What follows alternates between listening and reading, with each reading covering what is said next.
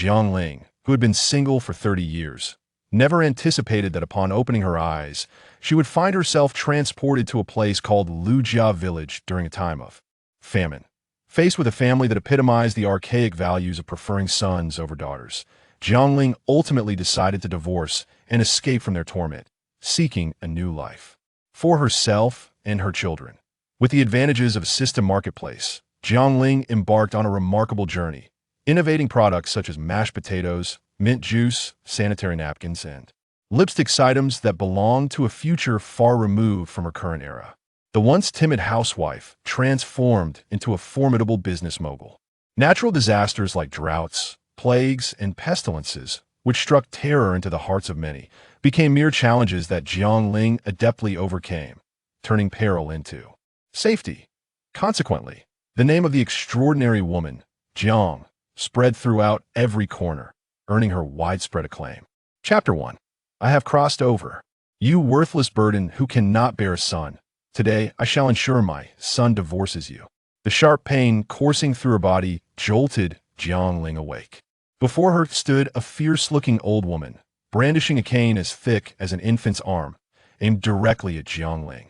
Instinctively, she attempted to evade the blow, only to realize it was too late.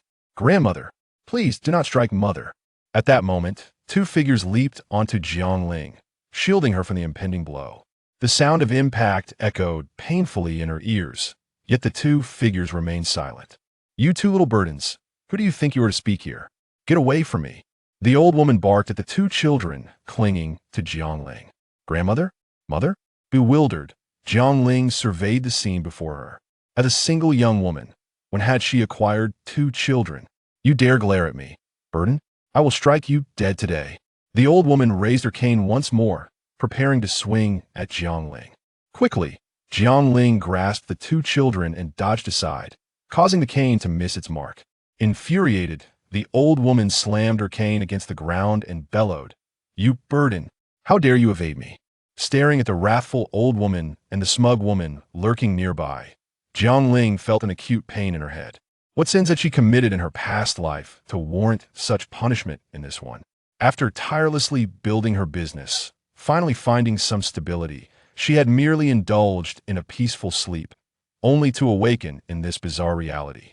Unlike the protagonists of dramas who often find themselves as princesses or wealthy merchants, she had found herself in a fictional historical era, amidst a family of despicable individuals. Adding to her frustration, this family was staunchly patriarchal, and the original Jiang Ling's malevolent mother-in-law had even spent a fortune to procure a son from a distant relative, whom they referred to as Dudi. However, despite 7 years of marriage, the original Jiang Ling had produced only 2 daughters, leading her cruel mother-in-law and unworthy husband to deem her a barren star. Not long after, her worthless husband became entangled with a widow from the neighboring village, who soon began to show signs of pregnancy. The wicked mother-in-law and scoundrel husband devised increasingly heinous methods to torment her, hoping for her demise to facilitate the widow's entry into their household. Observing the original Jiang Ling's bruised and emaciated arms awoke a surge of indignation within Jiang Ling. Perhaps it was the bond shared among women that fueled her fury. She cast a sidelong glance at the incessantly chattering old woman, stepped forward, and with all her might, delivered a resounding slap. The sharp sound echoed as a clear imprint appeared on the old woman's face.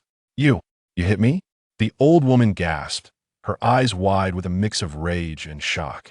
I hit you, and why should I wait for an auspicious day to do so? Jiang Ling replied coldly. Rebellion. You dare strike me, you worthless burden. The old woman's anger only seemed to intensify, and she raised her cane once more. With another sharp crack, the old woman's right cheek swelled, and the cane froze midair above her head. Dare to call me a burden again, and I shall tear your mouth apart. Jiang Ling's eyebrows furrowed in anger, her voice low and menacing. Jiang Ling's sudden ferocity caused the old woman to crumble, her legs giving way as she collapsed to the ground. Shortly thereafter, a figure surged forward, filled with rage. It was none other than the original Jiang Ling's scoundrel husband, who lifted the old woman and directed his ire toward Jiang Ling. You wretched woman! Do you believe I won't end you? Recognizing the formidable demeanor of the man before her, Jiang Ling understood that she must employ wit rather than brute force, as she had done with the old woman. The memories of the original Jiang Ling had made it painfully clear that remaining in the Liu household was not an option otherwise. She too would meet a tragic fate. With this in mind, she addressed Liu Yuren. "Did you not always wish to divorce me?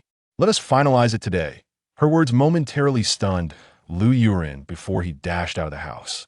After a few moments, he returned, holding a divorce decree and casting it disdainfully at Jiang Ling's feet. "Get out of my sight, and wait." At this point, he seemed to remember something and shoved the two girls who had just shielded Jiang Ling toward her. "Take these two burdens with you. Oh, and do not forget that outsider." He gestured toward a silent boy standing nearby. The intent of his words was unmistakable. The scoundrel yearned for Jiang Ling's demise. In an era where women depended upon men, surviving a time of famine without male support would be exceedingly difficult. Moreover, Jiang Ling had been transported into the body of the original Jiang Ling, and despite everything, she was the mother of these two girls, making it impossible for her to turn a blind eye. Casting a fierce glare at Liu Yuren, Jiang Ling ultimately departed from the Liu household with her three children. Not long after, she noticed Liu Yuren hastily leaving their home. A sudden thought crossed her mind, and she calmly instructed her children, "You wait for mother at the dilapidated temple while I go find food." The children nodded and clasped hands as they made their way to the ruin. Once they were out of sight, Jiang Ling turned and confidently re-entered the Liu household.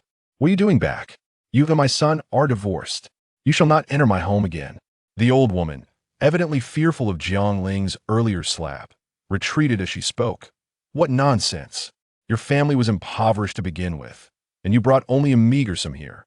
Over the years, you have consumed my resources." Irritated by the old woman's incessant chatter, Jiang Ling approached her and seized the old woman's silver bracelet. Before she could react, Jiang Ling exerted a bit of force, wrenching the bracelet from her wrist. "Ouch!" The old woman grimaced in pain, clutching her wrist. As she was about to unleash a torrent of insults, Jiang Ling lunged forward, grabbing at the old woman's head. The old woman, believing Jiang Ling intended to strike her, fell to the ground. Just as she was about to throw a tantrum, Jiang Ling interjected with a fierce admonition. "If you dare to throw a fit, I will strike you. Do you believe me?" Having spent her life bullying the weak, the old woman was now rendered speechless and terrified by Jiang Ling's presence.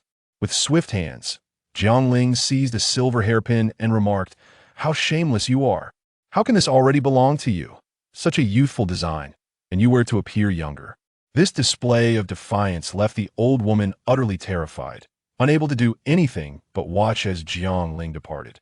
Indeed, these two items should be worth something, at least. Enough to alleviate my immediate concerns.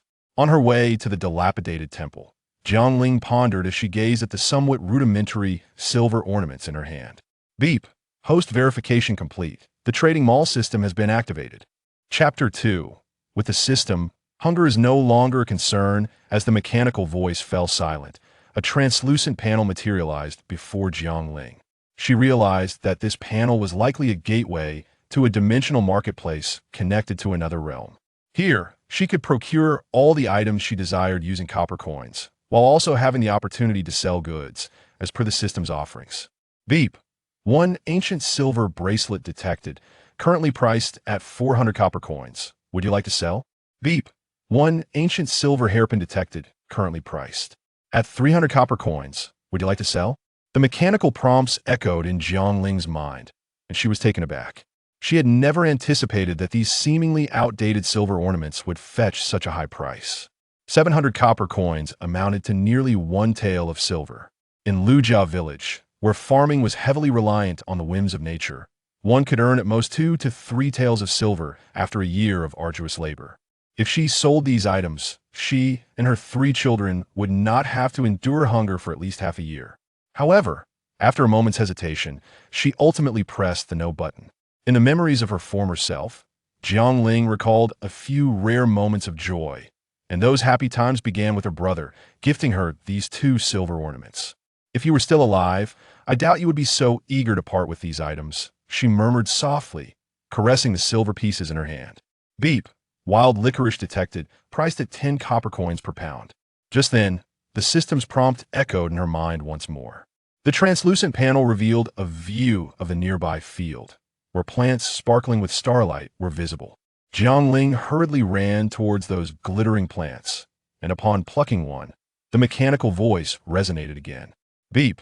Wild licorice priced at 1 copper coin. Would you like to sell? Without hesitation, Jiang Ling clicked the yes button, and the plant in her hand vanished instantly.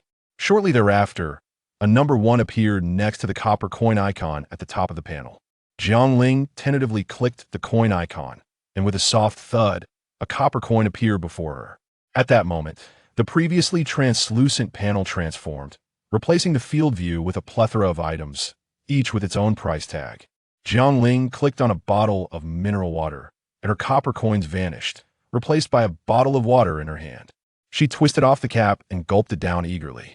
With the system's enhancement, Jiang Ling felt invigorated. Even her speed in digging for licorice seemed to quicken.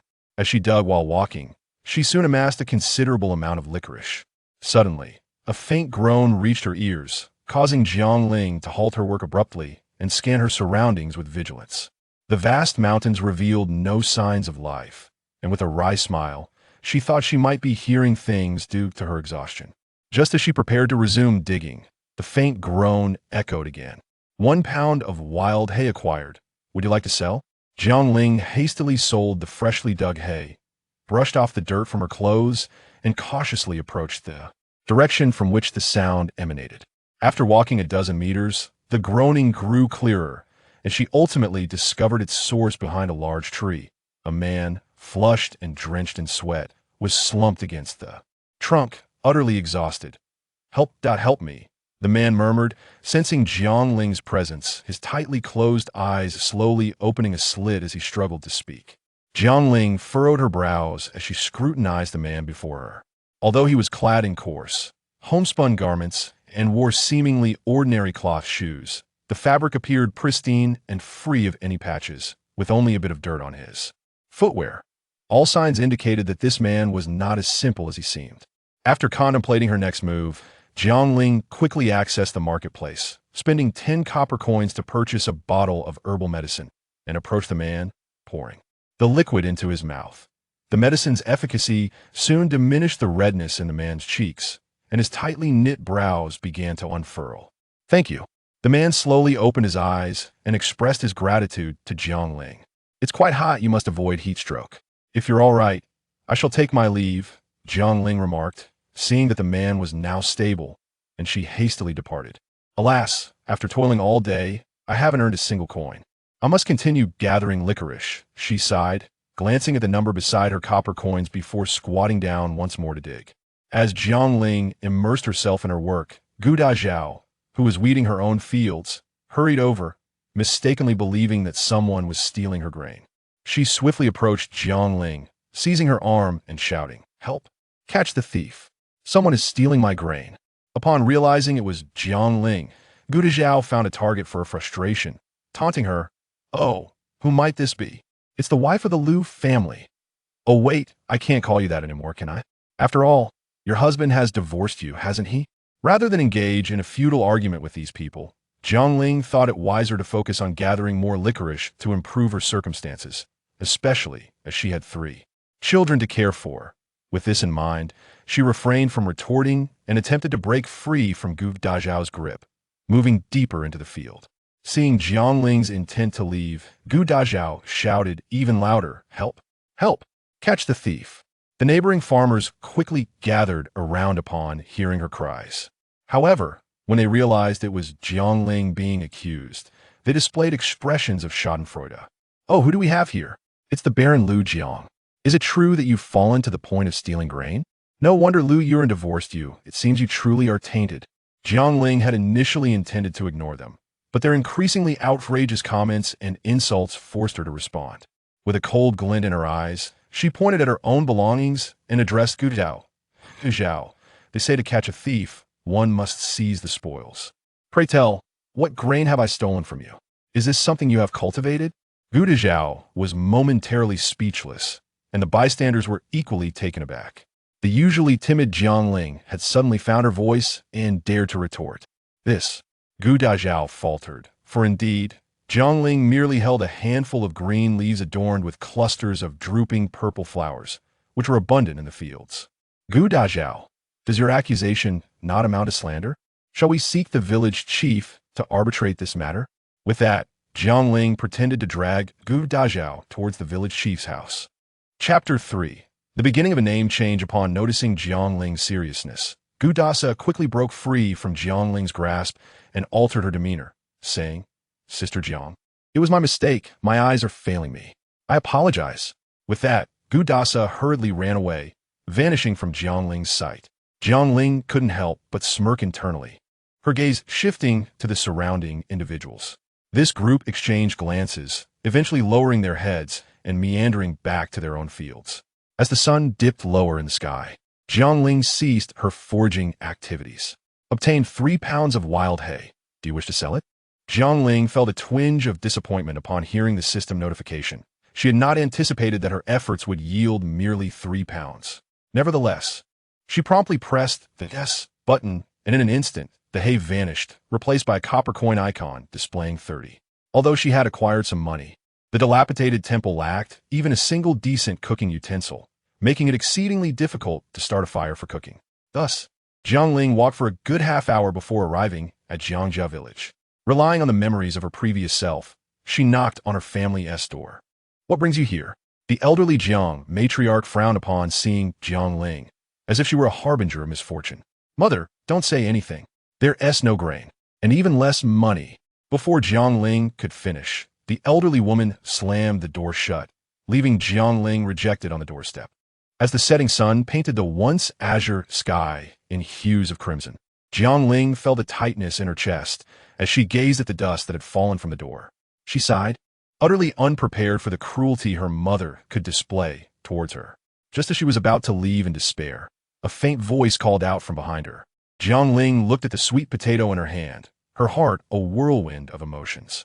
Before returning to the dilapidated temple, she found a secluded spot and spent 12 copper coins in the marketplace to buy 6 steamed buns, hastily concealing them before slipping back into the temple.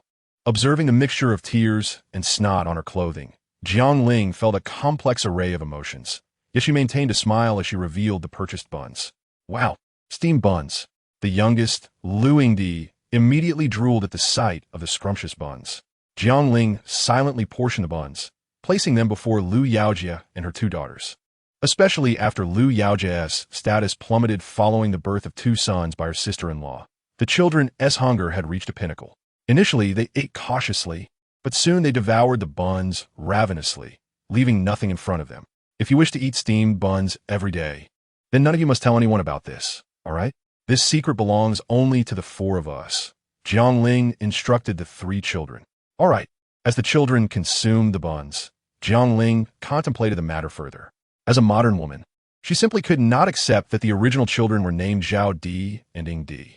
Having already divorced the scoundrel, there was no way she would allow these children to carry his surname. With this thought in mind, Jiang Ling addressed the 3 children. I have something to discuss with you. Yaojia gazed calmly at Jiang Ling, while Zhao Di and Ying Di appeared slightly bewildered. Jiang Ling endeavored to soften her tone. It is my fault for allowing you to suffer alongside me, she continued, looking at the innocent expression on Lu Yingdi's face. Since you have chosen to follow me, my foremost desire is to change your names and give you my surname. Would you agree? Jiang Ling's words seemed somewhat profound, leaving the 3 children staring blankly at her. After a moment, Lu Yaojia finally spoke. Whatever, I'm just an outsider anyway. These seemingly casual words weighed heavily in Jiang Ling's ears, leaving her momentarily speechless.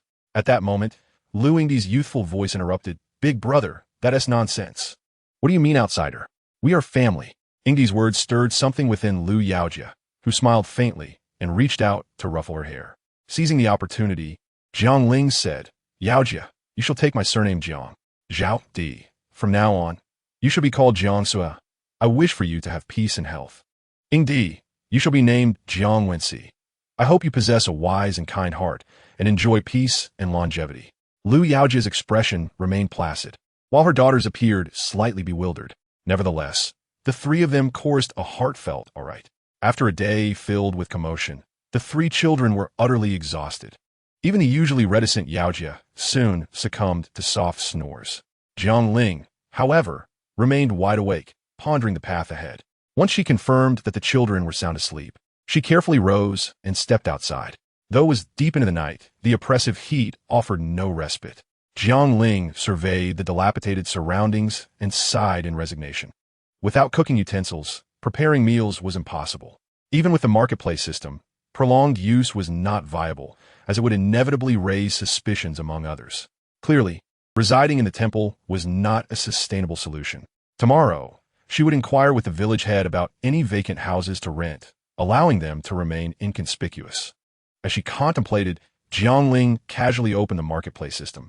Just as dawn approached, the village roosters began to crow incessantly. Jiang Ling felt her head spinning, almost believing she had merely closed her eyes when suddenly it was bright outside. Rubbing her swollen head, she slowly sat up from the straw mat, only to discover that the 3 children had vanished. Chapter 4. The start of ancient life. Jiang Ling was taken aback, neglecting to put on her shoes. As she stepped outside, she caught sight of Yaojia, Sueha, and Wincy, who were preparing to push the door open. "What are you doing?" Jiang Ling rushed over to them, her heart swelling with emotion as she looked at the 3 sensible children, nearly moved to tears. Saying this, Jiang Ling exited the dilapidated temple and made her way to the village head's house. "Village head, I have a favor to ask." Upon knocking on the village head's door, he looked at Jiang Ling with evident surprise. Just as he was about to dismiss her, Jiang Ling interjected. "I came to inquire if there are any houses available for rent in our Lu family village. You see, I cannot keep living in that dilapidated temple with 3 children." The village head paused, seemingly misunderstanding Jiang Ling's intent.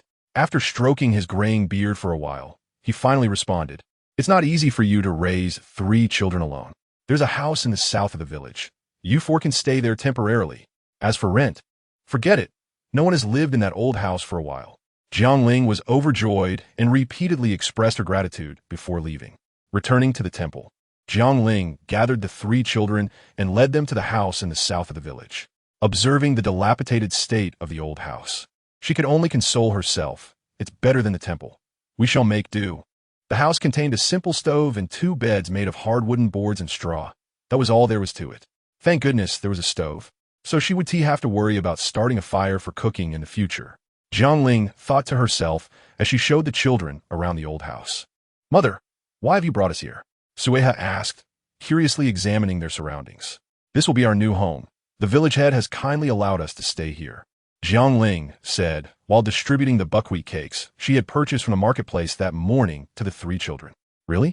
Jiang Ling's words momentarily stunned the usually taciturn Yao Jia. With a smile, Jiang Ling nodded and then turned her gaze towards Yao Jia, saying, "Yao Jia, you're swift of foot. After we have our meal, please reserve 2 ox cart spaces at Uncle Lu's house. Tomorrow, you and your mother will go to Chongning town." "What?" Yao Jia seemed incredulous, looking up at Jiang Ling in disbelief. "Tomorrow, you and mother are going to Chongning town. We have a place to stay, but we don't even have basic cooking utensils. How can we start a fire to prepare our meals?" Jiang Ling patiently explained. "But all these things require money," Yao Jia protested. Jiang Ling couldn't help but marvel at his naivety. Fortunately, she had devised a plan in advance, or it would have been quite challenging to deceive this young lad. Unfazed, Jiang Ling discreetly retrieved the silver hairpin and bracelet she had taken from the old woman, showing them to the 3 children. "These 2 items were given to me by your uncle before I was married. They should be worth some silver in town, sufficient to purchase basic necessities." "No, I disagree. These are your most cherished possessions. How can you pawn them?" Yao Jia exclaimed, standing abruptly with a flushed face. Observing his reaction, Jiang Ling realized that this young man was gradually improving in his demeanor. She gently patted Yao Jia on the shoulder and said softly, "Then Yao Jia, do you have a better way for us to avoid going hungry?" Jiang Ling's words left him momentarily speechless. After a long pause, Yao Jia slumped down, despondently sitting on the ground.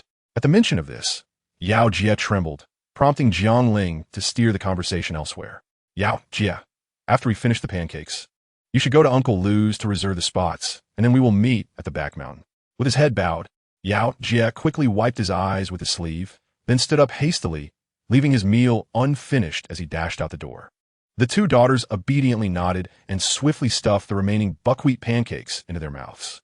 At noon, the sun radiated immense heat, scorching everything in its path. As Jiang Ling stepped outside, A wave of heat enveloped her. Within moments, beads of sweat began to form on her forehead. Never mind, with such sweltering weather. Those two children are too weak. It would be troublesome if they suffered from heat stroke. Jiang Ling glanced up at the sun, pondering for a moment before turning to her daughters. My dears, the weather is too hot. You should stay home and behave. I will go by myself. Passing through the fields, Jiang Ling cast a glance at the wheat fields.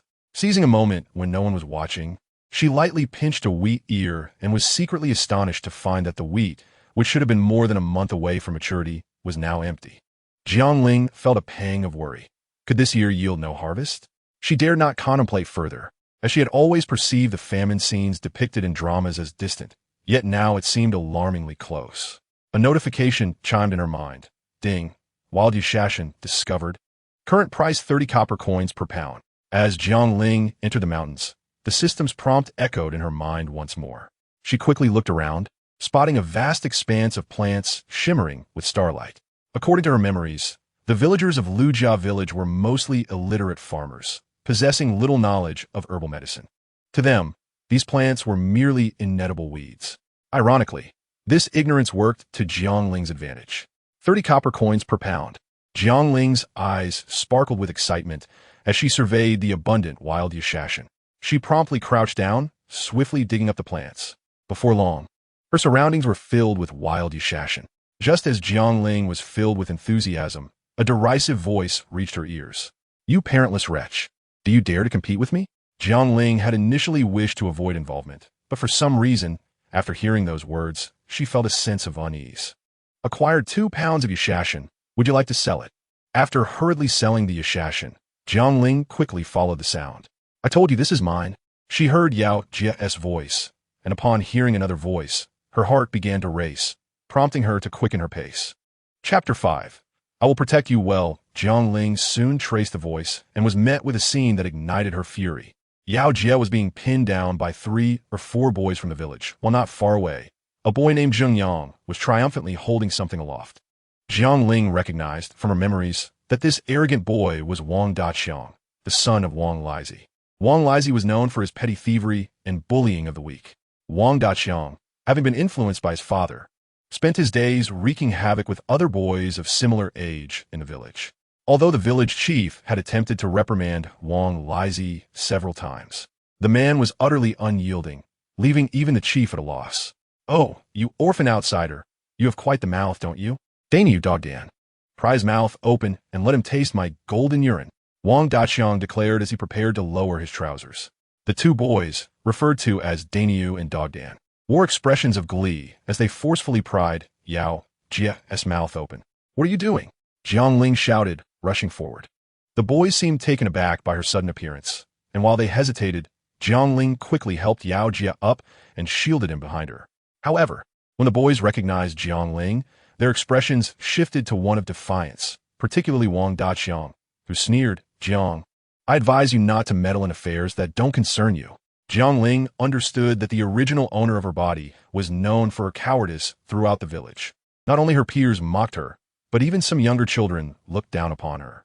Jiang Ling glared fiercely at Wang Daqiang and said, logically speaking, I shouldn't interfere in the matters of younger generations as an elder.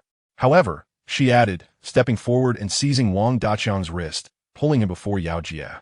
In pointing at the bruises on Yao Jie's face, you not only assaulted my son, but also intended to humiliate him, which I cannot ignore. Ha, Jiang, do you really think you can control me? I only call you Jiang out of respect.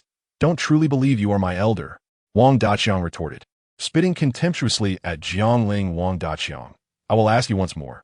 Will you apologize or not? Jiang Ling's gaze hardened as she reprimanded him. As an adult, Jiang Ling was resolute, while Wang Daqiang was merely a boy. Despite feeling a twinge of fear at her admonition, he stubbornly replied, I won't apologize. What can you do to me? What can I do? Today, I will teach you a good lesson on behalf of your father. With that, Jiang Ling delivered a merciless slap to Wang Daqiang's backside. Hiss! Jiang, you dare to hit me? Wang Daqiang exclaimed, his face a mask of disbelief. Wang Daqiang, if you dare to call me Jiang again, you disrespectful brat. Yao Jie, go find me a branch, Jiang Ling declared, prepared to discipline him further. The onlookers stood in stunned silence, while Wang Daqiang let out a wail. Aye, Zuri. Jiang Ling glared at the dazed Yao Jia. Coming to his senses, Yao Jia quickly found a branch and handed it to Jiang Ling, who swung it at Wang Daqiang's rear end while demanding, "Will you apologize? Will you apologize?" "I will apologize." Jiang Ling pointed at Jiang Yaojia, who glared at Wang Dagong and said, "I apologize, I apologize." After Wang Dagong, with a choked voice, expressed his regrets to Jiang Yaojia, he broke free from Jiang Ling's grasp and wept as he fled towards the valley's exit. As for the few young boys trailing behind him, they appeared to be terrified, standing with their heads bowed, paralyzed by uncertainty, seemingly fearing that they would share Wang Dagong's fate. Jiang Ling cast a stern glance at them and declared, "Let me make this clear, Yaojia is my son, not some wretched creature without parents that you refer to. If I hear such words again, I will surely tear your mouths apart. Do you understand?" The boys, frightened, stumbled out of the valley in haste. Jiang Ling watched their retreating figures with satisfaction, ready to turn and comfort Jiang Yaojia, when she suddenly heard a faint sobbing sound behind her. She quickly turned to find Jiang Yaojia crouched on the ground, quietly weeping, as if he had been holding back for a long time. Initially, Jiang Ling assumed his tears were due to Wang Dagong's earlier remarks. She hurried over to his side, gently stroking his head as she said, "Yaojia, don't cry. With your mother around, no one will bully you." However, Jiang Yaojia, wiping his tear-streaked face with his dirt-covered hands, despondently replied, "Mother, my bird eggs, they were for you and my sister, but they're broken. What should I do?" As he spoke, Jiang Yaojia began to tremble, carefully digging through the mud for the remnants of the shattered eggs. At that moment, Jiang Ling felt a pang of sorrow in her heart. She gazed at the frail boy before her, and, disregarding the dirt on his hands, gently embraced him, whispering, "Yaojia, do not cry. Your mother will ensure you never go hungry." Jiang Yaojia stiffened for a moment before collapsing into her arms, sobbing uncontrollably. His cries echoed in the valley for an extended period, and although Jiang Ling felt somewhat out of place, her instinctive maternal love compelled her to softly caress Jiang Yaojia's back. After a long while, his sobs finally subsided. He scrambled out of her embrace, expressing a mix of gratitude and confusion with a simple thank you, before retreating into his previous silence. Jiang Ling was not surprised. The life he had led, always dependent on others and constantly gauging their reactions, had undoubtedly left scars on his heart. Fortunately, Jiang Ling was now raising 3 children on her own, affording her ample time to help Jiang Yaojia heal. As the sun dipped below the horizon, Jiang Ling paused her work, surveying the ground strewn with wild ginseng. With satisfaction, she noted, acquired 5 pounds of wild ginseng, valued at 150 copper coins. "Do you wish to sell?" Jiang Ling promptly pressed this button in an instant. The wild ginseng around her vanished, while her copper coin count surged in the system's store interface. A sense of fulfillment washed over Jiang Ling as she hurriedly wiped the sweat from her brow and headed towards the valley's exit. Chapter 6. Changning Town. As the sun set, the sky was ablaze with fiery clouds. Jiang Ling glanced over to see that a corner of the old house had been neatly stacked with firewood and hay. She smiled and approached Jiang Yaojia, saying, "Yaojia, you've worked hard." Jiang Yaojia was momentarily taken aback by the praise, a rarity in his years at Lujia village, and he awkwardly murmured, "It's nothing." Without missing a beat, he walked over to the woodpile, gathering some firewood and hay to ignite in the courtyard. Soon, the sweet aroma of roasting sweet potatoes wafted through the air as he carefully retrieved them from the flames, placing them before Jiang Ling and her daughters. Jiang Ling observed him curiously and asked, "Yaojia, why aren't you eating?" "I'm not hungry. You and my sister should eat," Jiang Yaojia replied, his head bowed. Jiang Ling noticed him swallowing nervously, but chose not to confront him about it. Instead, she broke a large portion of her sweet potato and placed it in his hands, saying, "Yaojia, we are family. We should eat together, unless—" She paused, emphasizing her next words, "unless you do not wish to acknowledge me as your mother and your sisters. All right, since you say you don't want it, you must eat this half." She directed her gaze at Jiang Sueha and Jiang Wensi. "Sueha, Wensi, remember, if your elder brother doesn't eat, neither of you shall." Jiang Ling's expression turned serious. The 2 girls obediently set aside their sweet potatoes, their eyes glistening with concern for Jiang Yaojia. After a tense moment, Jiang Yaojia finally relaxed his clenched fists, took the large piece of sweet potato from Jiang Ling, and stuffed it into his mouth. After dinner, Jiang Ling said to Jiang Yaojia, "Get some rest early. Tomorrow we'll head to the town." Perhaps due to a lack of rest the previous night, or from the day's exertions, Jiang Ling fell into a deep sleep. At dawn, she awoke, eager to visit Changning Town. She quickly got out of bed and opened the door, only to find Jiang Yaojia already waiting at the entrance. "Yaojia, up so early? Aren't you tired?" Jiang Ling inquired. "I'm not tired. It's almost time to go. Lu Bo's ox cart will be leaving soon," Jiang Yaojia replied, shaking his head as he moved towards the gate. They soon arrived at the village entrance and boarded Lu Bo's ox cart. The journey from Lujia village to Changning Town would take at least half an hour, and soon, the passengers began to discuss trivial matters. Jiang Ling intended to remain aloof from the gossip, but unexpectedly, Aunt Wanga leaned in, her face alight with curiosity, and whispered, "Jiang, I heard you struck your mother-in-law." Jiang Ling felt a surge of helplessness at this awkward topic. Whether to respond or remain silent left her in a dilemma.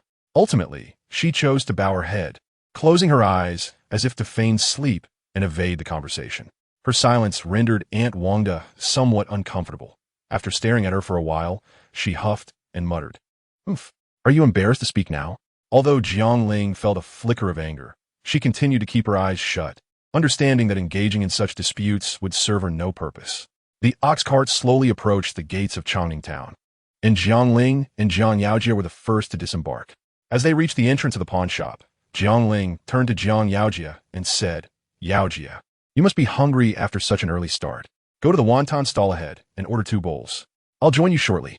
Jiang Yaojia opened his mouth to respond, but ultimately said nothing, merely nodding as he walked towards the wonton stall. Seizing the opportunity while Jiang Yaojia was occupied, Jiang Ling quickly ducked into an empty alley, opened the marketplace system, and glanced at her copper coin balance before tapping the screen. With a clink, her pocket felt heavier as a substantial amount of copper coins appeared. After ensuring the alley was deserted, she hurriedly exited. This was Jiang Yaojia's first visit to Changning Town. He gazed at the steaming wonton stall, hesitating before selecting the most secluded table. As soon as he sat down, the proprietress approached to ask what he would like to eat. The already shy Jiang Yaojia grew even more anxious, fidgeting with his clothing and casting nervous glances toward the direction he had come from. Only when he spotted Jiang Ling's figure gradually appearing in his line of sight did he finally let out a sigh of relief. "Why is there no wonton? Did I not just tell you to order 2 bowls of wonton?" Jiang Ling gently inquired, gazing at the empty table. No, I just thought 1 bowl would suffice," Jiang Yaojia muttered, his voice barely audible by the end. As the saying goes, a boy at the age of growth can devour his father. And indeed, Jiang Yaojia was at an age where his appetite was insatiable. After last night's half-piece of sweet potato, even Jiang Ling felt a twinge of hunger upon waking up. With this thought, Jiang Ling disregarded Jiang Yaojia and cheerfully addressed the wonton vendor. "Sister, please bring me 2 bowls of wonton, 1 large and 1 small." Soon, steaming bowls of wonton appeared on the table. Jiang Ling pushed the larger bowl towards Jiang Yaojia, her face stern as she said, "Why haven't you picked up your chopsticks yet? Am I to feed you?" "No, it's not that I don't want to," Jiang Yaojia stammered, hurriedly grasping the spoon and beginning to eat the hot wonton. Jiang Ling watched him with satisfaction, leisurely enjoying her own wonton. After finishing, she inquired of the vendor, "How much for the 2 bowls of wonton?" 15 copper coins in total. Jiang Ling felt indifferent about the price, deftly retrieving 15 coins from her pocket and placing them on the table. However, Jiang Yaojia, upon hearing the cost, gasped silently. Although he was unaware of how much silver Jiang Ling had pawned, he couldn't help but feel disheartened at the thought of this meal consuming their rations for several days, causing his head to droop further. Noticing Jiang Yaojia's unusual demeanor, Jiang Ling initially thought he was still hungry and quickly reassured him, "Yaojia, are you not full? After we finish our shopping, I'll buy you some buns." Jiang Yaojia shook his head vigorously, insisting no. The wonton was quite filling.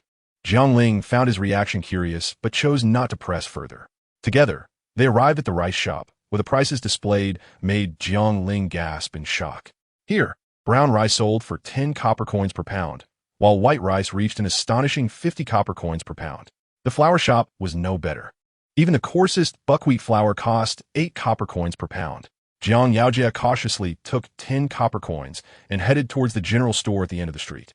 Jiang Ling hurriedly slipped into a narrow alley to check the prices in the marketplace. Chapter 7. Locusts?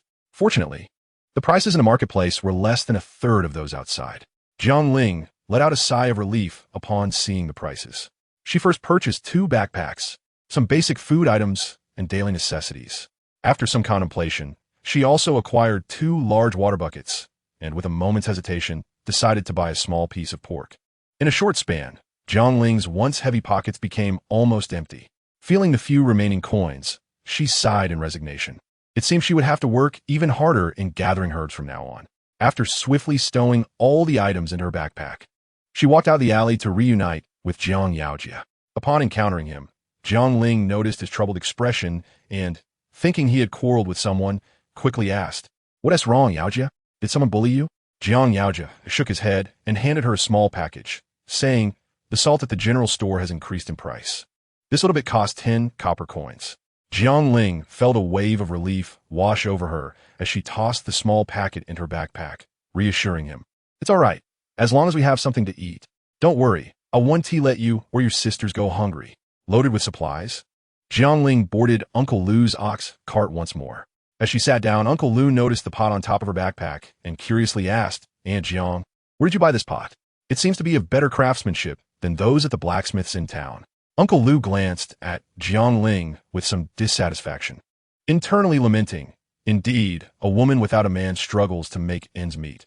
Buying such a new pot must have cost a fortune." Before long, Uncle Lu's cart was filled with passengers again, and he slowly drove toward Jiangjia village.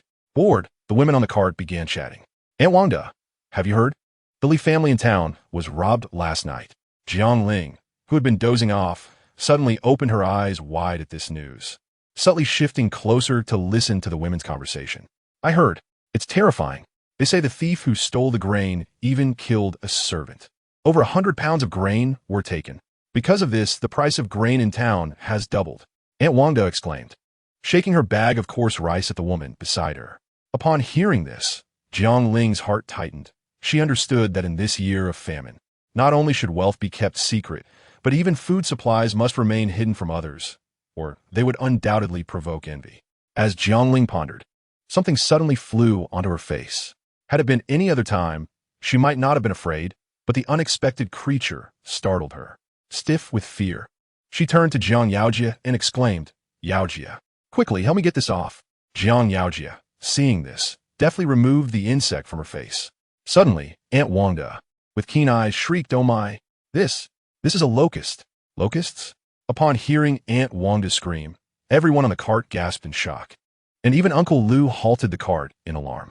He hurried over to Jiang Yaojia, grabbing his hand that held the locust, his eyes wide as he inspected it closely.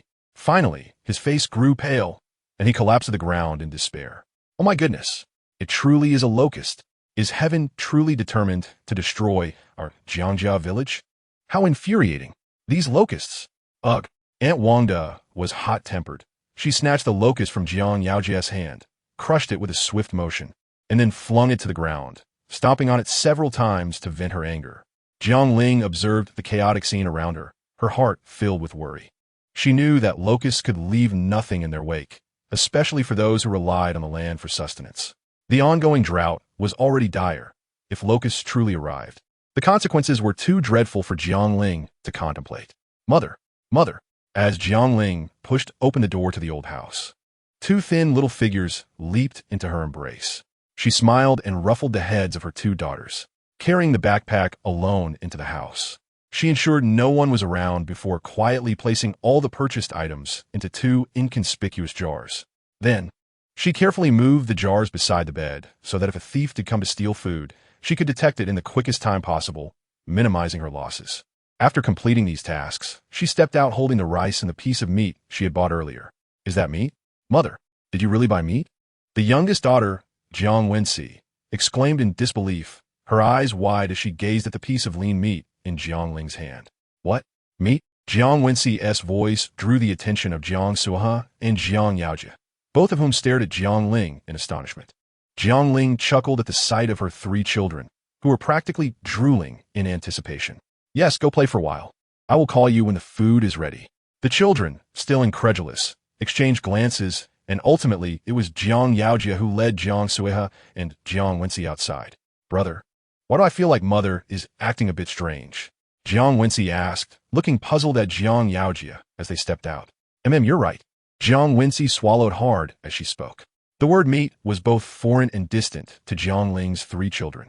They could only vaguely recall that it was only during the New Year celebrations that they could savor a small portion of meat broth and a piece of fat the size of a fingernail. Yet, even this modest offering was considered a delightful feast for them. Today, even the usually composed Jiang Ling could not suppress the copious saliva pooling in his mouth, swallowing intermittently.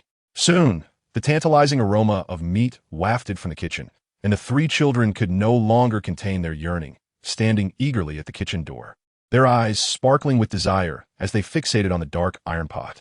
Meanwhile, the scent of meat reached the home of Zhao Erling next door, awakening his wife from her drowsiness. She pinched her arm to confirm she was not dreaming, then inhaled deeply, furrowing her brow in contemplation, wondering whose household was cooking meat at midday. Overwhelmed by curiosity, she unceremoniously left her bed and headed toward the door. Chapter 8. What is wrong with having a meat feast? Yaojia, take this bowl of meatballs to the village chief and thank him for lending you the firewood tools, Jiang Ling said, serving a bowl of steamed meatballs in front of Jiang Yaojia. He nodded, picked up the bowl, and hurried toward the door.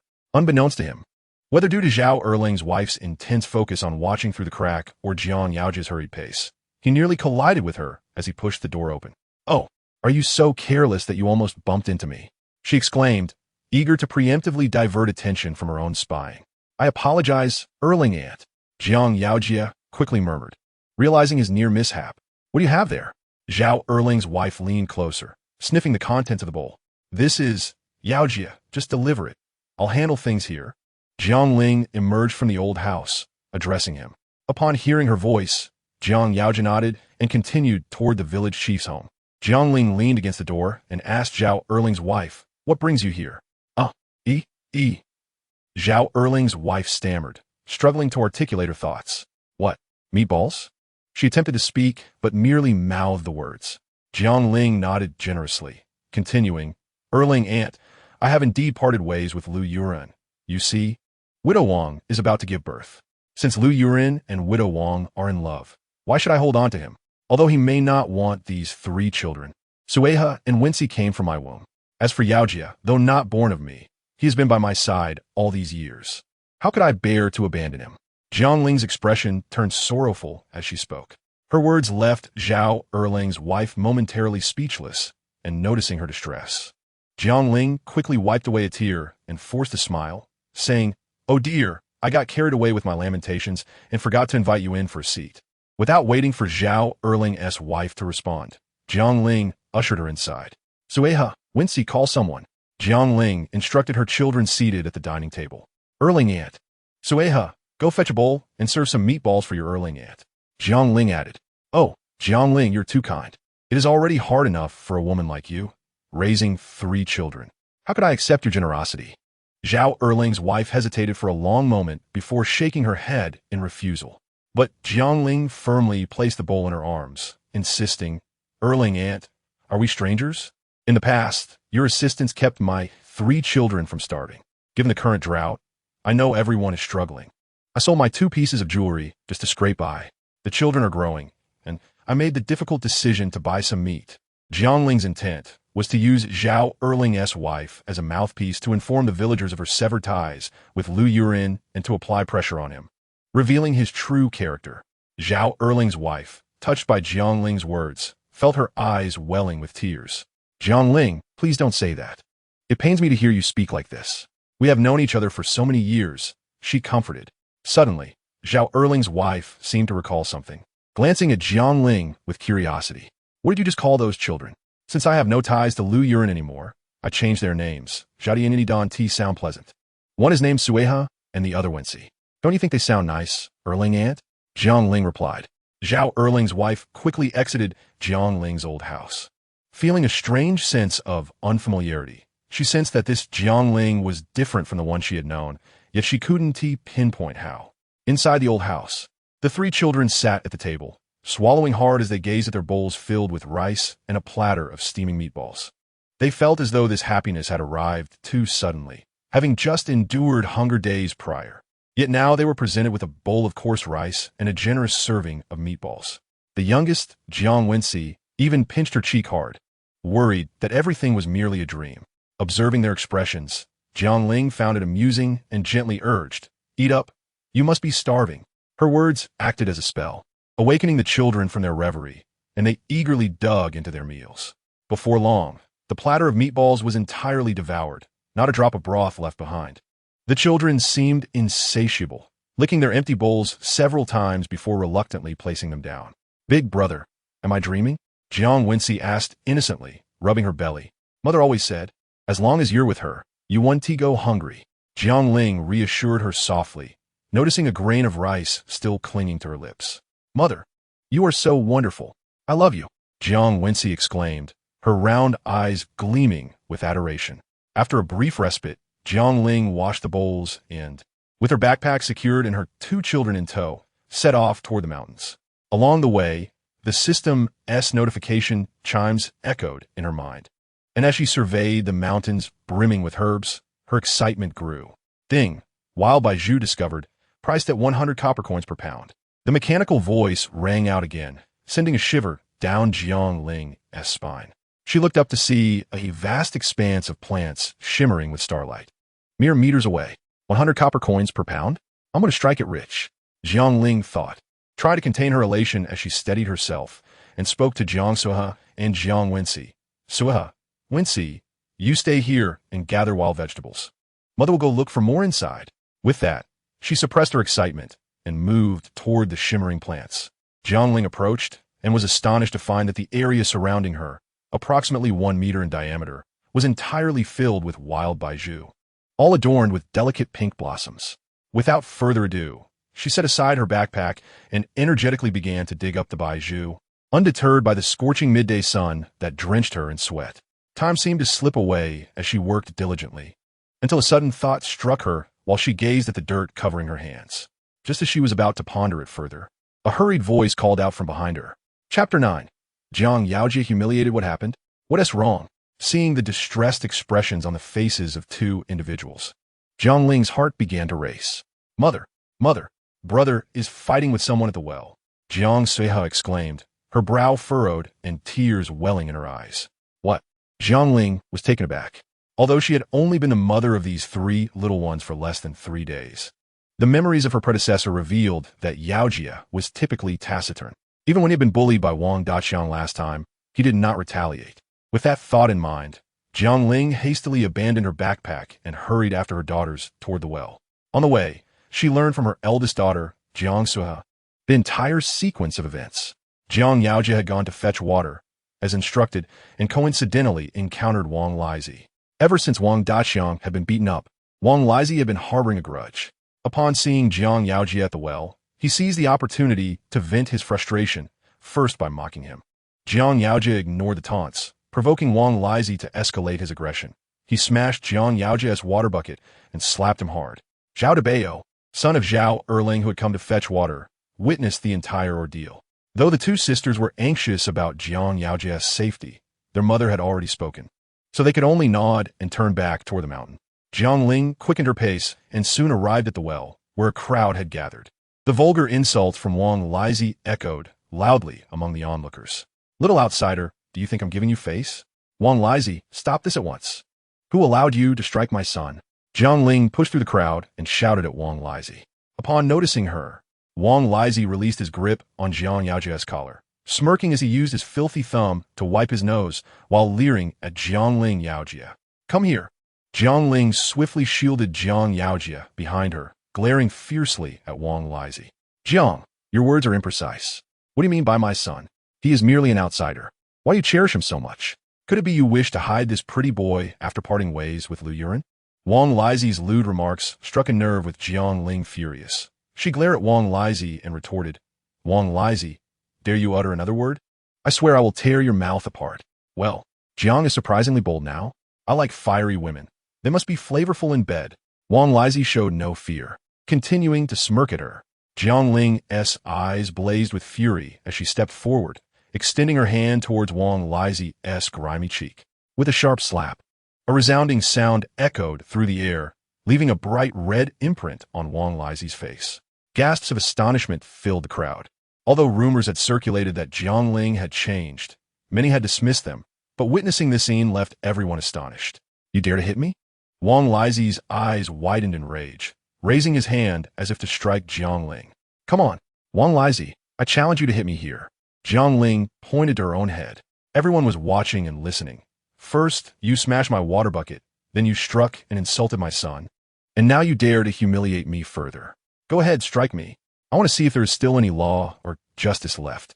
Wang Lizi hesitated, his hand frozen in midair as murmurs of discontent from the crowd grew louder. Wang Lizi is truly shameless, bullying a widow and her children. Exactly.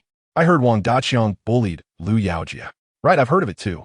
A grown man picking on a barely adolescent child. Wang Lizi, do you even consider yourself a man?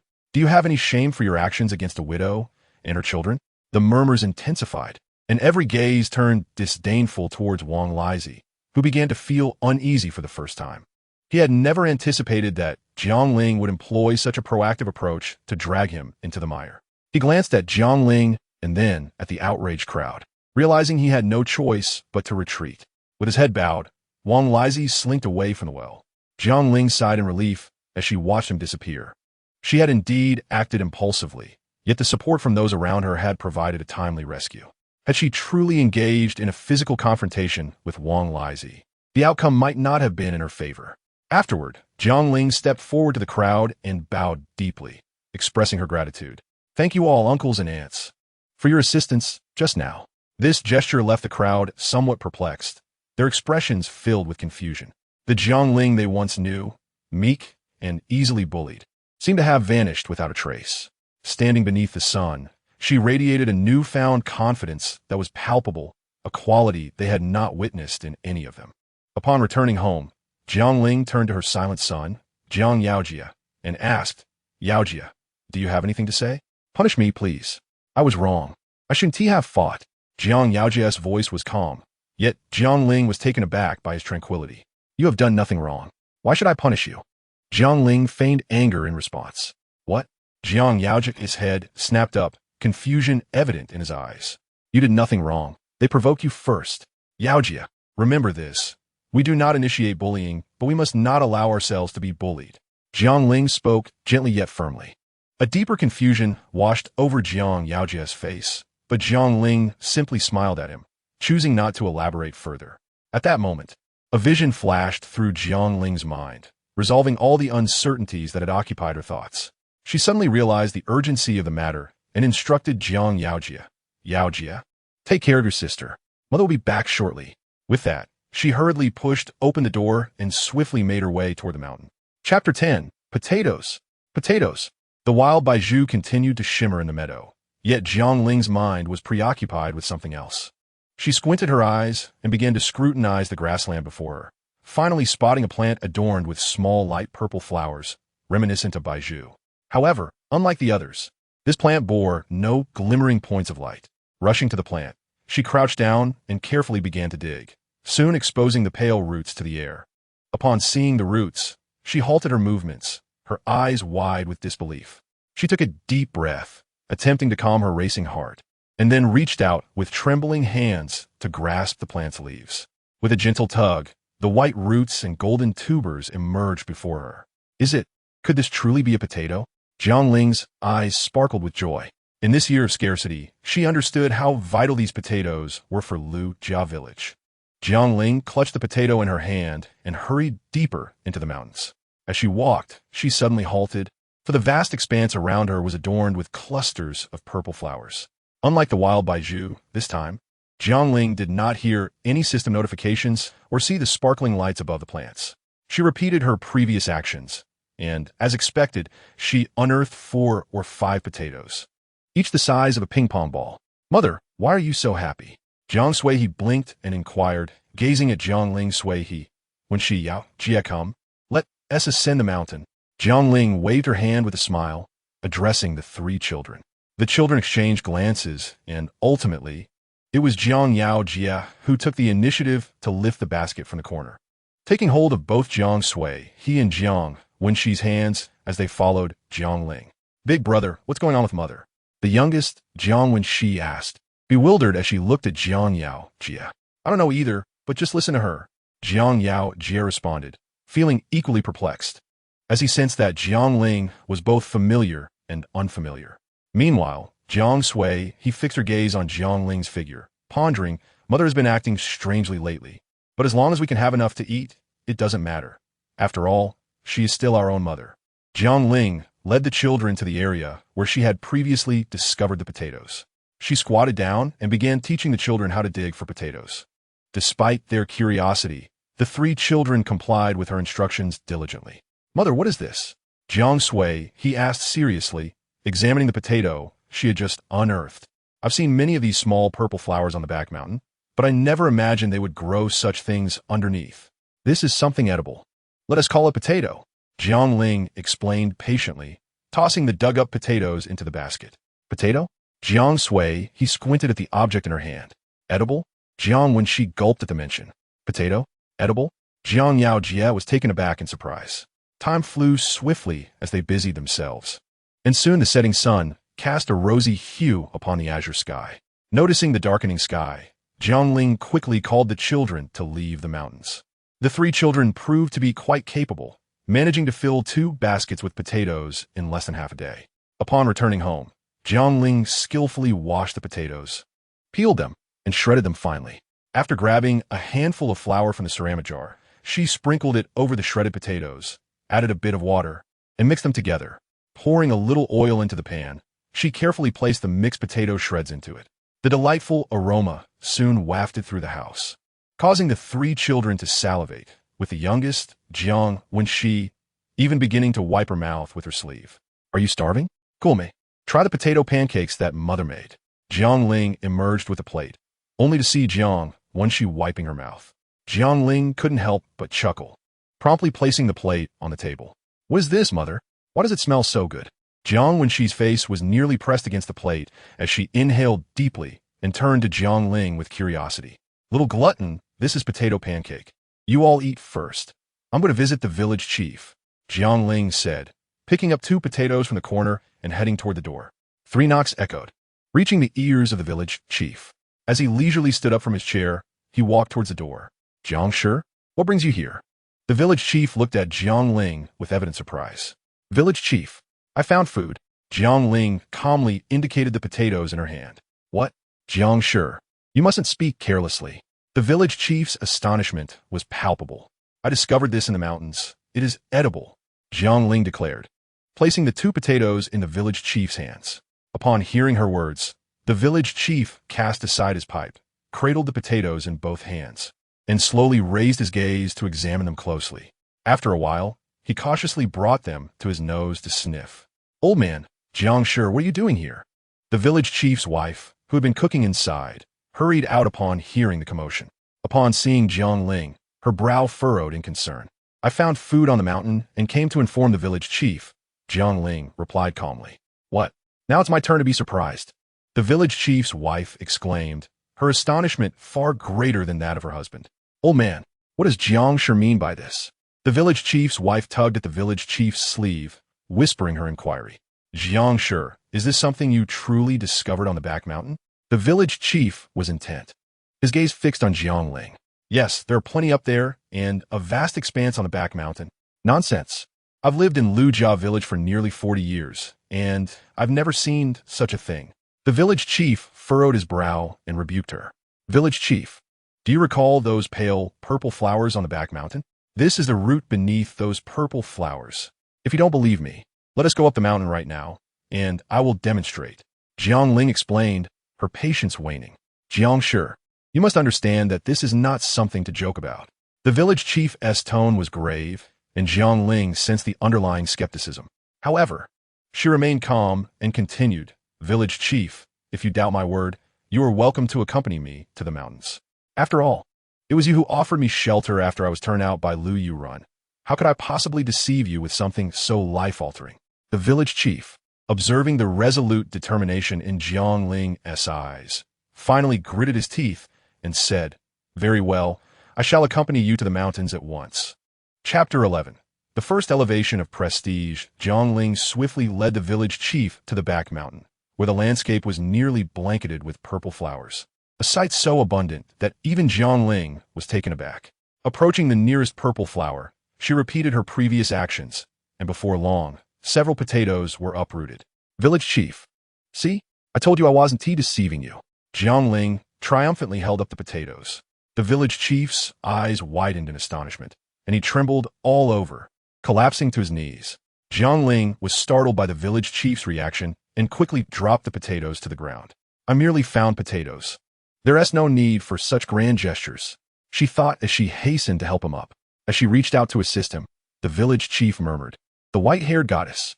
The white-haired goddess has manifested. Our village is saved." What? The white-haired goddess? Manifested? So that bow was not for me. Jiang Ling halted her hand mid-air, a sheepish smile creeping onto her lips as she listened to the village chief's murmurs. "Village chief, please rise. Don't injure yourself." Despite feeling awkward, Jiang Ling helped the village chief to his feet, knowing that the villagers often ventured into the mountains to forage for wild vegetables. And if they witnessed this scene, she would find it impossible to explain. "I sincerely apologize, Jiang Shi. I doubted you earlier." The village chief struggled to regain his composure, speaking to Jiang Ling in an excited tone. Upon hearing the village chief's apology, Jiang Ling maintained a composed expression. She glanced at him meaningfully and said, "Village chief, as a single mother, I hope you will be more accommodating in the future." In truth, Jiang Ling was not as selflessly noble as the village chief imagined. With the mountains teeming with potatoes, even if she and her family worked tirelessly for 12 hours, they would scarcely make a dent in the bounty. If this item accumulates in her home, it will undoubtedly raise suspicions. As a woman already conspicuously burdened with 3 children during a year of famine, attracting unnecessary troubles due to an ordinary potato would be an ill-fated endeavor. Moreover, ancient villages have always relied on the bonds of clan and kinship for cohesion and stability. Jiang Ling had little connection to Lujia village, and with her separation from the scoundrel Lu Yuran, if she wished to live peacefully in Lujia village, she needed to establish her foothold firmly. The village chief represented the first step in that endeavor. If she could cultivate a good relationship with him, her future in Lujia village would undoubtedly improve. Upon hearing Jiang Ling's words, the village chief momentarily paused, then nodded knowingly and said, "Jiang Shi, rest assured. Your selfless act of finding food for our Lujia village is a debt we owe you. If anyone dares to bully you here, I shall not let them go unpunished." Just as Jiang Ling was about to respond, a childish voice emerged from behind her and the village chief. It was the village chief's eldest grandson, Lu Gosheng, who was running towards them, panting heavily. "Gosheng, what brings you here in such a hurry?" The village chief, startled to see his grandson, quickly wiped the sweat from Lu Gosheng's forehead and inquired with concern. "That old woman worries too much. Am I not capable of finding my way?" The village chief awkwardly interrupted Lu Gosheng's words. "Gosheng, you are quick on your feet. Go to the village entrance and ring the bell. If anyone asks, tell them I have an urgent announcement to make." The village chief patted Lu Gosheng's head. Lu Gosheng nodded obediently and vanished in a flash before Jiang Ling and the village chief. They followed, emerging from the mountains. At the village entrance, a crowd had gathered, and some impatient women were already questioning Lu Gosheng. "Gosheng, did the village chief only ask you to ring the bell? Did he not mention anything else?" Lu Gosheng scratched his head awkwardly and replied, "No, Grandpa just said there was something important to announce." His words elicited varied expressions from those present, and whispers began to circulate among the crowd. The village chief, standing at the periphery, cleared his throat loudly to draw everyone's attention, and upon recognizing him, they quickly made way. However, when they noticed Jiang Ling accompanying the village chief, the earlier silence turned into hushed murmurs once more. "Ah, who do we have here? It's the one who can't bear sons." A mocking voice rang out from the crowd. Immediately, all eyes shifted to Jiang Ling. She cast a sidelong glance at the source of the voice, revealing Lu Yuran's insufferable face. Lu Yuran provocatively ran his hand over Widow Wang's belly in front of Jiang Ling, as if to mock her inability to bear son. Widow Wang, too, proudly puffed out her round belly and glared at Jiang Ling defiantly. Jiang Ling smiled coldly, lifting her gaze to the village chief standing on the platform. After exchanging a calm look with Jiang Ling, the village chief cleared his throat and addressed the crowd. "Silence. Everyone, please settle down. The reason for this urgent gathering is to announce some good news. Potatoes have been discovered on the mountain behind the village. This vegetable resembles horse bells, hence its name, MLSH. Many years ago, I had the fortune to taste this delicacy, and its flavor is simply exquisite, suitable for steaming, boiling, stir-frying, or frying. As the village chief spoke, he produced the potatoes that Jiang Ling had previously given him. When the yellow potatoes, speckled with black, appeared before the crowd, an uproar ensued. As all eyes fixated on the ping-pong-sized tubers, as if fearing they would vanish in the blink of an eye. Village chief, I know this mountain well. How come I have never seen such a thing? Moreover, I just saw you and Jiang Shi emerge from the mountains together. Lu Yuren leered at Jiang Ling. Laughter erupted among the crowd, echoing through the night sky of Lujia village. The village chief, nearing 50, had grandchildren of his own and was incensed by Lu Yuren's remark. He glared at Lu Yuren and reprimanded him. Is this how you teach your son, Lu Laopa? To show such disrespect to his elders and speak nonsense? Lu Laopa quickly slapped Lu Yuren and scolded him in a hushed tone. You're going to be a father. Control your tongue. Lu Yuren, begrudgingly silent, shot a defiant glance at the village chief. The village chief continued, your ignorance does not equate to that of others. When everyone goes to forage for wild vegetables, have you overlooked a certain pale purple flower? Did you think it was merely an ordinary bloom? At this, a murmur of surprise rippled through the crowd, prompting whispers once more. Silence. Silence. That pale purple flower is the leaf of the potato. The village chief paused. Glancing at Jiang Ling standing nearby, he continued, and the discoverer of the potato is none other than our village's Jiang Shi. What? The crowd gasped in unison, particularly Lu Laopa's family, who appeared utterly incredulous. Widow Wang, who had previously taunted Jiang Ling while flaunting her belly, now widened her eyes in shock. Her mouth agape as if it could fit an egg, a sight both comical and absurd. Jiang Ling maintained her composure, pursing her lips in silence as the crowd's gazes bore down on her. Jiang Shi is truly remarkable. Last time, she even made meatballs and brought a platter to my son. The ever-loquacious Erlung's wife suddenly chimed in. Her statement effectively opened the floodgates, and all eyes turned to Jiang Ling. Unlike the previous mockery, this time, many gazes reflected newfound respect. Sister Jiang, I sincerely apologize for misunderstanding you as the thief of our wheat, another voice chimed in. Jiang Shi, I truly regret my previous assumptions. If you ever need assistance, please do not hesitate to ask. Yaojia's mother, you have 3 children and your situation is certainly challenging. I have a cousin who became a widower last year. He is honest and straightforward. Perhaps I can introduce you to? Jiang Ling became the center of attention, surrounded by a throng of village women chattering excitedly. This scene infuriated Lu Yuren, who had not anticipated that Jiang Ling, now divorced from him, would become the focal point of the villagers' admiration. Realizing this, Lu Yuren spat in frustration and coldly glared at Widow Wang's belly, muttering, You need to come through for me. Make sure you bear a child. Widow Wang, catching his words under the moonlight, shot him a disdainful look and retorted, Pa, Lu Yuren, you dream too grandly. You think I would settle for your dilapidated house and a few acres of meager land? If it weren't for the uncertainty of whose seed is in my belly, do you think I would even look at you? Though she thought this, her face maintained a compliant expression as she softly assured, You needn't worry. Even if it costs me my life, I will ensure you have an heir. Lu Yuren beamed at her words, lightly patting Widow Wang's belly, while she, under the moonlight, wore a face of distaste. Once the commotion settled, the village chief shot Lu Yuren a stern glare and declared, Everyone, please retire early tonight. Tomorrow morning, all able-bodied villagers should gather at the village entrance at dawn. I will lead everyone to collectively dig for potatoes. Each household will contribute 10 pounds of potatoes to serve as a reserve for the village, primarily for the women and children who have lost their means of labor. After the village chief finished speaking, most of the villagers nodded and turned to leave. Only Lu Yuren seemed to want to say something, but Lu Laopa tugged at his sleeve, preventing him from speaking. What can you say? Did you not see how that seductress Jiang mesmerized the village chief? What good would your words do now? Lu Laopa closed the door and lowered her voice, reprimanding him. However, she knew well that Jiang's cunning had revealed itself early on. Within such a brief period after your divorce, she had already entangled herself with the village chief.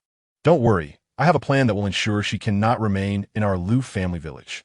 Lu Laopa's lips curled into a strange smile, her wrinkled face twisting into a knot as she leaned toward Lu Yuren and Widow Wang, whispering furtively, Mother, you truly are remarkable. Indeed, you are extraordinary. I shall take your advice at once. Lu Yuren exclaimed, giving a thumbs up, the previous gloom lifting from his face. Steady now. Be careful. and make sure no one sees you. Lu Laopa cautioned urgently. Mother, I heard the village bell ringing just now. Is something happening? Jiang Sueha inquired. The village chief has summoned us to dig for potatoes on the back mountain tomorrow, Jiang Ling replied, her gaze falling on Jiang Yaojia as she continued. Yaojia, rest early tonight. Tomorrow at the hour of the tiger, come with me to the village entrance. The village chief will take us all up the mountain to dig for potatoes. Mother, we want to go too. Jiang Sueha and Jiang Wensi exclaimed in unison. Although the two daughters expressed some disappointment, they remained obedient and nodded in agreement. At the break of dawn, Jiang Ling slowly opened her eyes. After a brief wash, she took Jiang Yaojia to the village entrance. It was still about a quarter of an hour until the hour of the tiger. Yet the entrance was already bustling with people. Yaojia, digging for potatoes can be tough on your hands. Take care of yourself. Rest assured with me around, you won't go hungry. Jiang Ling whispered to Jiang Yaojia, standing discreetly to the side. Let us head up the mountain, just as she was about to offer further advice. The village chief stepped into the crowd and waved his hand, addressing everyone. Upon hearing the village chief's words, the crowd energetically moved toward the depths of the mountains. Which village are you from? Who allowed you to come here? Suddenly, the group halted, and Zhao Er's bewildered voice rang out.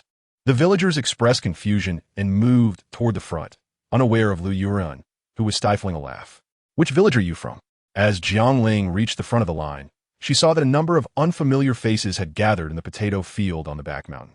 These strangers, mostly burly men, glared menacingly at everyone from Lu family village. You question which village we belong to? Is this mountain owned by Lu family village?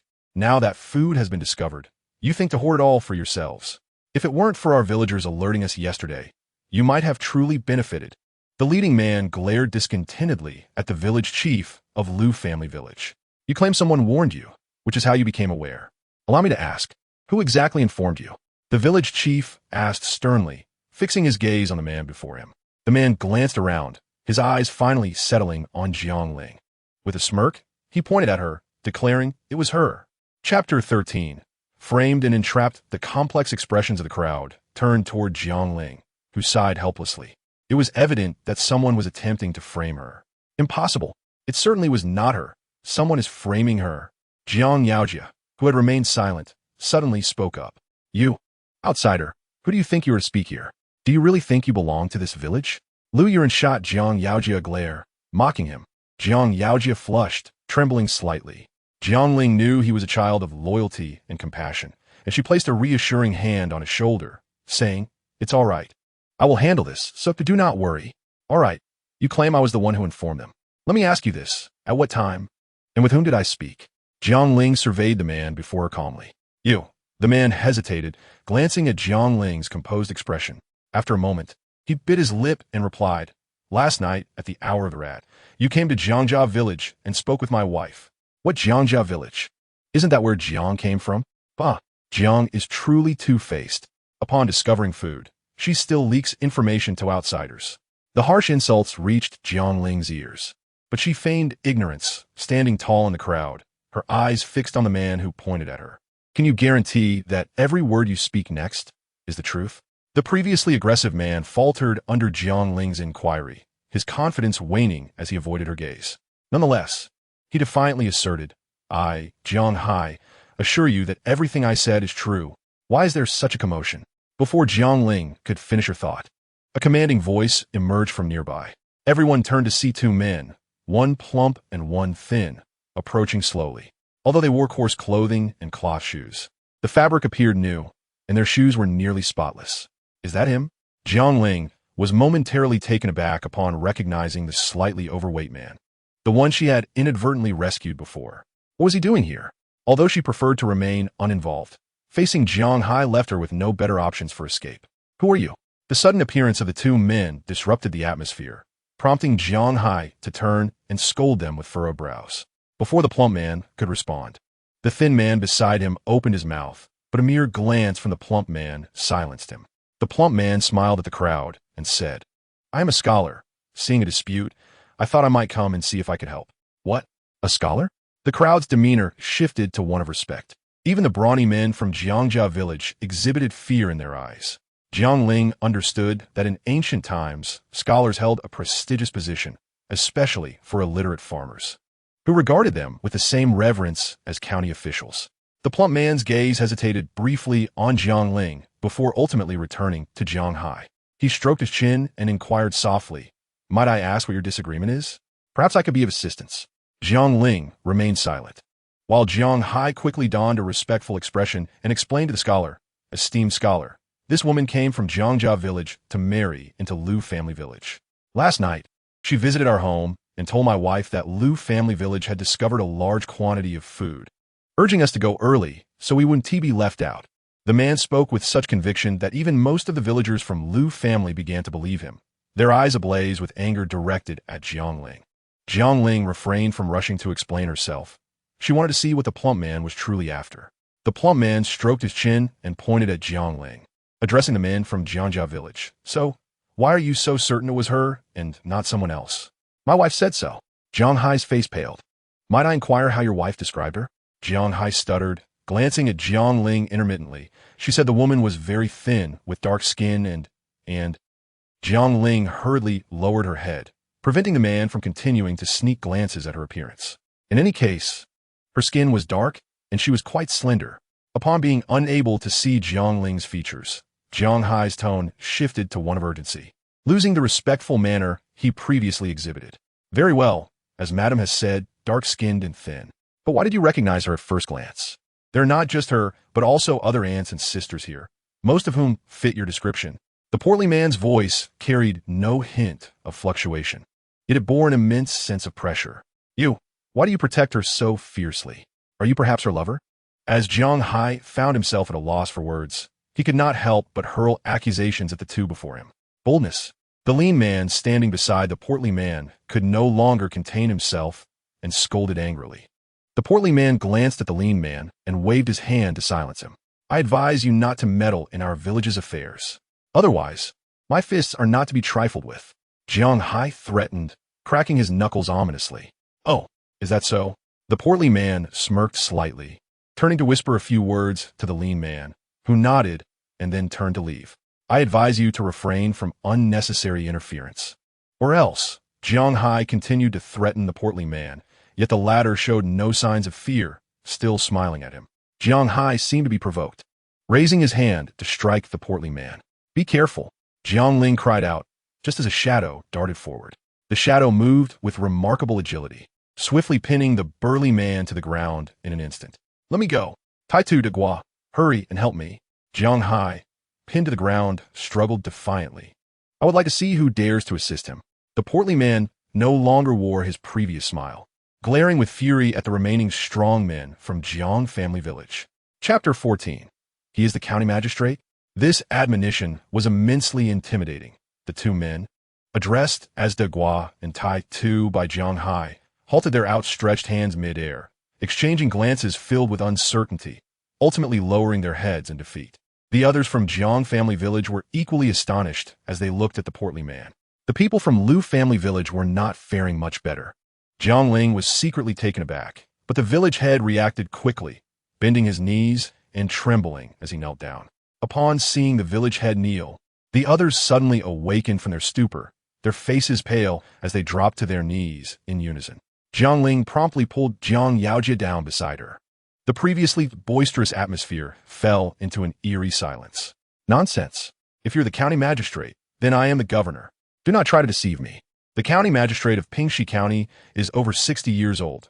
You appear to be no more than 30, and as for the magistrate of Anchuan County, he must be at least 50. Pray tell, which county magistrate are you? Do not try to frighten me." Jiang Hai, still pinned down, refused to believe the portly man's words, struggling and continuing to curse.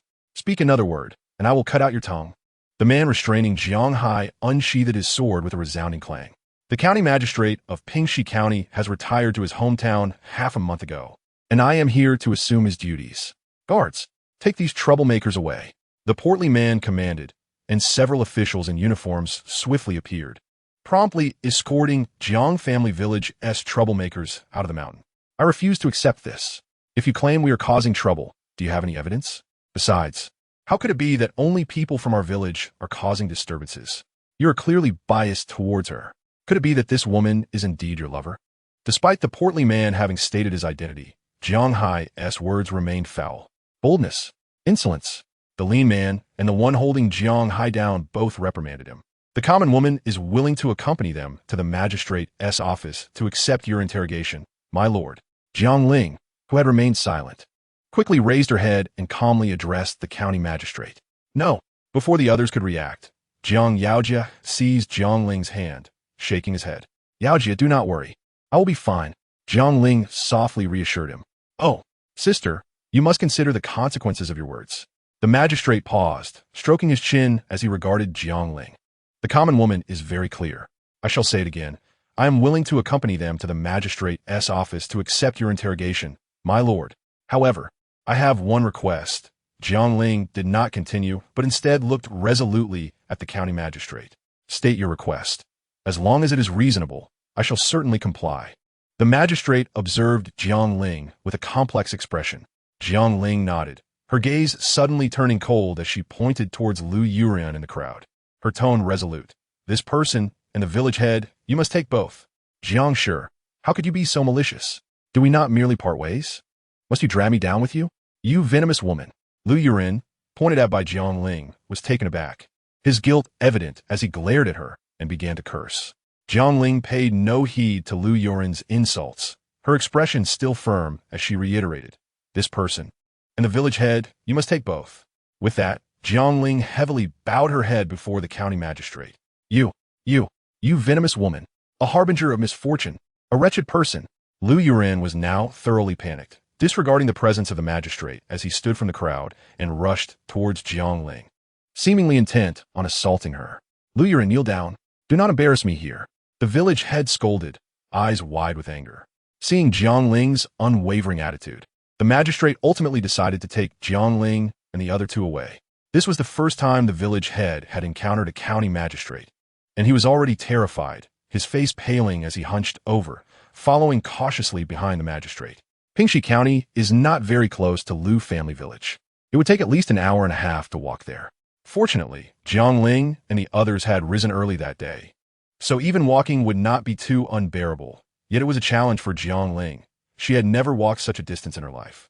Jiang Ling looked up and saw the county magistrate, who had previously donned coarse linen garments, now clad in official attire, sitting upright at the front of the hall, while the lean man stood nearby, pen and ink in hand, presumably the magistrate's secretary. The magistrate forcefully slammed a wooden block onto the table, producing a thunderous sound that was quite imposing.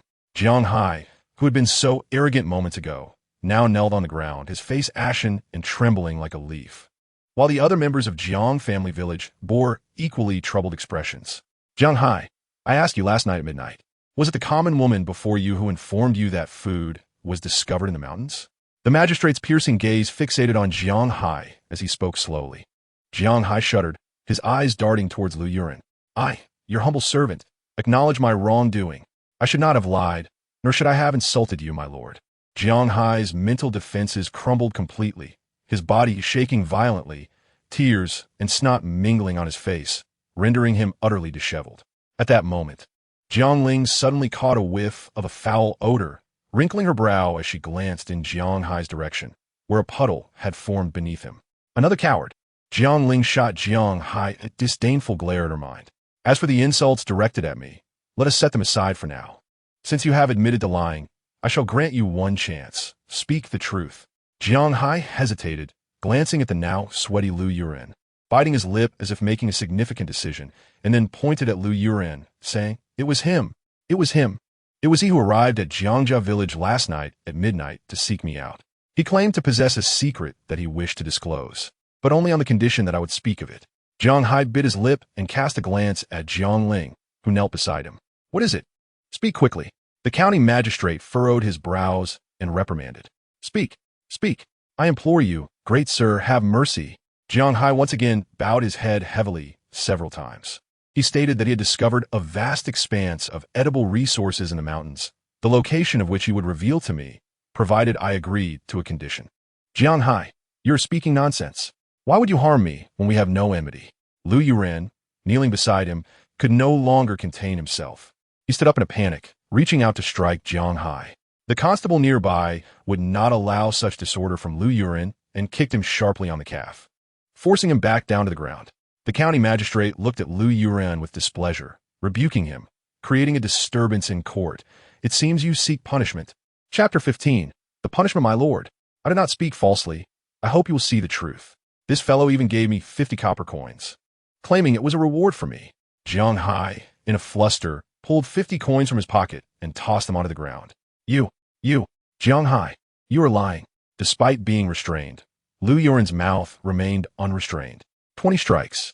The county magistrate coldly pronounced after casting a brief glance at Lu Yuren. Lu Yuren was dragged to the inner hall by the constables, and soon the sounds of his cries and the sharp slaps resounded from within. When Lu Yuren emerged again, he was devoid of his previous mania, kneeling beside the village chief, bloodied and filled with despair. The village chief, being astute, had comprehended the entirety of the situation from Jiang Hai's earlier words. Were it not for their presence in the magistrate's office, his large mouth would have likely delivered a resounding slap to Lu Yuren. My lord, I truly did not lie.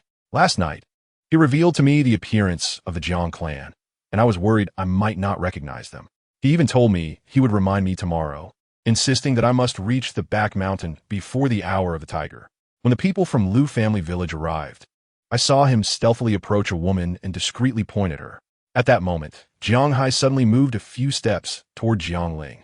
With tears streaming down his face, he pleaded, Jiang Shi, we are all from the same village. I beg you to show mercy. I am left with no choice. Silence. The county magistrate struck the table once more, directing his gaze toward Jiang Ling Jiang Shi, as the victim in this matter. Do you have anything to say? Jiang Shi, a day as husband and wife is as deep as the sea. You must not silence. Lu Yuren, I have not permitted you to speak. The county magistrate admonished. Jiang Ling shot Lu Yuren a fierce glare, struggling to fathom how the man before her could be so malicious. Observing his bloodied and battered face, a flicker of satisfaction ignited within her. Just as she prepared to speak, the village chief coughed softly beside her. Jiang Ling turned to the village chief, who, in his eyes, bore a glimmer of plea. She understood his intent. He wished for her to spare Lu Yuren once. The joy she had felt faded entirely at the chief's glance, and Jiang Ling found it impossible to reconcile forgiving Lu Yuren. She could not comprehend why. Though she was the victim, she was being asked for forgiveness. Perhaps today was merely a stroke of luck, inexplicably saved by the county magistrate. What if fortune had not favored her? Surely, even a plunge into the Yellow River would not cleanse her name.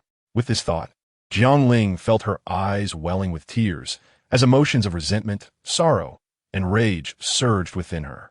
Gazing at the county magistrate, she took a deep breath and endeavored to sound composed as she spoke. I am but an illiterate villager, unfamiliar with the laws and regulations. I only wish for my reputation to be restored. Jiang Shi, is this truly your desire? The county magistrate regarded her with disbelief and inquired again. Jiang Ling bit her lip in silence, merely nodding gently. Very well, Jiang Hai, Lu Yuren, I hereby command you both to personally apologize within 2 days. Thank you, my lord. Thank you, my lord. Thank you, my lord. Upon hearing the magistrate's decree, both Lu Yuren and Jiang Hai breathed a sigh of relief, repeatedly bowing in gratitude. However, Jiang Shi's kind heart may have spared you, yet I must still show you both a lesson. You slandered a woman and insulted an official. Bring them forth. Grant each 20 strikes. Spare us. My lord, have mercy. Despite their fervent pleas and repeated bows, Lu Yuren and Jiang Hai were swiftly dragged to the punishment bench. Their screams echoed throughout the magistrate's office, and as Jiang Ling watched Lu Yuren receive his punishment, much of the gloom in her heart dissipated. The individuals who had previously been digging potatoes gazed at Jiang Ling with fury. Gosheng, ring the bell. Summon the entire village to the Lu family ancestral hall. I am convening a meeting, the village chief declared sternly to his grandson, Lu Gosheng. What? The Lu family ancestral hall? Could something serious be afoot? It was likely related to Jiang Shi. See, I told you outsiders cannot be trusted, and indeed it rings true. The village chief's words ignited a flurry of speculation throughout the village, spreading like wildfire. In the span of a tea break, the entirety of Lu family village gathered at the ancestral hall. All eyes were upon the village chief, Jiang Ling, and the groaning Lu Yuren sprawled on the ground. Oh dear, what has happened to my son? Lu Laopa exclaimed upon seeing Lu Yuren's bloodied state, her eyes widening in shock. How can you even ask about your son? This scoundrel has brought disgrace upon our entire Lu family village. The village chief struck the table forcefully, shouting, "What? My son has disgraced us? What do you mean by that, village chief?" Lu Laupa retorted defiantly, "Though my son lacks education, he is honest, loyal, and filial." Honest and loyal? This shameless old woman dares to flatter him. Jiang Ling, standing nearby, nearly burst into laughter upon hearing Lu Laupa's words.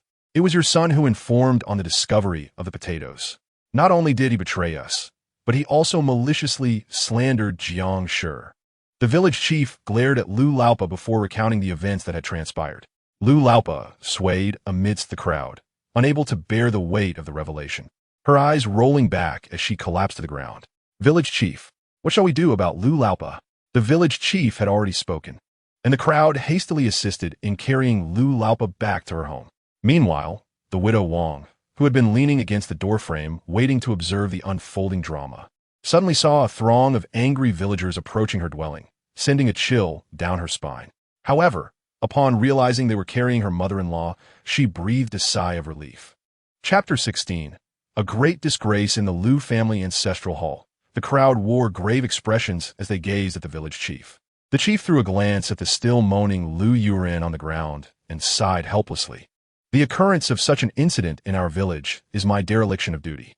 As for Lu Yuren, if I were to impose family law upon him, would you all have any objections?"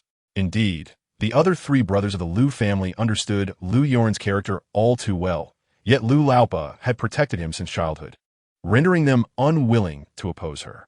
When the elder Mr. Lu was alive, Lu Yuren had shown some restraint out of respect, but since the old man's passing, he had become utterly unrestrained.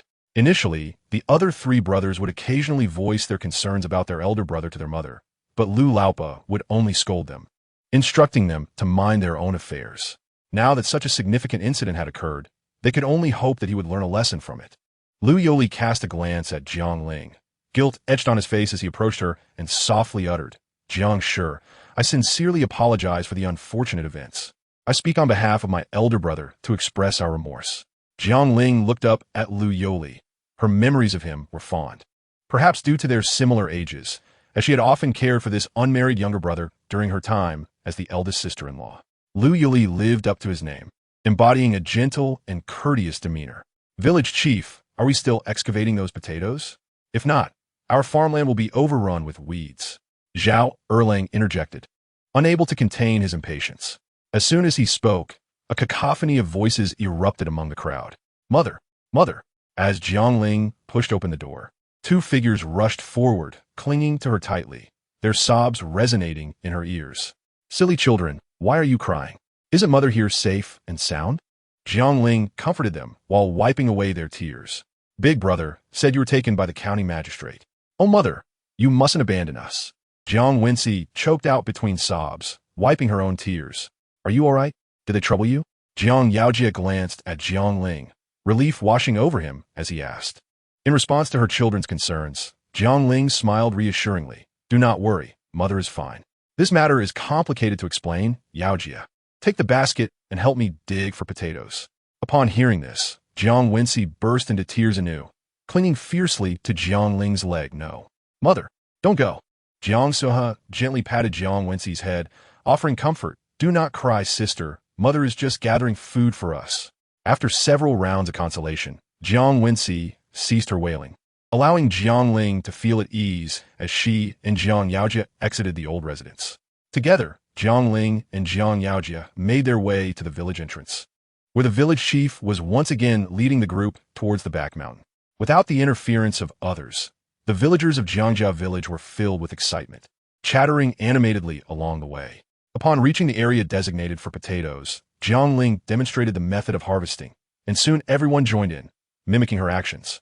Jiang Ling approached Jiang Yaojia and whispered, "Yaojia, do not overexert yourself, just gather a few. I will ensure you do not go hungry in my absence." Suddenly, the system's voice echoed in Jiang Ling's mind. "Detected wild Hericium arenaceus, priced at 300 copper coins per pound." Jiang Ling abruptly looked around, noticing a faint glimmer emanating from an inconspicuous corner of the back mountain.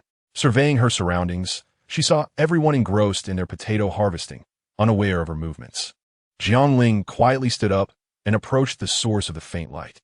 "Acquired wild Hericium arenaceus, 2 pounds. Would you like to sell?" As she delicately extracted the mushroom, the system's notification chimed again. Hastily, she pressed the affirmative button, and a considerable sum appeared next to the copper coin icon in her marketplace. Just as she contemplated sitting on a nearby stone to reflect, a commotion behind her disrupted her thoughts. Yaojia, you are incredibly fortunate. Tonight, you shall feast. The repeated calls of Jiang Yaojia heightened Jiang Ling's concern, prompting her to rush back. She found several youngsters inexplicably surrounding Jiang Yaojia, their chatter incessant. Fearing for her son's well-being, she pushed through the crowd and inquired calmly, "What is happening?" "Auntie, your Yaojia is so lucky." While digging for potatoes, he stumbled upon a rabbit. "I'm so envious." Zhao Erling's son, Zhao Debao, exclaimed, his eyes gleaming with admiration as he gazed at the rabbit in Jiang Yaojia's hands. "Auntie, does this mean you will have meat for dinner tonight?" Lu Diwang's son, Lu Shandian, remarked, drooling as he spoke. "Yaojia, please give me the rabbit." Jiang Ling felt a wave of relief wash over her upon confirming that Jiang Yaojia was unharmed. Jiang Yaojia nodded silently, expressionless as he placed the rabbit into Jiang Ling's hands. She weighed it in her palms, realizing that in these famine-stricken times, such a small creature bore little meat. Detected wild rabbit, priced at 200 copper coins per pound. Acquired wild rabbit, 1.5 pounds. Would you like to sell? The system's prompt echoed in Jiang Ling's mind, leaving her astonished at the unexpected value of the wild rabbit in the marketplace. With a composed demeanor, she discreetly tucked the rabbit into her basket and rejoined the potato-digging brigade. The evening sun bathed the previously azure sky in a warm golden hue, casting a soft glow over everyone. The village chief wiped the sweat from his brow, glanced at the sky, and addressed the group. "Let us pause for now. We shall conclude for today. As night falls, wolves may roam the mountains. It is best we descend." Reluctantly, the villagers hoisted their baskets and began their descent. Jiang Ling and Jiang Yaojia followed suit, and seeing the heavy load of potatoes on Jiang Yaojia's back, Jiang Ling expressed her concern. "That looks heavy. Allow me to carry it for you." Jiang Yaojia shook his head silently, and Jiang Ling sighed in resignation, choosing not to press the matter further. Just as the group disappeared from view, a silver-haired woman appeared at the spot where Jiang Ling had foraged for the Hericium arenaceus, leading a crying little boy. "Mother, mother, my rabbit, my rabbit." The little boy pouted, his face a picture of sorrow. Chapter 17. Water Source 1. Jiang Yaojia remained silent, shaking his head. Jiang Ling observed his demeanor, feeling a twinge of discomfort. During their time in Lajiakan, her only recollection of meat was from a singular meal, primarily consisting of starchy dumplings, a torment for someone like her, who relished meat. What if Yaojia wishes to keep the rabbit? How could I possibly broach this with him? At this moment, all I can do is hope that Wensi, the little glutton, will intervene. Jiang Ling mused, picturing Jiang Wensi's face as she swallowed. Soon, Jiang Ling and Jiang Yaojia arrived at the old residence. Upon opening the door, Jiang Suiha and Jiang Wensi rushed out, eagerly taking the baskets from their hands. "Mother, why is there a rabbit in your basket?" Jiang Wensi asked curiously, peering into the basket at the trembling creature. "Yaojia, this child has been living under someone else's roof, always sensitive and fragile. If a mere rabbit were to create discord between us, it would be utterly trivial." With this thought, Jiang Ling remarked, "Your elder brother was fortunate today. He found it while digging for potatoes. Big brother, what do you plan to do with the rabbit?" Jiang Wensi inquired, her eyes wide with curiosity as she stared at Jiang Yaojia. Jiang Yaojia glanced at the rabbit, then at his two frail sisters. He secretly yearned to keep the rabbit, but memories of their previous hardships made him resolve to say, "Let's kill the rabbit for meat." Jiang Ling was taken aback upon hearing this. Jiang Sueha frowned, while Jiang Wensi's eyes brimmed with tears. She struggled to suppress her urge to cry. Why must such a delightful rabbit be killed for meat? In their household, aside from their mother, Big Brother held the greatest authority, and she felt she could not protest, pouting in disappointment beneath the eaves. Jiang Ling wrestled with her thoughts for a considerable time after hearing Jiang Yaojia's words. Ultimately, her cravings prevailed, and she looked at the potatoes in the basket. Addressing Jiang Yaojia, "Since we have potatoes today, let us prepare a potato stew with rabbit meat. You and your sisters can play outside for a while. I will call you when dinner is ready." With that, Jiang Ling retrieved the rabbit from the basket and proceeded to the kitchen, closing the door behind her. Jiang Ling's actions stemmed primarily from the fact that the rabbit was exceedingly lean. To say that the four of them could share it was an understatement. Even she found it inadequate for a feast. The pot simmering on the stove emitted an enticing aroma. Jiang Ling, nearly leaning over the stove, had drool trickling down her collar. Observing Jiang Ling's somewhat embarrassing state, Jiang Ling intended to wipe her drool, but realized she had no cloth in hand. Glancing at her patched-up clothing, she ultimately decided it was acceptable for Jiang Ling to drool freely. "Mother, what are you stewing? It smells so good," Jiang Ling remarked.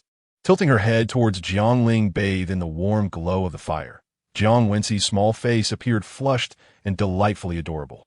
"Tasty, isn't it?" Jiang Ling asked with a smile. "Delicious. How did you make it, mother? It's so good," Jiang Ling exclaimed, her eyes sparkling with delight. "The flavor of rabbit meat has always been exceptional," Jiang Ling replied softly. However, upon hearing that it was rabbit meat, Jiang Ling's eyes instantly brimmed with tears. She drooped her head, walking out of the kitchen while contemplating the little rabbit. "I'm sorry, you're just too delicious. I swear if I eat 2 more pieces, I won't eat any more. We're still good friends, right?" Dinner was soon ready. Although it consisted of just 1 meat and 1 vegetable dish, along with a small serving of brown rice, it was a feast for Jiang Ling's 3 children. Jiang Ling found herself momentarily at a loss for words. Unable to express herself, suddenly, Jiang Suhe, who had been silent, quietly remarked, "Everyone should share." Surprised by the comment, Jiang Ling turned to Jiang Suhe and inquired, "Who taught you that?" Thinking she might have misspoken, Jiang Suhe lowered her head, nervously rubbing her hands together, and said, I heard Lu Goxing say it before. He mentioned that it means good things should be shared. Did I say something wrong, mother?" Jiang Ling was secretly astonished. She had not expected Jiang Suhe to possess such a remarkable memory and even a talent for learning. Looking at the rabbit meat on the table, she said to Jiang Yaojia, "Yaojia, you go first. If they refuse, just say the rabbit was found by everyone, and sharing is essential." Jiang Yaojia nodded and took a bowl of rabbit meat, heading towards the door. "Everyone should share. Aunt Erling, just accept it." Jiang Yaojia's voice reached Jiang Ling's ears. "Oh dear, wait a moment." When Jiang Yaojia opened the door again, he had some unknown wild vegetables in hand, which he placed on the table, saying, "Aunt Erling gave me these, saying it would be rude to take our food without offering something in return." Jiang Ling nodded, choosing not to comment, but she could tell that Aunt Erling was indeed someone worthy of deeper friendship. Dinner was enjoyed heartily, with the 3 little ones eating eagerly. Jiang Ling, in particular, did not spare even the last bit of the rabbit stew, licking her bowl clean afterward. Observing the satisfied expressions on her children's faces filled Jiang Ling with joy. Unbeknownst to her, she had fully embraced the role of a mother. "Suhe, come here," Jiang Ling gently called out to Jiang Suhe, who was about to start clearing the dishes. Jiang Suhe hurriedly set down her bowl and followed Jiang Ling into the room. Jiang Ling quietly closed the door and asked, "Suhe, do you want to study?" Jiang Suhe's eyes lit up momentarily, but then dimmed again. At 9 years old, she felt she had already passed the optimal age for education. While girls in this era could study, most who did were daughters of merchants or officials. As a farmer's daughter, she felt such aspirations were beyond her reach. She was content just to be able to write her name and recognize a few characters with Lu Goxing's help. Reflecting on this, Jiang Suhe bit her lip, gazing dreamily at Jiang Ling, and said, "Mother, I don't want to study. What use is education for a girl? In a few years, I'll have to get married." Jiang Ling knew Jiang Suhe's thoughts well. The memories of her past life revealed that Jiang Suhe had always shown an inexplicable interest in literacy. She had even secretly offered her meager food rations to Lu Goxing just to learn a few more characters. Had it not been for Lu Yoren's meddling, Jiang Suhe might have been able to attend a girls' school in the town. This thought sparked a new idea in Jiang Ling's mind. She would support Jiang Suhe's education. She understood that financing someone's education required substantial funds. But she also recognized that neglecting a promising talent would lead to an irreplaceable regret in the future. Her resolve solidified. Jiang Ling gently patted Jiang Suhe's shoulder and said, "You need not worry about this. Just listen to your mother." "But mother," a flicker of joy crossed Jiang Suhe's eyes, only to be quickly overshadowed by uncertainty. She opened her mouth, unsure of how to voice her doubts. "No buts, Suye. Just listen to me." Jiang Ling's tone was filled with an irresistible authority. Eventually, Jiang Suhe clenched her fists, her voice slightly choked. "All right, I will listen to you, mother." "Dear girl, why are you crying? Quickly wipe your tears. We don't want your brother and sister to think I'm scolding you." Jiang Ling softly wiped away the tears from Jiang Suhe's eyes. After their heartfelt conversation, both mother and daughter felt uplifted.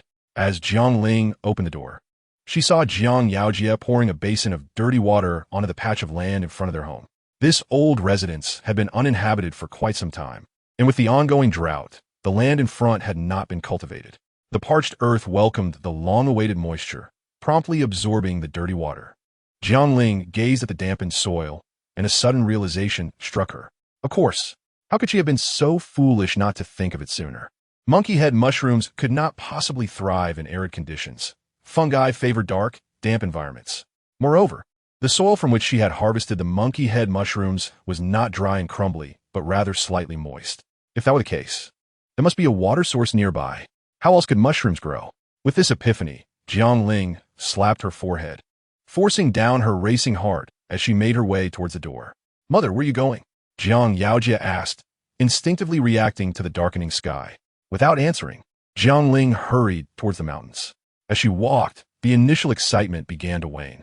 Glancing at the looming dark mountain, she shivered inexplicably, feeling as if what had appeared normal during the day now resembled the gaping maw of a monstrous abyss, poised to swallow her whole. Understanding her nature, Jiang Ling knew she would not be able to sleep a wink unless she uncovered the truth that night. Swallowing hard, she summoned her courage and proceeded towards the spot where she had gathered the monkey head mushrooms earlier. The visibility at night was far worse than during the day, especially in the dense forested mountains. Several times, Jiang Ling stumbled, nearly falling as she navigated the uneven terrain, eventually reaching the area where they had dug for potatoes. Cautiously, Jiang Ling crouched beside the earth, gently brushing away the dirt, then returned to the location where she had found the monkey head mushrooms, repeating the action. Indeed, the soil here was much wetter than before. Brushing off the dirt from her hands, she ventured deeper into the woods. Along the way, she paused frequently to feel the surrounding soil, the increasing dampness becoming more apparent against her fingertips, causing her heart to race with anticipation. As Jiang Ling wandered, a cave unexpectedly appeared before her. Curiosity piqued, she peered into the abyss, but alas, it was shrouded in darkness, revealing nothing. The faint sound of dripping water echoed from within. Upon hearing the delicate droplets, Jiang Ling widened her eyes in surprise and hastily pinched her ears, fearing that the sound was merely a figment of her imagination. The dripping continued, two more soft sounds resonating. Once she confirmed her hearing was intact, a tremor coursed through her body, her heart racing uncontrollably as tears welled in her eyes. With the remnants of her rationality, she clamped her mouth shut to stifle a scream. After a long moment of stillness at the cave's entrance, she finally steeled herself to step inside. Suddenly, a hand emerged from the darkness and gently tapped her shoulder. Jiang Ling felt as if struck by lightning. Her scalp tingled, her mind buzzed, and cold sweat drenched her clothes as her legs buckled, causing her to collapse heavily onto the ground. "Are you all right?" Jiang Yaojia's voice came from behind her. "Ah." The serene atmosphere of Lu family village was shattered by her shrill cry. Trembling all over, drenched in sweat, she gasped heavily, staring blankly at Jiang Yaojia. "Yaojia?" Jiang Ling, gradually regaining her senses, inquired hoarsely. "Mother, you scared me to death," Jiang Yaojia exclaimed, visibly relieved and emotionally overwhelmed. Jiang Ling thought to herself, "You are the one who nearly scared me to death." Yet, she refrained from saying this aloud and instead asked, "Yaojia, why are you out so late?" "I was worried about you. I didn't mean to frighten you. I saw you enter the mountain, and the village elder mentioned that wolves roam at night. I was concerned," Jiang Yaojia replied, his head lowering as his voice trailed off. Jiang Ling managed a pained smile, propping herself against a nearby rock as she softly reassured him, "It is merely my cowardice. Do not feel guilty. I know you're a good child." Jiang Yaojia nodded in understanding, summoning his courage to say, "Mother, we should leave quickly. This is the Bai Fa Nyang Yang cave. We cannot enter. Those who do will be punished by Fa Nyang Yang." As he spoke, he reached for Jiang Ling's hand to lead her away. "Bai Fa Nyang Yang?" Again with Bai Fa Nyang Yang. Hearing Jiang Yaojia echo the village elder's words, Jiang Ling turned to him, her expression one of skepticism. "Yaojia, what is Bai Fa Nyang Yang?" Chapter 19. Is this really happening? "Mother, you do not remember Bai Fa Nyang Yang?" Jiang Yaojia furrowed his brow as he gazed at her in the dim moonlight. The name Bai Fa Nyang Yang was utterly foreign to Jiang Ling. She had only heard the village elder mention it once. She searched through the memories of her previous self, but found no information regarding by Fa Nyang Yang. To avoid raising suspicion in Jiang Yaojia, she feigned confusion, saying, "Oh dear, I must be getting old and forgetful. Yaojia, please tell me, what is by Fa Nyang Yang?" Being just a child, Jiang Yaojia did not press further upon hearing her words. After a moment of contemplation, he began, "I once heard the village elder say that there lives a Bai Fa Nyang Yang in the mountains. If we sincerely offer to her, she will protect Lu family village year after year." Jiang Ling almost laughed at this. She had never believed in such superstitions, and the way Jiang Yaojia described it made it seem akin to the modern tale of the white-haired girl. It is said that someone offended by Fa Nyang Yang, leading her to punish Lu family village, causing the village to suffer calamities for the past 2 years. Jiang Yaojia added, "What utter nonsense! Clearly, these are natural disasters. How can they be attributed to ghosts and deities?" Jiang Ling thought, her expression darkening. However, she patiently continued to inquire, "Yaojia, do you know who offended by Fa Nyang Yang?" Jiang Yaojia hesitated, glancing at Jiang Ling before whispering, It was Lu father." His words were vague, but Jiang Ling understood perfectly, feeling utterly speechless at that moment. How did her previous self end up married to such a disgrace? Jiang Yaojia looked at Jiang Ling, curiosity evident in his eyes, but he spoke. "During the autumn harvest 2 years ago, father got drunk and somehow ended up at Bai Fa Nyang Yang's temple. He smashed bowls and plates, broke the offerings of fruits and vegetables, and, according to the village elder, even urinated there. That is absurd," Jiang Ling thought, biting her lip in silence. Meanwhile, Jiang Yaojia continued, "That is why the village elder believes Bai Fa Nyang Yang has punished Lu family village, causing them to suffer poor harvests for 2 consecutive years." Jiang Ling could only think of the word ridiculous. "Mother, we must never go to Bai Fa Nyang Yang's temple again. If we truly anger her, we will be driven away by the Lu family," Jiang Yaojia urged. Jiang Ling understood his concern and nodded gently, saying, "I understand. I will not go again." Despite her words, she planned to return the following night, but only after her 3 children were fast asleep. That night, Jiang Ling dreamt of a white-haired woman glaring at her with sorrowful eyes, warning her not to meddle in matters that did not concern her. "Mother, wake up. The village elder says everyone, except pregnant women and children under 10, must gather at the Lu family ancestral hall." Just as Jiang Ling was about to respond, a vague voice echoed in her ear, followed by a gentle push on her shoulder. Rubbing her sleepy eyes, Jiang Yaojia's face gradually came into focus. She yawned widely and asked, "Yaojia, what is it?" The village elder said everyone must gather at the Lu family ancestral hall, except for pregnant women and children under 10, Jiang Yaojia explained slowly. Jiang Ling leaped out of bed, quickly tidying herself up before giving a few instructions to her groggy children, Jiang Suihe and Jiang Wenxi. As she hurriedly left with Jiang Yaojia toward the Lu family ancestral hall. When they arrived, the hall was already packed with people, all of whom parted to create a path for Jiang Ling upon her arrival. Following this path, she spotted the village elder, Old Lady Lu, and the pale-faced Lu Yurin standing at the back of the hall. Upon seeing Jiang Ling, Old Lady Lu's eyes widened in fury, her expression akin to someone ready to devour Jiang Ling whole.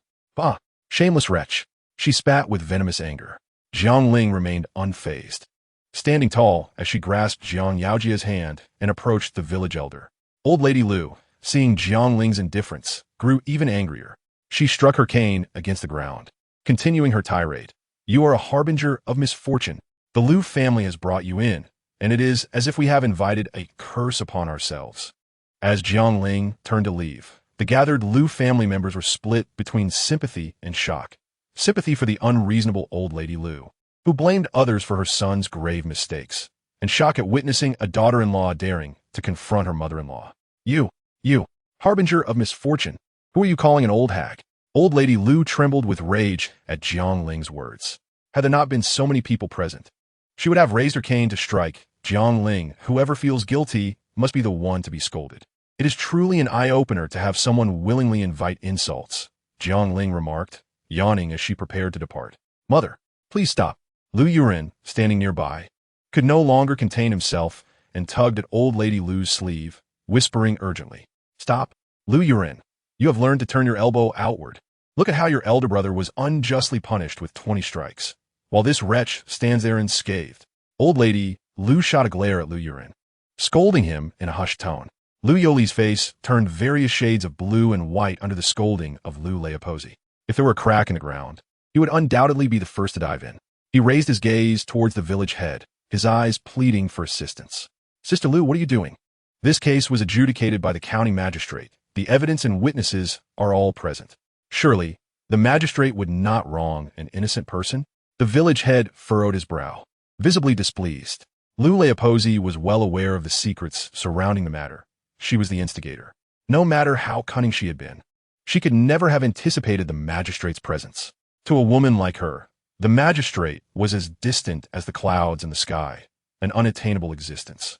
However, Lu Leopozi was notoriously unreasonable and fierce, and now that her beloved eldest son had already faced punishment, she could not bear the thought of him being subjected to further discipline by the village head.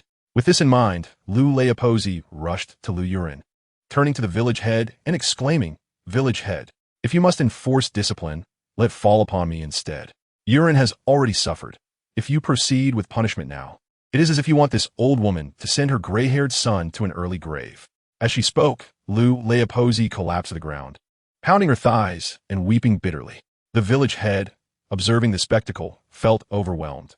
He knew he must punish Lu Yurin, but he could not truly strike Lu Leopozi.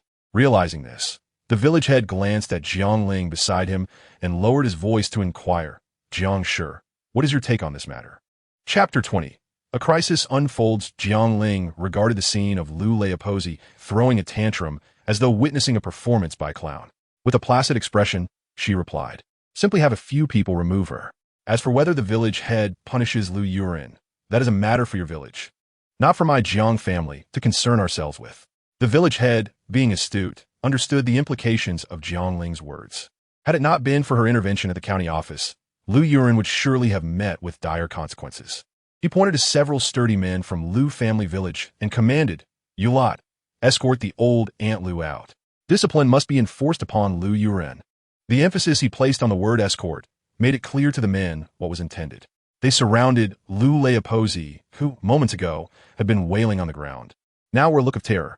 Before she could protest, they hoisted her out of the Lu family ancestral hall. "Shut the door." The village head, concerned that Lu Leopozi might continue her ruckus, quickly instructed his two sons, Lu Changkai and Lu Changxian, to close the hall's doors. Inside, Lu Yurin was being mercilessly whipped with a bullwhip as he cried out in agony. Outside, Lu Leopozi pounded on the door, intermittently hurling curses within. After a while, when Lu Leopozi realized no one was responding to her, she ceased her knocking and leaned against the hall's door, gasping for breath. Suddenly, her small eyes flickered with a thought, and she spat at the door before disappearing from sight. Inside, Lu Yurin fainted several times from the pain of the lashes, each time being jolted awake by cold water. Turning to the onlookers, he sternly declared, "Let this be a lesson to anyone who spreads rumors or frames others." Lu Yurin was nearly unrecognizable, his body marred with bloody welts that instilled fear in everyone present. Jiang Ling, meanwhile, took Jiang Yaojia by the hand and walked away, oblivious to the impending calamity that awaited her. "Yaojia, do not overexert yourself on the mountain later. I have assured you that with me around, nothing will happen." Jiang Ani, something's wrong. Wang Shi is hurt." Before Jiang Ling could finish her words, Zhao de Beos rushed to her, breathless and anxious. "What happened, de Beos? What is wrong with Wang Shi?" Upon hearing the words "Wang Shi is hurt," Jiang Ling nearly lost her composure. She pinched her thigh to ground herself in reality. Lu Leopozi was furious just now, scolding both Sueha and Wang Shi. Sueha was so frightened that she cried. What followed was lost on Jiang Ling as she dragged Jiang Yaojia in a frantic dash toward her home. Fortunately, the ancestral hall was not too far from her residence. Upon arrival, she found the courtyard teeming with people, all whispering among themselves. "Sueha, Wang Shi."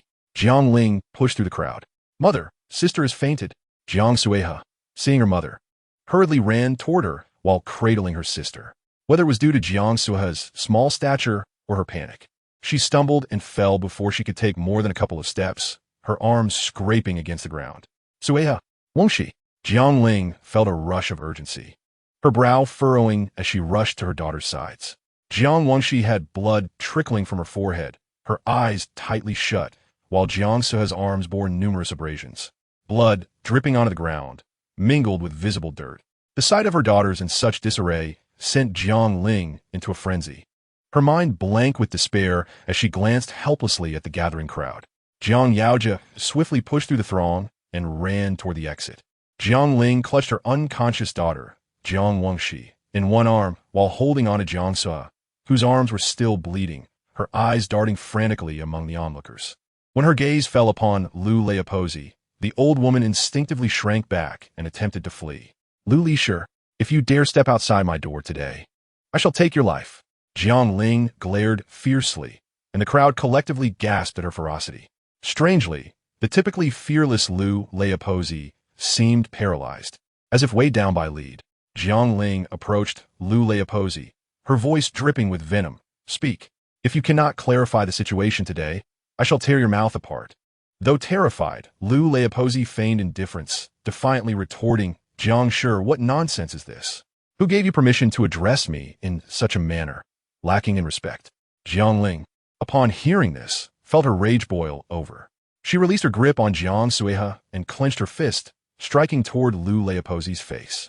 What is happening? Jiang Shi, stop. The village head, having pushed through the crowd, caught sight of Jiang Ling's assault and quickly intervened. In the midst of the chaos engulfing the Jiang household, Jiang Yaojia hurriedly returned with Dr. Zhu. Dr. Zhu, please examine my daughters. Wangxi, do not frighten your mother. The arrival of Dr. Zhu tempered a fraction of Jiang Ling's fury, but intensified her worry. She quickly placed Jiang Wangxi in Dr. Zhu's arms. Where has she been hurt? Dr. Zhu laid Jiang Wangxi on the bed and turned to inquire. It was Lu Leopozi who pushed Jiang Wangxi. A timid voice piped up from the crowd. All eyes turned to the source, revealing Zhao de Beos standing shyly among the onlookers. De Beos, you must not speak such things. Zhao Erling's wife hastily covered Zhao de Beos' mouth, admonishing him. Mother, I am not making it up. Lu Leopozi is truly fierce. I have just witnessed the distressing scene where Sister Sui he was scolded to tears by Granny Lu. Wen Shi, protective of Sister Sui he, was abruptly pushed aside by Granny Lu, causing Wen Shi to collide with the corner of a table and fall silent. Zhao de Bao, breaking free from his mother's grasp, continued to speak with indignation. What nonsense are you spewing? You little bastard, keep your mouth shut. Granny Lu charged into the crowd, raising her hand to strike Zhao de Bao's face. Chapter 21. A crisis unfolds. Who are you calling a little bastard? Try saying that again. Zhao Er's daughter-in-law swiftly shielded Zhao de Bao, vehemently admonishing Granny Lu. Wah! Granny Lu is so fierce. She really pushed when she, Zhao de Bao, hiding behind his mother, covered his face and began to cry. At merely 5 years of age, how could he possibly lie? It was evident that Granny Lu had been unreasonable even in her youth. It appeared that Zhao de Bao's words were undoubtedly true. It was indeed pitiful that Jiang Shi had endured years as a daughter-in-law in their household. The murmurs among the crowd grew louder, and even Granny Lu, despite her reckless nature, found it unwise to speak further amidst the public scrutiny. Jiang Ling glared fiercely at Granny Lu in the crowd. If not for being held back, she would have rushed to the kitchen to fetch a knife and dealt with that old wretch. No problem. Yao Jia, you may accompany Dr. Zhu. By the way, Dr. Zhu, could you please prepare some hemostatic and disinfectant medicine? My 2 daughters cannot afford to have scars. Jiang Ling hastily added. That is feasible, but it will require an additional 100 copper coins. Dr. Zhu hesitated before responding.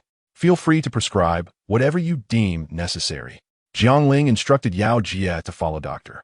Zhu for the medicine. Upon hearing Dr. Zhu's words, the onlookers gasped in shock. A single prescription cost 50 copper coins, and, for 5 days, they would need at least 750 copper coins, plus an additional 100 for hemostatic and anti-inflammatory purposes. This amounted to nearly 1 tael of silver. The crowd erupted into a cacophony of discussions. Upon hearing that Jiang, when she was unharmed, Jiang Ling breathed a sigh of relief. After Dr. Zhu and Jiang Yao Jia departed, she approached Granny Lu. Despite her previous misdeeds, Granny Lu was visibly intimidated by Jiang Ling's almost frenzied demeanor. At that moment, she felt a twinge of regret, not for scolding Jiang Ling's daughters or pushing Jiang when she, but for having left herself vulnerable to criticism. What do you intend to do? Granny Lu retreated slightly, eyeing Jiang Ling's reddened eyes and fierce expression with trepidation. Village head, you heard what Zhao de Bao said, did you not? Jiang Ling calmly inquired. Contrary to the expectations of those around her who anticipated her to either weep or lash out at Granny Lu, The village head, taken aback by Jiang Ling's unusual composure, nodded slowly. Zhao Dabao is only 5 years old. Children of that age do not lie. Very well, since you, as the village head, believe Zhao Dabao's words to be true, it stands to reason that she indeed harmed my youngest daughter. Jiang Ling pressed further. The village head was uncertain of Jiang Ling's intentions. With the crowd present, he could not dismiss the truth. He nodded slightly, affirming, yes, that is indeed correct. Since you, as the village head, would not go back on your word. Jiang Ling's gaze turned icy as she grasped Granny Lu's wrist firmly, saying with emphasis, you will come with me to the county office to discuss this matter. Upon hearing this, Granny Lu crumpled to the ground, trembling and muttering, I won't go. I refuse. This matter is not up to you. You must come with me. Jiang Ling's expression hardened, and she forcefully pulled at Granny Lu's arm, almost dragging her along. Meanwhile, the 3 brothers of the Lu family had just returned home after escorting their elder brother when they heard the neighbors murmuring about their mother causing trouble again. And it seemed this time the situation was grave. Frustrated and anxious, they hastily laid their elder brother on the bed and rushed towards Zhang's residence. The pregnant widow Wang shot a fierce glare at her groaning son, Lu Yurun, and muttered, what a useless thing. You deserve this. Why didn't you get beaten to death? Lu Yurun, feeling as if he were on fire from the pain, could barely manage to reach out, mumbling, water, water. Upon hearing his voice, Widow Wang's anger flared further. With a face full of disdain, she pushed his hand away and spat. Water? What water? I won't even give you urine. As the 3 brothers reached the Jiang residence and parted the crowd, they saw Jiang Ling, fuming, dragging their mother out. While the old woman continued to shout and create a scene, the brothers exchanged glances, and finally, the most affable among them, Lu Yuli, spoke up, Jiang Shi, could you perhaps let my mother go? Jiang Ling, upon hearing this, felt her temper flare. Her daughter lay unconscious in bed, and here was someone begging for leniency for that old hag. She sharply raised her head, casting a cold glare at Lu Yuli. Lu Yuli, if I let your mother go, who will advocate for my daughter? She is only 4 years old and currently lies in a coma. You speak so lightly. Understanding the gravity of their situation, Lu Yuli felt his face flush with shame, yet he mustered the courage to continue pleading, Jiang Shi, consider my mother's advanced age. Dragging her like this could lead to unforeseen consequences. Huh! Jiang Ling let out a cold laugh, turning to point at Jiang Sui He, who was clutching her arm. You worry about your mother, but what is Sui He? She is your niece, only 9 years old, and look at her arm. Lu Yuli's gaze followed Jiang Ling's finger, and upon seeing Jiang Sui He's arm, which was still oozing blood, he gasped in shock. So, your mother deserves sympathy, while my daughters must suffer. Jiang Ling's words were unassailable, leaving no room for rebuttal. Jiang Ling nodded, gesturing for Jiang Yao Jie to assist Jiang Sui He with her wounds. Jiang Shi, Dr. Zhu, how much silver will it cost? Lu Yuli seemed to have made a significant decision in his inquiry. When she requires medication for 5 days, 3 doses a day, at 50 copper coins per dose, totaling 750 copper coins. Sui He and when she each have injuries, and Dr. Zhu has added 100 copper coins, amounting to 850 copper coins. That sums to 1 tael of silver. Jiang Shi, please accept this. And the excess shall serve as my gift as an uncle to my 2 nieces for their recovery. Lu Yuli, have you lost your mind? Why are you giving her money? It was her choice to call Dr. Zhu. She willingly saved those troublesome girls. Granny Lu, who had been restrained by Jiang Ling, suddenly regained her spirit, yelling incessantly. Chapter 22. From Peril to Safety Mother. How could you be so foolish? The Lu brothers were pale with rage, and Lu Yuli clenched his fists, unsure of what to say. Since your mother refuses to compensate me, I will not press you further. Please step aside. I'm going to county office. Jiang Ling gently nudged Lu Yuli aside, determined to exit her home with Granny Lu in tow. Mother, how could you be so reckless? Lu Yuli exclaimed, his face flushed as he addressed Jiang Ling. Jiang Shi, do not heed my mother's words. I will compensate you right away. Jiang Ling glanced at the still unruly Granny Lu, then at Lu Yuli, but did not reach for the silver.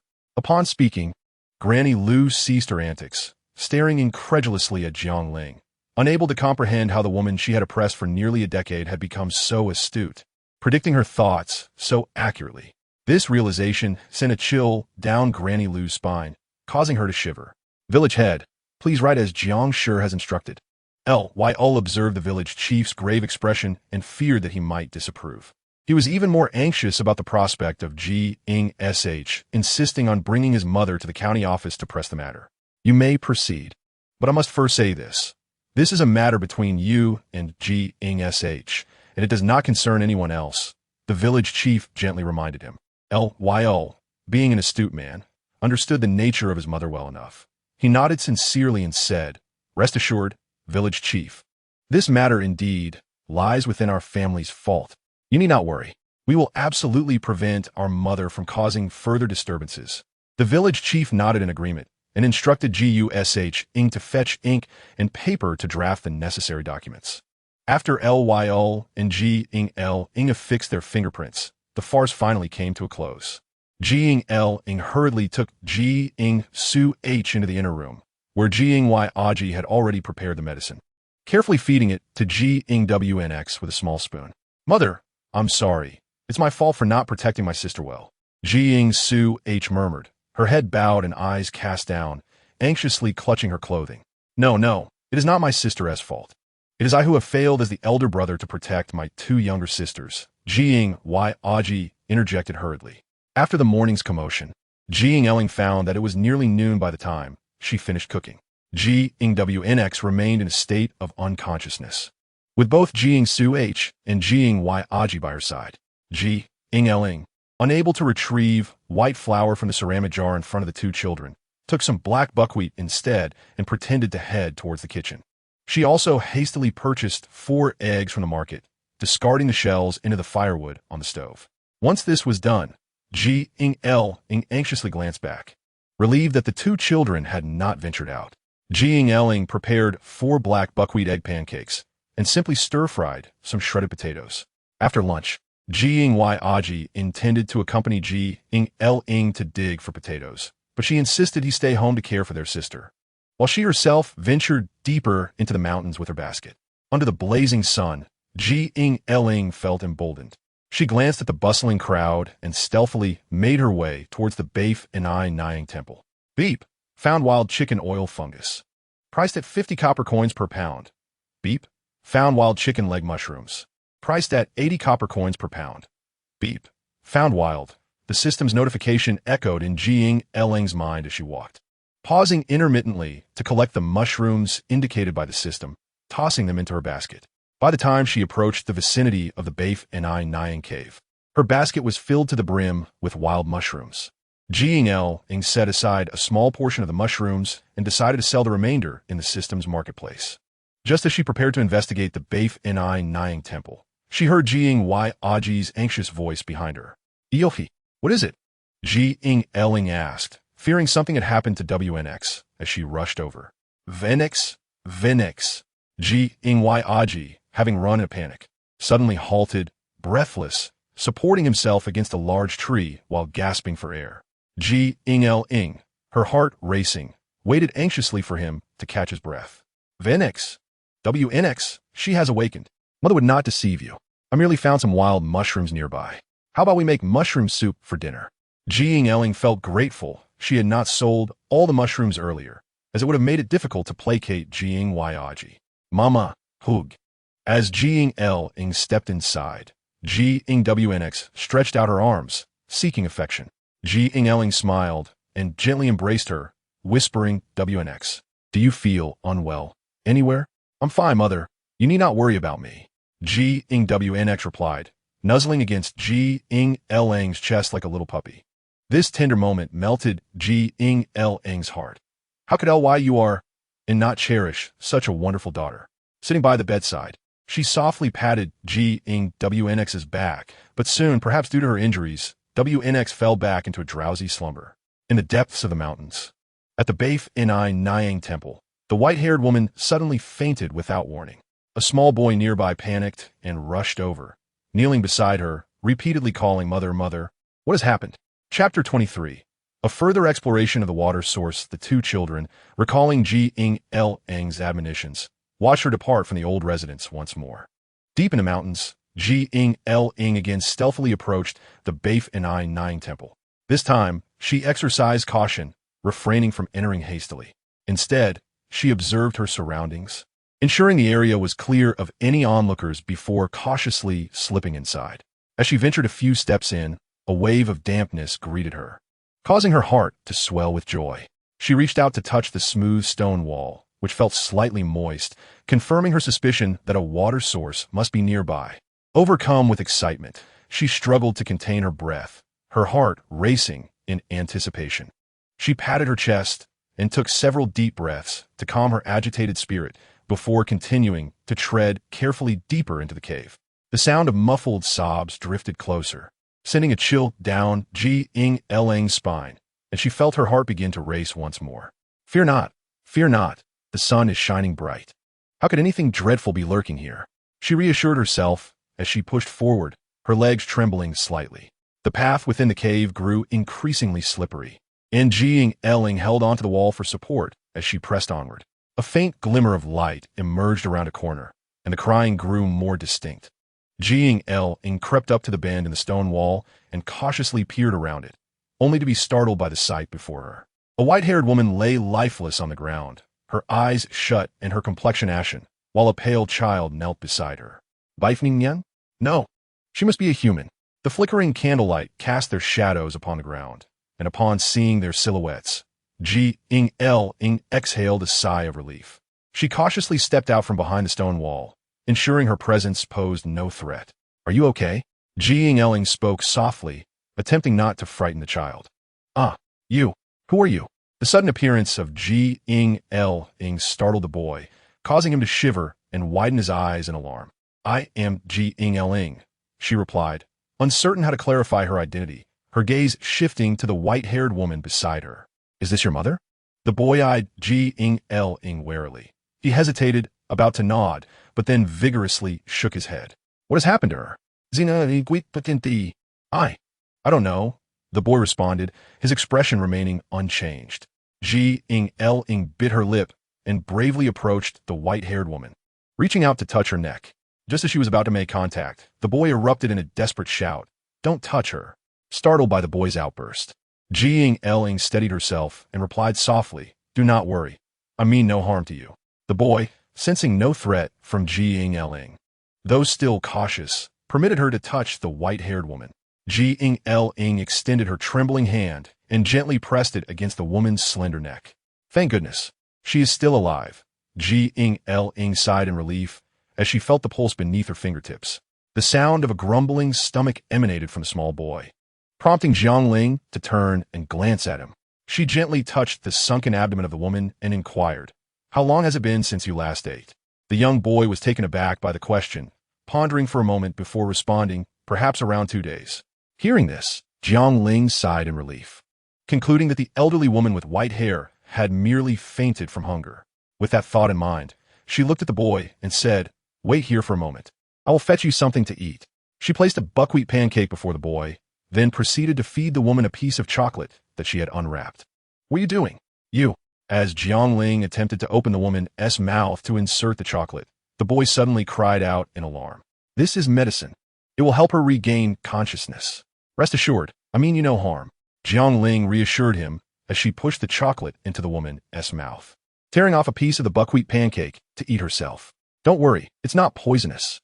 See, I'm eating it. The boy remained vigilant, though after a while, seeing Jiang Ling was unharmed, he pointed at the pancake in her hand and exclaimed, I want that piece. Jiang Ling, feeling helpless, extended her hand to give it to him. A faint moan escaped the woman from behind Jiang Ling, turning to look. She saw the white-haired woman's furrowed brow beginning to relax as her eyes slowly opened. You. Who are you? As Jiang Ling anticipated, the expressions of the white-haired woman and the young boy mirrored each other in confusion. Jiang Ling rubbed her buzzing ears and said helplessly, I am not a bad person. I simply wanted to do something without waiting for you to awaken. Mother, you're awake, the boy exclaimed, rushing towards the woman with the unfinished pancake in hand. Who is your mother? Be quiet. The white-haired woman seemed sensitive about her relationship with the boy, scolding him with a cold demeanor. The boy stood frozen, his smile faltering. I did not intend to intrude. I merely came in search of a water source. The drought has persisted for months, and if this continues, the crops will wither. Jiang Ling spoke in a calm tone. The Liu family deserves it. I am punishing them. The white-haired woman scoffed at Jiang Ling's words. You need not pretend. I know you're human. If you were truly a celestial being, how could you faint from hunger? How could you cast a shadow? Jiang Ling pointed at the silhouette illuminated by candlelight. Who exactly are you? The woman, feeling her identity challenged, became wary again. I am just an ordinary villager. If you do not believe me, there is nothing I can do. I only wish to find a water source to solve the drought issue. Jiang Ling paused briefly before continuing. I know the villagers hold you in high regard, but have you considered that during times of famine, there are no offerings to give? Today you were fortunate that I arrived to save you. What if I hadn't come? How old is your son this year? Would you have him starve alongside you? No, no, he cannot die. He cannot die. The bond between mother and child is a tender one. Upon hearing Jiang Ling's words, the white-haired woman, in a state of panic, pulled the boy into her embrace. Therefore, take me to see the water source. I know there is water here. As for your secret, rest assured, I will help you keep it safe. Jiang Ling sensed the woman's resolve wavering and pressed on. The white-haired woman glanced at the boy in her arms, bit her lip in contemplation, and reluctantly nodded. She reached for a candle from the candelabrum and led Jiang Ling deeper into the cave. Throughout the journey, Jiang Ling was cautious, as the ground was already slippery and the path ahead was covered in moss. Moss thrives in dark and damp conditions, reinforcing Jiang Ling's belief that a water source must be nearby. After walking for about 2 or 3 minutes, the white-haired woman halted before a wall, causing Jiang Ling, who was following closely, to almost bump into her.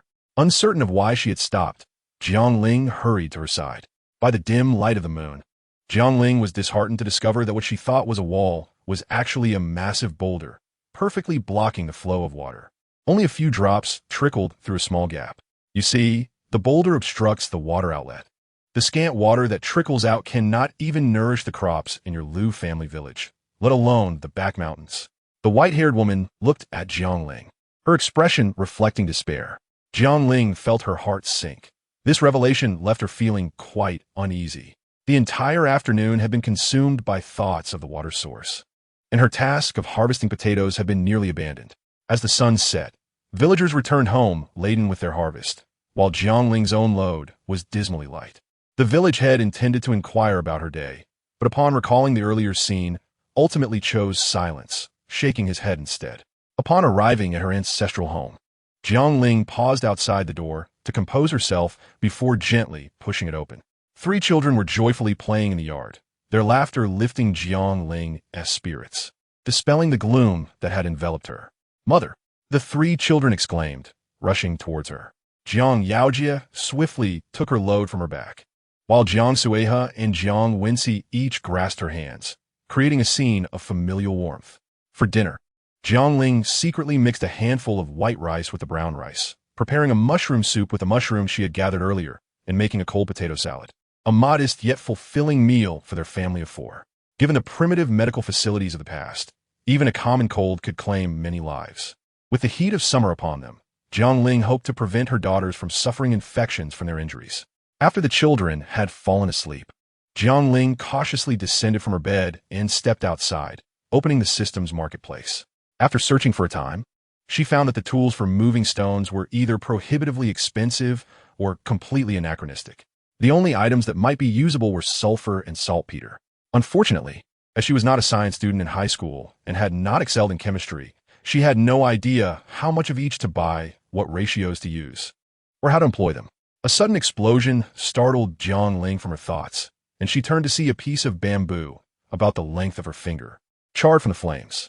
Rising, she retrieved a piece of wood from a nearby pile and carefully extracted the burnt bamboo from the fire. Gazing at the cracks in the bamboo, an idea suddenly sparked in her mind.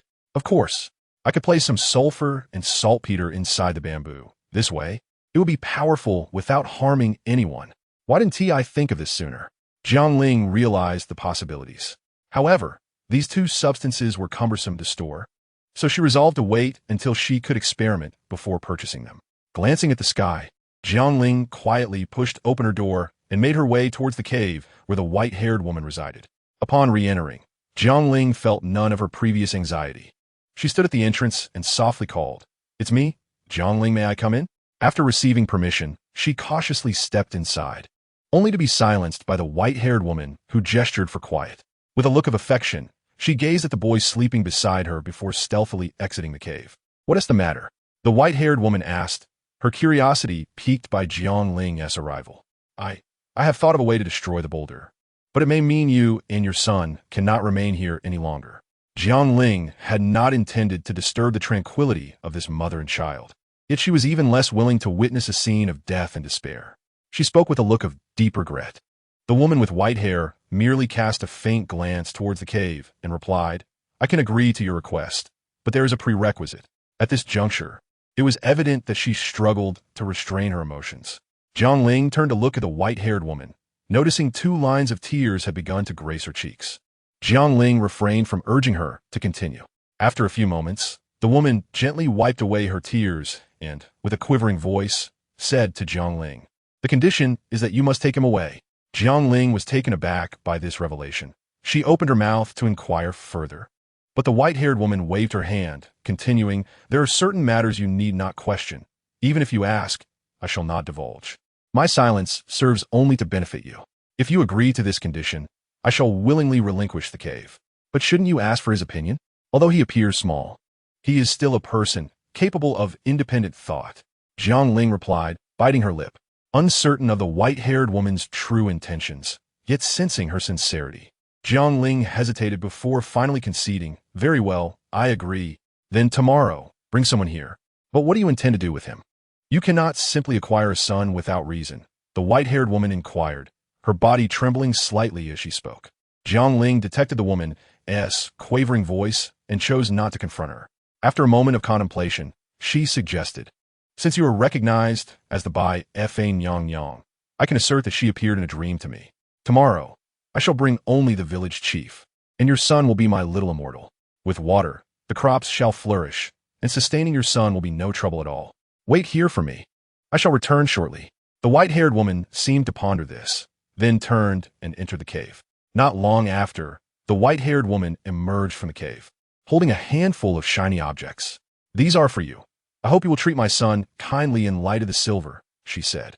Jiang Ling realized that the white-haired woman's offerings were, in fact, silver coins, counting them quickly and estimating there were 7 or 8 taels. Although surprised by the wealth of the white-haired woman, Jiang Ling refrained from asking questions. Instead, she returned the silver to the woman and said, I cannot accept this. How will you manage without silver? Rest assured, I shall treat your son well. That night, Jiang Ling felt the hours stretched interminably, her heart a whirlpool of excitement, doubt, and unease. As dawn broke, she rose from her bed, carefully donned her shoes, and stepped outside, heading towards the village chief's home. The sun blazed fiercely, and farmers typically avoided working in such heat, having taken to rising early in recent days. Old man, when will this drought come to an end? As Jiang Ling approached the village chief's door, she overheard his wife lamenting within. Village chief, are you home? She gently knocked and called out. The sound of approaching footsteps grew clearer, and the door opened to reveal the weathered face of the village chief. Jiang, what brings you here so early? He inquired, frowning and instinctively stepping back. May I speak with you privately? Jiang Ling glanced inside, noticing the village chief's wife scrutinizing them from within. Speak openly. There is no need for secrecy, the village chief admonished, his face reflecting disdain for furtive behavior. I assure you, I have a matter of great importance to discuss, but it must remain between us for now. Jiang Ling, having pondered for a while, finally offered a somewhat clumsy rationale. The village chief scrutinized her with skepticism, but upon confirming her honesty, he stepped outside. Jiang, what is it you wish to discuss? As they reached an inconspicuous area of wasteland, the village chief pressed for an answer. I have discovered a water source, Jiang Ling whispered. What? The village chief's eyes widened in astonishment, and after a brief pause, he exclaimed in surprise. Quiet, Jiang Ling cautioned. The village chief quickly covered his mouth, his expression a mixture of shock and concern. Jiang, you cannot speak of such things lightly. There truly is a water source, but what? Speak quickly. The village chief was genuinely anxious, urging Jiang Ling for further details. But the water source is blocked by a boulder. Where is it? Jiang, lead me there, the village chief insisted, not waiting for Jiang Ling to finish. In the cave of famine. What nonsense! Who permitted you to enter? Do you not realize that angering famine could bring calamity upon our village? The village chief's face shifted between hues of green and white, his emotions oscillating between excitement and anger. Jiang Ling, keenly aware of the village chief's fragile state, stole glances at him, fearful he might faint from stress. Bai Nyang appeared to me in a dream, stating that her punishment of our Lu family village has come to an end. She showed us mercy and revealed a water source to save us from our dire plight. After uttering these words, Jiang Ling marveled at her own talent for fabrication. The village chief's expression shifted rapidly, his voice trembling with reverence as he asked, "What more did Bai Nyang say?" Jiang Ling feigned deep contemplation. Rolling her eyes before responding, she did not provide further instructions, only the location of the water source. "Shall we go investigate?" Concerned that excessive elaboration might reveal her deception, Jiang Ling hurried toward the mountain, with the village chief closely following. How is it that a child is here? As Jiang Ling had anticipated, they found a small boy sitting at the cave's entrance. Upon seeing Jiang Ling and the village chief, the boy stood and cheerfully announced, "I am the little immortal servant of Bai Nyang, here awaiting those of fate." "What do you mean by those of fate?" The village chief looked at Jiang Ling, his expression a mixture of shock and fear. Although Jiang Ling was unaware of the arrangement between the white-haired woman and the boy, she recognized the seriousness in his demeanor, likely the result of considerable effort the previous night. Jiang Ling quickly urged the village chief to kneel before the boy, displaying a face of utmost reverence. "Bai Nyang directed me last night, saying she has completed her benevolent deeds and left us a water source. We humbly request the little immortal to guide us. Rise, I shall take you inside."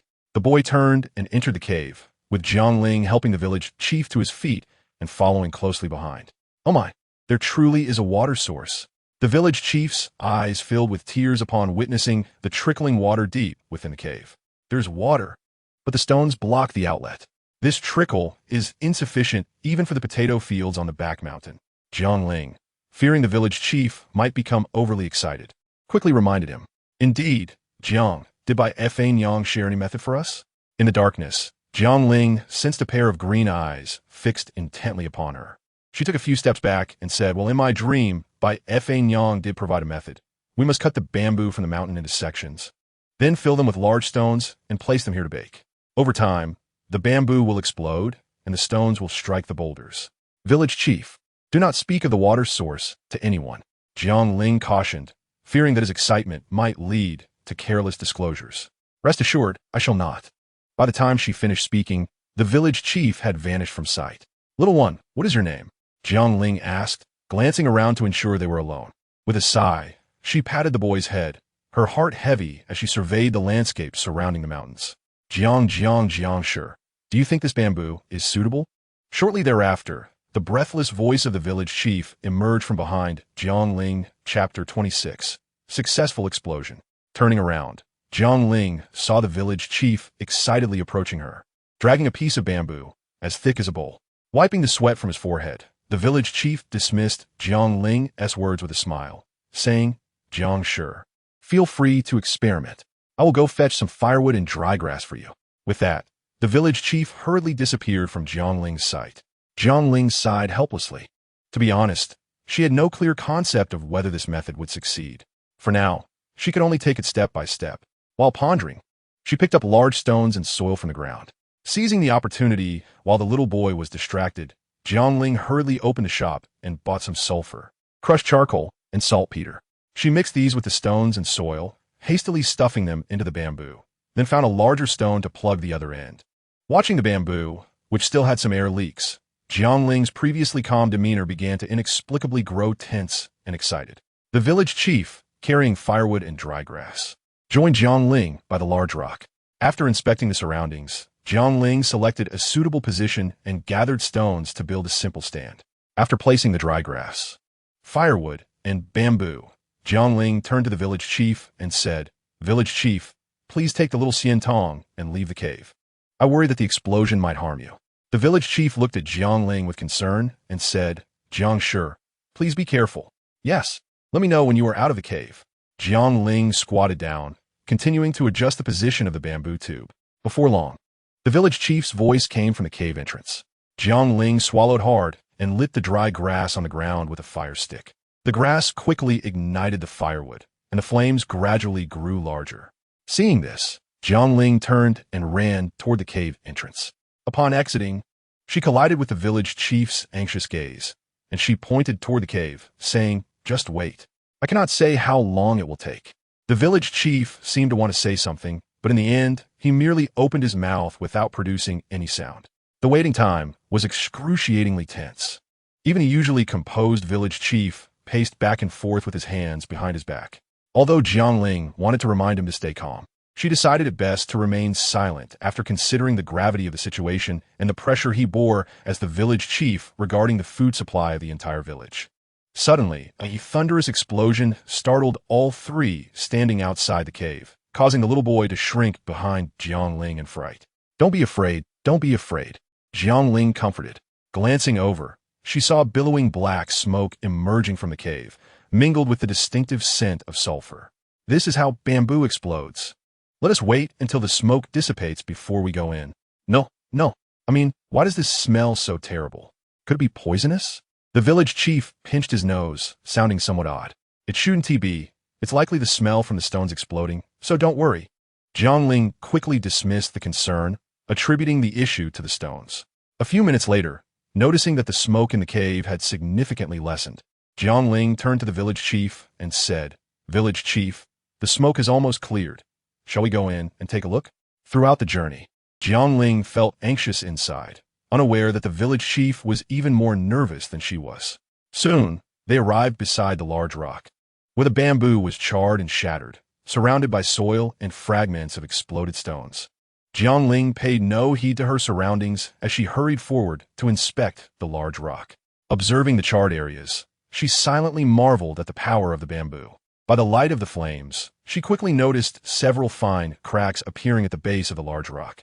Village chief, come look. Here, there are cracks," Jiang Ling exclaimed, her voice trembling as she pointed to the fissures. The village chief rushed over, and under the flickering firelight, his face appeared even redder as he squinted, pressing his face against the large rock. Our village is saved," the village chief shouted excitedly. "Village chief, please calm down. We still have a problem." Jiang Ling observed the village chief's state, anxiously sweating for fear he might lose his composure. The air inside the cave was poor, and the village chief's condition was somewhat alarming. Jiang Ling worried about his health and coaxed him out of the cave.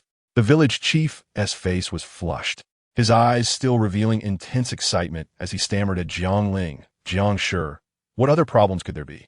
Jiang Ling pointed to the ground beneath them and said, "Village chief, we have a water source, but how do we direct the water down? We cannot have everyone come to the cave every day to fetch water for irrigation. Can we? Then what should we do?" The village chief looked at Jiang Ling with a puzzled expression. "Village chief, could you please keep the matter of the water source to yourself for now?" Jiang Ling asked quietly as they descended the mountain. "Why?" the village chief inquired, his brow furrowed in confusion. "I believe the matter of the large rock is not the best solution yet.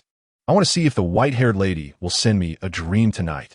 Jiang Ling intended to attribute everything to the white-haired lady, for her name held considerable sway in Lujia village. "But Jiang Shi, you must understand that the village's food supply cannot wait for too long." The village chief, though reluctant, still feared the power of the white-haired lady's name.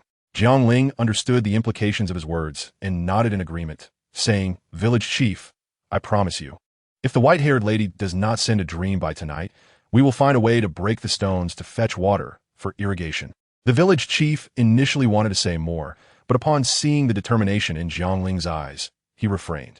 As Jiang Ling pushed open the door to her old home, 3 children rushed over.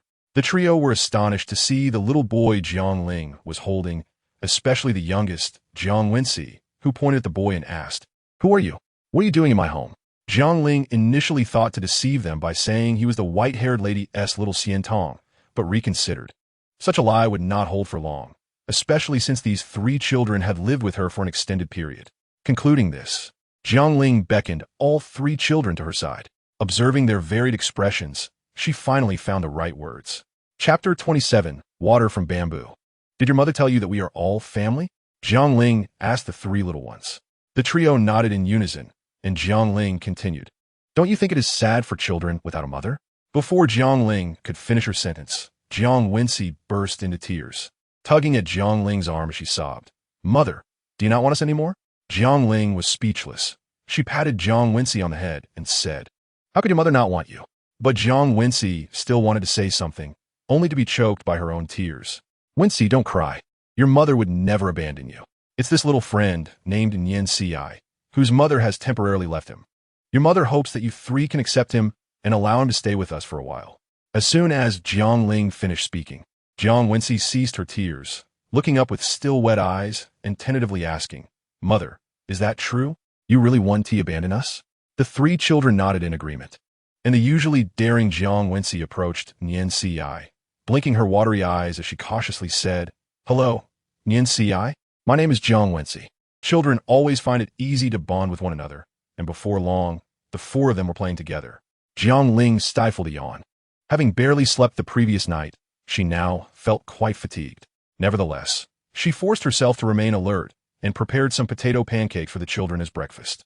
After the meal, Jiang Yaojia and Jiang Sa inquired with great understanding about what Jiang Ling planned to do today. At that moment, Jiang Ling only wished to take a nap, so she casually told the two children, "Today, let's take a break and do nothing." Without waiting for further questions from them, Jiang Ling yawned and walked into the house. She fell into a deep slumber, and when she opened her eyes again, it was already dusk. Sitting on the bed, she stretched comfortably and donned her shoes with a contented expression. Although Jiang Ling had not arranged any tasks for the children today, she was surprised to find some unusual occurrences upon opening the door. In the corner lay several vibrant wild vegetables. 3 water buckets were filled to the brim. The firewood stack seemed a bit higher, and there were several freshly washed garments hanging on the drying rack. "Did you all do this?" Jiang Ling asked, astonished, as she looked at the children before her. Seeing the 4 children nodding in response brought her a sense of relief. While preparing dinner, Jiang Ling deliberately added extra rice and, taking advantage of the children's momentary distraction, purchased some minced meat from a marketplace to mix with the already chopped wild vegetables, creating steamed vegetable dumplings. After dinner, Jiang Ling pondered over effective methods to divert water. Although she had considered digging ditches for drainage before, the drought in Lujia village was so severe that any water flowing into the ditches would undoubtedly be absorbed by the parched land before it could reach its destination. Troubled by this thought, Jiang Ling decided to take a stroll in hopes of finding inspiration. By some strange twist of fate, she found herself standing before the Bai Fa Nyang cave, with a bamboo cut by the village chief earlier lay scattered on ground. Jiang Ling picked up a piece of bamboo and examined it for a long time, when suddenly an idea struck her mind. Yes, she could dig a ditch and use the bamboo as a waterproof base.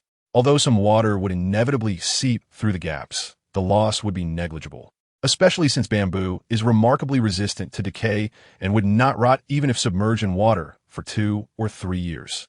With this thought, Jiang Ling gazed into the mountains, where numerous bamboos of bowl width were growing. The quantity should suffice. I must keep this plan to myself, or these people will surely raise suspicions. As she thought of this, Jiang Yaojia's slightly immature face flashed in her mind. By midnight, Jiang Sueha and Jiang Ling were already fast asleep. Jiang Ling glanced at the two of them, then quietly got out of bed and made her way to Jiang Yaojia's bedroom. "Yaojia, may I come in?" Jiang Ling whispered. Soon, she heard Jiang Yaojia's voice granting permission. She gently pushed the door open, finding Nci snuggled up to Jiang Yaojia, asleep.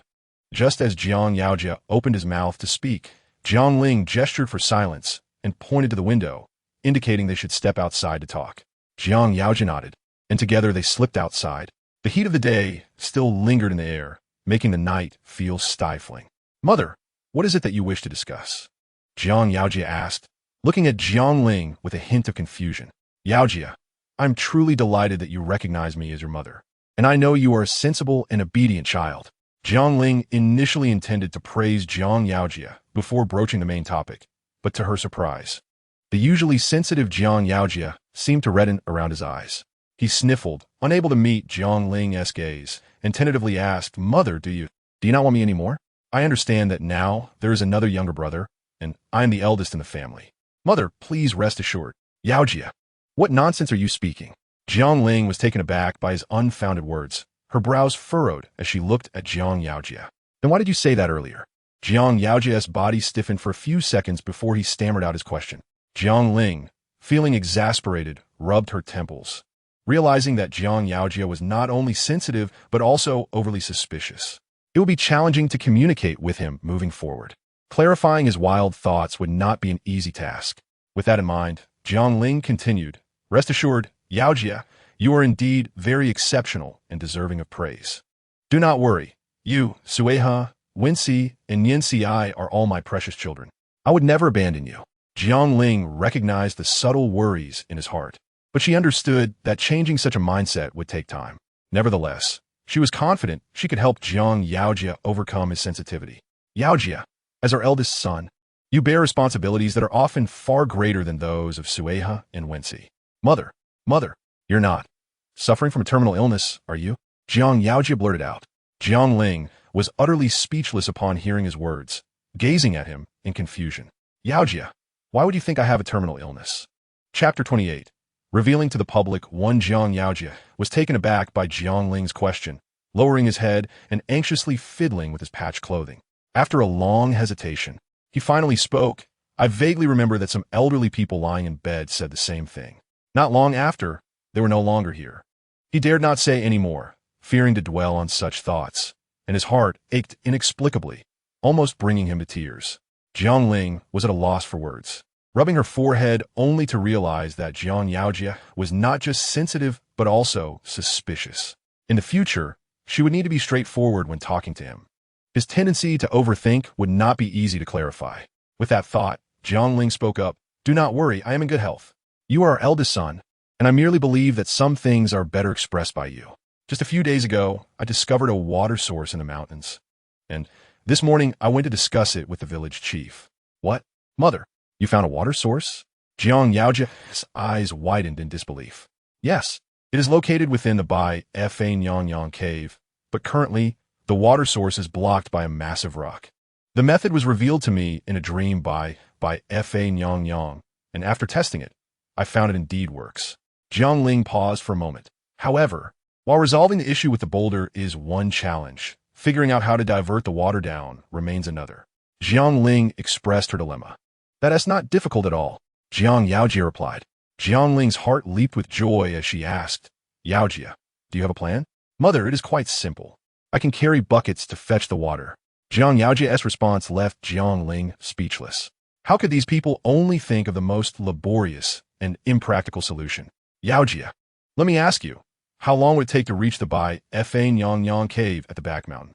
"About half an hour, perhaps less if I hurry," Jiang Yaojia replied, scratching his head. "And how many buckets can you carry at once?" Jiang Ling continued to inquire. "2 buckets." Jiang Yaojia glanced at the buckets in the corner. "Do you know how many buckets are needed for an acre of land?" Jiang Ling's question left Jiang Yaojia utterly stumped, scratching his head in confusion before shaking it in bewilderment. Jiang Ling felt a wave of embarrassment. Even a primary school student could solve such arithmetic problems, yet Jiang Yaojia, at 14, could not come up with an answer. She suppressed the urge to provide him with the answer and continued her guidance. "Yaojia, if 2 buckets of water take half an hour, how long for 4 buckets?" "4 buckets would take 1 hour, so 20 buckets would take." Jiang Ling patiently continued. Jiang Yaojia began counting on his fingers, taking his time to calculate. After 3 or 4 minutes, he stammered, "Would that be 5 hours?" "Exactly." Jiang Ling felt an inexplicable joy upon hearing his answer, as it was such a basic arithmetic problem. "Yaojia, is water not flowing?" Jiang Ling continued to guide him, aware of her growing impatience, wishing she could directly reveal the method to Jiang Yaojia, yet understanding that doing so would only raise suspicions. "Mother, are you suggesting we dig a path from the back mountain to let the water flow down slowly?" Jiang Yaojia pondered for a long time before finally articulating his thought.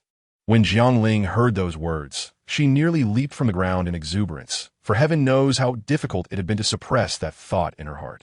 Although this method was feasible, she continued, "Yaojia, do you not think the land is exceedingly parched at present?" Jiang Yaojia was momentarily taken aback by Jiang Ling's words. He stood up and glanced at his neglected little vegetable garden, nodding towards Jiang Ling. While there was water on the mountain, given the drought-stricken land, it was likely that any water reaching the foot of the mountain would be absorbed long before it arrived. Hearing Jiang Ling's words, Jiang Yaojia displayed a somewhat despondent expression, gazing up at the starry sky and murmuring, "Is there truly no other way?" "Yaojia, have you considered placing something on the soil to prevent the water from being absorbed?" Jiang Ling continued to suggest. Her words sparked a realization in Jiang Yaojia. He furrowed his brow and scratched the back of his head, deep in serious thought. Jiang Ling refrained from further nudging him or urging him, patiently sitting beside him, awaiting his answer. Jiang Yaojia's facial expressions shifted incessantly, frowning, scratching his ears, or pouting. After a considerable time, a look of enlightenment washed over his face. He suddenly slapped his head and exclaimed, "Mother, we can use straw." With that, Jiang Yaojia began illustrating his idea to Jiang Ling. Upon hearing this, Jiang Ling felt a twinge of disappointment but did not show it. Instead, she continued to guide him patiently. "Yaojia, while straw is a viable option, it will decay if soaked in water for too long. Moreover, the cost of weaving straw is not insignificant. Think again. Can you come up with another feasible approach?" Jiang Ling's words left Jiang Yaojia feeling somewhat disheartened. However, he looked into Jiang Ling's encouraging eyes and, refusing to be discouraged, sat in contemplation once more. After a lengthy pause, he suddenly turned to the direction of the mountain and exclaimed, "Mother, bamboo. Bamboo is a viable solution. It is hollow and straight, remarkably resistant to decay, and possesses great resilience. It would be perfect for drainage." Jiang Ling was overjoyed by his words. Controlling her excitement, she said to Jiang Yaojia, "Good child, I'm greatly comforted that you could think of this. Tomorrow morning, I will take you to the village elder's home. Remember to share your idea." Jiang Yaojia bit his lip nervously. Jiang Ling understood his feelings. Having grown up under the care of others, he had never received affirmation, which left him deeply insecure. Suddenly bearing such a significant responsibility, he would undoubtedly think he would fail without a doubt. "Yaojia, I have told you before. You're the eldest son of our family and must shoulder the responsibilities of this household. You must speak boldly about this. Trust me, you can do it." Jiang Ling reassured him, patting him on the shoulder. Her words were a great encouragement to Jiang Yaojia, yet he still hesitated, opening his mouth to ask, "Mother, do you really think I can do this?" As dawn broke, the bright crowing of roosters roused Jiang Ling from her slumber. She stretched and glanced at her two daughters still sleeping soundly, carefully getting out of bed and stepping outside. At that moment, Jiang Yaojia gently pushed open the door and emerged. After a brief wash, Jiang Ling dressed Jiang Yaojia in a relatively clean outfit and led him to the village elder's home. Clearly, the elder had risen earlier than Jiang Ling and her son, as she spotted him anxiously scanning the surroundings, evidently awaiting their arrival. Upon seeing Jiang Ling and Jiang Yaojia approach, the elder hurried over to them. Jiang Ling noticed the elder's eyes, a mix of exhaustion and excitement, and since he likely had not slept a wink due to the water issue. "How is it?" the elder asked, gazing at Jiang Ling with eager anticipation. "Well, the white-haired goddess did not provide any guidance," Jiang Ling began, but the elder's face fell, the earlier sparkle in his eyes vanishing entirely. Jiang Ling found herself at a loss for words, but continued, "While the white-haired goddess may not have offered guidance, my son has conceived a brilliant plan." Upon hearing this, the elder's excitement returned. He blinked his murky eyes at Jiang Yaojia and urged, "Child, quickly tell the village elder your ingenious plan." Jiang Yaojia glanced at Jiang Ling, who gently nodded in encouragement, discreetly giving him a thumbs up. Encouraged by Jiang Ling, Jiang Yaojia then recounted everything that had transpired the previous evening. The elder, astonished, looked at Jiang Yaojia in disbelief, stammering, "Child, did you come up with all this?" "Of course, my eldest son is quite remarkable," Jiang Ling interjected proudly, patting Jiang Yaojia's shoulder. "Do you think this plan is feasible?" "Indeed, it sounds quite plausible," the elder replied, his face beaming. "You haven't eaten yet, have you? Come, join me for breakfast." Jiang Ling shook her head, replying, "Thank you for your kind offer, but with food supplies tight in every household, Yaojia and I will refrain from joining." "Very well, then I shall not keep you. Shortly, I will have Go Sheng ring the bell, and at that time, Yaojia will need to share this plan with everyone," the elder instructed. Jiang Ling nodded and led Jiang Yaojia back to their old home. On the way back, Jiang Yaojia expressed his unease, hesitating for a long moment before asking Jiang Ling, "Mother, do you truly believe this plan will work?" Jiang Ling reassured him, "Yaojia, be confident. The village elder believes your plan is excellent. Soon you will speak boldly. With me by your side, you need not fear." As the sun gradually rose, the sound of the bell echoed throughout the village. Jiang Ling briefly instructed Jiang Suohe before heading towards the village entrance with Jiang Yaojia. As they approached, the crowd grew larger, and the murmurs of discussion became more pronounced. Jiang Ling could clearly sense Jiang Yaojia's nervousness, She gently patted his shoulder and whispered, "Believe in yourself. You can do it." Clearing his throat, the elder gently coughed a few times, making his way through the crowd. His previously anxious expression visibly relaxed upon seeing Jiang Ling. "I have gathered everyone here today to announce an important matter," the elder declared. "We have discovered a water source in the cave of the white-haired goddess." His words struck the crowd like a thunderclap, igniting a flurry of chatter. "Silence! Silence! Everyone quiet down." The elder frowned, attempting to restore order. "This water source is a blessing from the white-haired goddess." "Elder, where is the water? Let us hurry and fetch it," shouted Lu Wangda, an impatient member of the crowd. Interrupting the elder, "Lu Wangda, can you not listen quietly until I finish speaking?" The elder shot him a cold glare, causing Lu Wangda to awkwardly cover his mouth and chuckle. "While the water source has been found, two issues still require our attention. Jiang Shi, please share your thoughts." The elder turned his gaze toward Jiang Ling. The crowd erupted in murmurs again, especially Lu Laopa, who was lurking among them, wishing to rush forward and slap Jiang Ling in anger.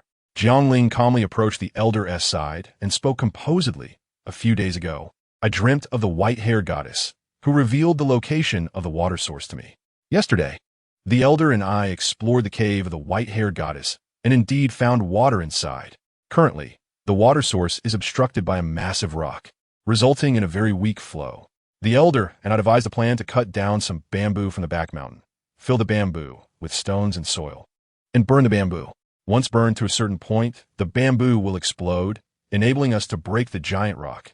As soon as Jiang Ling finished speaking, the crowd erupted in laughter, many shaking their heads, deeming her method utterly ridiculous.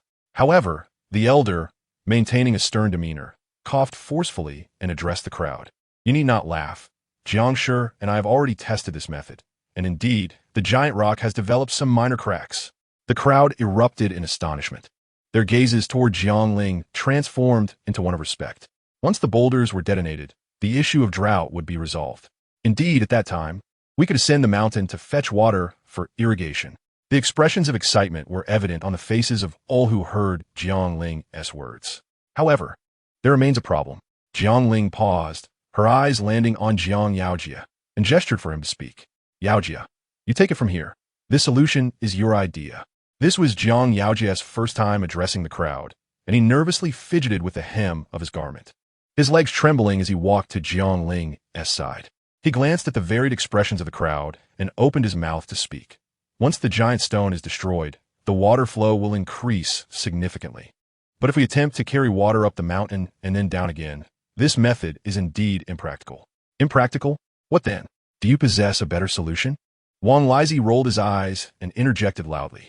Upon hearing opposition, Jiang Yaojia halted his speech, uneasily glancing at Jiang Ling, who gently nodded, encouraging him to continue. Jiang Yaojia swallowed hard and continued. "We can dig a trench." "Ha ha ha. Indeed, a man without hair on his legs cannot be trusted to carry out such tasks." Lu Laopa suddenly interjected with disdain. "How could you so casually suggest digging a trench? Not only must we consider how long it needs to be, but how can water possibly remain on such parched land?" With Lu Laopa's mockery, the crowd began to laugh heartily, causing Jiang Yaojia's face to flush with embarrassment as he nervously rubbed the hem of his garment, glancing anxiously at Jiang Ling. Jiang Ling continued to encourage Jiang Yaojia to proceed. He took a deep breath and continued, "We can line the trench with bamboo. Bamboo is highly resistant to rot and can endure years submerged in water. The bamboo on the back mountain is of sufficient diameter. We can split it down the middle and place it in pairs within the trench." Jiang Yaojia's words left Lu Laopa momentarily speechless, but soon, discordant voices rose from the crowd again. "Jiang Yaojia, you are a mere child and have no idea how arduous it is to dig a trench, not to mention the depth we need. Do you know how far it is from the white-haired lady cave to our fields?" Wang Lizi, known for his laziness within the village, expressed his impatience while picking his nose. Wang Lizi was notorious for evading communal labor, and now, upon hearing the proposal to dig a trench, he was the first to voice his dissent. As an outsider, the village chief could not reprimand him, merely casting a stern glare. Jiang Yaojia stood there, momentarily bewildered by Wang Lizi's words, casting an uncertain glance toward Jiang Ling. Without uttering a word, Jiang Ling picked up a prepared shovel and moved to a nearby barren patch of land, addressing the crowd. The task of digging a trench is fundamentally about teamwork. Our village has a fair number of able-bodied men. If each of you contributes even a little, it will amount to a considerable distance." As she spoke, Jiang Ling swung her shovel and began digging, soon revealing a semblance of a trench. She paused to wipe the sweat from her brow and declared, "If I, a frail woman, can dig this much in such a short time, then surely the young men of our village cannot be outdone by me." Upon hearing Jiang Ling's words, the crowd directed their attention to the trench she had begun, and murmurs of conversation gradually grew in volume. "Village chief, regarding the trench digging, I volunteer my son, Xiao Hao, first. Although I am not from your Lu family village, you were kind enough to share 20 pounds of grain with us when we were in need, and without that assistance, I might have long since met my end," spoke a woman named Sunday. Many years ago, she had fled famine with her son to Lu family village, and the village chief, recognizing their plight, had granted them temporary residence and land. Sun had always remembered the village chief's kindness, and now, seeing no one stepping forward to help at the trench digging, she eagerly pushed her son Feng Hao forward. "Village chief, don't be misled by my age. I am quite strong," Feng Hao proclaimed, puffing out his chest. The village chief squinted, praising him several times before his expression turned serious as he addressed the crowd. "As for those not from the Lu family, I will not concern myself with you, but every family from the Lu clan must send at least one member to participate in the trench digging. Do not attempt to take advantage of the situation. I will record the names of those who participate." He paused to survey the crowd before continuing. "Participation in this trench digging is not compulsory, but those who choose not to partake will find that the water will not flow to their fields. Very well, prepare yourselves. We shall gather at the Lu family ancestral hall shortly," the village chief concluded, waving his hand to dismiss the crowd. "Yaojia, don't overexert yourself, understood?" Jiang Ling gently reminded him. Yaojia nodded, hesitantly glancing at Jiang Ling, and cautiously inquired, "Mother, did I embarrass you earlier?" "Foolish child, what are you saying? You could never bring shame upon me. You are my pride." Jiang Ling reassured him with a warm smile. Yaojia's spirits lifted, his confidence blossoming, and he straightened his posture as they walked home. Jiang Ling was delighted to see this change in him. Upon returning home, Jiang Ling briefly recounted the village chief's directives. Initially, she hesitated to involve her two daughters, but upon reflection, she realized that it would not be fair to place all the burdens on Yaojia. However, bringing along the youngest child was not an option. Weighing her options, she turned to Jiang Suihe and asked, "Suihe, would you accompany me to gather bamboo for making firecrackers?" Before Jiang Suihe could respond, Jiang Wensi rushed over, climbing onto Jiang Ling like a rubber band, and whispered, "Mother, don't let elder sister go. I will go with you. She has been so diligent lately. I've seen her writing on the ground several times." Jiang Wensi's words sparked a realization in Jiang Ling. She suddenly remembered that she had promised Jiang Suihe she would send her school. Recent concerns about the boulders and water source had occupied her mind, causing her to overlook this significant matter. Jiang Ling promptly tapped her forehead, silently reflecting. "Once the water issue is resolved, I must visit Changning town. Suihe is of age, and her education cannot be delayed even a day. Wensi, you will accompany me to gather bamboo on the back mountain. And Suihe, please take care of Niancy," Jiang Ling instructed. Jiang Suihe hesitated, glancing at Jiang Ling and Jiang Wensi, but Jiang Wensi winked at her and discreetly gestured for silence. Jiang Ling observed the exchange, recognizing that each of her 3 children possessed their unique merits. Jiang Yaojia, though sensitive, had keen observational skills. Jiang Suihe, a girl, was exceptionally gifted in reading and writing. And the youngest, Jiang Wensi, though seemingly emotional, was the most clever of the trio. "Yaojia Wensi, let's be on our way. Suihe, take good care of Niancy," Jiang Ling announced, leading her 2 children toward the Lu family ancestral hall. Upon arriving, they found a considerable gathering, with the village chief's grandson, Lu Goshen, diligently recording the names of those present. Jiang Ling approached Lu Goshen and said, "Goshen, we have 2 participants from our family, Jiang Yaojia and Jiang Wensi." Lu Goshen glanced up at Jiang Ling before returning his gaze to the paper, meticulously writing, "Quan Quan Jie and Quan Quan Quan." Jiang Ling gazed at Lu Goshen's crooked handwriting, her temples involuntarily throbbing. In her recollection, there had never been an educated individual in Lujia village. Lu Goshen had merely spent a few months learning to read and write under the tutelage of a local master. This made him the most cultured person in the village. Jiang Ling could not help but sigh, her desire to send all 4 children away, growing increasingly fervent. She truly wished that her 4 children would not simply live their lives buried in the earth, facing the soil. We need to split into 2 groups, one to gather bamboo from the back mountain and the other to dig ditches. I will now assign the personnel. The village chief announced as he rose hastily from his chair, having assessed that enough people were present. Chapter 31. Blast the giant rock. Dig the ditch. The able-bodied men of the village were divided by the village chief into 2 groups, one tasked with cutting bamboo and the other with digging ditches. Jiang Ling, too, was not idle. She was assigned several village women to assist her in making firecrackers. On the path to the mountains, Wangda's wife quickened her pace to approach Jiang Ling, cautiously inquiring, "Jiang Shi, I heard from my husband that this idea was yours." Wangda's sister, "You overestimate me.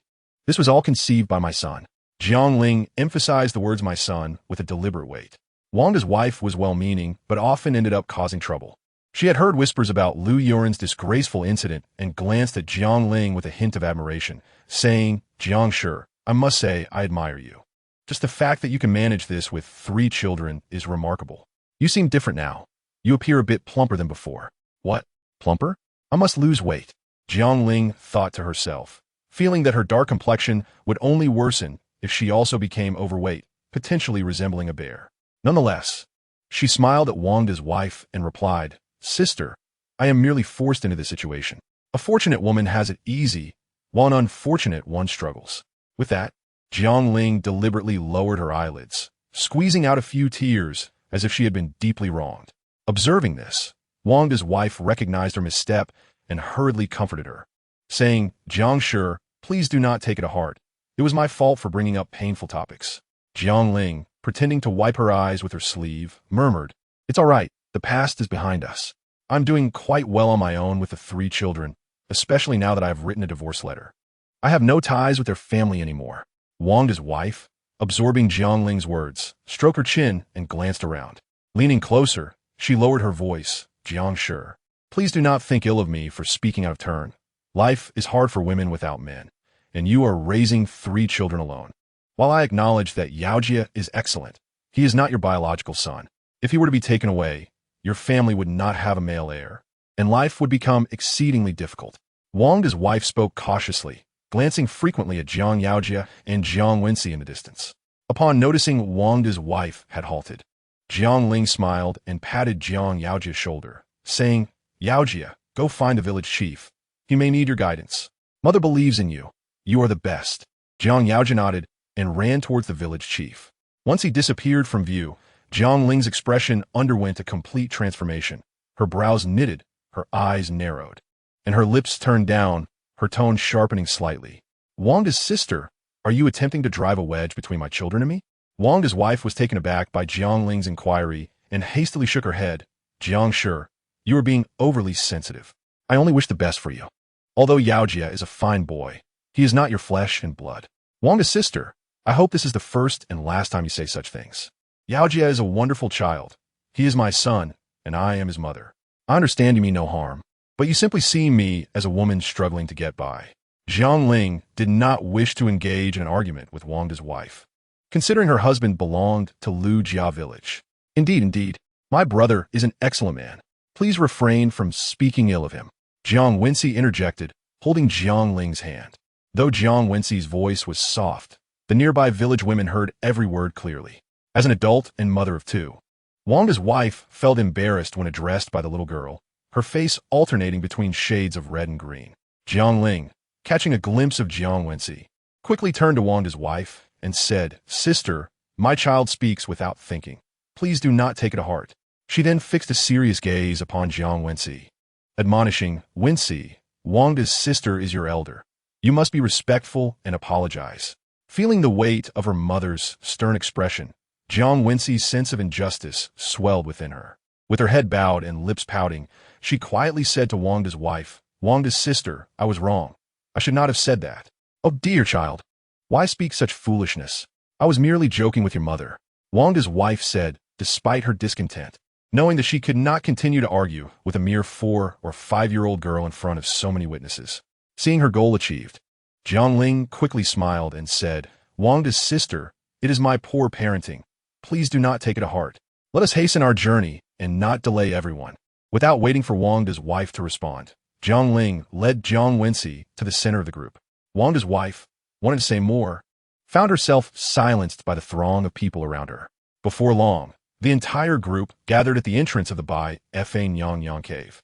Apart from Jiang Ling and the village chief, the faces of the others displayed an air of unease. The village chief cleared his throat and said, "The deepest part of the cave is where we discovered the water source. Is there anyone willing to accompany me inside to take a look?" Upon hearing this, the crowd exchanged glances and instinctively took a step back. Their curiosity was overshadowed by the formidable reputation of Bai Nyang. Jiang Ling stepped forward from the crowd, moving next to the village chief and addressing everyone. "Rest assured, everyone, Bai Nyang has forgiven us." As Jiang Ling's words echoed, murmurs began to rise among the crowd. The village chief, frowning and displeased, admonished, "Do not waste time. Your current time does not belong to you, but to the crops in your fields." At his words, a few individuals reluctantly stepped forward, and the village chief shot them an irritated glare before being the first to enter the cave. "Water! There's truly water!"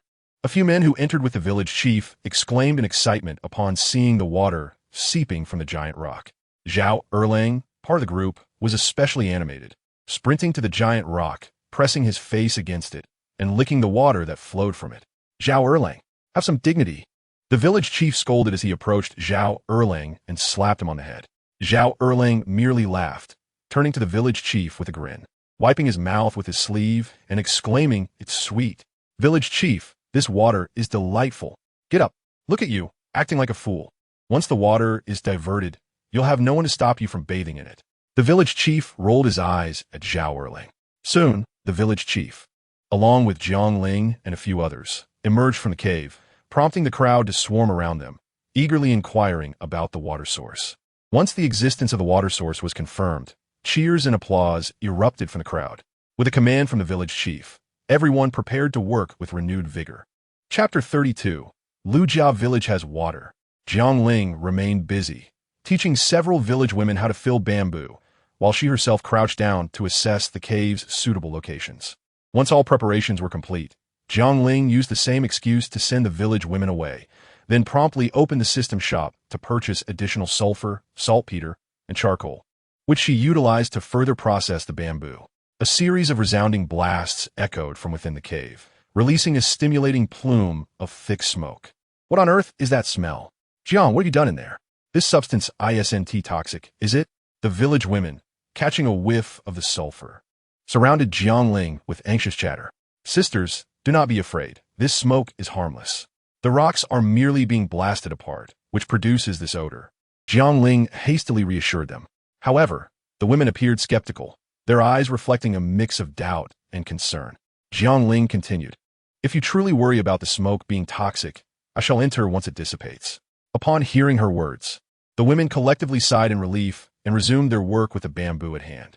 After waiting for a while, once the smoke nearly cleared, Jiang Ling covered her mouth and nose with her sleeve and ventured inside. Illuminated by the torchlight, she wiped away the charcoal stains on the massive rock, noticing the fine cracks spreading outward and the once smooth surface gradually becoming uneven. "Jiang, how is the giant rock?"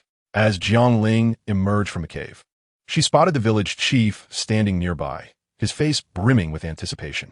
"It's significantly better than last time. The cracks are beginning to widen." Jiang Ling responded, "Excellent. This is a salvation for our Lu family village." The chief exclaimed, clapping his hands joyfully as he headed towards the trench-digging site. The sound of explosions continued to resonate from within the cave. Meanwhile, the trenches at the back mountain were progressing vigorously. The chief, recognizing the urgency, decided to have Jiang Ling pause her work so that he and a few others could inform the village women to prepare meals for their families. As night fell, the back mountain of Lu family village was cloaked in the glow of numerous torches. The flickering light cast shadows on everyone's faces, as they seemed to forget their fatigue, fully immersed in the task of digging the trench. Another series of explosive sounds erupted, and water began to seep from the cracks of the massive rock. Jiang Ling, touching the damp stone, stepped out of the cave, her face alight with joy. "Jiang, what is happening? Is there any change in the giant rock?" The wife of Wangda, unable to contain her curiosity, quickly inquired. It's done. Water is seeping from the cracks. I estimate that with a few more blasts, the rock will be completely shattered. Jiang Ling replied, suppressing her racing heart. Jiang, how is it going on your end? The bamboo for the back mountain trench is all laid out, ready to be dug down the mountain, the chief asked, trembling as he approached the cave entrance. His eyes were bloodshot, but the excitement in his gaze was unmistakable. Jiang Ling glanced at the few village women sitting nearby, yawning, and furrowed her brow, asking, Chief, what time is it? It's the hour of the tiger. Chief, why not let everyone rest for a bit? They've been at it for a day and night without a break. It could wear them out. Jiang Ling continued. I can't persuade them. This is life-saving water. No one dares to rest. The chief sighed helplessly, glancing at the sky. He was aware that the villagers were exhausted. But his greater concern was that Lu family village would yield nothing, leaving every household hungry. That should suffice. Do not worry, even if it's not enough. Wincy, and I can create a few more in time, Jiang Ling assured him. Upon hearing this, Wang's wife and the others expressed their gratitude and wearily made their way down the mountain. Jiang Ling sent the chief away, reminded Wincy not to wander off, and took a few bamboo stalks to re-enter the cave. After a night of adjustments, Jiang Ling was now quite familiar with the quantities and ratios of the three materials. Once she added all the necessary ingredients, she hastily tossed the bamboo into the fire and dashed outside. Another series of explosions followed, and this time, in addition to the billowing smoke, a steady stream of water began to flow out, albeit murky rather than clear. Wincy, go call Grandpa Chief over here. I need to check inside the cave. Upon seeing the water flow, Jiang Ling's heart raced with excitement, and she gently patted her chest to steady her elation. All right, Wincy exclaimed, sprinting down the mountain. Jiang Ling hurried into the cave, the water soaking her straw sandals, the damp sensation uncomfortable against her skin. How I miss my previous shoe cabinet. Now I can only wear these straw sandals. Thankfully it's summer, otherwise my feet would freeze in winter. I must earn money quickly. I can't afford to be cold and hungry in winter. Jiang Ling pondered as she walked. As she approached the massive rock, she noticed that its original position had been blasted away, creating a large cavity from which a torrent of water flowed. The murkiness of the water stemmed from this very spot. Jiang Ling realized as she surveyed the disordered ground. Water! Jiang! The chief's voice, trembling with excitement, reached Jiang Ling's ears. Turning to look, she saw the chief trudging toward her, nearly collapsing in elation upon discovering the water source behind the giant rock. Jiang Ling quickly supported him to prevent him from falling. Now that we have water, we need to gather a few people to help me clean up. The water is quite murky, and I worry it may harm the crops downstream, Jiang Ling said, deliberately moving the torch closer to the ground. Sensing the chief's embarrassment, she nodded in agreement and turned to exit. Oh good. Wincy, eyes closed, nodded repeatedly, eliciting laughter from Jiang Ling carrying Wincy. Jiang Ling made her way down the mountain. When the main trench had finally been completed and the other villagers were diligently digging their own channels. By noon, Jiang Ling, under the persistent nudges of Wincy, slowly opened her eyes. After gently patting her still dizzy head, she got out of bed. Over the past couple of days, she had not earned a single coin while focusing on the water channels. With 4 children to raise, Ihua to send to school, and her own desires to fulfill, money was needed in every aspect of life. She realized this could not continue. The villagers of Lu family village had worked tirelessly for a day and night, and now nearly every household was catching up on sleep, except for Jiang Ling, who, with a basket on her back, headed toward the mountain. As she approached the back mountain, a conversation between unfamiliar men suddenly alerted her. Chapter 33, Poisoned Old 5. The old woman from Lu family village truly did not deceive us. They have water now. How could such good fortune fall into their hands? Lu family village has been competing with us for land year after year, always trying to outdo us. This time we'll show them. Brother, do you have any good ideas? The voices of the two men grew increasingly hushed as Jiang Ling, hidden behind a tree, peered cautiously, spotting a man with a grotesque scar across his face whispering to a shorter man. The shorter man nodded in agreement, extending his thumb in approval of the scar man's words. Jiang Ling covered her mouth and stealthily retreated from the mountain. The chief, now aged, had been restless all night and was still asleep. Upon being awakened, he appeared displeased, but upon hearing Jiang Ling was looking for him, he quickly got out of bed to greet her. Jiang, what do you need? Is there an issue with the water source? The chief asked, Noticing Jiang Ling drenched in sweat, Jiang Ling recounted the scene she had just witnessed, leaving no detail unmentioned. The chief was taken aback, his expression darkening. Jiang, are you certain? Did you really see a man with a scar on his face? He asked again. Yes, from their conversation. It seems they intend to take action against the water source. Jiang Ling replied, her eyes darting. Damn it, those scoundrels from Dahua village. The chief erupted in anger, cursing vehemently. Jiang, I will ring the bell at the village entrance right now and lead the villagers of Lu family village to demand an explanation from Dahua village. The chief declared, filled with fury. No, chief, please do not act impulsively. Jiang Ling blocked the chief's path. Jiang Shi, there is no need for you, a woman, to take the lead in this matter. The conflict between Lujia village and Dahua village has existed for quite some time. Now that he Taiju seeks to extinguish the very essence of our Lujia village. The village head furrowed his brow, his lips downturned, expressing his indignation. Village head, I did not suggest that you refrain from confronting Dahua village, but if you go now, what can you articulate? Words alone are insufficient. We possess no evidence. And instead, we risk alarming the enemy. Jiang Ling's words gradually brought the village head's anger to a simmer. Jiang Shi, do you have any good ideas? The village head inquired, his brow still furrowed. At present, we have the advantage in numbers, and they remain unaware that we are privy to their plans. Tonight, we can employ several strong individuals to lie in wait around the cave entrance and catch them off guard. Jiang Ling meticulously outlined her strategy to the village head. Nodding thoughtfully, the village head displayed a contemplative expression. Observing this, Jiang Ling decided to take her leave. However, before she could take more than a few steps, she was abruptly knocked to the ground by a hasty figure. The impact was significant, leaving Jiang Ling sprawled on the ground. Ouch! Jiang Ling grimaced in pain. Jiang Shi, I'm so sorry. The person who collided with her was none other than Wang's wife. She hurriedly helped Jiang Ling to her feet before turning back and rushing towards the village head, tears in her voice as she exclaimed, Village head, it's terrible. You must go check on our children, Shandian and Xiaoyu. They seem to have been poisoned.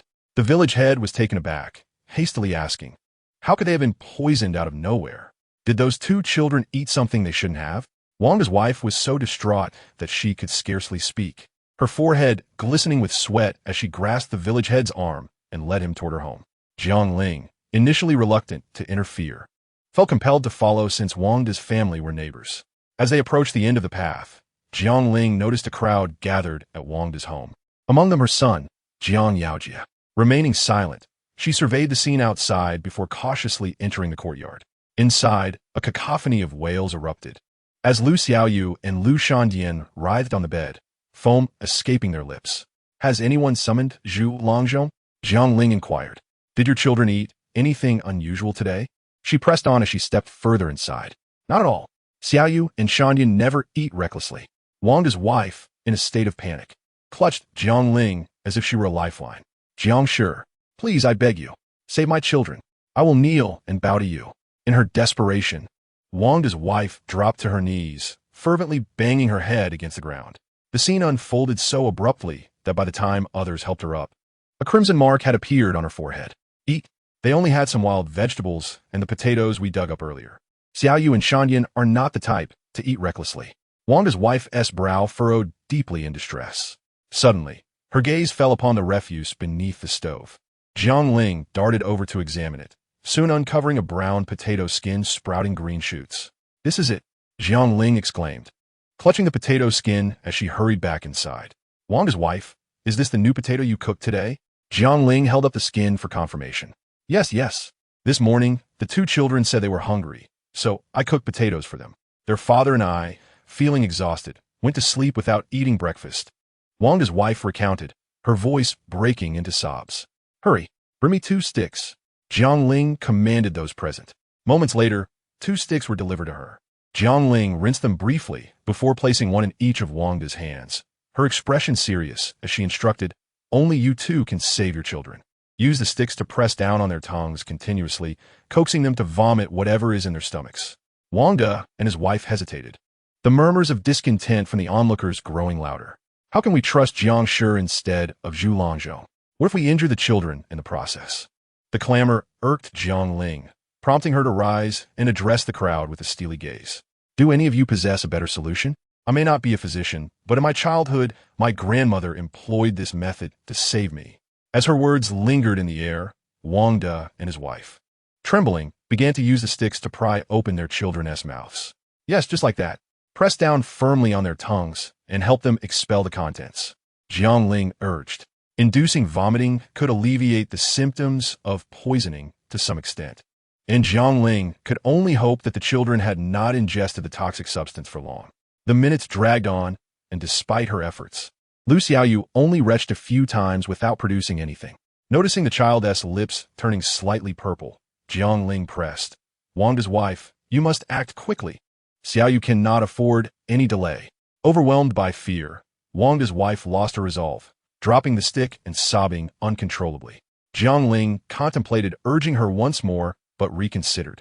This was ultimately their family matter, and perhaps it was not her place to dictate further. In a fit of frustration, Wang De shoved his wife aside and took the stick himself, thrusting it into Lu Xiaoyu's mouth. After a few dry heaves, the child began to vomit profusely. How can we go on like this? I can't bear this life with you. Wang De's wife lamented, feeling wronged by her husband's words as she sat on the bed, pushing him away. Get out. Go back to your family. Wang De shouted, his concern for the children igniting his anger further. The villagers gathered around their home only added to his frustration, and he rebuked his wife vehemently.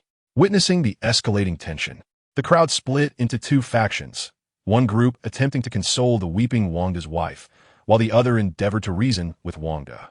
Potatoes themselves are not toxic, but sprouted potatoes are, Jiang Ling clarified. The village head's face paled in shock as he gestured for Jiang Ling to step outside with him. Once in a corner of Wang De's yard, the village head urgently asked, Jiang Shi, what do you mean by that? Is it truly toxic? Potatoes are not toxic, but if stored for too long, they can sprout, and the sprouts produce toxins that can cause poisoning if consumed. Given the heat, it is indeed easy for potatoes to sprout in this environment, Jiang Ling patiently explained. After a moment of hesitation, she continued, while the common belief is to discard sprouted potatoes, considering our current food scarcity, we cannot afford to do so. We can cut away the sprouted parts and plant them in the soil. They will grow new potatoes. The remaining portions can be boiled longer, which will significantly reduce the risk of poisoning. Is that truly the case? The village head's eyes widened in disbelief. Indeed, village head, I believe we should educate the villagers about this matter. Otherwise, I fear more may fall victim to poisoning, Jiang Ling added thoughtfully. The village head nodded and swiftly exited Wang De's home. Soon, the sound of a bell echoed through the village, catching the attention of the villagers, who exchanged puzzled glances before dispersing from Wang De's home. Jiang Ling glanced at the current state of the two children, and it seemed much improved compared to before. There were no more convulsions or foaming at the mouth. However, their brows remained tightly furrowed. After giving a few hurried instructions, Jiang Ling departed swiftly. What? Jiang clan, you vile woman, do you intend to poison the people of Lu Jia village? The voice of old lady Lu rose above the crowd, her furious glare fixed on Jiang Ling as she pointed an accusing finger at her. With her proclamation, all eyes turned toward Jiang Ling, murmurs of condemnation erupting around her. Indeed, the Jiang clan is malicious. How can we trust outsiders? Goodness, how can Jiang be so cruel? Rumors spread like a plague, enveloping Jiang Ling. As old lady Lu heard the comments of the crowd, her arrogance only intensified. Hands on her hips, she stood with her head held high, continuing her tirade. Bah, you little harlot, how can your heart be so wicked? What offense has our Yuren committed against you? The incessant buzzing of voices around Jiang Ling was akin to a swarm of flies, causing her head to throb. With a cold glance, she addressed the crowd. If I truly wished to poison you, why would I have gone to save the two children from Wang De's family? It would have been far easier to remain silent. If I wanted to harm you, why would I even mention the water source? It would be swifter to let you starve by allowing the potatoes to sprout. The crowd fell into shocked silence, unable to find a retort, leaving only old lady Lu standing defiantly, hands still on her hips, chin raised to the sky. Jiang Ling understood that in ancient times, blood ties and clan relationships were the strongest bonds within a village. As an outsider, if she could not quickly establish her authority, it meant that no matter how many benefits she brought to Lu Jia village, they could be dismantled by mere gossip. Jiang Ling shot a frosty glare at old lady Lu and reprimanded.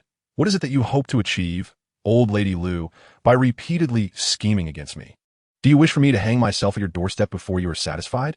Old Lady Lu intended to retort, but Jiang Ling interrupted. Continuing, potatoes can indeed be toxic when sprouted, but we can simply cut away the sprouted parts and plant them in our own yards. In a few months, we shall reap a bountiful harvest. There is no need to worry excessively about sprouting. As long as we cut away the sprouted sections, the remaining potatoes, if boiled well, will carry a very low risk of toxicity. If you do not believe my words, then you may discard all the potatoes.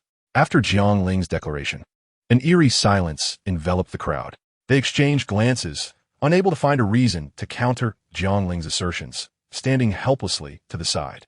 The village chief added, "The discovery of potatoes is credited to the Jiang clan, and so is the water source. In some respects, the Jiang clan has indeed saved our Lujia village. There is no fault to be found in their conduct." His gaze then bore down on old Lady Lu. "Enough, enough, everyone disperse.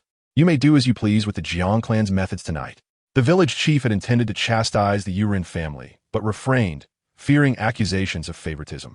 After this tumult, Jiang Ling ascended the mountain once more, now well into the afternoon. Along the way, she had gathered a considerable amount of wild mushrooms, selling the valuable ones in the system's marketplace and keeping the less appealing ones for a soup that evening. As she walked, an expanse of lush green plants nearby caught her attention. "Is that mint?" Jiang Ling approached the verdant patch, plucking a sprig to inhale its distinctive aroma, which brought a refreshing sensation amidst the summer heat.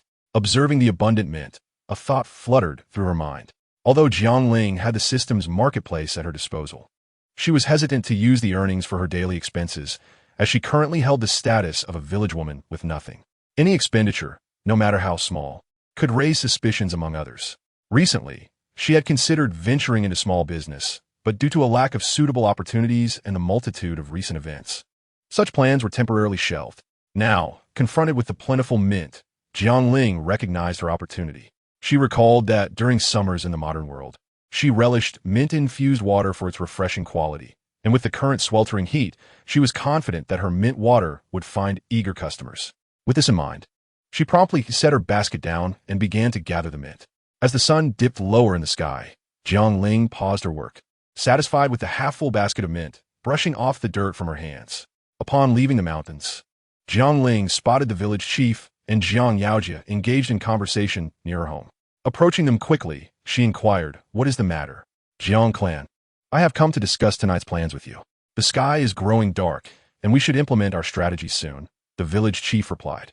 With this reminder, Jiang Ling recalled the plan to catch the thief that evening and signaled Jiang Yaojia to take the basket inside. "Village chief, have you informed the others about this matter?" she asked. "Not yet. I believe it is best kept discreet. As you mentioned, if they discover our intentions, it could spell disaster. I plan to notify only 4 or 5 of the honest villagers to watch the back mountain tonight." The village chief paused, his expression growing troubled.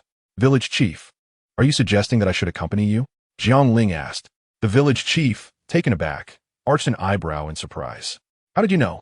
"Rest assured, I will prepare dinner for the children, and then I shall join you." Jiang Ling smiled lightly, providing no further explanation. "Very well. We will meet at the back mountain in half an hour," the village chief said, casting a meaningful glance at Jiang Ling. As Jiang Ling entered her home, she found her 4 children gathered around her basket. "Mother, what are you doing with these spicy herbs?" Jiang Wensi asked curiously. "Spicy herbs?" Jiang Ling echoed in confusion. "Yes. Mother, why are you gathering these herbs? They smell terrible and taste awful. When I went with my sister to forage for wild vegetables, we did not even consider this. We only picked this when we had no other options," Jiang Wensi exclaimed, scrunching her nose in disgust. "Indeed, mother, these herbs are everywhere. Unless we truly cannot find wild vegetables, we wouldn't even touch them," Jiang Sui chimed in. Jiang Ling was taken aback. She had not anticipated that mint would be so disparaged in this era.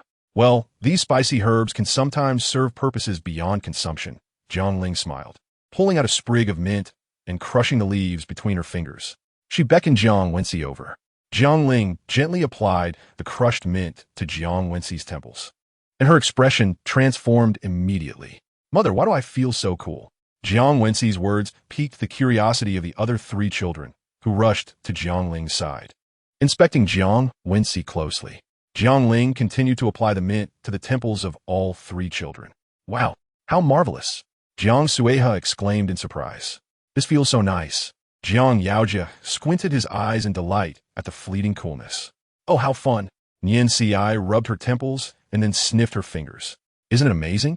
There are even more wonderful uses for this, but I have matters to attend to tonight. Shall I prepare something for you tomorrow at noon? All right, mother. Do you have something to do tonight?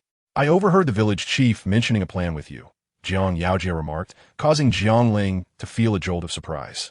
She had not expected Jiang Yaojia to be so astute. Jiang Ling understood that she could not conceal the matter from Jiang Yaojia, so she candidly recounted the events of the morning. Jiang Yaojia, upon hearing this, was taken aback, instinctively covering his mouth and blinking as he exclaimed, Mother, let this be my responsibility. Jiang Ling shook her head in refusal, and Jiang Yaojia, feeling somewhat disheartened, murmured, Why? Is it because I am not of the Lu family? Silly child, this is an affair for adults. You are still just a child, and it is perilous.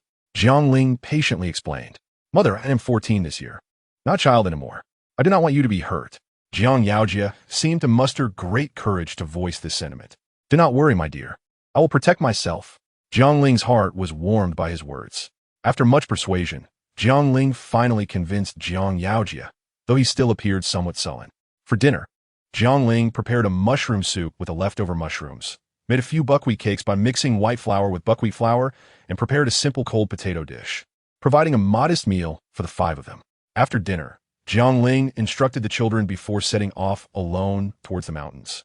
Before she reached the foot of the hill, she spotted the village chief and several men holding torches, scanning the area. Upon seeing Jiang Ling, the village chief waved her over. The group quickly approached the cave, and Jiang Ling instructed everyone to scatter and hide, patiently awaiting the arrival of the 2 men from Dawazhuang. As darkness descended, a crescent moon slowly rose, casting eerie shadows among the trees. The surrounding silence was unsettling, with only the faint sound of trickling water audible. Just as the group was losing patience, an unfamiliar cough sent a jolt through their hearts. The village chief quickly gestured for silence, urging everyone to remain hidden. Brother, are you sure there is no one else around? It's him. Upon hearing the voice, Jiang Ling felt a surge of joy. It was identical to the one she had heard earlier. Rest assured, the men from Lu family village have been exhausted these days. They're likely asleep by now. Brother, is what we are doing really appropriate? Appropriate? Damn it, old 5. Is it appropriate for these scoundrels to build their own water channels? The man pulled out a packet of powder. Seize them. Jiang Ling suddenly stood up, admonishing the man preparing to open the powder. The sudden shout startled the 2 men, causing them to tremble and drop the packet. Immediately, 5 burly men sprang forth, their faces filled with anger as they swiftly subdued the 2 men. The village chief, with a grim expression, approached them, holding the newly lit torch. He Taiju, let us see how you explain this. The village chief scolded as he picked up the fallen packet. Bah, do as you wish. I care not. The scar-faced He Taiju shot a defiant glare at the village chief. Infuriated, the chief nearly twisted his nose in fury, waving his hand at the 5 men. Bind them and take them to the Lu family ancestral hall. You 5 will endure some hardship tonight, taking turns to guard them. Tomorrow morning, we will confront Dawazhuang. The 5 men, known for their honesty in the village, obediently followed the chief's orders, quickly binding the 2 men and escorting them down the mountain. Jiang Shi, I cannot thank you enough. If it were not for you, our village chief would have truly been frightened, one of the villagers remarked, visibly shaken. Jiang Ling shook her head. Chief, there is no need for thanks. I have a matter to discuss with you. Oh, what is it? There is no need for formality. Just speak candidly, the chief replied. Chief, since I divorced Lu Yurin, I have been residing in Lu family village. Though I am an outsider, I hope to have my own land. I need not elaborate. Yaojia is 14 this year, and in a few years, he will need to marry. Without land, life will become arduous. After living in this era for some time, Jiang Ling had quickly come to appreciate the significance of land. When she first arrived, she had no concept of land and, lacking any possessions during her divorce, would likely have starved with her 3 children had it not been for the sudden appearance of the system. Oh, Jiang Shi, you mentioned this? It is quite manageable. Rest assured, behind our Lu family village, there lies a vast expanse of wasteland. It cannot be given away for free, but I can sell it to you at a discounted rate of 5 copper coins per mu. The chief responded, A mu? How large is that? How many mu do we need for a family of 5?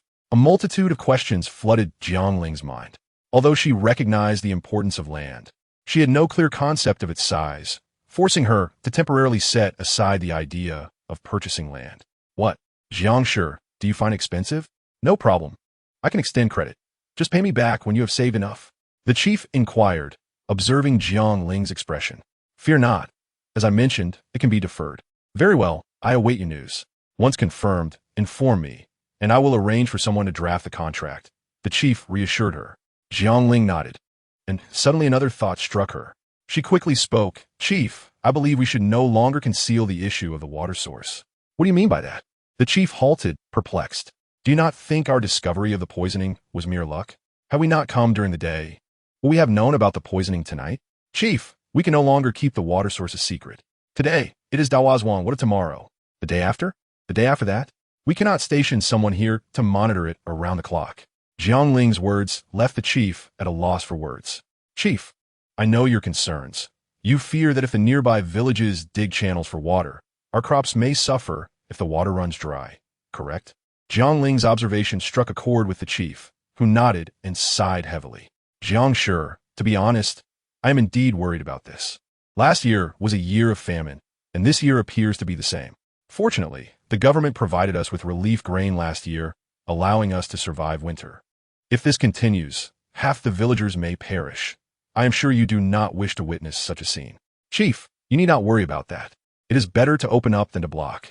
There are surely other water sources in these mountains. If each village discovers a water source, who would still covet ours?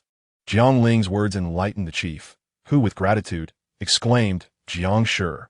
I understand your meaning now. But what should we do about those two men? We must confront Dawazwang for an explanation. For the safety of our village, I believe it is necessary to form a guard team. The thought of the two men they had just captured had sparked many ideas in Jiang Ling's mind, leaving her feeling quite anxious. A guard team? What is that? The chief inquired, somewhat confused. Chief, do you recall the incident at Li Shanren's house in Chongning Town, where they were robbed and a servant was killed? This was the first thing that came to Jiang Ling's mind. The chief appeared surprised, having heard of it but not given it much thought. Jiang, sure. How does this relate to your guard team? He asked, puzzled. The Li family lost over 100 gene of grain, and even one of their servants was slain amidst the chaos, indicating that these men are all ruthless criminals. Jiang Ling paused before continuing. During famine years, many resort to banditry. Now that our village has discovered a water source, I fear we may become prey to such brigands. Indeed, you are quite right. The village chief murmured, nodding slightly. We need to establish a guard team, firstly to prevent other villages from harboring ill intentions towards our water source, and secondly to promptly detect any banditry among the refugees, thus enabling us to take appropriate measures. Jiang Ling continued to elaborate. How should we establish this guard team? The village chief inquired further. Originally, Jiang Ling intended to share her thoughts directly with the village chief, but suddenly recalled Jiang Yaojia and decided to let him take the lead in this matter. She quickly amended her statement, saying, Village chief, I fear my clumsy tongue may not convey my ideas clearly. How about this? After we handle the matters in Dahua village tomorrow, I will bring Yaojia to your home, and he can discuss it with you. What? Jiang family, are you suggesting that this idea was proposed by Jiang Yaojia? The village chief looked at Jiang Ling with a hint of disbelief. In Dahua village, the village chief, who had been sleeping soundly, suddenly opened his eyes wide. Slowly sitting up in bed, he gazed out at the night sky, perplexed, and touched his chest, muttering, How strange! Why do I feel such a sudden sense of unease? Chapter 37. The first failure? Yaojia, why are you still awake at this hour? Under the dim moonlight, Jiang Ling noticed someone peering around at her doorstep. As she approached, she recognized Jiang Yaojia. Mother, I was worried about you, but I didn't dare venture to the back mountain for fear of causing you trouble. So I decided to wait for you here, he replied. The night was dark, yet Jiang Yaojia's eyes shone brightly. Jiang Ling felt a wave of warmth in her heart and gently smiled, saying, Come, let us go inside. Since you are awake, there are some matters I wish to discuss with you. Inside the old residence, the mother and son sat on the ground. Over the past 2 days, after digging the ditch, Jiang Ling had distinctly noticed changes in Jiang Yaojia. His demeanor and speech exuded a newfound confidence compared to his previously timid self. Seeing this transformation in Yaojia brought her much comfort. Yaojia, do you remember the last time you accompanied me to Chongning Town and we overheard the aunts discussing the incident at Li Shanren's home? Jiang Ling began. Jiang Yaojia nodded. And Jiang Ling continued. This time, our village has discovered a water source, which bears a striking resemblance to the theft of grains from Lishanren's family. Jiang Yaojia looked puzzled, staring at Jiang Ling in confusion. She elaborated. Every household has limited supplies, yet only Lishanren's family had ample grain. While every village suffers from drought, we're the only ones blessed with a sufficient water supply. Mother, are you implying that we are too conspicuous? Jiang Yaojia scratched his head. Jiang Ling nodded, guiding him further precisely. The reason Lishanren's theft was discovered so swiftly was due to their servants. We as farmers do not possess such luxuries. If it weren't for my timely discovery, we may not have fared so well this time. Indeed, Jiang Yaojia rubbed his head deep in thought. After a moment, he seemed to have an epiphany, suddenly raising his head to look at Jiang Ling. Mother, while we may lack servants, we do have people in our village. Each household could appoint a male member to form a patrol team, patrolling the mountain for an hour during midnight. I believe this would significantly reduce such occurrences. Jiang Ling nodded with satisfaction, continuing, Yaojia, splendid idea. I think it is excellent. Tomorrow, we shall visit the village chief, and you can present this proposal to him. Mother, Jiang Yaojia hesitated, fidgeting with his clothing. Be confident, Yaojia. Did we not successfully dig the ditch before? Jiang Ling reassured him. But mother, that was your idea. Jiang Yaojia struggled to comprehend why the success of the ditch digging was attributed to him. In the kitchen, Jiang Ling washed the mint leaves, chopped them finely, and secretly purchased some white sugar from the system's marketplace. After bringing water to a boil, she added the mint and sugar, covering the pot and letting it simmer on low heat.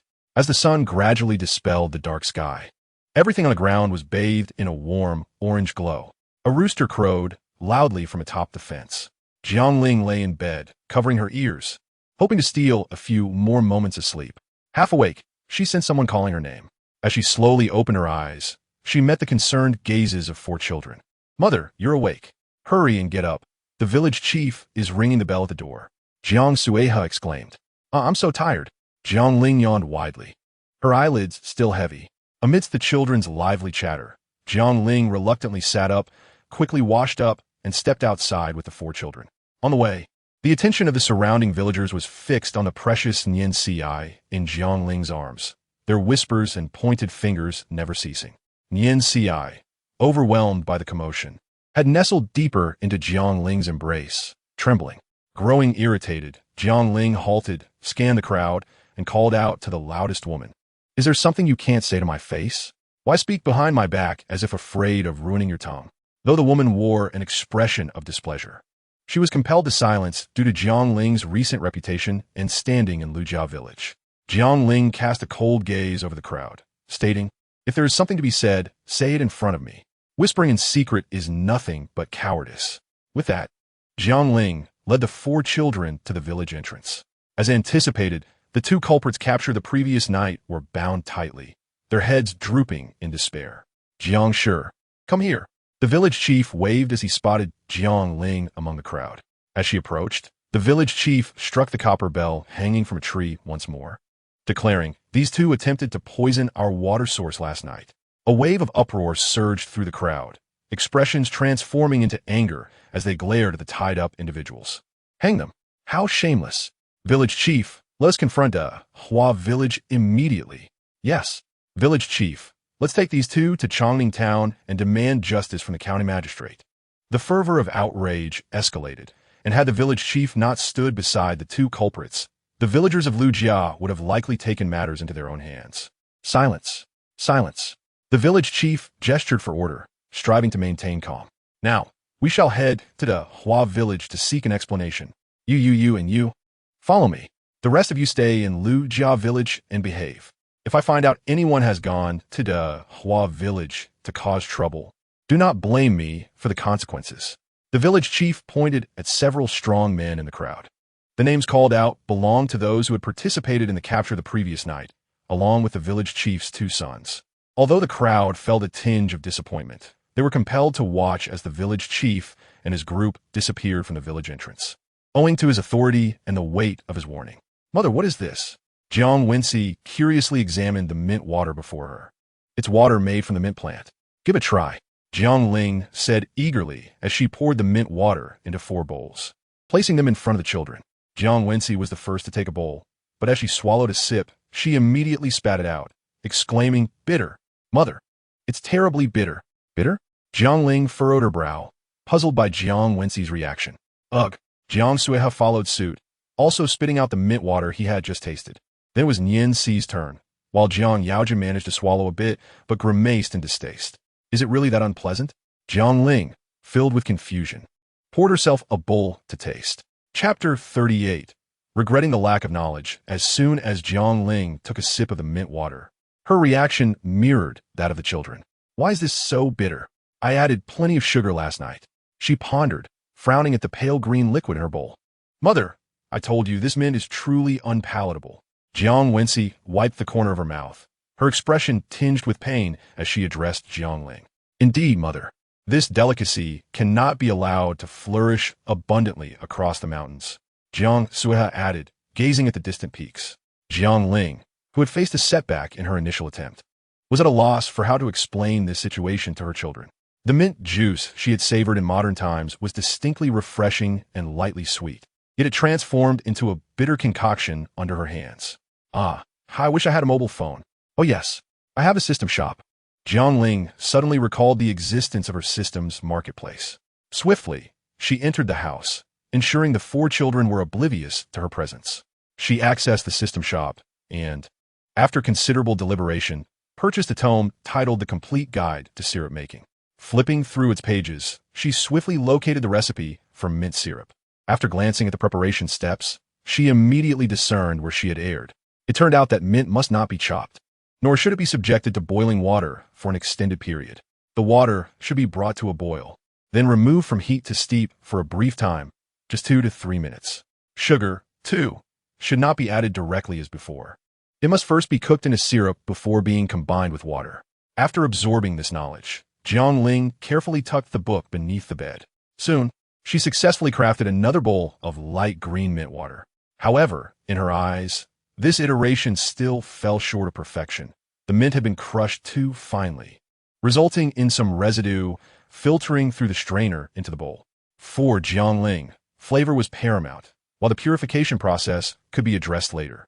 She gingerly placed the bowl in a shaded area, awaiting the mint water to cool before attempting another trial. Meanwhile, the village chief led a procession to the entrance of Dahua village.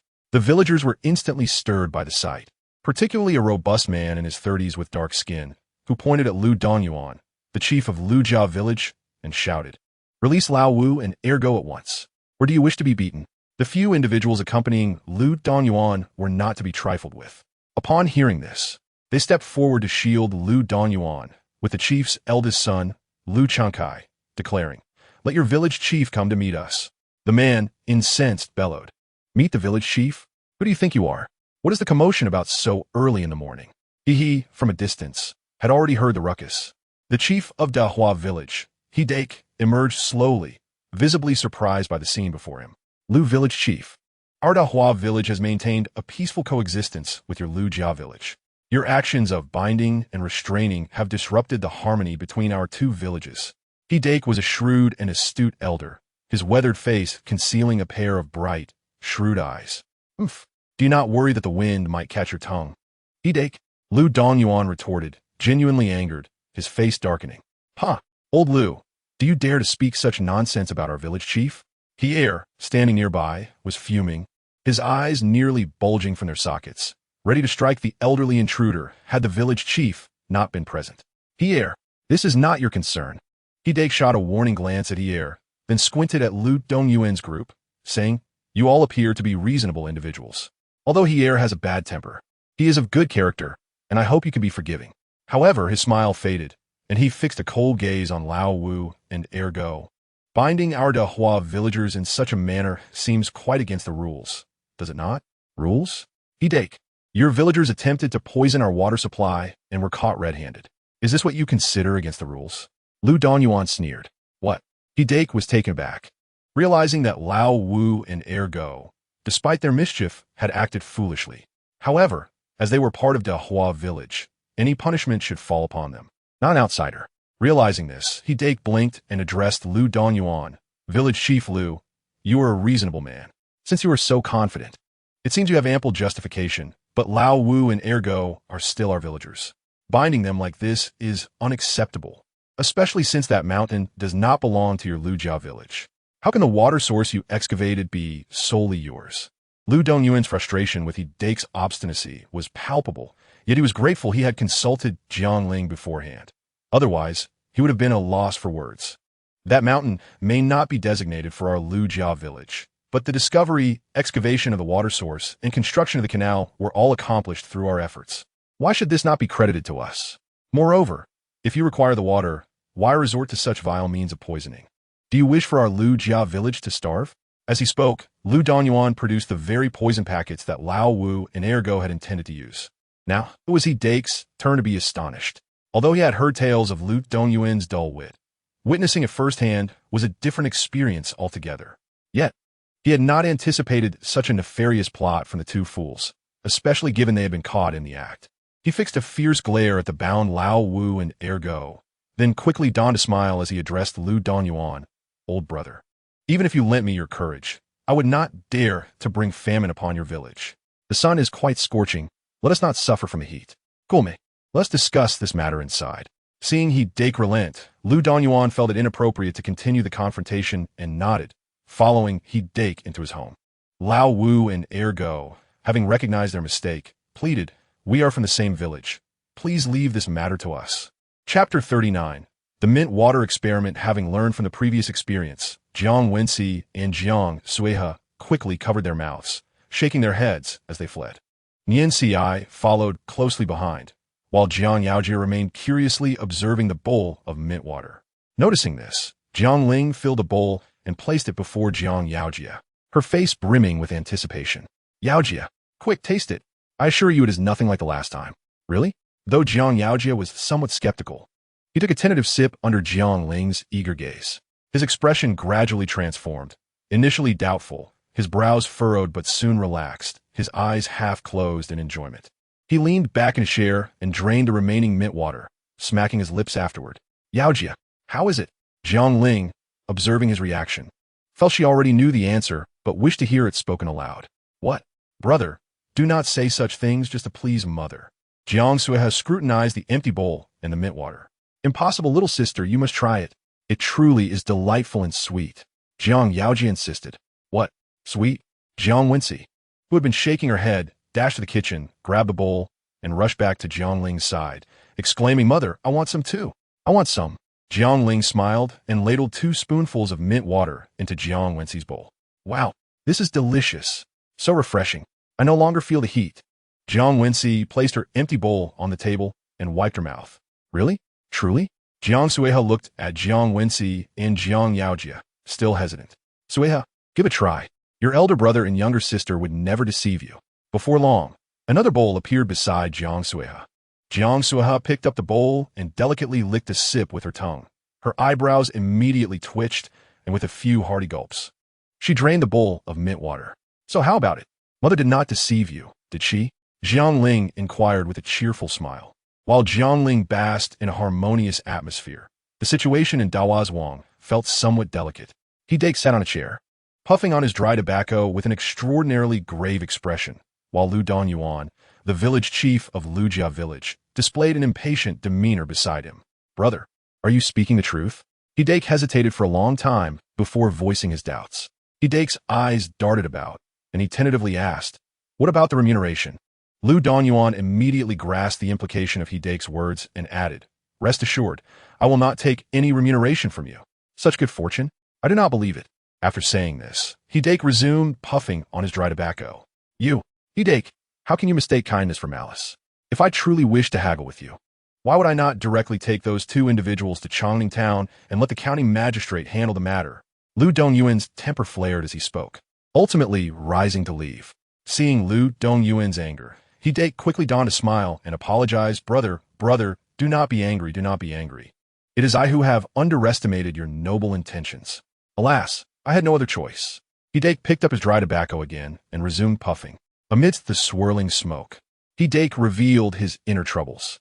It turned out that some time ago, upon witnessing the drought in the fields and the bleak prospects for the harvest, Hidake ventured alone to Pingxi County, intending to apply for relief grain from the county magistrate. Now, With the sudden arrival of the village chief from Lujia village proclaiming to offer free assistance in finding a water source, the ever-cautious He-Dake thus grew suspicious. Afterward, regardless of He-Dake's attempts to retain him, Lu Dongyuan shook his head in refusal and ultimately departed from Dawazwang with his entourage. Father, do you truly intend to assist them? As they exited Dawazwang, Lu Changkai inquired with a puzzled expression. Yes, what of it? But they have treated us so poorly. Why should we help them? Lu Changkai was even more bewildered, unable to fathom what scheme his father was concocting. Fool! Lu Dongyuan scolded, furrowing his brow. Lu Dongyuan's words left Lu Changkai scratching his head. Setting this aside, speaking solely of the water source, which of the neighboring villages possesses water aside from ours? Last night, our water source was nearly poisoned. That was a warning. Are we to station guards at our water source around the clock? Lu Dongyuan's remarks not only astonished his son, but also garnered the admiration of several men accompanying him, though they were unaware that these words were entirely derived from Jiang Ling's insights. Meanwhile, Jiang Ling had begun preparations for the third round of the mint water experiment. This time, Jiang Ling secretly purchased a large roll of ultra-fine gauze from the marketplace to use as a filter for the mint residue. The pale green liquid was slowly poured into the bowl lined with gauze. Mother, the village chief has come to find you. Before Jiang Ling could prepare to filter the mint, Jiang Sui's voice echoed from outside the room. Jiang Ling responded, took a towel from the table to wipe her hands, tidied her somewhat disheveled hair, and leisurely walked outside. Village chief, is there something you need? Jiang Ling approached the village chief and inquired. Chapter 40. Business? Familiarity? Jiang Sure. I have already agreed to help Dawazwang find a water source, but how shall we search for this water source? The village chief scratched his head, appearing somewhat troubled. Jiang Ling was slightly taken aback upon hearing this. She had not anticipated that the village chief would agree so quickly. She had not yet had the chance to share her method for locating a water source with Jiang Yaodai. Seeing the village chief leave, Jiang Ling closed her courtyard door and waved at Jiang Yaodai, saying, Yaodai, come here. I have something to discuss with you. The village chief came to me just now, hoping we would assist Dawazwang in finding a water source, and it would be best if you were the one to convey this matter. Previously, the white-haired lady did indeed reveal the method for locating water sources in a dream. Jiang Yaodai looked slightly astonished upon hearing this. He rubbed his nose, standing still for a moment, unsure of what to say. Jiang Ling continued, Yaodai, I believe you can certainly do this. The method for finding a water source is quite simple. You need only seek out areas in the mountains where mushrooms grow. Mushrooms typically thrive in dark, damp environments, which indicates that the surrounding soil must be moist. Then, while demonstrating, Jiang Ling produced several stalks of mugwort, which had been hanging on the door of the old residence. She had taken them down earlier. Mother, what is the purpose of this? Jiang Yaodai asked, utterly confused. Mugwort is the best means for locating a water source. Once you discover mushrooms, set it ablaze. When it encounters water, the smoke will rise. Just remember the position where the smoke ascends. There will surely be a water source nearby. Jiang Ling, concerned that Jiang Yaodai might not grasp the meaning of her words, ignited the mugwort in her hand. Soon, smoke began to waft from the mugwort, gently spreading throughout the old residence. As the smoke approached the vicinity of a water bucket, what had originally been descending smoke suddenly began to rise slowly. Do you see? By using this method, you can undoubtedly find a water source. Jiang Ling pointed at the ascending smoke and explained. Jiang Yaodai appeared utterly astonished, and after a long pause, he mechanically turned around and stuttered, Mother, what sort of miraculous method is this? Jiang Ling casually replied, Oh, it is simply the divine method of the white-haired lady. In any case, Jiang Ling had come to realize that the white-haired woman was no longer present, and it was best to attribute everything to her, especially since she was regarded as a deity in the hearts of the people of Lujia village. Jiang Yaodai nodded, seemingly grasping what Jiang Ling had just articulated. Yet his gaze remained fixed upon the rising smoke of the mugwort. Yaodai, go to the kitchen and fetch a pot of spicy grass water to take to the village chief. Jiang Ling patted Jiang Yaodai's shoulder. At this moment, the door of the village chief's house was half open. Jiang Ling pondered for a moment and politely knocked on the door. Soon, the village chief's figure appeared at the entrance. Jiang Shi, come in quickly. Observing the village chief's anxious demeanor, it seemed he had been waiting for quite some time. Jiang Ling nodded and entered with Jiang Yaodai. Ever since Jiang Ling discovered the potatoes and the water source, her status in Lujia village had undergone a tremendous transformation. Even the village chief's two sons and their wives greeted Jiang Ling with friendly smiles and kind words. "Jiang Shi, what brings you here?" As soon as he sat down, the village chief's gaze fell upon the teapot in Jiang Yaojia's hands. "Village chief, you are well informed. I wish to engage in a small business in the neighboring town. I brought this freshly made mint water to let you sample its flavor." Jiang Ling glanced at Jiang Yaodai. Jiang Yaodai skillfully poured the mint water from the teapot into the cup before the village chief. The village chief hesitated to taste the pale green liquid in the cup. However, upon reflection, he recognized that Jiang Shi bore no grievance against him, and, moreover, it was broad daylight. She would not dare to poison him. The village chief feigned calmness as he lifted the cup and took a small sip. This is simply delightful." The sweet and refreshing flavor astonished the village chief. As the pale green liquid flowed down his throat, it extinguished the fiery discomfort in his lungs, leaving him feeling cool and invigorated. "Village chief, what do you think about selling this for 3 won a pot?" Jiang Ling inquired tentatively. The village chief smacked his lips and nodded, remaining silent. Jiang Ling stole a glance at the village chief's expression. Indeed, he remained enraptured by the refreshing sensation brought by the mint water. "Father, what delectable drink have you encountered? Let me have a taste." Lu Chenkai, observing his father's expression, could not help but feel curious. "No worries, there's plenty at home for everyone to taste, and I have confidence in it. Yaojia, pour a cup for your grandfather." The village chief, Jiang Ling, said this while giving Jiang Yaojia a knowing glance. Understanding her intention, Jiang Yaojia picked up the teapot and refilled the village chief's cup. "Tomorrow." The village chief's response surprised Jiang Ling. Her original plan was to take Jiang Yaojia and Jiang Suiha to Changning Town the next day to test her mint water. But the village chief had agreed to look for a water source for Dahua village instead. She was somewhat concerned that after informing the village chief of her method, he might not comprehend it, leading her to believe that she would likely only take Jiang Suiha, Jiang Wenxi, and Nian Xi with her the following day. Jiang Ling pondered for a moment, stroking her chin, and said, "Then let Yaojia go tomorrow. He knows how to find the water source." The village chief, upon hearing this, did not display any surprise. After all, Jiang Yaojia had left a very favorable impression on him, being not only sensible but also particularly intelligent. "Very well. Then Yaojia shall accompany me tomorrow. However, finding the water source may take more than a day or 2, the village chief said, pausing to observe Jiang Ling. Jiang Ling glanced at Jiang Yaojia, who nodded slightly. She smiled and said, "Village chief, I will temporarily entrust Yaojia to you." The village chief was somewhat taken aback. He did not expect Jiang Ling to agree so quickly. Just as he was about to say something, Jiang Yaojia spoke up first. He elaborated on the matters concerning the guards to the village chief, who, after listening, smiled broadly, his mouth almost reaching his ears, frequently praising Jiang Yaojia. "Yaojia is truly exceptional. If my son, Goshing, were half as capable as Yaojia, I would be overjoyed." The village chief couldn't stop praising Jiang Yaojia after hearing his suggestions. Jiang Ling nodded, exchanged a few pleasantries with the village chief, and then departed from his home. Chapter 41. A small business in any case, in his mind. His mother's preparations were undoubtedly correct. Upon returning home, Jiang Ling instructed Jiang Yaojia to reserve 4 ox cart spots at Uncle Lu's place. She then turned to Suha, Wenxi, and Nian Xi and said, "Tomorrow, your elder brother and the village chief will be heading to Dahua village for a few days, and the 3 of you will accompany me to Changning Town." "Mother, what are we going to do in Changning Town?" Jiang Suiha asked, his eyes wide with surprise and excitement. "Mother wants to try her hand at doing some business," Jiang Ling replied, pointing to the now empty mint water container on the table. "I plan to make some spicy herbal water to sell, and see if I can earn a little money."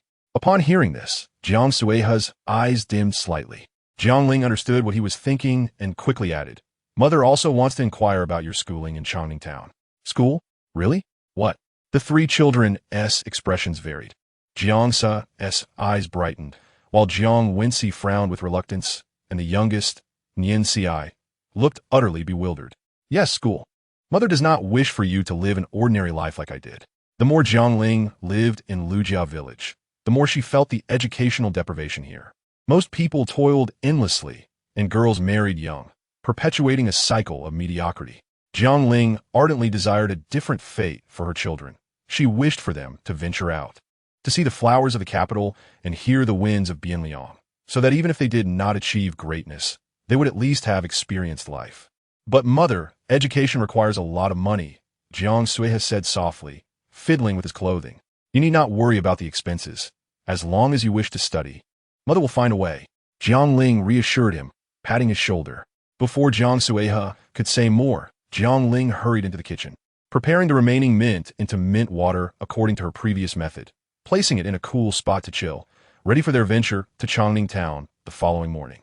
The day passed swiftly amidst busyness. As the three children were called one by one, Jiang Ling poured the mint water that had cooled overnight into a wooden barrel, covered it, and placed it on a cart, guiding the children toward Uncle Lu's ox cart. Hey, Jiang family, what do you have there? Lu Daitu's wife, Mrs. Lu, inquired curiously. Oh, what is this? Jiang Ling's response only heightened Mrs. Lu's curiosity, prompting her to want to lift the lid. Jiang Ling quickly pressed down on the lid and said, Sister-in-law, food and drink must be kept clean. There's a lot of dust around. And you wouldn't want to consume something unclean, would you? Mrs. Lu hesitated, her hand halted in midair, her expression growing a touch awkward. Mother, there's a bug. Jiang Sui suddenly shouted, pointing at the ground beside Jiang Ling. A bug? Jiang Ling followed his gaze. Yes, it's a locust, Mrs. Lu exclaimed, her face paling at the sight of the insect. Squash it, de book, Jiang Wensi exclaimed, removing his straw sandal and aiming at the bug. With a loud thud, the insect was smashed to pieces. Jiang Wensi proudly held up his sandal and said, Elder sister, little brother, did you see how impressive I am? Jiang Ling felt a bit of a headache watching Jiang Wensi and quickly whispered, Wensi, put your shoe back on. Then she took out a piece of coarse cloth from her pocket and carefully wiped Jiang Wensi's hands, saying, Wensi, we are in the food and beverage business. Did you forget what mother taught you at home? We must maintain hygiene. Jiang Wensi stuck out his tongue and fell silent. The atmosphere in the cart was soon disrupted again by the locust incident, and Mrs. Lu murmured tearfully, Oh heavens, we cannot have locusts. The harvest is just a month away. Uncle Lu, who was driving the cart, sighed repeatedly. In theory, there shouldn't be locusts in such hot weather. Alas, it seems the heavens are punishing us. Jiang Ling felt that something was amiss with Uncle Lu's words, but having never farmed or worked in agriculture, she couldn't pinpoint the issue. Thus, amidst the sighs of everyone, Uncle Lu's ox cart slowly made its way to Changning town. Jiang Ling, with the three children, alighted from the cart and surveyed the area for a while, ultimately selecting a patch of land not far from Li Sharon's home. She set up a table and 2 chairs, placing the wooden barrel containing the mint juice in a shaded area, along with a teapot and 4 teacups. Clearing her throat, Jiang Ling prepared to start her sales pitch. Mint water. Refreshingly cool mint water. Sweet and soothing for the heat, a first-rate taste. Jiang Ling's call was distinctive. Her enunciation crisp and her voice full of vigor, making it quite pleasant to hear. Her call quickly attracted the attention of passers-by, especially the men working on Li Sharon's grain storage, who were already sweating profusely in the heat. Although Li Sharon provided water, it felt like a burning fire within after drinking. Finally, the men could no longer contain their curiosity. One approached Jiang Ling's stall, sizing her up before asking, What are you selling? What is mint water? A refreshing drink to cool off. Free samples available for you to try. Jiang Ling promptly poured a cup of mint water from the teapot and placed it before the man. The man was burly, with dark skin and prominent muscles, and beads of sweat streamed down his forehead. He wiped his face with his sleeve, hesitating at the sight of the pale green liquid in the cup. Sir, are you worried it might be poisonous? We are strangers, and it is broad daylight. Why would I harm you? Jiang Ling observed the man's hesitation and spoke calmly. Upon hearing her words, the man felt somewhat embarrassed, lifting the cup and gulping down the mint water in one go. The man's initially tense expression gradually transformed. His furrowed brow relaxed, and the once heaving chest became noticeably calmer. How does it taste? Jiang Ling inquired tentatively. Chapter 42. Small Business 2. Oh, my sister-in-law. Your product is remarkable, the man exclaimed in astonishment, setting down his teacup on the table. Dinyo, is it truly that delicious? Another man, who had been lingering by Jiang Ling's side, asked. This man, clearly engaged in manual labor, had a sun-kissed complexion and a sturdy build. His curious eyes were fixed on Dinyo, who was seated. Ah, it's delightful. Refreshing. Dinyo exhaled contentedly. What does it taste like? Is it really that extraordinary?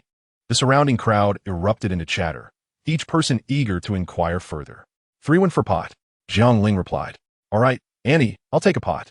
Daniel declared, counting out 3 copper coins from his pocket and placing them on the table. Great. Sui He, quickly fetch a pot. Jiang Ling instructed, picking up the coins and turning around. Jiang Sui He swiftly opened the wooden barrel and filled a pot to the brim, placing it on the table. Daniel reached for the teapot and poured himself a generous cup. With a satisfying gulp, he downed the entire mint-infused drink. In no time, Daniel drained the pot, even shaking it at the end, as if reluctant to waste a single drop. Refreshing. Auntie, this is truly miraculous. I feel so much better. My lungs are cooled and soothed. Absolutely splendid. Daniel, still elated, stood up, ready to return to work at Lishanren's place. Once Daniel departed, the crowd surged around Jiang Ling's stall, eager to partake. Ladies and gentlemen, please form a line. I sincerely apologize, but I only have 1 teapot. Kindly be patient. Jiang Ling suddenly realized she had brought too little to sell, and with so many people gathered, she couldn't leave her 3 children unattended to fetch more from the market. As she furrowed her brow in contemplation, Jiang Ling's gaze fell upon some cups scattered at the construction site of Lishanren's home. She quickly raised her voice and asked, "Are those your cups?" The crowd followed her and nodded in agreement. Indeed, then it's settled. An idea blossomed in Jiang Ling's mind. Stepping to the front of her stall, she cleared her throat and addressed the crowd. Today is my first day selling, and I regret not being fully prepared. If anyone has their own cups, I'm willing to sell the mint water for 2 copper coins per cup. This way, you won't have to wait too long. How's that sound? Good. The crowd responded enthusiastically, rushing off to retrieve their cups, as if fearing they might miss out.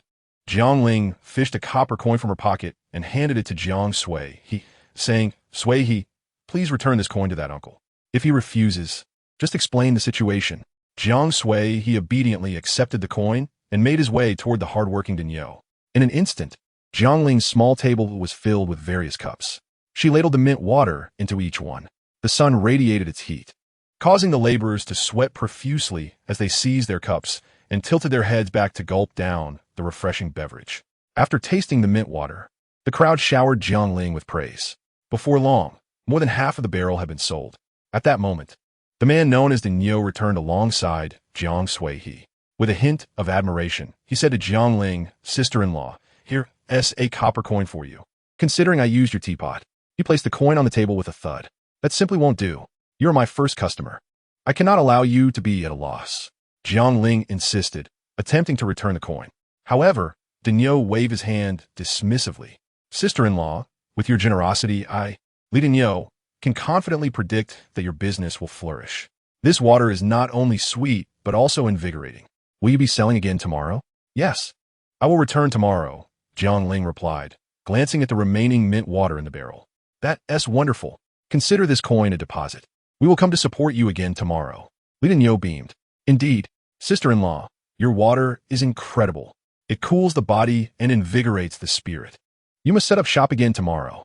After Li Daniel's remarks, the crowd eagerly chimed in. Jiang Ling looked over the enthusiastic crowd and nodded. "I will return tomorrow, and it will be 3 won per pot then. I hope you will all be understanding." Jiang Ling was not one to shy away from discussing money, and she addressed the matter directly. The crowd voiced no objections. After a flurry of activity, noon arrived, and the sun's heat intensified. The mint water attracted many more customers, and soon the barrel was completely sold out. After closing up, Jiang Ling led her 3 children into a deserted alley, where she set the table down again. With a flourish, she poured a large handful of copper coins onto the table. The children stared in awe, having never seen such a sum before. "Mother, did we really earn this much from that barrel of water?" Jiang Wincy asked, wide-eyed. "Mother, what was the cost of our mint water?" "Surely there was a lot of sugar added, and sugar is quite expensive at the grocery store." Jiang Sui He inquired, furrowing his brow. Jiang Ling, surprised by Jiang Sui He's perceptiveness regarding the sugar, nodded to avoid raising any suspicions.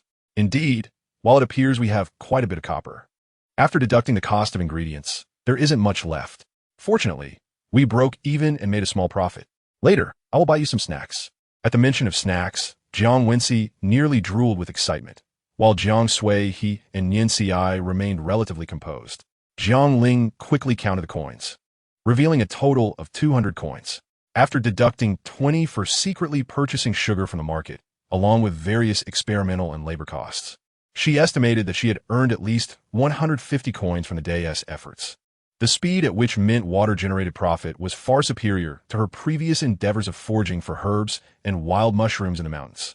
Furthermore, this money would not pass through the hands of the four children, allowing Jiang Ling to discreetly withdraw some from the market as needed, effectively resolving a significant portion of her financial concerns. Carefully, Jiang Ling gathered the coins and pushed the cart with her children toward the snack shop. Chapter 43.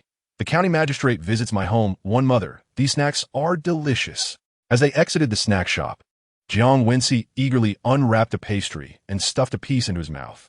Sui-he, please watch over your younger siblings. I'll be right back, Jiang Ling said, glancing at the nearby study as she spoke to Jiang Sui-he. Jiang Sui-he nodded obediently without uttering a word. Excuse me, sister-in-law, what would you like to purchase? The shopkeeper of the study stood up from behind the counter as Jiang Ling entered.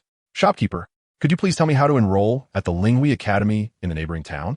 Jiang Ling, unfamiliar with the educational system and examinations of this era, relied solely on the limited knowledge imparted by the words of her brother from her previous life. The shopkeeper glanced at Jiang Ling, noting her coarse, patched clothing and weathered skin, a testament to years of exposure to the elements.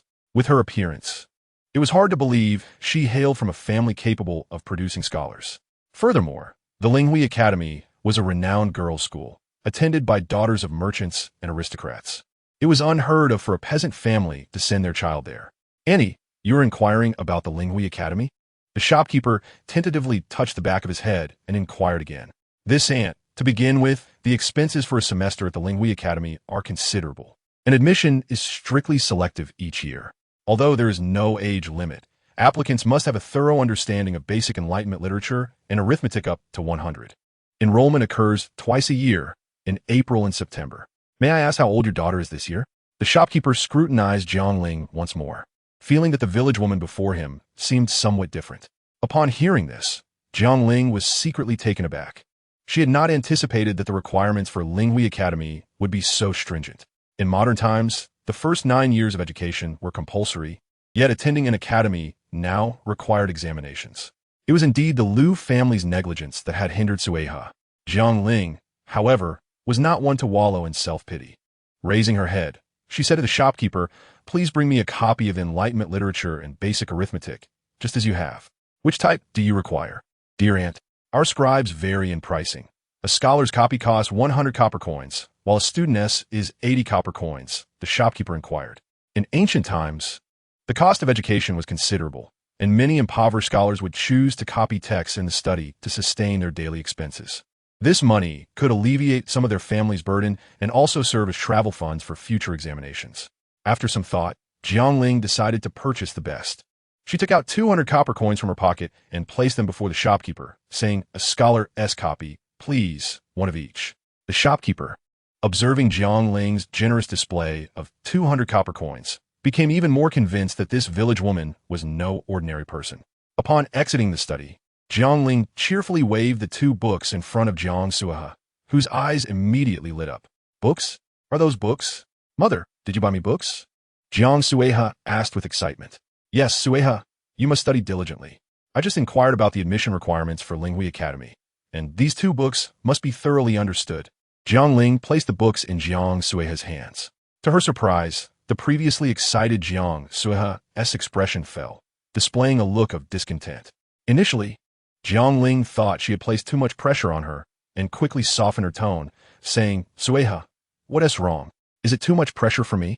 However, Sui-he shook her head, clutching her clothing, and hesitated, saying, no, not that, mother. Perhaps we should forget about sending me to school. I've heard from others that attending that academy costs quite a bit. Sui-he, did I not say that you need not worry about money? I not only wish to send you to school, but I also want to send your younger siblings. Jiang Ling reassured her, patting Sui-he's shoulder. After dining in Changning Town, the 4 of them awaited Uncle Liu's ox cart at the town entrance. Oh, Jiang Shi, have you sold this entire barrel? You must have made quite a bit of money, right? As she pushed the cart onto the ox cart, the sharp-eyed Liu Shi noticed Jiang Ling's empty barrel and inquired with curiosity. It's a small business. How could it possibly be profitable? The money I made just went towards buying books. Jiang Ling pointed at the 2 books in Jiang Sui-he's hands. What? Jiang Shi, you mean you bought books for your daughter? Liu Shi exclaimed, her eyes wide in disbelief as she looked at Jiang Ling. Yes, What is wrong with that? ISNT, their Linghui Academy in Pingxi County, where girls study? Jiang Ling replied nonchalantly, glancing at Lu Shi. What? Jiang Shi. Don't tell me you're sending your daughter to Linghui Academy? I've heard that it's filled with girls from wealthy families. Lu Shi's words irked Jiang Ling, but she understood. In this era, farmers could barely feed themselves, let alone prioritize education. She took a moment to compose herself and said, "Let us try our best. What if we succeed?" "You're insane, truly insane." Lu Shi shook her head in disbelief upon hearing Jiang Ling's words. "Oh dear, Jiang Shi, where have you been?" The village chief, upon spotting Jiang Ling, approached her as if she were a lifeline. "Where is Chief Yaojia?" Seeing the chief's expression, Jiang Ling's heart began to race. The sound of galloping hooves approached from behind Jiang Ling's mother. Jiang Yaojia lifted the curtain of the cart and jumped out. Soon, a plump figure appeared before Jiang Ling. "Mother, regarding this matter, Jiang Shi, how can you let the county magistrate stand here in this heat?" Seeing Jiang Ling in a daze, the village chief quickly tugged at her sleeve to remind her. "Oh my, how could I be so forgetful? County magistrate, please come in," Jiang Ling exclaimed, slapping her forehead as she hurriedly opened her door, gesturing for Suiha to lead the county magistrate inside. The county magistrate was well aware that if it did not rain in the next 10 days or half a month, this year's harvest would surely fail, leading to chaos among the populace. If it escalated to the ears of the provincial officials, not only would his prospects of promotion be jeopardized, but he might also lose his position altogether. In a state of despair, the county magistrate visited Dahua village, where he fortuitously encountered the village chiefs of both Dazhuang and Dahua discussing matters. Upon inquiry, he learned that they were deliberating over water sources. Further questioning revealed that the people of Lu village had already resolved their water issues and were selflessly assisting the folks of Dahua village in finding water sources. The county magistrate was astounded to learn that the proposer of this idea was none other than Jiang Shi from Lu village. Although the county magistrate was somewhat plump and had traveled on horseback, he had just traversed mountains and valleys with several Dahua villagers and Jiang Yaojia to search for water. It was tiring and hot, yet he knew that as a local official, he could not show weakness before the people. He silently endured, praying for the water source to be discovered soon. Having endured this way the entire journey, upon finally seeing water, he did not refuse and took a gulp, only to find it entirely different from what he had consumed before. "This is called mint water, which the local women sold at Changning Town today," Jiang Ling explained. "Your words are too kind, sir. After the divorce, I have no land. If it weren't for the village chief's kindness in allowing me to reside in the old house for free, I fear I would have starved to death with these 4 children." Jiang Ling feigned a sorrowful expression, lowering her eyes. "Yaojia, why are you saying these things in front of the county magistrate? This is, after all, a matter concerning Lu village." The chief frowned in displeasure. "County magistrate, may I inquire what brings you to our humble abode?" Jiang Ling seized the moment to inquire. "This Yaojia is already grown. I hope to hear his opinion. If he disagrees, I hope the magistrate will not blame him. Searching for a water source is no simple task. It is said that wild beasts roam the deep mountains, and I do not wish for my son to take such risks." He never expected Jiang Shi to have the audacity to refuse the magistrate in front of everyone. "County magistrate, you are an official, and we're the common folk. In our hearts, you are as distant as clouds in the sky. How could we dare to counter your words?" The county magistrate's demeanor left the village chief utterly stunned. Had he not been seated beside her, he might have already collapsed to the ground. "This humble woman does not dare to ask for anything. I can lend you my son, but the water source is somewhat deep in the mountains. You have seen our family's conditions, magistrate. If my son, 5 or 50 taels of silver." The village chief nearly stood up in shock upon hearing this. His annual earnings as chief, including the crops from the fields, barely amounted to 3 taels. The magistrate's generous offer was astonishing. In 20 villages, even if Jiang Yaojia discovered 10 water sources, that would amount to 50 taels of silver.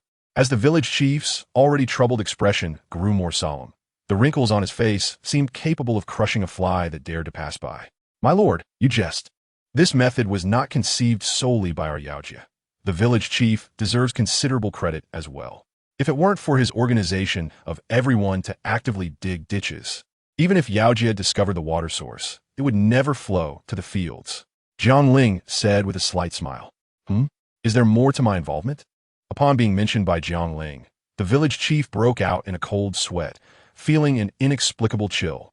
The secretary raised his head to look at the chief, who felt his heart racing. Despite the sweltering heat of summer, he experienced a slight chill and even shivered slightly.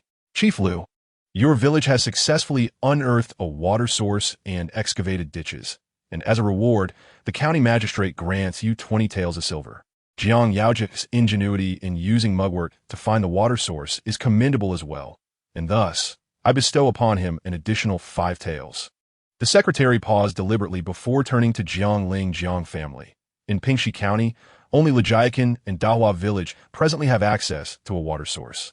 I hope your son can accompany the county magistrate to the remaining 18 villages to resolve their water source issues. This endeavor would also be a great benefit to the common folk. What do you think? Of course, you need not worry about compensation for discovering a water source. The magistrate has stated that Lijiakan will receive 10 taels of silver, and your son will receive 5. What do you think? Jiang Ling smiled gently before uttering a statement that astonished everyone present. As for the 5 taels for my son, let us place it all under Lijiakan's name. He could hardly comprehend how this impoverished woman, with 4 children and barely a roof over her head, could willingly relinquish silver at a time when they were so desperately in need. The county magistrate looked at Jiang Ling, sensing that this petite woman was far from ordinary and perhaps possessed great wisdom. The secretary's eyes widened in surprise at Jiang Ling's response. Meanwhile, the village chief stared in disbelief, his mouth agape, as if it could hold an egg. My son is also part of Lijiakan. This humble woman believes there is no need for a separate reward. Jiang Ling's voice was soft, yet imbued with strength. Her reasoning stemmed from a desire to shield Jiang Yaojia from becoming a target. His unique status made him vulnerable, and if wealth came his way, the scoundrels of the Liu family would surely plot against them. As the saying goes, a clear shot is easy to dodge, but a hidden arrow is hard to defend against. Rather than let the silver in Jiang Yaojia's possession attract unwanted attention, it was far wiser to transform it into Lijiakan's resources. This would not only mitigate unnecessary troubles. After all, she had a marketplace and had recently begun small trades to support her children, but it would also earn her the village chief's favor. The bonds of kinship within the village constantly reminded Jiang Ling that until she firmly established her authority, she must cling to the village chief as an ally. Otherwise, her future in Lijiakan would certainly not be as favorable as it was now. The county magistrate paused, as if struck by a thought, then burst into hearty laughter, agreeing to Jiang Ling's proposal. Jiang Ling nodded, saying, "Do you find the flavor agreeable, my lord? This humble woman shall prepare a barrel for you tomorrow. In this sweltering heat, please take care of your health. My lord, there is no need for so much silver," Jiang Ling remarked, holding up a single tael. "Chief, what troubles you? Don't overheat." Jiang Ling teased the village chief. "Jiang Ling, you are quite bold." Seeing the village chief's pale complexion, drenched in sweat and utterly exhausted, Jiang Ling nearly laughed aloud. "Chief, have we settled this matter?" Jiang Ling countered. "Well, it seems that way," the chief replied, exhaling deeply as he struggled to rise from the table, trembling as he departed from Jiang Ling's home. "Mother, what is wrong with the village chief?" Jiang Suha inquired curiously as she watched the chief's retreating figure. "It's nothing. Perhaps he sat too long and feels unwell," Jiang Ling replied evasively. "Mother, I'll go with you," Jiang Sueha declared, moving to the corner to retrieve a carrying basket. "Sueha, stay at home and rest.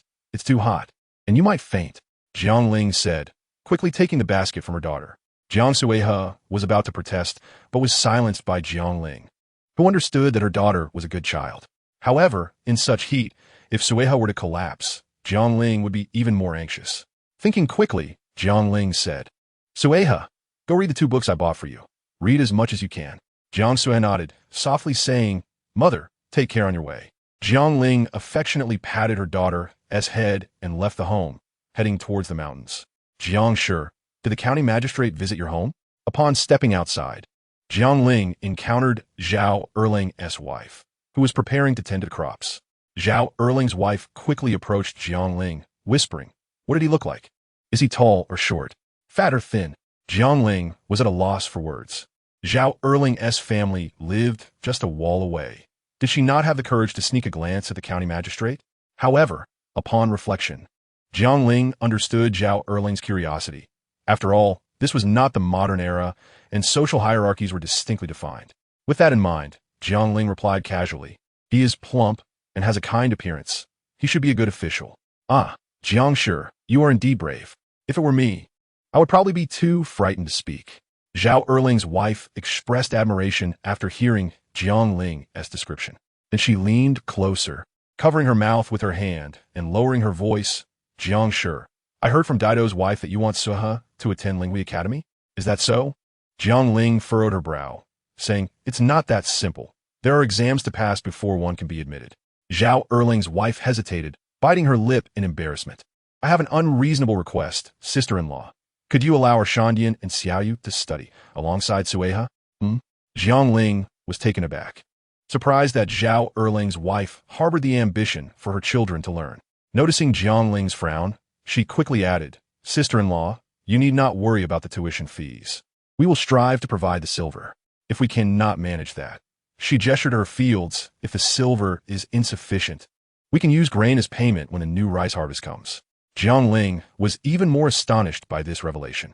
She looked closely at Zhao Erling's wife and suddenly noticed a different glimmer in her eyes, filled with yearning and hope. Jiang Ling felt her heart tremble slightly. That look seemed familiar, but she couldn't place it.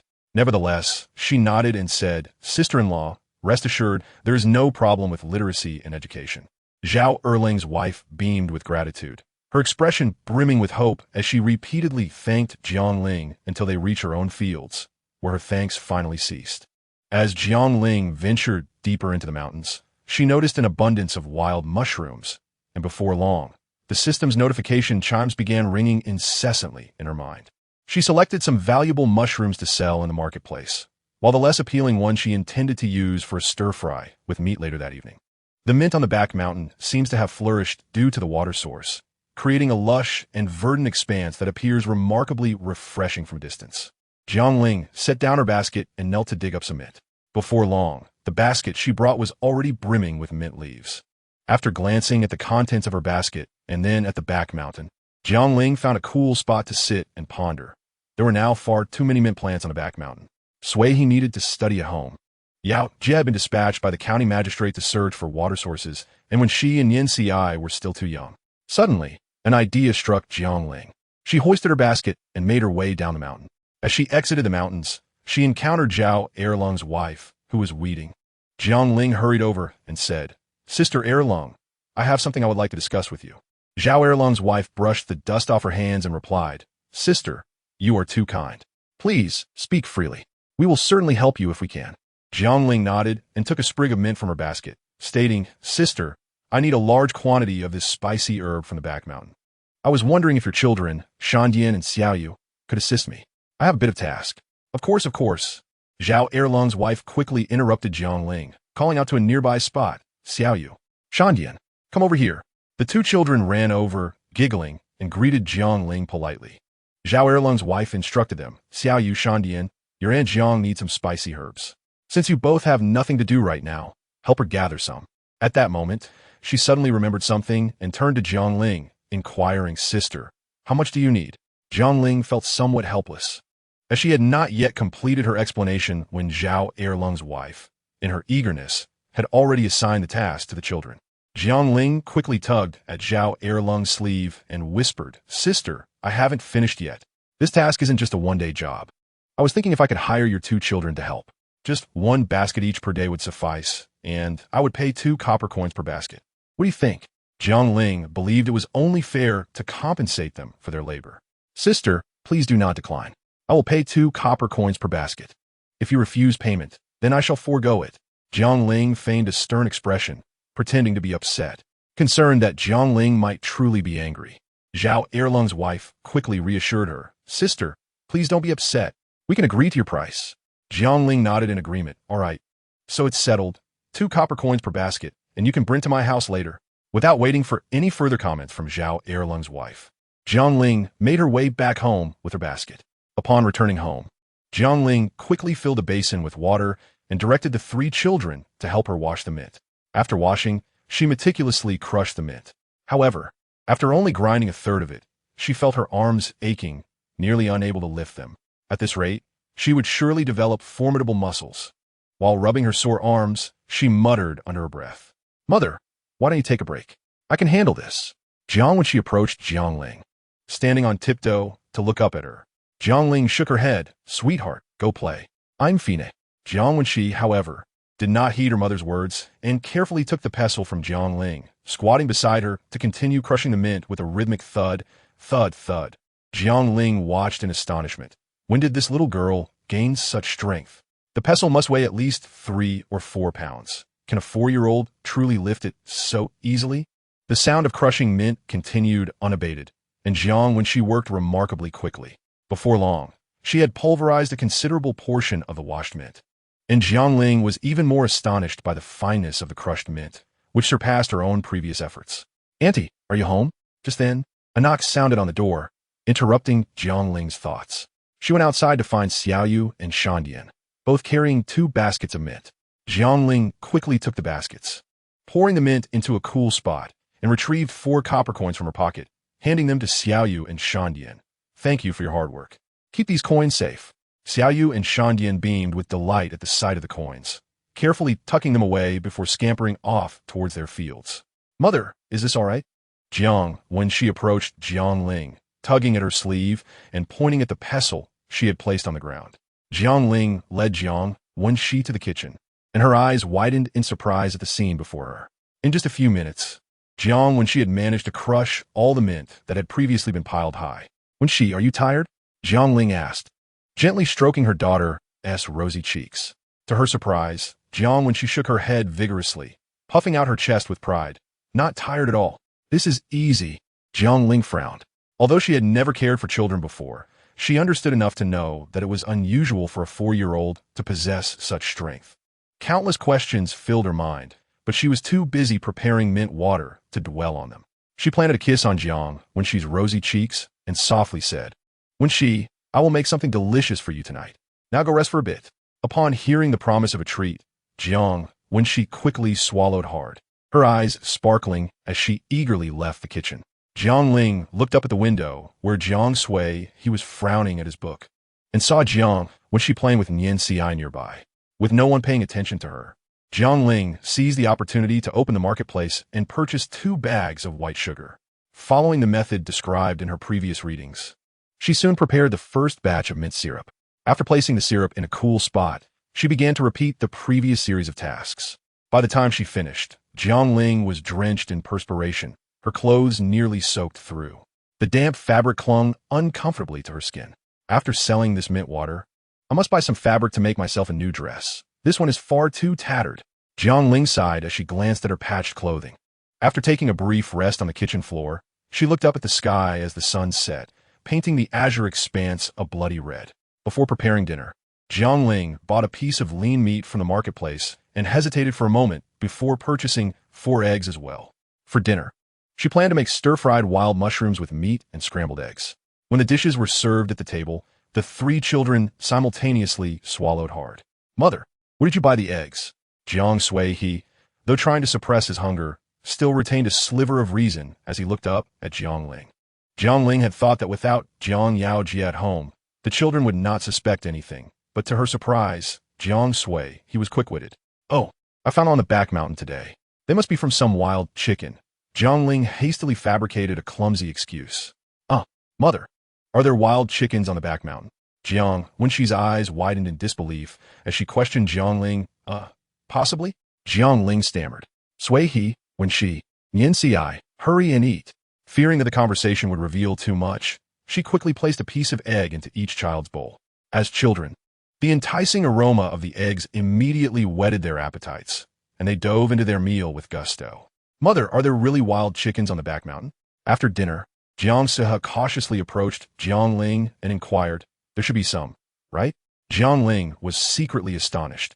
How could this child still remember the incident with the egg? Let us go, mother. We're heading to the mountain. This was the first time Jiang Siha had taken the initiative to grasp Jiang Ling's hand and lead her outside. Go. What are we going to do at the back mountain? Jiang Ling asked, somewhat bewildered. Sueha was usually the most obedient child. Why was she suddenly so eager to go to the back mountain? Observing Jiang Sueha's resolute gaze, Jiang Ling's mind began to whirl with strategies. An idea struck her, and a faint smile crept on her lips as she said to Jiang Sueha, wait a moment, dear. Mother will fetch the basket. As the sun's last rays gradually faded, a soft gray hue enveloped the sky. Jiang Ling, holding a torch, ventured forth with Jiang Sueha towards the mountains. Sueha, let us split up, shall we? You go that way. And I'll go this way, Jiang Ling suggested, pointing to a nearby area. Jiang Sueha nodded enthusiastically and skipped off in the other direction. Once Jiang Sueha was out of sight, Jiang Ling concealed herself nearby.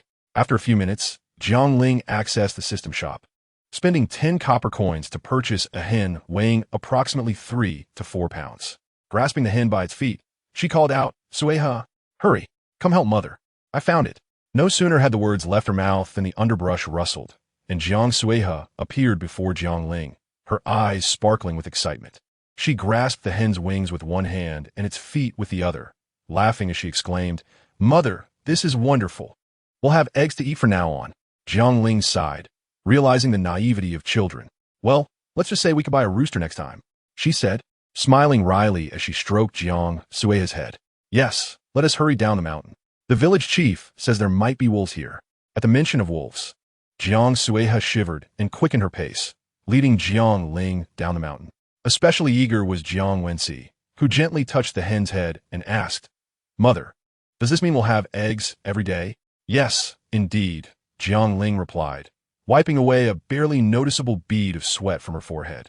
Later that evening, as Jiang Ling lay in bed listening to the even breathing of her two daughters, she unexpectedly found herself worrying about Jiang Yaojia.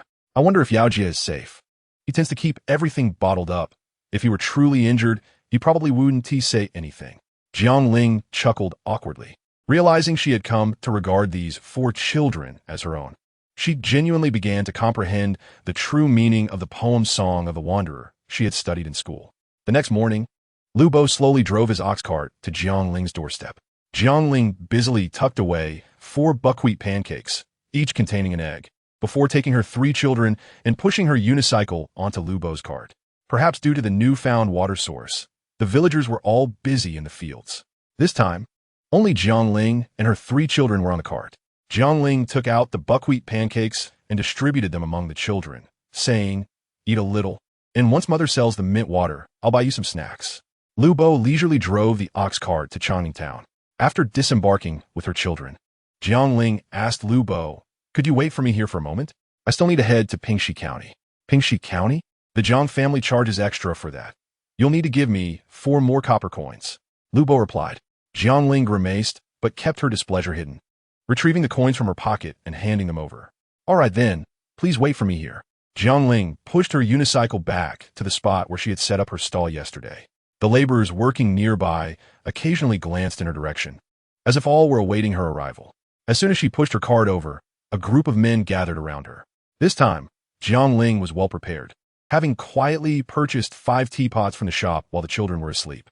She calmly placed the teapots on the table and addressed the assembled men. Gentlemen, just to clarify, the mint water is 3 copper coins per pot.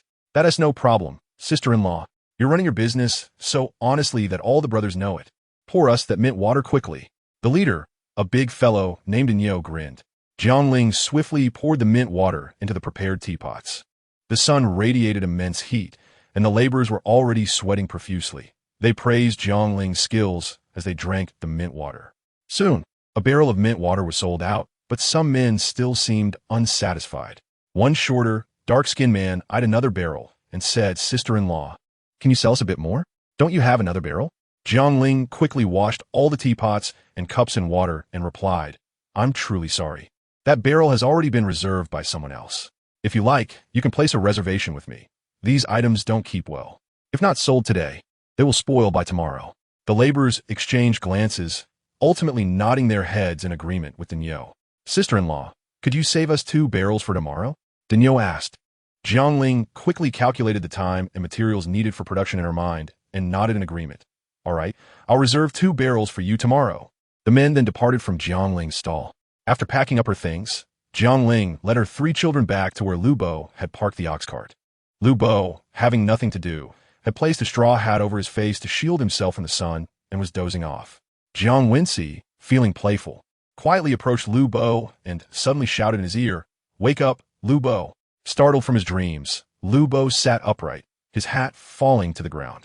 He glanced at Jiang Ling, who was grinning broadly, and said, "You little rascal." After rubbing his eyes and yawning, he turned his gaze to Jiang Ling and asked, surprised, "Has the Jiang family sold out already?" Jiang Ling smiled and nodded, then said, "Lu Bo, let us head to Pingxi County." Without further ado, Lu Bo drove the cart towards Pingxi County. The journey took about half an hour, and sitting on the cart, Jiang Ling cradled her face in her hands and said, "Mother, I'm a bit hungry." Jiang Ling was taken aback. She looked up at the sky, contemplating. It had only been about an hour and a half since they set off. How could this little girl already be hungry?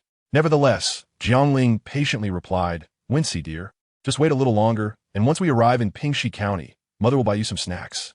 Hearing this, Jiang Ling instantly beamed and nodded eagerly. Recently, it seemed she had been eating quite a bit, perhaps even more than Sueha. Could it be that her appetite was growing? Regardless, Jiang Ling had earned some money, and she wouldn't let her children go without, planning to buy them some treats soon. Pingxi County was significantly larger than Changning Town, with the locals dressed and adorned somewhat differently, and the shops offered a more diverse array of goods. "Madam, you've worked hard. I'll return the basin to you shortly," a tall, slender official said to Jiang Ling. "Madam?" Jiang Ling's mouth twitched several times at the term. Thankfully, Yaojie had yet to marry.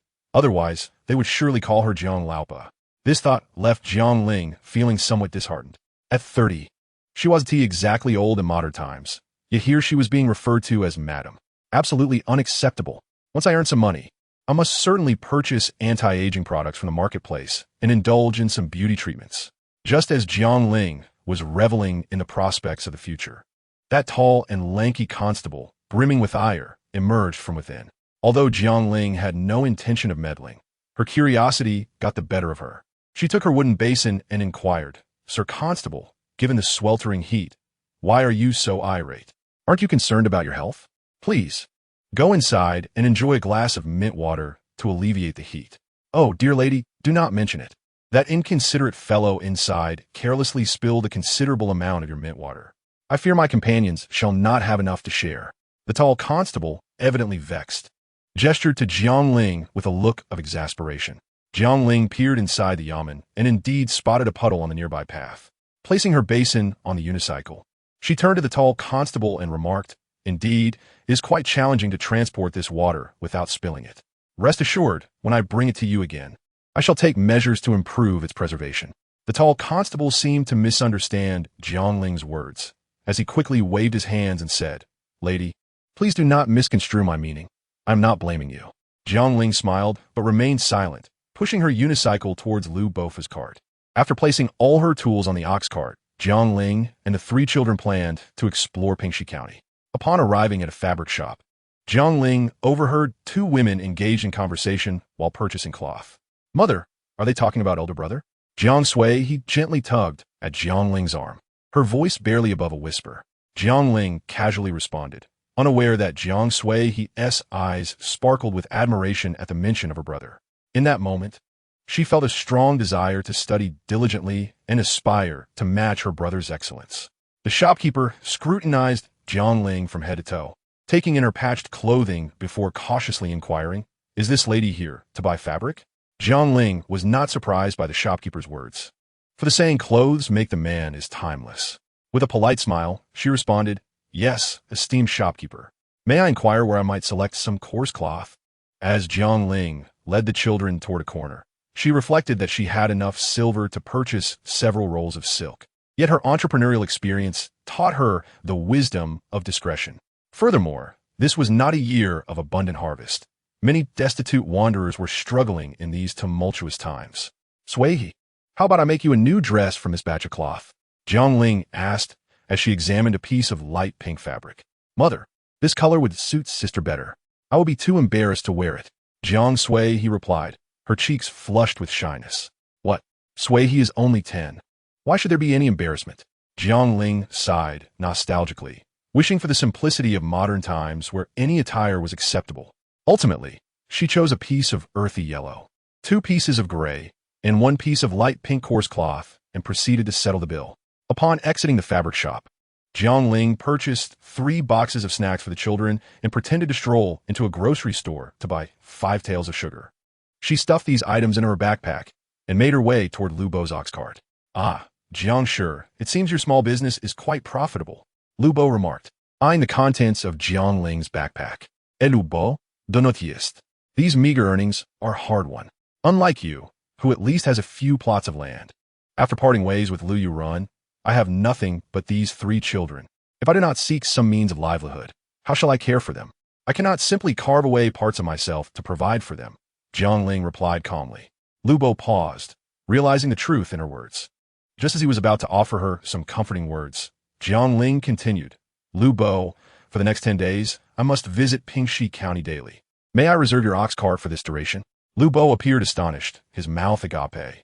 Previously, without a water source, his cart business had faltered. Although the crops had revived, everyone was preoccupied with tending to their fields, leaving little inclination to venture into town for purchases, causing his cart business to plummet. The sudden reservation of his cart for 10 days left Lu Bo momentarily incredulous. He pinched his ear and asked again, Jiang Shi, did you just say you wish to reserve it for 10 days? Indeed, starting tomorrow, I shall require it for at least 10 days. I will also need to head toward Changning Town. How shall we settle the fare? Jiang Ling reiterated. What if I charge you 10 copper coins per day? Lu Bo proposed. Jiang Ling clarified. Lu Bo, let us agree that for these 10 days, your cart shall be exclusively for my use. Rest assured, I shall not take up too much of your time. With that, she produced 50 copper coins from her pouch and placed them in Lu Bo's hand, stating, Here are 50 copper coins in advance. I will settle the remainder on the 5th day. Ah, Jiang Shi, despite your words, it seems you have made quite a profit, Lu Bo remarked as he instinctively tucked the coins into his pocket. Jiang Shi, your venture seems quite promising. Do share your insights. I too wish to embark on a small business. After the 3 children had vanished from sight, Jiang Ling replied with a stern face, Ladies, you know well that such food and drink rely heavily on recipes. The formula I possess has been passed down from my grandmother's era. While it may not be strictly hereditary, it is certainly not meant for public dissemination. Furthermore, engaging in such small enterprises is truly exhausting. I scarcely fell asleep until the hour of the rat last night. Jiang Ling's words did not convince the village women, save for Zhao Erlung's wife. The others displayed disdain. Yet, Jiang Ling's statement transformed their expressions, as smiles graced their faces. Jiang Desa, is that truly the case? They clamored. You are not deceiving us, are you? You truly procure the spicy herbs from the mountain? As they repeatedly called her name, Jiang Ling was left speechless at their swift change of demeanor. Nevertheless, she maintained her composure and replied, Yes, 2 win per basket. As soon as Jiang Ling spoke, the women surrounding her dispersed in a rush. Shortly thereafter, she heard the sound of her name being called by children. Observing the commotion among the women, Jiang Ling smiled wryly as she pushed her unicycle homeward. Upon returning home and unloading the items from her unicycle, Jiang Ling found herself gazing absently at the basin nearby. It was rather inconvenient to transport mint water. A slight misstep could result in spillage. If only there were concentrated syrup, like in modern times, it would be much easier to carry. One could sell mint syrup and let customers dilute it with water themselves. While the sales of mint water were satisfactory, its target demographic was rather limited. Many women and children would hesitate to make such purchases. In this era, the majority of families were supported by men, and even well-off women seemed reluctant to indulge in such luxuries. Suddenly, a thought crossed Jiang Ling's mind. Reminiscent of the rouge and powder shop she had passed through in Pingxi Town, an idea began to form in her mind. As for the mint paste, that could indeed be produced and would likely be well received. However, it required beeswax. Just then, Jiang Ling's hand moved slightly, and the interface of the system marketplace appeared before her. She quickly purchased a small piece of beeswax and discreetly concealed it in a jar. Just then, there was a knock at the door. Mother, it is Lightning brother and sister Xiaoyu, along with other brothers and sisters. Jiang Wenxi called out as he opened the door towards Jiang Ling. Jiang Ling emerged from the old house, noticing several children standing at the entrance, all timidly exclaiming, Aunt Jiang, my mother said this can be exchanged for money. Is that true? Jiang Ling glanced at the mint in the children's baskets, noting the quality was quite good. She placed the mint into a shaded area of her home, took out some coins, and told the children, I will buy more tomorrow. Just bring what you gather. The children, elated with the coins Jiang Ling had given them, dashed homeward with glee. Suihe, Wenxi, please wash these spicy herbs first. I need to step out for a moment, Jiang Ling instructed, pointing to a pile of sorted mint. Little harlot, shameless, do you really think you are wealthy now? You worthless wretch who cannot bear a son? As Jiang Ling pushed the door open and had taken a few steps, she heard a string of curses from behind. The old woman, upon spotting Jiang Ling, extended her finger, pointing and spewing further insults. Jiang Ling was momentarily taken aback by the old woman's erratic behavior. It seemed she had not caused trouble for a while, but was back to her old ways. "You worthless wretch who cannot bear a son. How dare you show your face?" The old woman stormed up to Jiang Ling, jabbing her finger at Jiang Ling's nose and shouting, "Enough already. Is there no end to this?" Jiang Ling glared at the old woman, but chose not to engage further. To her surprise, the old woman seized Jiang Ling's arm with a fierce grip, exclaiming, "You are the one who harmed our Qingyun." Jiang Ling was perplexed by the accusation and frowned, demanding, "Old woman, clarify your words. How have I harmed Lu Qingyun?" Lu Qingyun was the child of Jiang Ling's former brother-in-law, who before the divorce would have called her aunt. "Bah, worthless wretch. Is it not you who encouraged our Qingyun to gather those spicy herbs? It is because of you that he fell and scraped his arm on the back mountain." The old woman was nearly hopping mad, her weathered face contorted in anger, making her appear quite grotesque. "Old woman, do not be so unreasonable. Gathering spicy herbs was entirely voluntary.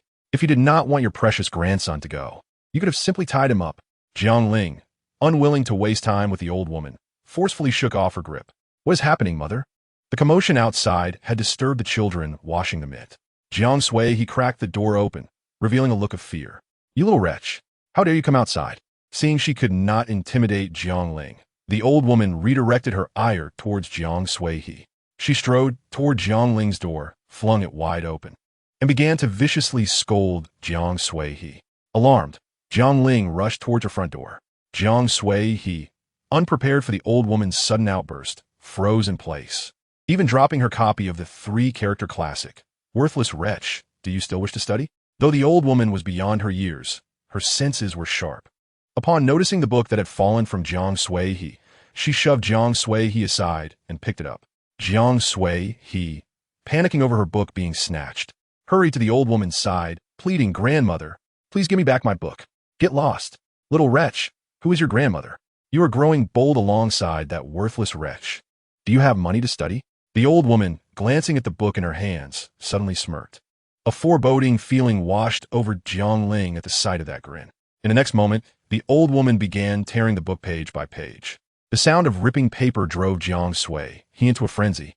"My book! No!" Tears streamed down her face as she lunged at the old woman. "Sui!" Jiang Ling swiftly pulled Jiang Sui to her side, then took several steps forward and raised her arm to deliver a fierce slap to the old woman's face. The old woman's cheek instantly swelled, turning a bright shade of red. Jiang Ling was truly enraged, more than when she had been previously wronged. Especially upon seeing the despair in Jiang Sui's eyes, her anger obliterated any remnants of rational thought. "Old woman, you are truly courting death. I have tolerated you time and again. Do you truly think I fear you? Today, I shall teach you a proper lesson," Jiang Ling declared, rolling up her sleeves and forcefully pushing the old woman to the ground. Without giving her a moment to react, she sat atop the old woman and unleashed a flurry of slaps upon her face. "Help! Murder! Help!" The malice emanating from Jiang Ling terrified the old woman, who screamed as if being slaughtered. Neighbors rushed to their doors to assess the situation, and upon witnessing Jiang Ling's frenzied actions, they stood frozen, none daring to intervene or utter a word of comfort. To all, Jiang Ling appeared as a terrifying specter risen from the depths of hell. "Quick! Someone go notify the village chief." A few of the onlookers hurriedly sent their children to find the village chief. "Jiang family, you must not." The village chief, panting heavily, arrived and rushed to intervene upon seeing the scene. "An elder? An elder? Look at what this old crone has done." Jiang Ling seethed, her body trembling as she pointed at the nearly shredded book on the ground, her voice laced with fury. The village chief shuddered at Jiang Ling's words.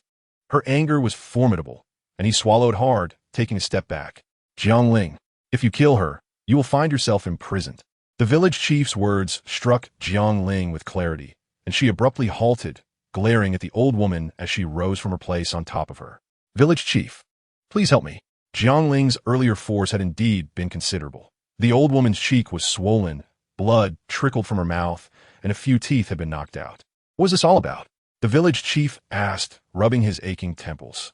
"Village chief, oh village chief, she was so fierce just now and even tore my book." Jiang Sui, he cried, clutching the remnants of her book as she approached the village chief, tears streaming down her face. Chapter 51. Why Seek Trouble? The crowd began to murmur as they heard Jiang Sui's words. And Jiang Ling shot a fierce glare at the groaning old woman on the ground before turning to the village chief. After my divorce from their family, I had no land. If I do not seek some small means of livelihood, how will my child and I survive?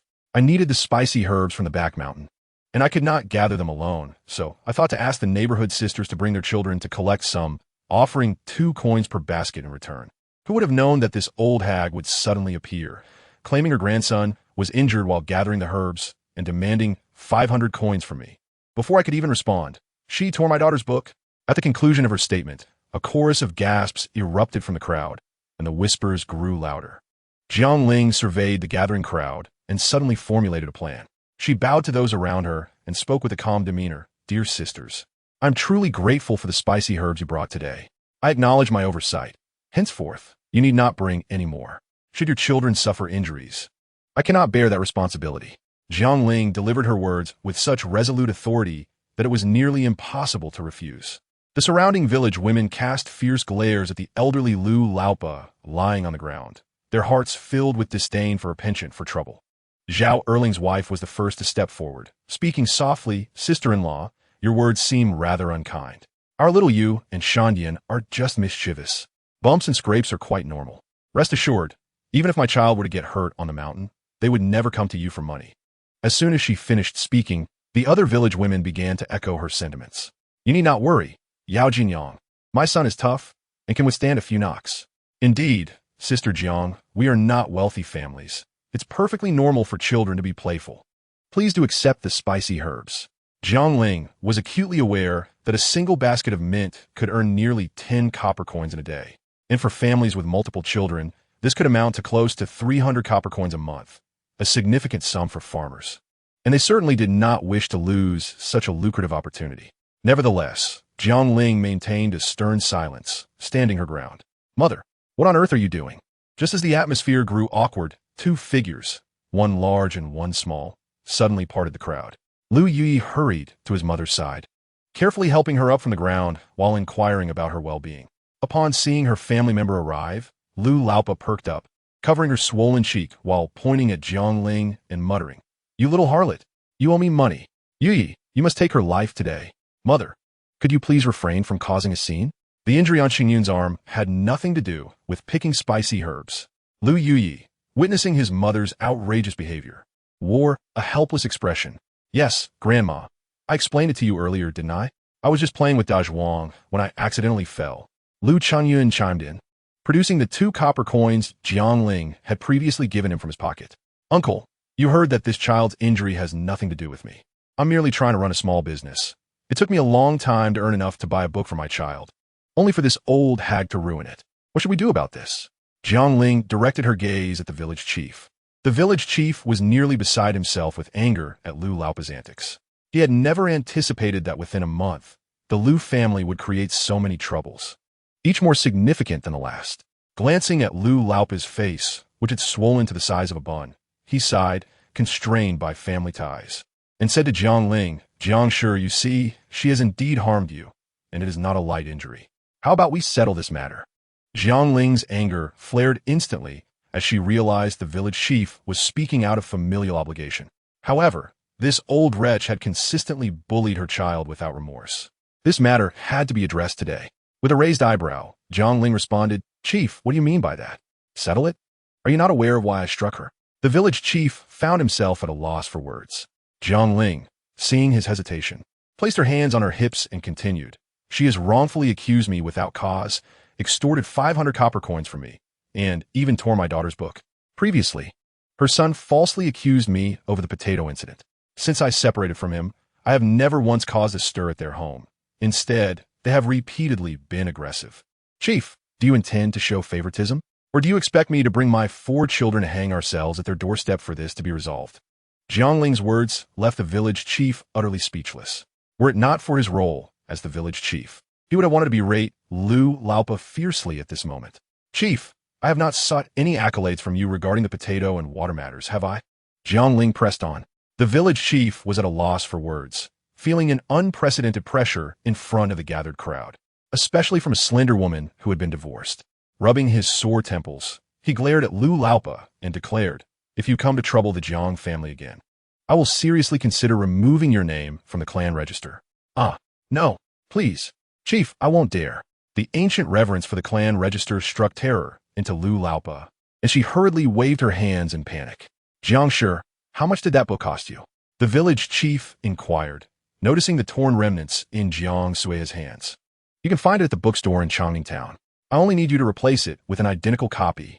Jiang Ling did not quote a price, but clearly specified what she needed. Upon hearing the words scholar's book, the crowd erupted in astonishment. "A scholar's book? My heavens. I've heard they cost at least 1 or 200 copper coins. Indeed, my nephew studies at the academy in Pingxi County, and the writing materials are quite expensive. Could it be that Jiang Shi wishes to make her daughter a female scholar?" The chatter swelled once more, pushing the situation to a climax. Although the village chief had heard of Jiang Ling's daughter's education, he was astonished that she would be willing to spend such a fortune on a girl's education. "Lu Laopa, you tore the book. How do you propose we resolve this matter?" The village chief sighed in resignation. "I tore it, what of it? That wretched girl is my granddaughter, and I have every right to scold her." "Mother, please stop." Lu Yi tugged at Lu Laopa's sleeve, frowning as he interrupted. "Jiang Shi, I sincerely apologize. I will go to Changning Town tomorrow and buy you an identical book," Lu Yi said, his face filled with shame. Chapter 52. Development of New Products. It was truly an accident while playing with Dazhuang. I did not lie." Jiang Ling's expression seemed to frighten Lu Qingyun, who hid behind Lu Yuyi, his voice trembling. "Chief, you heard that. This matter has nothing to do with me." Jiang Ling looked up at the village chief. As the crowd realized there was no longer any excitement to witness, they began to disperse, with a few village women glancing at Jiang Ling with concern. "Jiang Shi, I assure you, even if my son were to get hurt, I would never cause a ruckus." Jiang Ling scanned them, relieved to see that these women were generally well-behaved, only occasionally indulging in gossip without crossing any serious boundaries. With a sigh, she conceded, "Very well, I shall continue to accept the spicy herbs from your families." The village women breathed a collective sigh of relief upon hearing this, exchanging a few pleasantries with Jiang Ling before departing. Jiang Ling turned to her daughter, who was tearful, holding the torn fragments of the Sanzi Jing, and comforted her. "Suha, my dear, do not cry. I will buy you another one tomorrow." Despite Jiang Suha's tears still flowing, Jiang Ling knelt down, gently embracing her while softly patted her back. "Sueha, do not cry. We will go to Changning Town tomorrow, and I will get you a new one. Do not fear, your mother is here." "Oh, mother."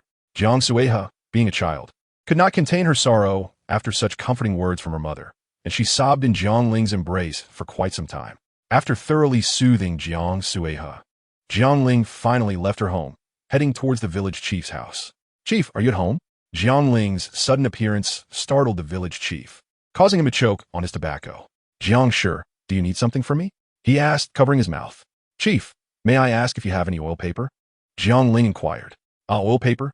How much do you need?" "I will get it for you," the village chief responded, somewhat surprised. "Just 2 or 3 sheets will suffice." "How much will that be?" Jiang Ling asked, rummaging through her pocket for copper coins. "Just take them. It is of no consequence." "Wait a moment. I will fetch some for you." With that, the village chief hurried into his house. "Old man, who is it?" the village chief's wife inquired with a hint of curiosity. "Jiang Shi, suddenly asking me to borrow oiled paper. I must hurry to oblige her. What if I provoke her and she decides to beat me?" As the village chief spoke, beads of sweat began to form on his forehead. "How could she possibly hit you? After all these years since she married in? Everyone knows she has a good temperament." The village chief's wife regarded him with a puzzled expression. "Oh dear, you have no idea. Today Jiang Shi actually beat old lady Lu. When I arrived, she was atop old lady Lu, slapping her incessantly. You should have seen it.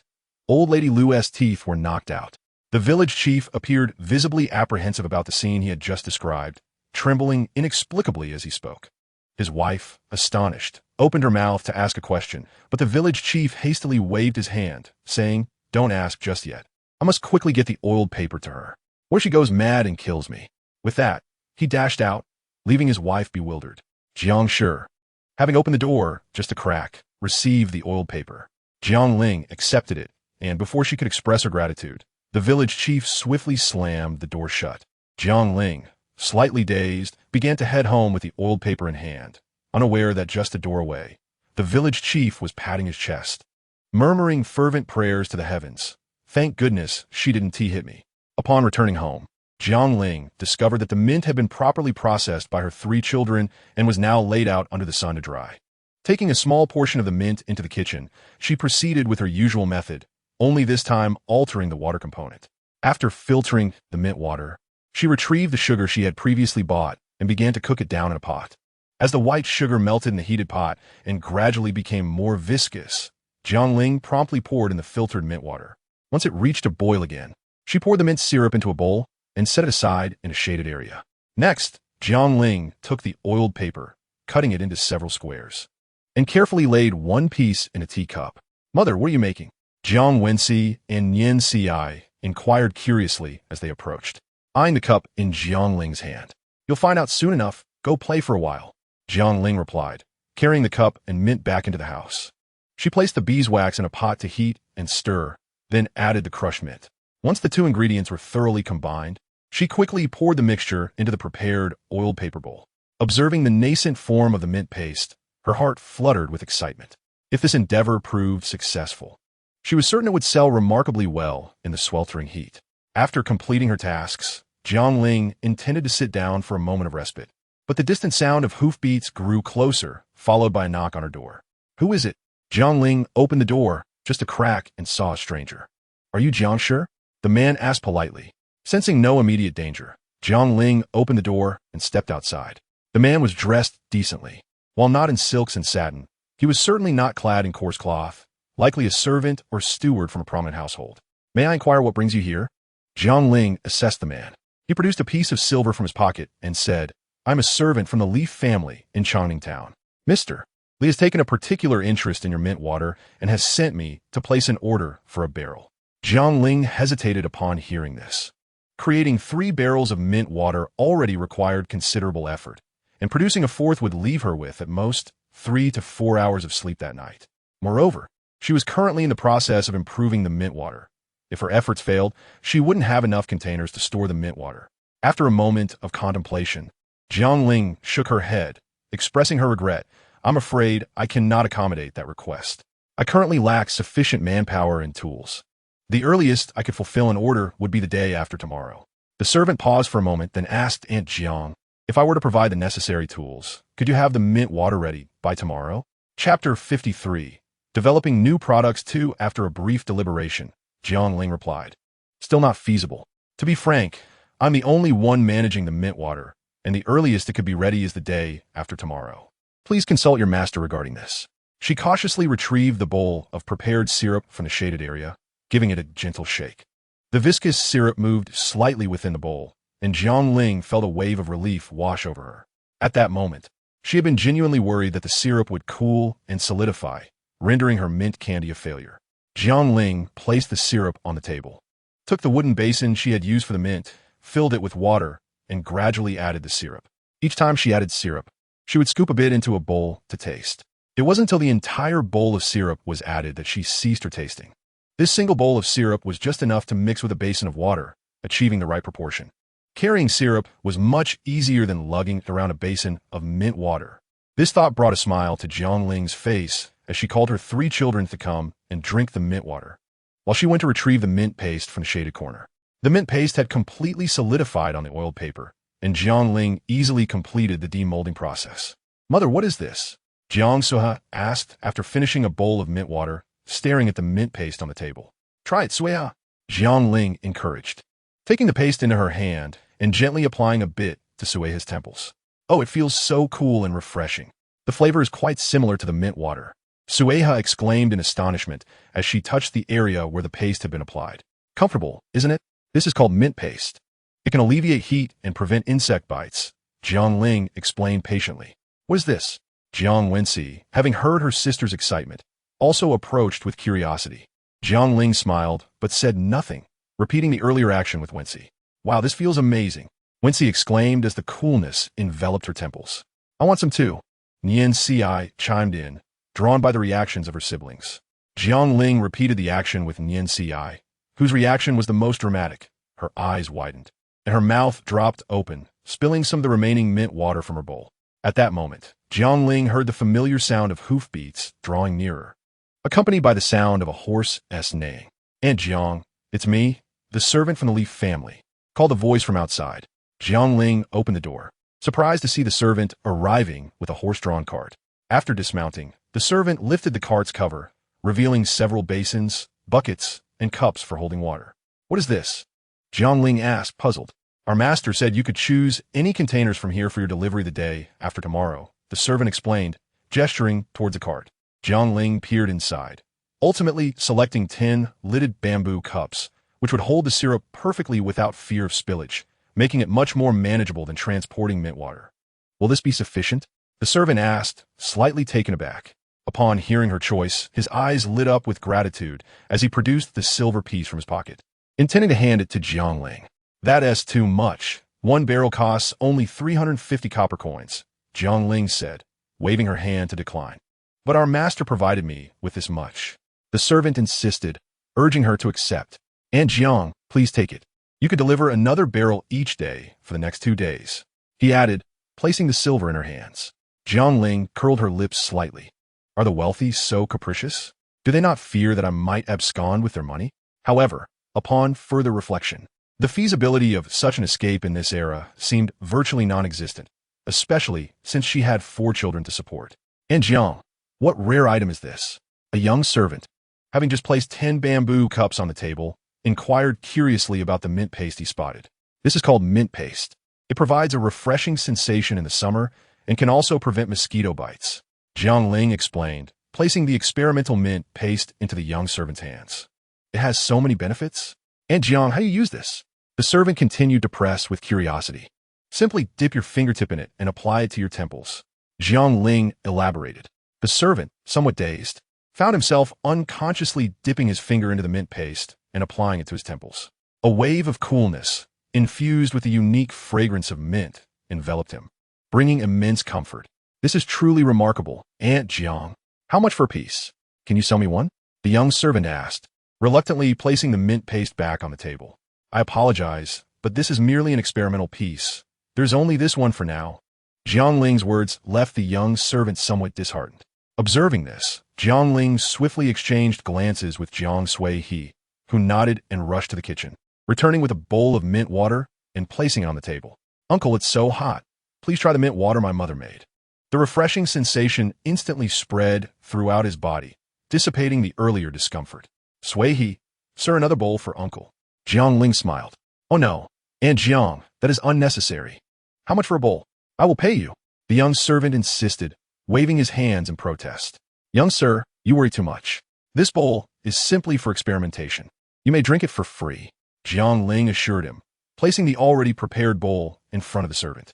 He gulped, glancing between Jiang Ling and the mint water, before ultimately lifting the bowl and drinking it down in one go.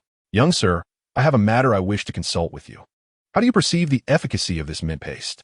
Jiang Ling inquired. "And Jiang, I cannot speak for other matters, but I am certain our master and mistress will love this mint paste," the young servant replied earnestly. Jiang Ling nodded and pressed further. "What do you think about selling it for 10 copper coins apiece?" The young servant shook his head in response. Chapter 54. Insufficient manpower. Observing the mint paste in Jiang Ling's hands, the young servant remarked, "Aunt Jiang, I believe you are pricing it too low. Similar ointments in the Rue shop are at least 20 copper coins for a box, and yours is more than half as much. The scent is unique, and it provides a cooling effect while preventing mosquito bites. I believe it should be priced at 30 copper coins per box." His words filled Jiang Ling with quiet delight. The process of creating mint paste was significantly simpler than that of mint water, and it was more convenient to store, alleviating concerns about inventory accumulation and appealing to a broader audience. With this in mind, Jiang Ling's eyes sparkled as she suggested, "Young sir, I am currently struggling to find a market for this mint paste. Given your experience, could you assist me in identifying potential sales channels? Of course, I would not ask you to work for free. I would offer you 5 copper coins for each box sold."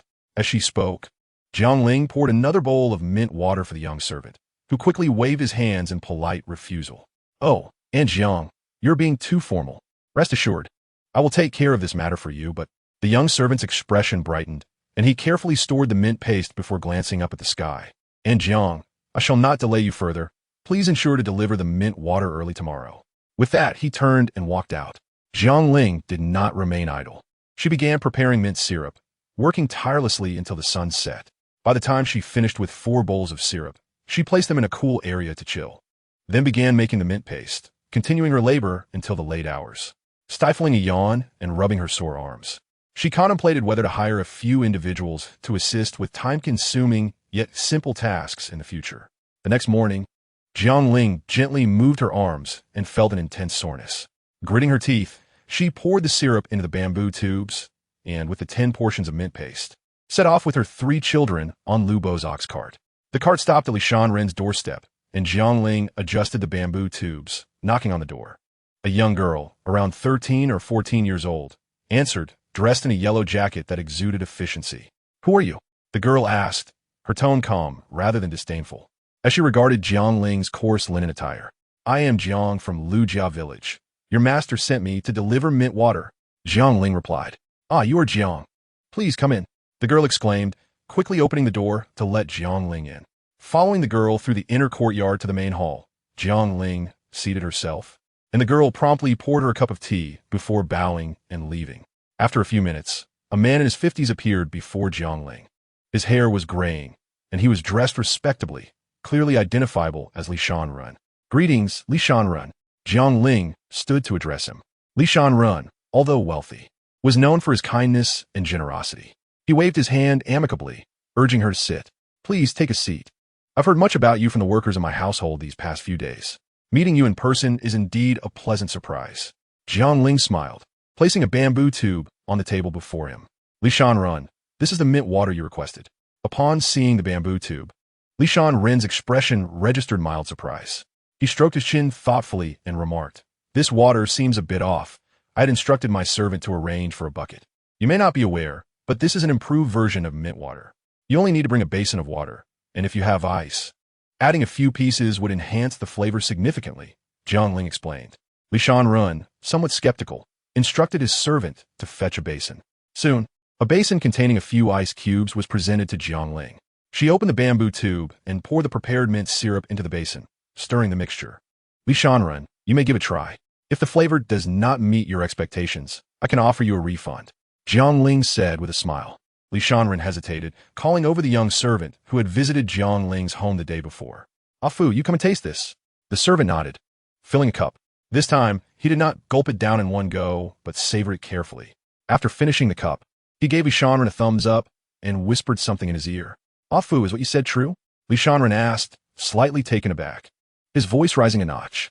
Ah Fu nodded without further comment and swiftly departed from Jiang Ling's view. "I hear you have another intriguing item called mint paste?" Li Shanren inquired. Gazing at Jiang Ling nodded, retrieving a piece of mint paste from her arms and placing it on the table. "This is it, but my humble household lacks the means to present it exquisitely. I hope you can forgive me, Li Shanren. No need for apologies. Is this truly as wonderful as you claim?" Li Shanren continued to probe. Jiang Ling nodded silently. Observing her response, Li Shanren picked up the mint paste, inhaled its scent, and then applied some to his forehead. "Ah, quite soothing," he murmured. "Jiang, how many pieces of this mint paste do you have?" He pressed further. "Alas, I am but one person, and I have only produced 10 pieces of mint paste," Jiang Ling replied, placing all the mint paste on the table. "A fool. Go fetch a couple of silver coins from Wang Guanjia," Li Shanren instructed softly. Turning back to Jiang Ling, he declared, "Jiang, I will take all 10 pieces of the mint paste.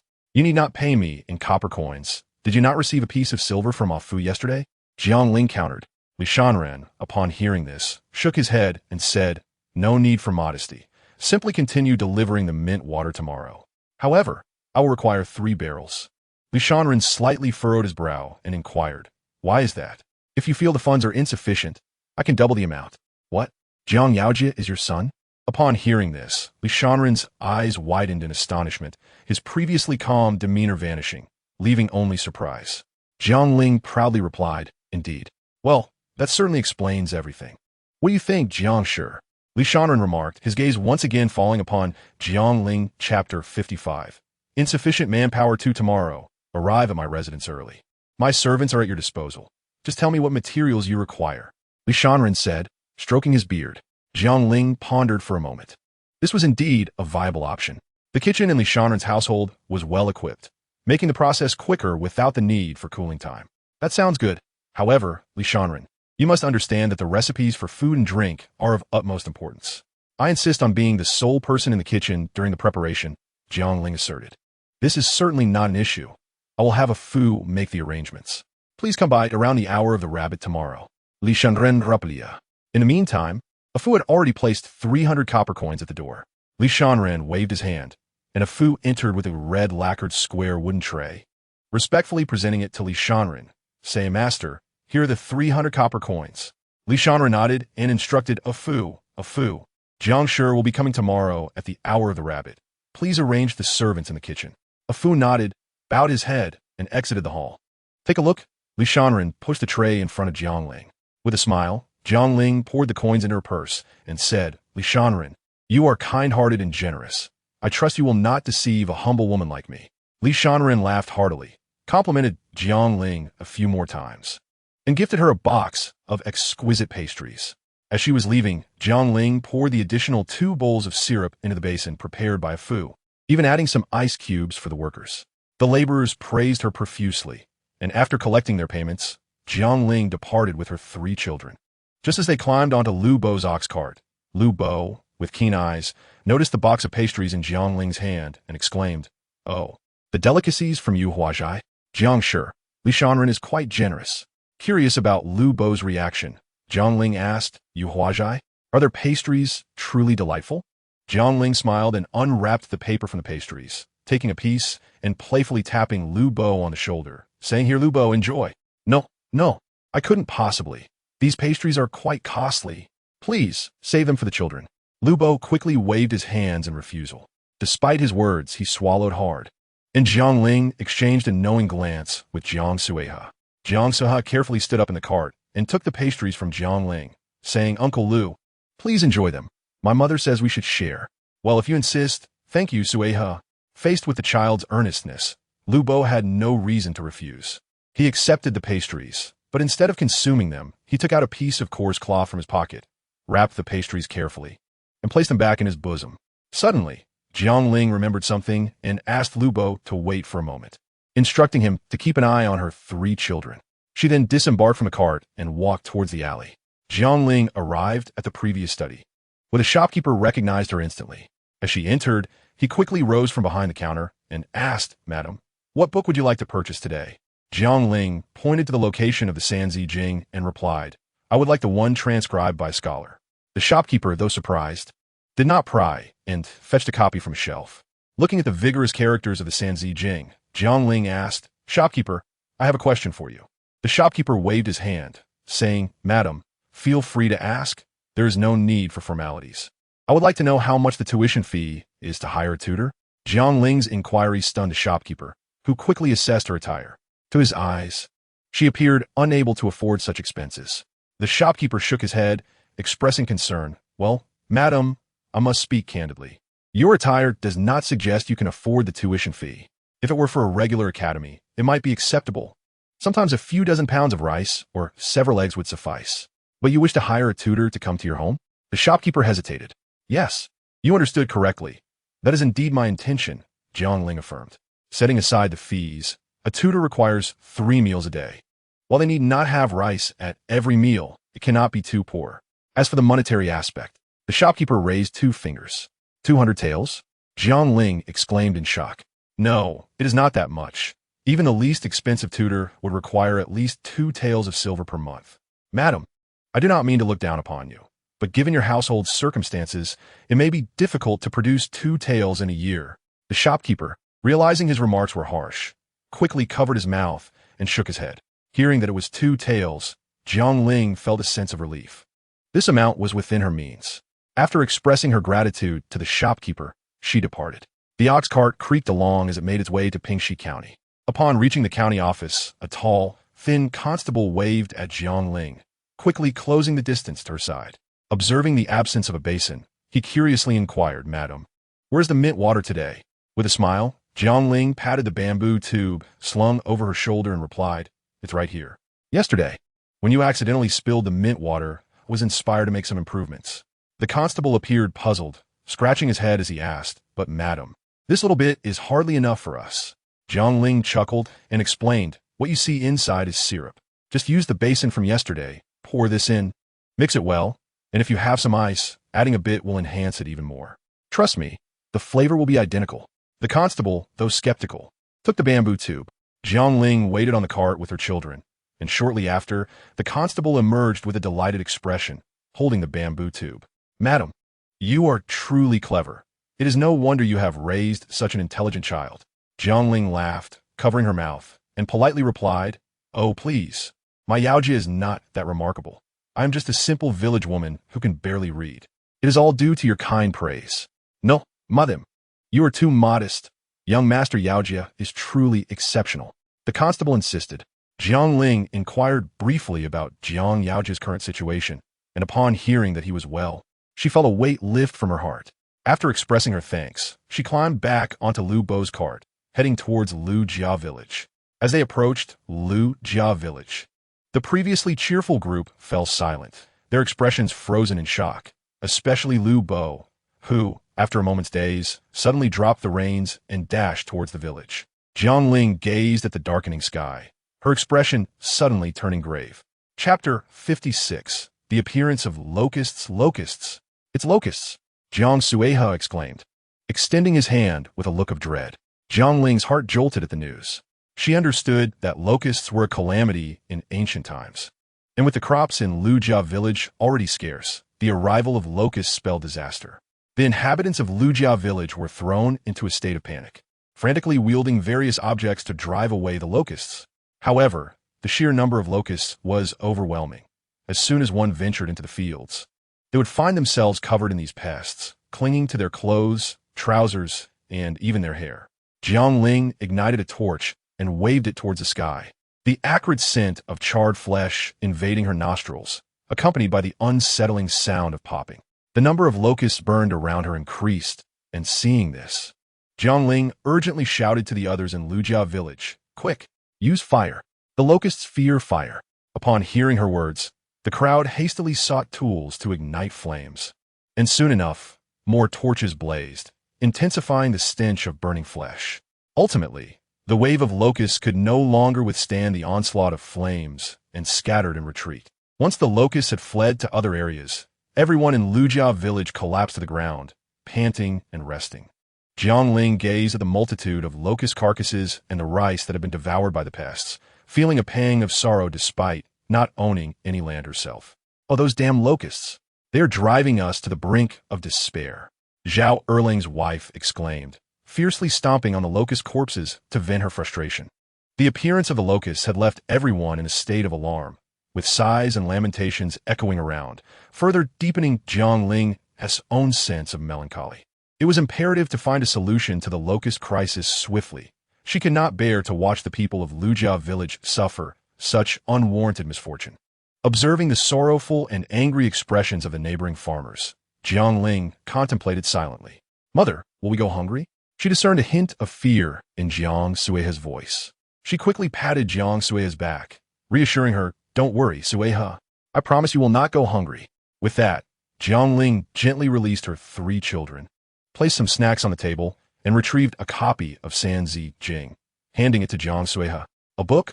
Mother, you bought me a book again?" Jiang Sueha exclaimed, her eyes sparkling with excitement. Jiang Ling smiled but said nothing. Just then, a knock echoed from outside, and upon opening the door, she found the same group of children from before.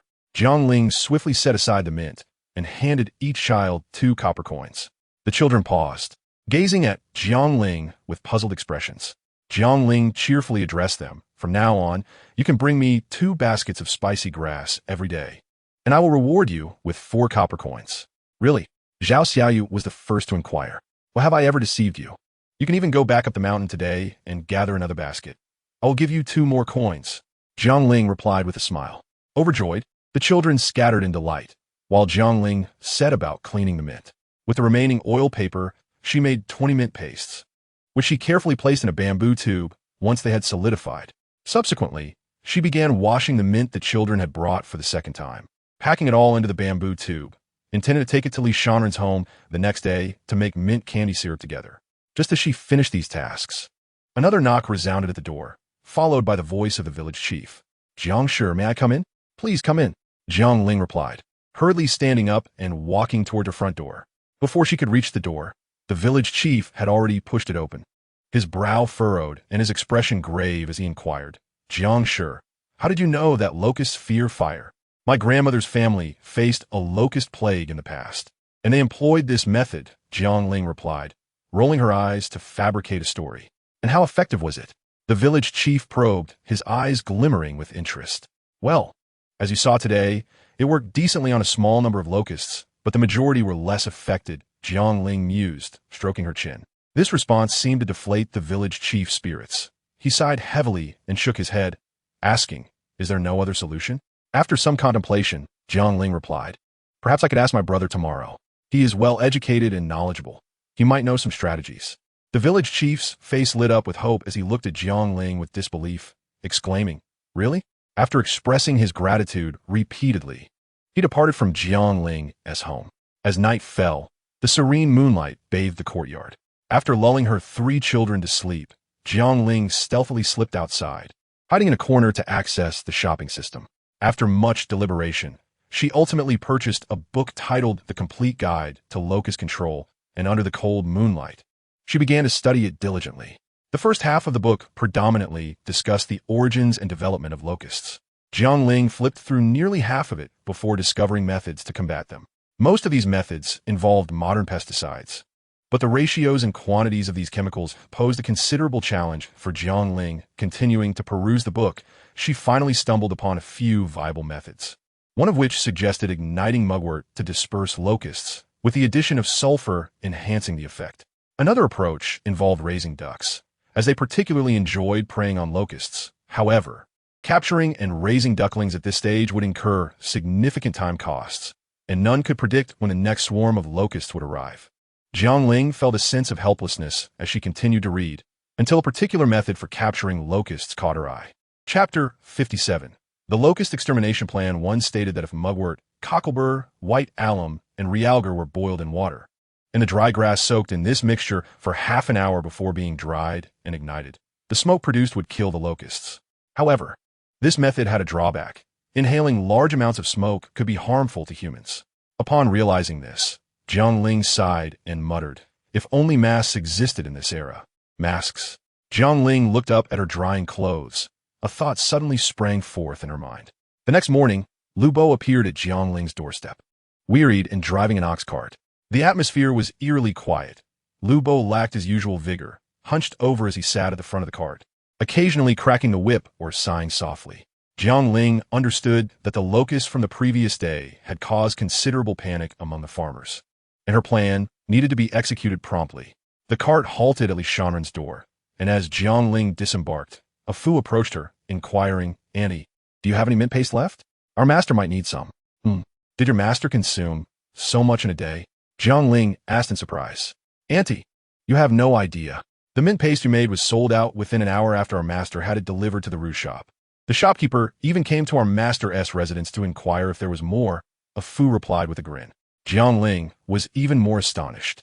She had not anticipated her mint paste would become a sensation in Changning town overnight. Just as a Fu led her to the inner courtyard, she saw Li Shanren waiting for her. He quickly approached Jiang Ling, his face brimming with anticipation as he asked, Jiang Shi, do you still have that mint paste? Jiang Ling patted the bamboo tube, saying, yes, I made 20 yesterday. How much do you need? Li Shanren, initially smiling. Li Shanren's expression shifted as he shook his head, saying, oh dear, that is far too few. Jiang Shi, may I reserve 100 in advance? 100? You overestimate a humble woman like me. Not to mention the production process, it requires at least 300 pounds of raw materials, Jiang Ling replied, covering her astonished mouth gently. That is not a problem. Jiang Shi, I have plenty of hands here. Just tell me where to gather this, and I could procure 3,000 pounds without issue, Li Shanren said, stroking his beard. Farmers have it tough. They toil from dawn to dusk, relying on the heavens for sustenance. If you were to send your servants and attendants to the back mountain, wouldn't that disrupt their meager means of making a living? How many can you manage in a day? Li Shanren pressed further. Jiang Ling pondered for a moment, then raised 3 fingers, saying, currently, I should be able to produce a maximum of 30 in a day. However, I still need to continue selling mint water, so the actual number may be slightly lower. Li Sharon considered this and suggested, then how about I send a servant to collect from you every 5 days? I can offer you 40 copper coins for each box. Although Li Sharon's offer was tempting, Jiang Ling unexpectedly shook her head. She stroked her chin and replied, Li Sharon, you must understand that secret remedies should not be divulged. If this product truly becomes popular, I cannot supply exclusively to your household. If you wish to purchase, I can sell it to you at 20 copper coins per box. How does that sound? Jiang Ling's words left Li Sharon momentarily stunned as he scrutinized the petite, dark-skinned village woman before him, clad in patched clothing. He sensed that this woman was not as simple as she appeared. After a long pause, he stroked his beard and suddenly burst into laughter. Very well. We shall proceed as you suggest, but you must provide me with 100 in advance. Jiang Ling nodded in agreement. After their conversation, Li Sharon joyfully called for a foo, instructing him to guide Jiang Ling to the kitchen while he attended to other matters. Entering the kitchen, Jiang Ling observed the complete array of tools and several young servants. She gently announced, I will now teach you how to crush the spicy grass. With that, she retrieved the mint from her basket and began demonstrating the steps. This process required no particular skill, merely patience. Soon, the young servants were performing proficiently, and before long, they had crushed all the mint and set it aside. Once the servants had departed, Jiang Ling closed the kitchen door and resumed her previous tasks. In no time, she had prepared several large bowls of syrup. She first poured 2 bowls of syrup into a bamboo tube, then opened the kitchen door. Glancing around, she noticed the young maid who had previously opened the door for her, lazily dozing nearby. Jiang Ling quietly approached the maid and gently tapped her shoulder. Startled, the young maid jumped up. Upon recognizing Jiang Ling, she exclaimed, Oh dear, you startled me. Have you completed the items? Jiang Ling smiled.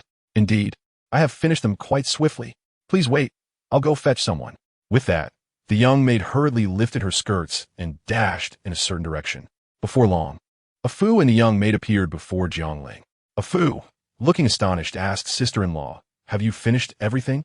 Jiang Ling nodded and led a foo and the young maid into the kitchen. She pointed to the steaming syrup and instructed, Your family has ice blocks, correct?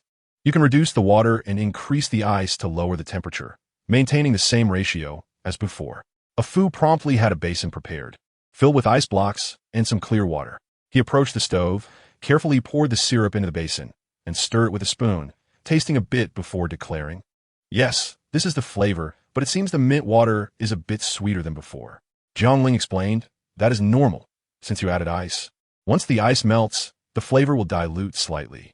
A foo nodded, and Jiang Ling suddenly recalled something and inquired, A foo, where is your master? Our master is in the inner hall. Are you looking for him? I can take you there. A foo replied, leading Jiang Ling towards the inner hall. Li Leioi, this humble woman has an unusual request. Jiang Ling addressed Li Sharon upon seeing him.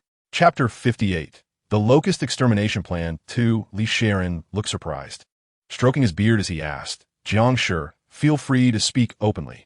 Do you have any cotton here? Jiang Ling queried. Cotton? How much do you need? Li Sharon frowned in contemplation. I wish to exchange the money from this batch of mint ointment for cotton, Jiang Ling stated. Li Sharon was taken aback by Jiang Ling's words, furrowing his brow and scrutinizing her. Jiang Shi, why do you need so much cotton? Jiang Ling pointed to the sky and explained, Li Sharon, I'm sure you are aware of the locust incident that occurred yesterday. This cotton is intended for pest control. Oh, cotton for pest control? This is the first I have heard of it. Since you have your reasons, I will provide you with the cotton and pay you in full for the mint ointment. If you can indeed manage the locusts, it would be a great merit. Li Sharon Raplia. Jiang Ling understood Li Sharon's motives. In ancient society, merchants were often looked down upon. Although Li Sharon was wealthy, he was not typically respected by the majority. Those in commerce often sought to elevate their status through education or charitable acts. Jiang Ling nodded in agreement. And after Li Sharon inquired about her timeline, he assured her, Do not worry, I will have a foo deliver it to you shortly. It is not safe for a woman like you to carry such copper coins alone.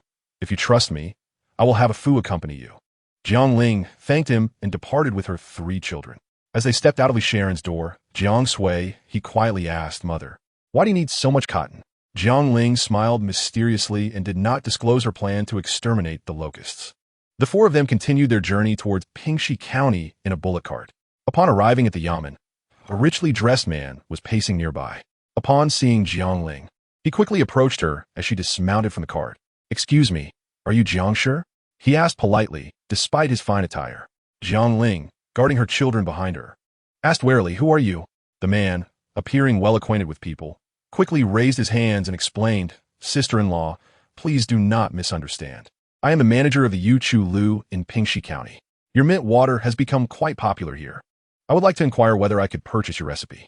Jiang Ling looked up at the yamen nearby and scrutinized the man before her. He did not seem to be a bad person, and even if he were, he likely wouldn't dare to act improperly in front of the yamen. With this in mind, she still kept her children protected behind her and replied, "Young sir, you must understand that recipes for consumables are of utmost importance." Anticipating her response, the man quickly raised 10 fingers and assured her, "Sister-in-law, do not worry. I will offer you 10 taels of silver. This amount will suffice for your family's expenses for 2 or 3 years." 10 taels of silver sounded quite enticing at first, but Jiang Ling did not share the same sentiment. She glanced up at the blazing sun and began to calculate in her mind. The mint water could still be sold for over a month, with daily earnings from both the mint water and ointment averaging at least 1 tael of silver, resulting in a net profit of around 25 to 26 taels after accounting for losses and miscellaneous expenses.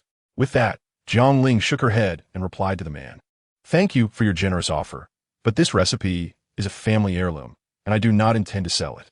She then approached the yamen, handing her bamboo tube to the tall, slender constable. A man dressed in a dark long robe rushed breathlessly to Jiang Ling's side, looking somewhat excited as he inquired, "Excuse me, are you Jiang?" Jiang Ling was taken aback. What was happening today that so many people were seeking her out? The constable eyed the breathless man with suspicion. The man quickly waved his hands in reassurance, saying, "Brother, please do not misunderstand. I am a head chef of Huachui Lu. We heard that you have arrived in Pingxi County, and our manager wishes to meet you." Upon hearing this, Jiang Ling frowned. She took a step back, scrutinizing the unfamiliar man, and replied, "I do not know your manager." Her frown deepened as she glanced at the manager of Yuchu Lu, noticing the displeasure on his face, indicating the competitive nature between the two establishments. "My recipe is not for sale, and I sincerely apologize for your wasted trip," the young man. Jiang Ling shook her head in refusal. Her gestures evidently relieved the manager of the Yuchu Lu, who had been observing closely. However, the words spoken by the head chef of Huachui Lu immediately caused the manager's heart to race with anxiety. "Rest assured, sister-in-law, our manager does not seek the recipe. He only hopes you can supply him.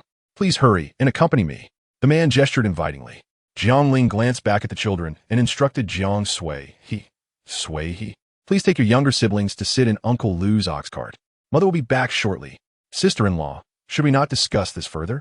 The manager of Yuchu Lu was thoroughly flustered and quickly stepped in front of Jiang Ling, blocking her from the head chef of Huachui Lu. The arrangement of the three made for an awkward tableau, prompting Jiang Ling to helplessly grin and suggest, "How about we three discuss this together?" "Together?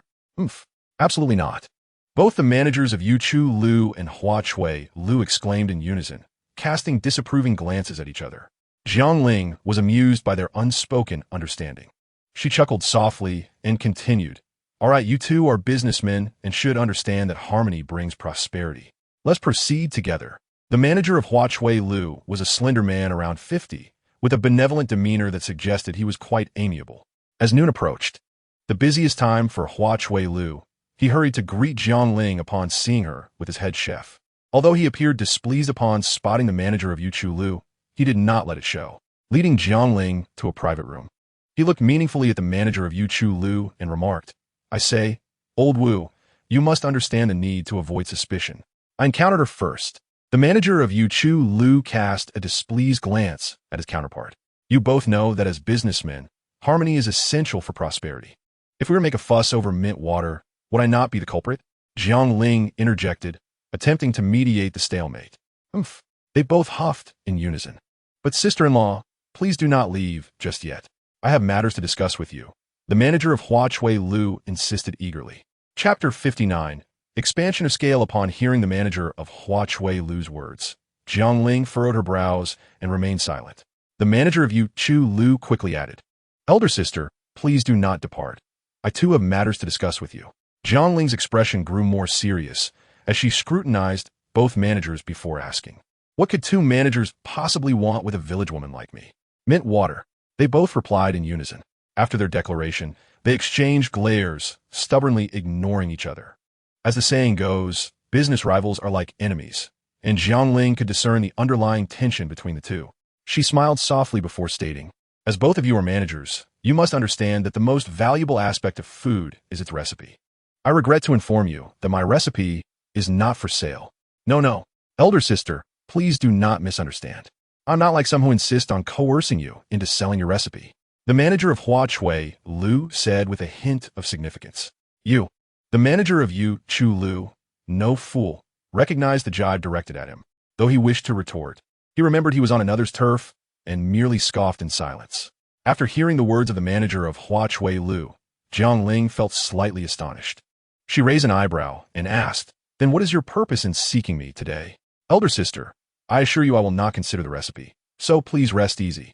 All I need is for you to supply me with mint water daily. I require at least 200 bowls each day," the manager of Hua Chui Lu explained patiently. Jiang Ling was even more astonished upon hearing this. 200 bowls would necessitate at least 5 buckets of syrup.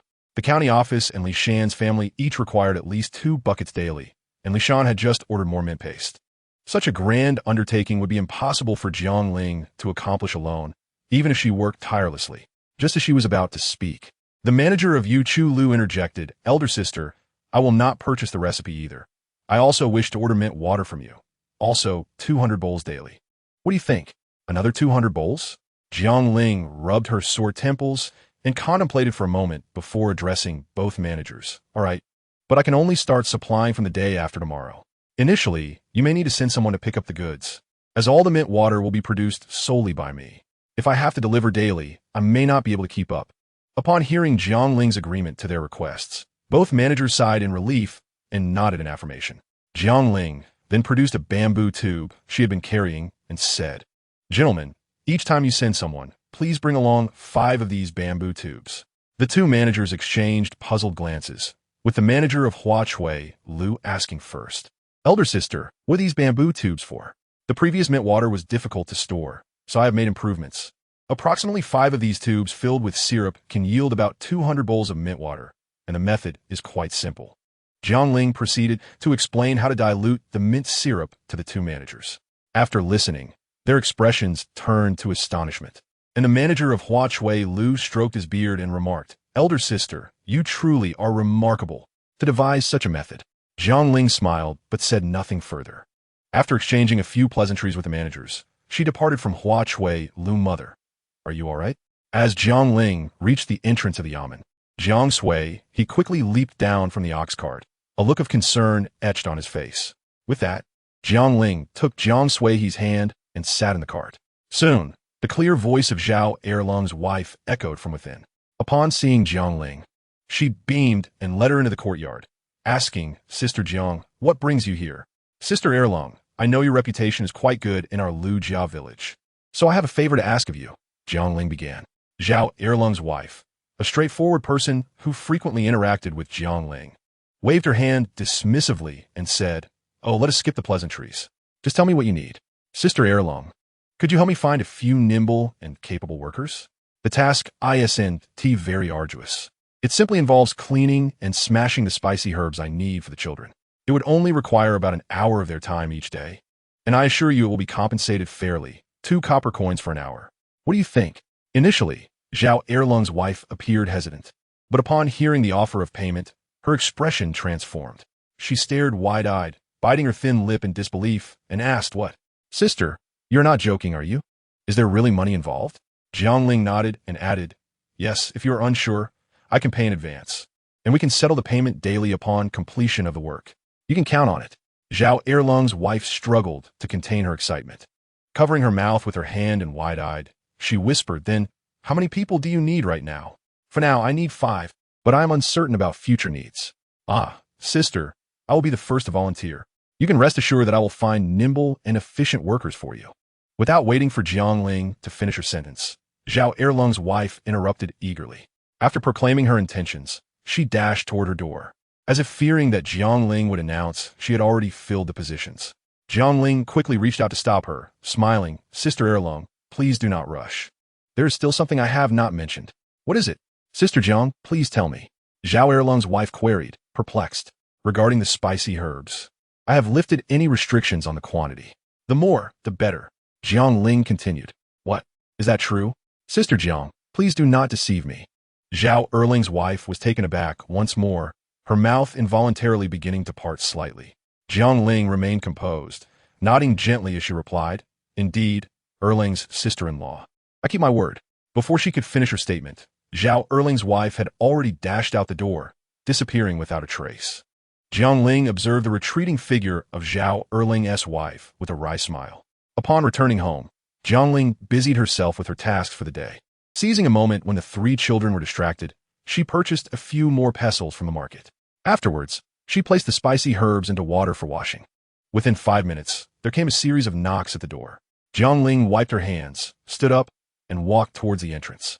As she opened the door, several women, along with Zhao Erling's wife, appeared before her. Jiang's sister-in-law, these women are the best workers in our village. Zhao Erling's wife began hesitantly. Casting a timid glance at Jiang Ling smiled warmly, welcoming the village women, including Zhao Erling's wife, into her home. Jiang Suhe dutifully fetched stools for the women, while Jiang Ling placed the tools and spicy herbs in front of them. Ladies, you may handle these spicy herbs as I have shown you. Jiang Ling instructed after demonstrating the process. The village women exchanged glances, hesitating to begin, noticing their reluctance. Jiang Ling assumed her earlier demonstration had been insufficiently detailed and prepared to show them again when Zhao Erling's wife suddenly stood up and pulled Jiang Ling aside. Jiang's sister-in-law, didn't you say we could receive our copper coins in advance? I mentioned it to them. It was the first time Zhao Erling's wife, usually so articulate, spoke in such a roundabout manner. Jiang Ling immediately understood her meaning and smiled as she patted Zhao Erling's wife on the shoulder. Do not worry, Erling's sister-in-law. I shall fetch the money right away. Jiang Ling entered the house, cautiously retrieving 10 copper coins from the market and returning to Zhao Erling and the others. As she emerged, the village women quickly fell silent, their expressions betraying nervousness. Sisters, as I mentioned to Erling's sister-in-law, each of you will receive 2 copper coins for 1 hour of work. Jiang Ling announced, placing the coins into the hands of the 5 village women. Typically reticent, they now appeared somewhat anxious as they sat on the stools, gently swaying back and forth. After placing the final 2 copper coins in Zhao Erling's wife's hands, Jiang Ling asked, Did you all understand my demonstration? The 5 village women nodded in unison, silently beginning their tasks. With the help of 5 eager hands, Jiang Ling's workload lightened considerably. Children soon began arriving, carrying spicy herbs into Jiang Ling's home. Catching sight of Jiang Sueha nearby, Jiang Ling gestured for her to come in. Sueha, here are 20 copper coins. You are responsible for collecting the spicy herbs, she instructed, placing the coins into Sueha's hands. What, mother? Me? Is that all right? Jiang Sueha, who had never handled copper coins before, stood frozen in astonishment, having only seen them during previous business outings with Jiang Ling. However, Jiang Ling encouraged her with a smile. Sueha, I believe in you. You are more than capable of this task. Jiang Sueha looked up, meeting her mother's encouraging gaze. After hesitating a moment, she bit her lip and nodded, responding, Mother, I will not let you down. With that, she grasped the copper coins tightly and walked towards the throng of children. Jiang Ling stood by the door, leaning gently against it. Her eyes narrowed as she watched Sueha earnestly. Mother, there are 4 more copper coins. Sueha exclaimed excitedly, running back to Jiang Ling with the remaining coins held high. You and your sister can share these 4 coins, as they are the fruits of your labor. Jiang Ling replied, refraining from taking the coins herself. Really? Is this true? Sueha's mouth gaped open, astonished that she would possess copper coins. Jiang Ling nodded with a smile, enjoying Sueha's delighted expression. Sueha, her eyes sparkling with joy, took out 2 coins and placed them in Jiang Wenxi's hands, bringing the remainder before Jiang Ling mother. Would you like to keep these for me? She asked. However, Jiang Ling shook her head, her expression slightly serious as she replied. Sueha, it is important that you learn to manage your own belongings, even if they are just copper coins. Although Sueha didn't fully comprehend, she understood that whatever her mother said was for her own good, and she nodded, carefully tucking the 2 coins into her pocket. An hour passed swiftly. Jiang Ling examined the bowl filled with crushed mint leaves with a meticulous eye. Perhaps due to her serious demeanor, the 5 village women, including Zhao Erling's wife, appeared somewhat anxious. Well done, everyone.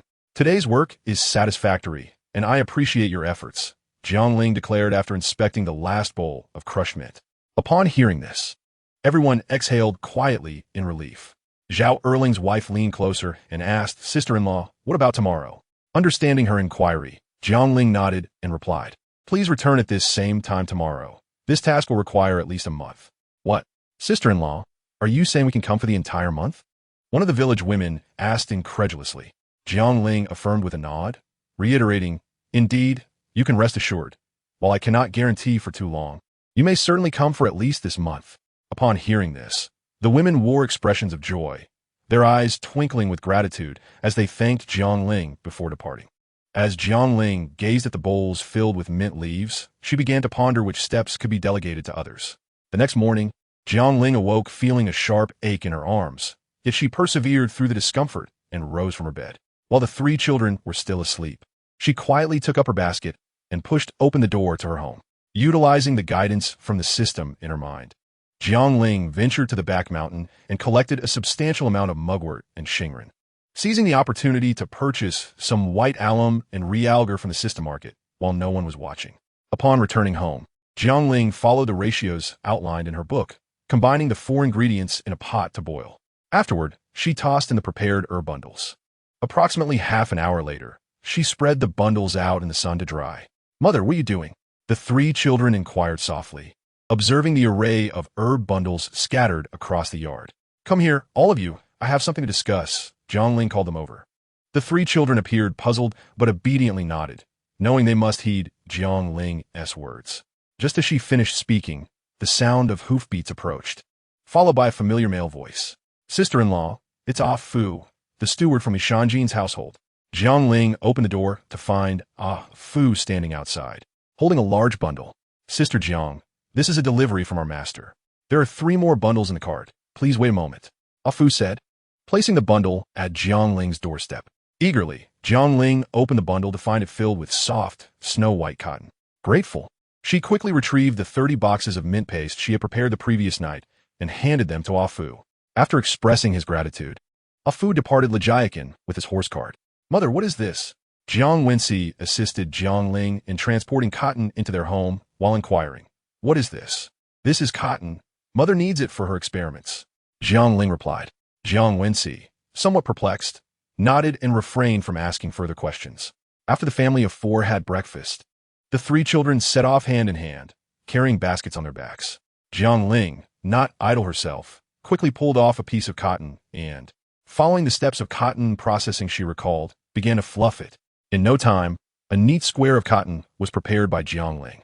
She then fetched a piece of coarse cloth from the house and, mimicking the shape of a mask, placed the cotton in the center. After completing it, Jiang Ling even tried it on her ears. After instructing the children to place the insects into the jar, Jiang Ling led them back inside, cautioning them not to come out. She then returned to a corner by herself. Jiang Ling ignited the soaked hay and placed it beneath the jar. The pungent aroma of the herbal-infused hay quickly filled the air, causing the insects within the jar to become restless. "Oh dear, Sister Jiang, what are you doing? What is that smell?" Zhao Erling's wife, living next door, rushed over, pinching her nose and frowning upon catching a whiff of the odor. Jiang Ling handed the mask she had prepared earlier to Zhao Erling's wife and urged, "Put this on quickly. The smoke is toxic." "What? Toxic?"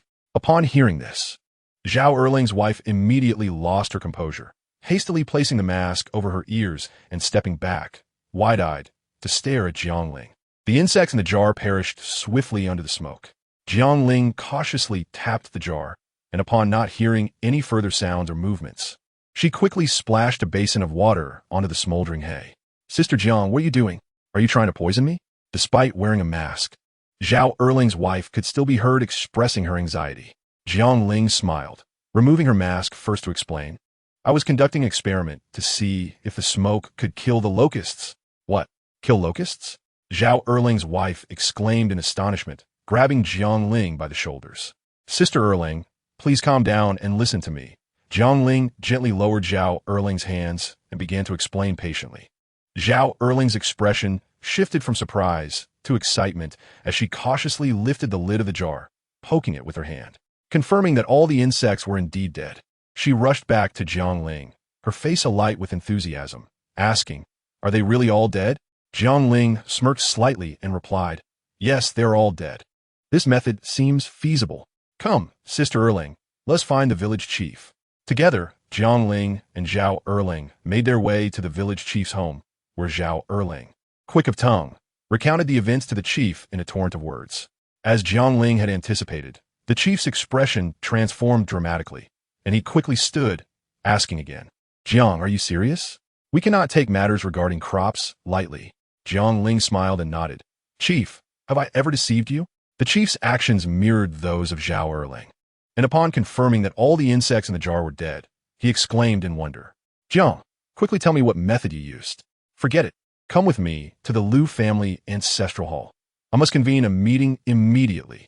The chief, after a moment's thought, hurried out of Jiang Ling's home, signaling her to follow. Inside the Liu family ancestral hall, the crowd buzzed with whispers. The chief cleared his throat and began to restore order. "Quiet, quiet. I have summoned everyone here to announce a matter of great importance." At the chief's command, the crowd fell silent, anticipating his words. Regarding the management of locusts, Jiang has found a solution. Before the chief could finish, murmurs erupted once more from the assembly. "Silence! Silence!" The chief frowned, trying to maintain discipline. "Chief, have you lost your senses? You believe the words of a village woman who cannot even read?" Lu Yuren scoffed, crossing his arms disdainfully. Jiang Ling glanced at the crowd and shot Lu Yuren a frustrated look. How had this oddball managed to live so long? Continually seeking to provoke her without realizing the need to relent? "I don't believe her. I believe you. Lu Yuren, do not overstep your bounds." The chief glared at Lu Yuren, reprimanding him sharply. Offended by the public scolding, Lu Yuren huffed, but remained silent. Earlier, Jiang discovered a method to exterminate locusts. The chief's gaze fell upon Jiang Ling nodding. She stepped beside the chief and continued, "We merely need to boil mugwort and xanthium together in a pot. Then soak the grass bundle in the boiling water for half an hour before drying it." Jiang Ling's words ignited renewed chatter among the crowd. However, most villagers recognized Jiang Ling's character, especially after she had introduced potatoes and a water source, significantly elevating her reputation. White alum and realgar were, after all, not products of this era. On the way to the meeting, Jiang Ling had devised a strategy to discreetly powder these two items and distribute them under her grandmother's name, ensuring the extermination of locusts without raising suspicion. However, this method bore one drawback. Jiang Ling's statement immediately escalated the situation. Everyone gazed at her, seemingly seeking answers. "What is this drawback, Jiang? Please tell us." Some of the farmers, losing patience, furrowed their brows and inquired with mild dissatisfaction. "This formula can indeed kill locusts, but the smoke is toxic." At this, a few harsh comments reached Jiang Ling's ears. She merely cast a calm glance at the crowd and continued, "But please do not worry. I've already found a way to avoid the poison." With that, Jiang Ling produced the mask she had prepared earlier and began to explain to the crowd. "TCH, Jiang, do you know how expensive cotton is? It's easy for you to say." Before Jiang Ling could finish, old Lady Lu leaped before her like a monkey, arching her brow with a scornful expression. Jiang Ling remained unperturbed, lifting her head to regard old Lady Lu with a slight smile. "I presume everyone is concerned about the cotton issue, correct?" The crowd exchanged glances, nodding in agreement, before quickly lowering their heads again. "Rest assured, there is no need to worry about the cotton." What do you mean by I? Are you suggesting you've already purchased cotton for all of us? You must be wary of your own words." Old Lady Lu shot Jiang Ling a disdainful glare. "Aunt Lu, you are indeed clever. I have indeed purchased cotton for everyone. It is currently stored in my yard." Jiang Ling, with a triumphant smile, regarded Old Lady Lu. As Jiang Ling had predicted, Old Lady Lu's eyes widened in disbelief, staring at Jiang Ling with incredulity. As soon as she finished speaking, gasps of astonishment rippled through the crowd, and the atmosphere grew somewhat chaotic. The chief, noticing this, waved his hands to quiet the crowd. "Jiang, how did you profit from this venture?" "I, too, wish to learn and engage in some trade." Voices clamored from the assembly, causing Jiang Ling a slight headache. Nevertheless, she maintained her composure, calmly explaining, "Ladies and gentlemen, you know that sustenance primarily relies on the formula, which is a treasured secret passed down through our ancestors. Furthermore, the business of sustenance is a laborious endeavor. I have merely been fortunate lately to earn a modest sum. Have you all considered what to do should losses ensue?" Jiang Ling was acutely aware of the mindset of these village women. With just a few words, she managed to evoke a flicker of trepidation in them. Yet, a handful of women regarded her with skeptical eyes. Indeed, the Jiang family has not deceived you. I reside next door, and they rise before dawn to toil until the deep of night. At that moment, Zhao Erling's wife, known for her candor, unexpectedly chimed in. What? Is what you say true? Erling's wife? One of the doubtful farmers inquired, her eyes wide with disbelief. Sister Daitu, why would I deceive you? If you do not believe me, rise early and see for yourself. Erling's wife retorted, casting a disapproving glance at Sister Daitu. Upon hearing this, the chattering farmers fell silent. Jiang Ling surveyed the women surrounding her, understanding that if she did not provide them with tasks, envy would surely brew. The price of cotton is not insignificant, and having secured the entire village's cotton, it was evident that the locals would soon realize Jiang Ling had made a considerable profit. Should envy arise, her future in Lajiakan would be fraught with peril. Reflecting on this, Jiang Ling's eyes darted as she promptly addressed the nearby women. Sisters, I currently require a large quantity of spicy grass. If you can find the time to gather from the back mountain, I will pay you 2 per basket. Erling's wife can attest to this. Her children have brought it to me many times. Is this true, Erling's wife? Hearing Jiang Ling's words, 2 or 3 quick-witted farmers eagerly inquired. Yes, my children have taken it to you many times. Erling's wife proudly puffed out her chest. After the meeting, let's also gather spicy grass from the back mountain. Each basket is merely 2 copper coins. The nearby farmers began to murmur among themselves. After giving a few more instructions, the village chief announced that everyone should go to Jiang Ling's home to collect cotton in half an hour. Watching the crowd disperse, the village chief felt a twinge of apprehension and turned to Jiang Ling, inquiring, Jiang, where did you acquire this cotton? Jiang, you are truly the benevolent savior of our Lajiakan. Lu Yuren, that scoundrel, once spoke of you in such a manner, lamented the village chief with a heavy sigh. Upon hearing the name Lu Yuren, Jiang Ling felt a tumultuous churn in her stomach. She forced a smile at the village chief and replied, Let bygones be bygones. I am quite well with my 4 children. Indeed, Jiang, once the locusts have been dealt with, select a few acres of wasteland as our village's way of repaying your kindness. The village chief remarked, casting a glance outside. Upon returning home, Jiang Ling instructed her 3 children to divide the cotton sent by Afu into several portions, and then she began to prepare mint ointment. Half an hour swiftly passed, and a considerable number of people had gathered at her doorstep. The village chief busily recorded names while distributing the cotton. After delivering the last portion to the final villager, Jiang Ling began instructing everyone on how to make simple masks. Once all tasks were completed, she was about to sit down to rest when a knock echoed at her door. Sueha, go answer the door. Jiang Ling assumed it was a villager from Lajiakan who had not collected their cotton, urging Jiang Sueha to open the door. To her surprise, as soon as Jiang Sueha opened the door, he stood frozen in place. Observing something amiss in Jiang Sueha's demeanor, Jiang Ling quickly rose and walked over, inquiring, Sueha, who is it? Before she could finish her sentence, she caught sight of the visitor at the entrance, and her expression turned icy. She swiftly pulled Jiang Sueha behind her and coldly demanded, What do you want? Have you grown wings, daring to speak to me in such a manner? Chapter 63. Marrying off? Jiang's grandmother, hands on her hips and glaring with a fierce expression, looked at Jiang Ling with evident displeasure. Jiang Ling had no intention of allowing her grandmother to enter. Instead, she stepped outside, closing the door firmly and asking with a stern face, What do you want? I am your mother. Must I announce my arrival beforehand? Jiang Ling, I see you have truly grown bold. Jiang Ling's words only served to heighten her grandmother's ire, who shot her a scathing glare. Faced with her grandmother's aggressive demeanor, Jiang Ling's heart tightened with an unexpected pang of sadness. Though raised in a single-parent household, her mother had never spoken to her in such a tone, always enveloping her in maternal love. In that moment, Jiang Ling longed for her mother. However, before she could succumb to her sorrow, Jiang's grandmother, frowning and dissatisfied, continued to berate her. Humph. What? Shall I be left standing outside like an old woman? To Jiang Ling's shock, her grandmother seized her arm and viciously spat. Little harlot, say that again. You claim you have no money? Word of business has spread. You dare assert you are penniless? I demand you hand over 20 taels of silver right now. Jiang Ling felt a headache coming on. Previously, she had regarded Lu Laopa as a reckless shrew. not realizing her own mother was equally insufferable. Turning her head, Jiang Ling smirked slightly and replied, "No means no." Furthermore, Jiang Ling paused deliberately, forcefully shaking off her grandmother's grip, and continued, "And how did you treat me at the beginning of the month?" Her words did not evoke guilt in Jiang's grandmother. Rather, they ignited her wrath. With hands on her hips and chest puffed out, she began to curse Jiang Ling vehemently. "You ungrateful little harlot. You've been cast aside and still cling to this Legiacan. What, are you hiding other men in your home? Little harlot, today you must give me 20 taels of silver, or I shall see you married off. After all, you've already been cast aside. You must obey me."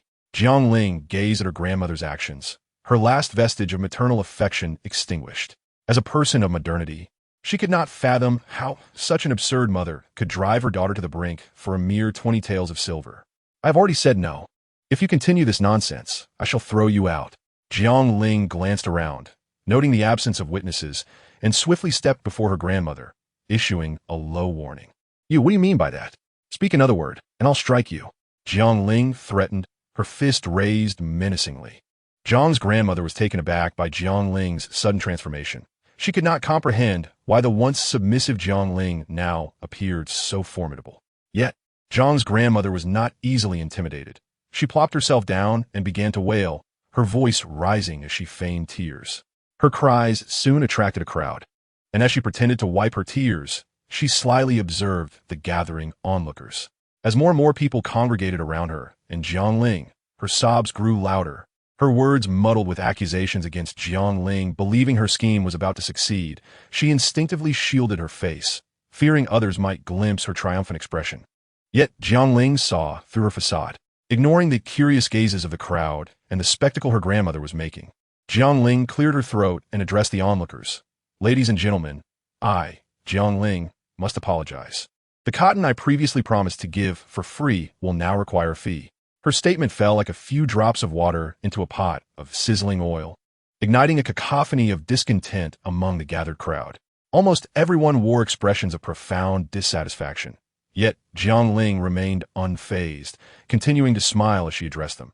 "Initially, I indeed intended to gift this cotton to all of you, but now my mother is forcing me to provide her with 20 taels of silver. I am a woman with 4 children, and I possess not even an acre of land. The annual income of us farmers barely amounts to 2 or 3 taels of silver. My mother is demanding at least 10 years' worth of our earnings." The previously wailing old lady Jiang was instantly rendered speechless, never having anticipated such a move from her daughter. She covered her face and discreetly glanced around, immediately breaking into a cold sweat as the onlookers glared at her menacingly. The villagers of Lujiasiyuan had just resolved a drought, and now they were faced with a plague of insects.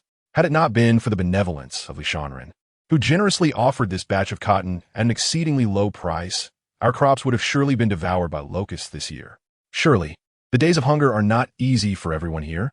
Jiang Ling's words swiftly silenced the crowd, their collective gaze fixating on the sobbing old lady Jiang in the center.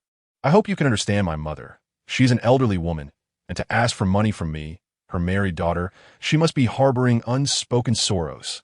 Jiang Ling's clever retort directed all the ire towards old lady Jiang, who found herself in a dilemma, beads of sweat forming on her forehead. In her heart, she had already cursed Jiang Ling 1,000 times.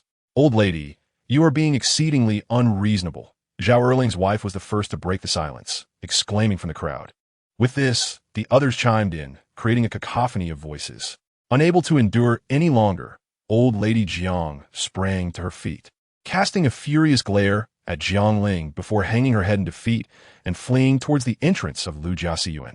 "Sister Jiang, about that silver." The crowd, witnessing the farce come to an end, once again turned their attention to Jiang Ling. It seemed as though everyone breathed a sigh of relief, gradually dispersing before her. Jiang Ling watched the retreating figure of old lady Jiang, a faint smile creeping onto her lips as she muttered, "You think you can outmaneuver me? You're still too inexperienced." With that, she turned and pushed open her front door. As the sun set, Jiang Ling arrived at the ancestral hall of the Lu family, accompanied by Ai Chao and Tsang Er, along with the prepared white alum and realgar. After patiently demonstrating the process, she distributed the materials to all the villagers. Once the villagers expressed their gratitude and departed, it was destined for Lu Jiasiyuan to be illuminated that night. Inside the ancestral hall, only the village chief and Jiang Ling remained. The village chief took a deep drag from his pipe, nervously inquiring, "Jiang Shi, what about this method?" Jiang Ling understood the village chief's concerns. There was still over a month until the crops would mature, and the villagers had relaxed their vigilance after discovering a water source. If a plague of insects were to emerge, it would spell disaster for Lu Jiaxiyuan. With determination, Jiang Ling nodded firmly and assured the village chief, "Rest assured, this method is highly effective. However, I hope we will never have to utilize it."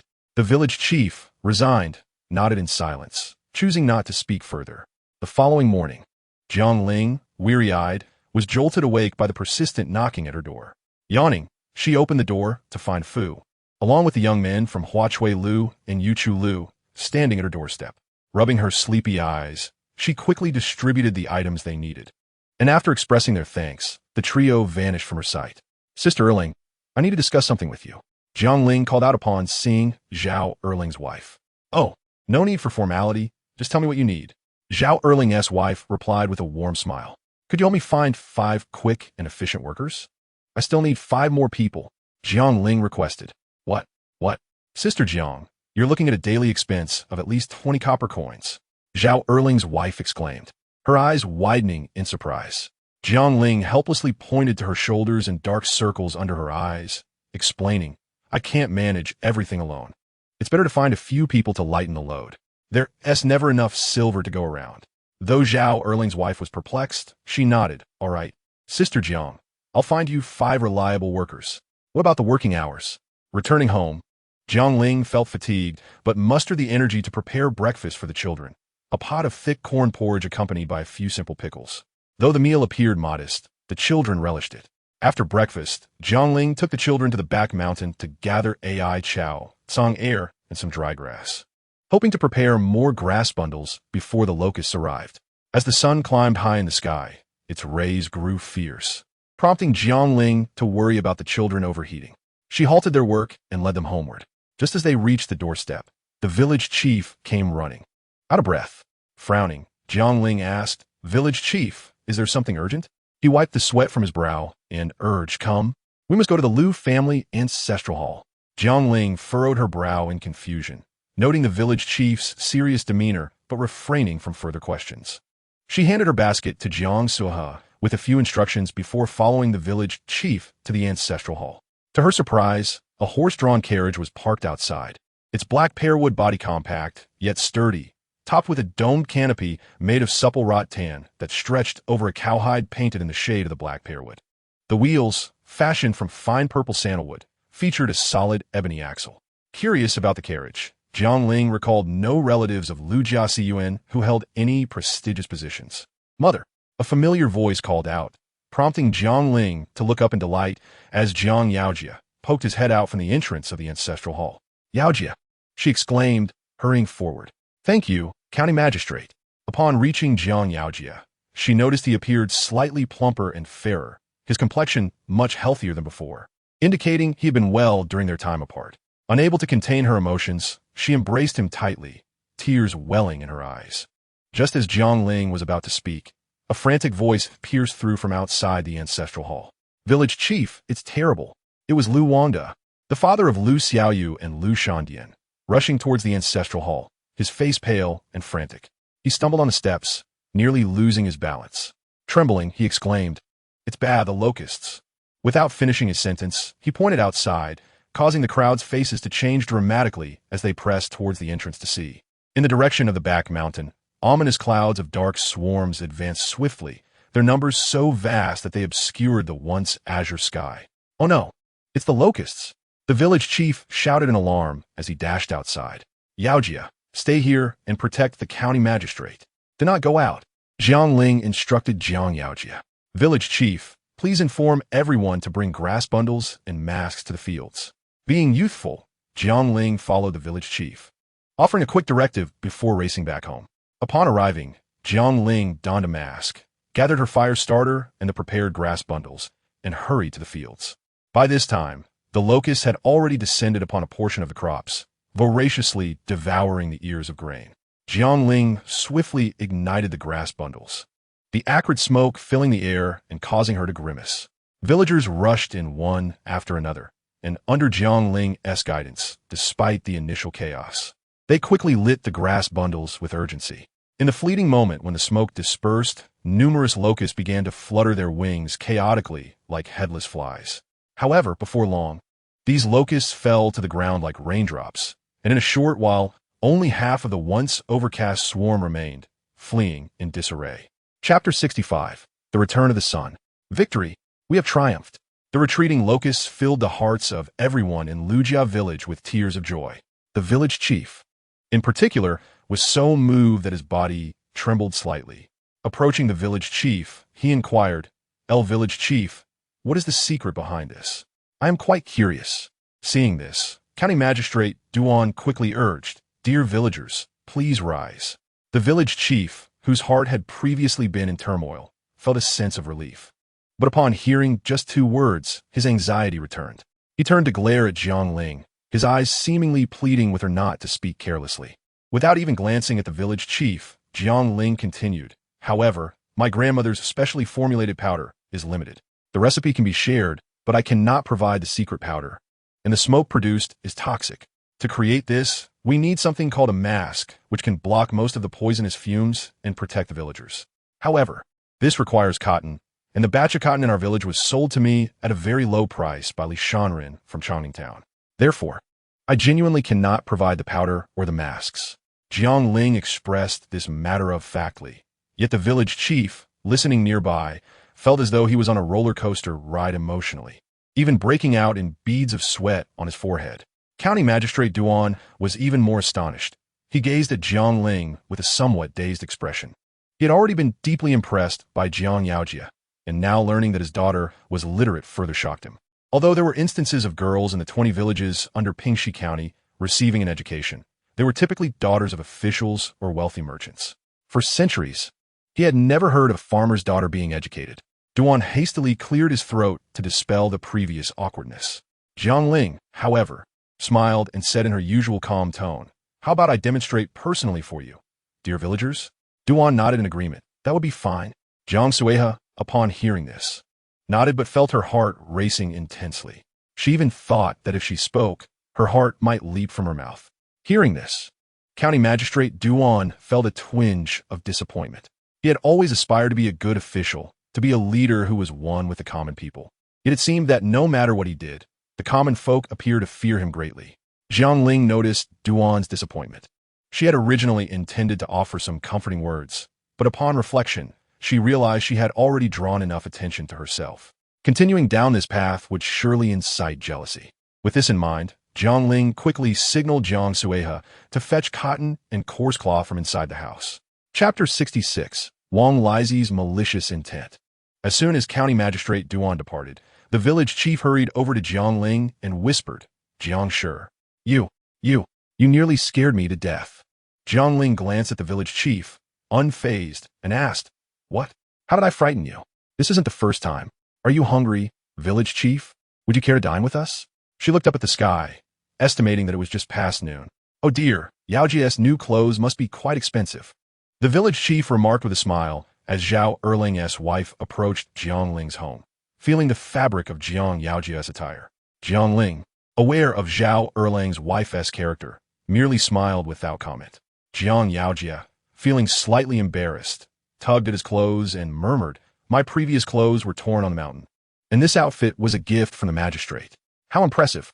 At such a young age, you've already caught the magistrate's attention. Your future is bound to be bright. If you prosper, don't forget your Aunt Erlang. Zhao Erling's wife teased.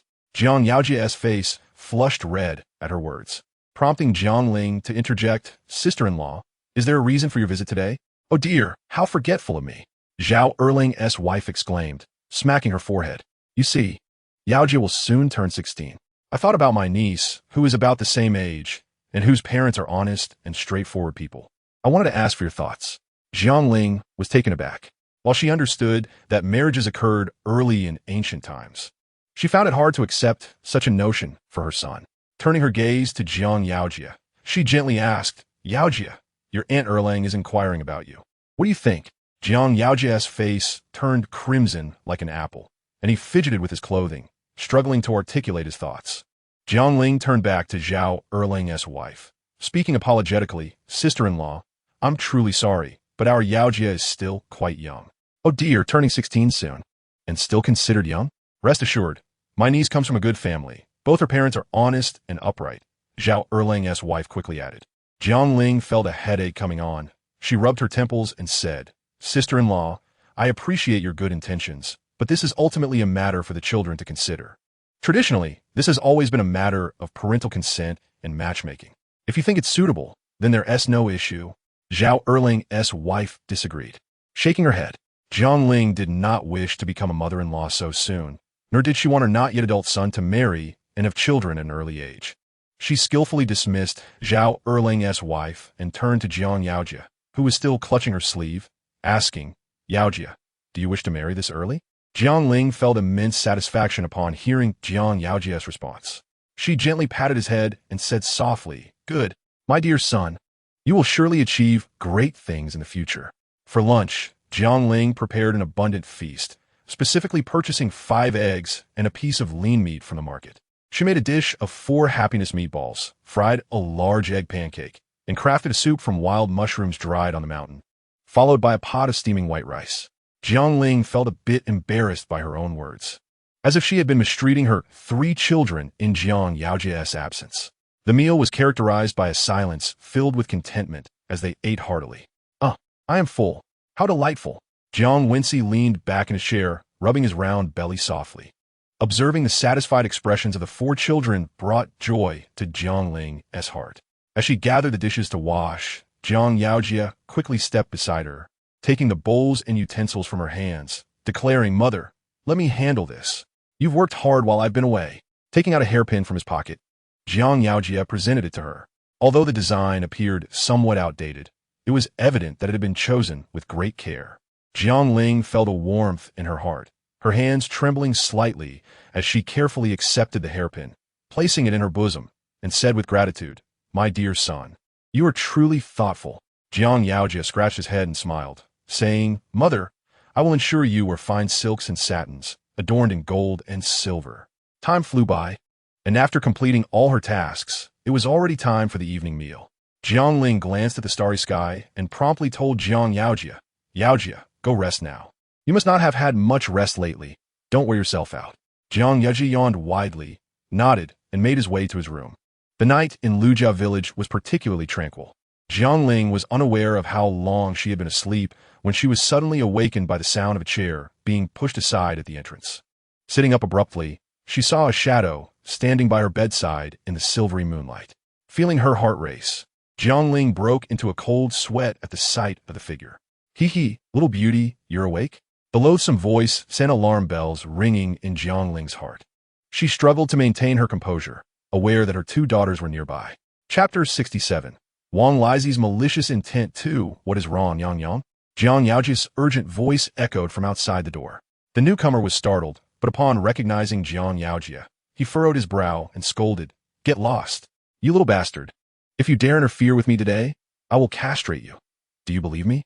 The harsh reprimand jolted Jiang Ling's daughters awake. They gazed at the fierce man illuminated by the moonlight, and the 2 little girls instantly burst into tears. Silence. If you cry again, I will make you both regret it. The menacing man barked. Wang Lizi, what are you planning? Jiang Ling asked warily, shielding her children behind her. Jiang sure. What do you think I'm planning? Wang Lizi leered, licking his lips. The children are innocent. Let them go. Jiang Ling implored, glancing at her daughters, who were now sobbing uncontrollably. Tichiaka, Fine. Kids, only delay matters. You 2, hurry and get out. Wang Lizi glared fiercely at Jiang Sueha and Jiang Wensi. Sueha, Wensi, go quickly. Jiang Ling urged as she pushed her daughters toward the door. No, we won't go. Mama, we don't want to leave. Jiang Sueha cried, clutching Jiang Wensi. Yaojia, take your 2 sisters away. Jiang Ling commanded, her brow furrowed. Although Jiang Yaojia complied, he looked back at Jiang Ling with worry. Jiang Ling shook her head, signaling him not to fret. Ultimately, Jiang Yaojia gritted his teeth and dragged his sisters out of the room. In the cramped space, only Wang Lizi and Jiang Ling remained. Wang Lizi's lascivious gaze roamed over Jiang Ling, and he felt a burning desire surging within him. At that moment, he yearned to pounce on the woman before him. Wang Lizi, Do you realize that trespassing is against the law? Jiang Ling quietly reached for her neck, addressing Wang Lizi. Bah, what the hell is the law? All I want is to relieve my urges. Wang Lizi spat, lunging toward Jiang Ling without a second thought. A scream pierced the night, causing Jiang Yaojie to panic. He kicked open the bedroom door and rushed inside, but the scene before him left him momentarily stunned. Wang Lizi lay on the ground, rolling his eyes and frothing at the mouth, while Jiang Ling sat on the bed and scathed. Yaojie, go find your village chief. Jiang Ling commanded coldly. Sueha Wincy, help me tie up this shameless wretch. Jiang Yaojie immediately sprinted toward the village chief's house, while Jiang Ling and her daughters bound the unconscious Wang Lizi securely with rope. Filled with rage, Jiang Ling vented her frustration by kicking Wang Lizi several times and delivering multiple slaps to his face. The village chief had long harbored the intention to expel Wang Lizi from Lujia village, but had struggled to find a suitable reason. Now, he could use this incident to rid the village of this troublemaker. The village chief, observing the unconscious Wang Lizi, did not inquire further. Instead, he spat at Wang Lizi and assured Jiang Ling, "Rest assured, Jiang Shi, I will ensure justice is served. Yaojie, go fetch Chengkai and Chengqian, and have them carry this scoundrel to the ancestral hall." The village chief soon rang the bell at the village entrance, awakening the villagers from their slumber with a sense of weariness. Upon seeing Wang Lizi bound, their drowsiness vanished. "Everyone, I know it is somewhat inappropriate to summon you at this hour, but our Lujia has produced a disgrace," the village chief exclaimed angrily, glaring at the unconscious Wang Lizi. The villagers, aware of the village chief's notorious good temper, sensed the seriousness of the situation. It had been years since they had seen him so furious. Thus, they fell silent, none daring to speak. The village chief surveyed the crowd, then turned to the unconscious Wang Lizi, declaring, "Wang Lizi is a disgrace to Lujia village. Tonight, he harbored malicious intentions toward Jiang Shi, trespassing into her home with nefarious designs." The crowd erupted in murmurs, all discussing Wang Lizi's misconduct, even as the village chief tried to maintain order. Casting a glance at Jiang Ling, who was seething with anger, the village chief noted that had it not been for the presence of the crowd, she would have undoubtedly taken extreme measures against Wang Lizi. Could there be a misunderstanding? Jiang Shi is alone, who knows? Jiang Ling, hearing the discordant voices, finally grasped the truth behind the saying, "In the heavy rain, amidst a gathering of spirits, some find joy among the shadows." She raised an eyebrow and pointed accusingly at the loudest woman. "What? Is Wang Lizi your lover? Is that why you're defending him?" With a cold smile, Jiang Ling added, "I don't know if I'm speaking nonsense, but it is you who is gossiping behind my back. Your defense of Wang Lizi leaves me with no choice but to indulge in wild speculation. Am I correct in my assumptions, and do you feel ashamed?" The woman, caught off guard by Jiang Ling's retort, fell silent, shooting Jiang Ling a resentful glare before reluctantly closing her mouth. Jiang Ling scanned the crowd, her voice rising an octave. "Who else wishes to speak? Let us clarify everything today. Wang Lizi and I have no connection whatsoever. The village chief may impose whatever punishment he sees fit." Startled by Jiang Ling's sudden elevation in tone, the village chief reassured her, "Jiang Shi, do not worry. I will not be lenient in this matter. Chengkai, go fetch some buckets of water," the village chief instructed. Chengkai soon returned with 2 full buckets of water. The village chief splashed 1 bucket over Wang Lizi, who stirred at the sudden shock, groaning incoherently. Jiang Ling approached and, without hesitation, delivered 2 resounding slaps, leaving clear imprints on Wang Lizi's face. His head spun, and he felt immense pain all over. Confused, he wondered how he had gone from being with Jiang Shi to suddenly fainting. "Where am I?" Wang Lizi struggled to open his eyes, surveying his surroundings. Upon realizing he was bound, his eyes widened in disbelief. "Jiang Shi, you are truly malicious," he accused. The crowd's gaze immediately fell upon Jiang Ling, chapter 68. Wang Lizi's malicious intent. Jiang Ling remained unfazed by Wang Lizi's accusation, fully aware that he was a slippery character who would concoct 100 excuses even if caught red-handed. "Since you claim I am malicious, may I ask how I am so?" Jiang Ling asked, her expression inscrutable as she glared at Wang Lizi. Her calm demeanor unnerved Wang Lizi, who was typically fearless. However, he was not easily intimidated. He began to fabricate lies, spinning a tale. "Village chief, do not let this venomous woman deceive you. It is she who has been seducing me in secret. I am the one who is wronged," Wang Lizi insisted, feigning sincerity and indignation. Very well. If you assert that I seduced you, then tell me when and where I spoke to you, Jiang Ling demanded, her eyes blazing with fury. You mean just a few days ago, when you, Wang Lizi stammered, his gaze darting nervously across the crowd, as if searching for something.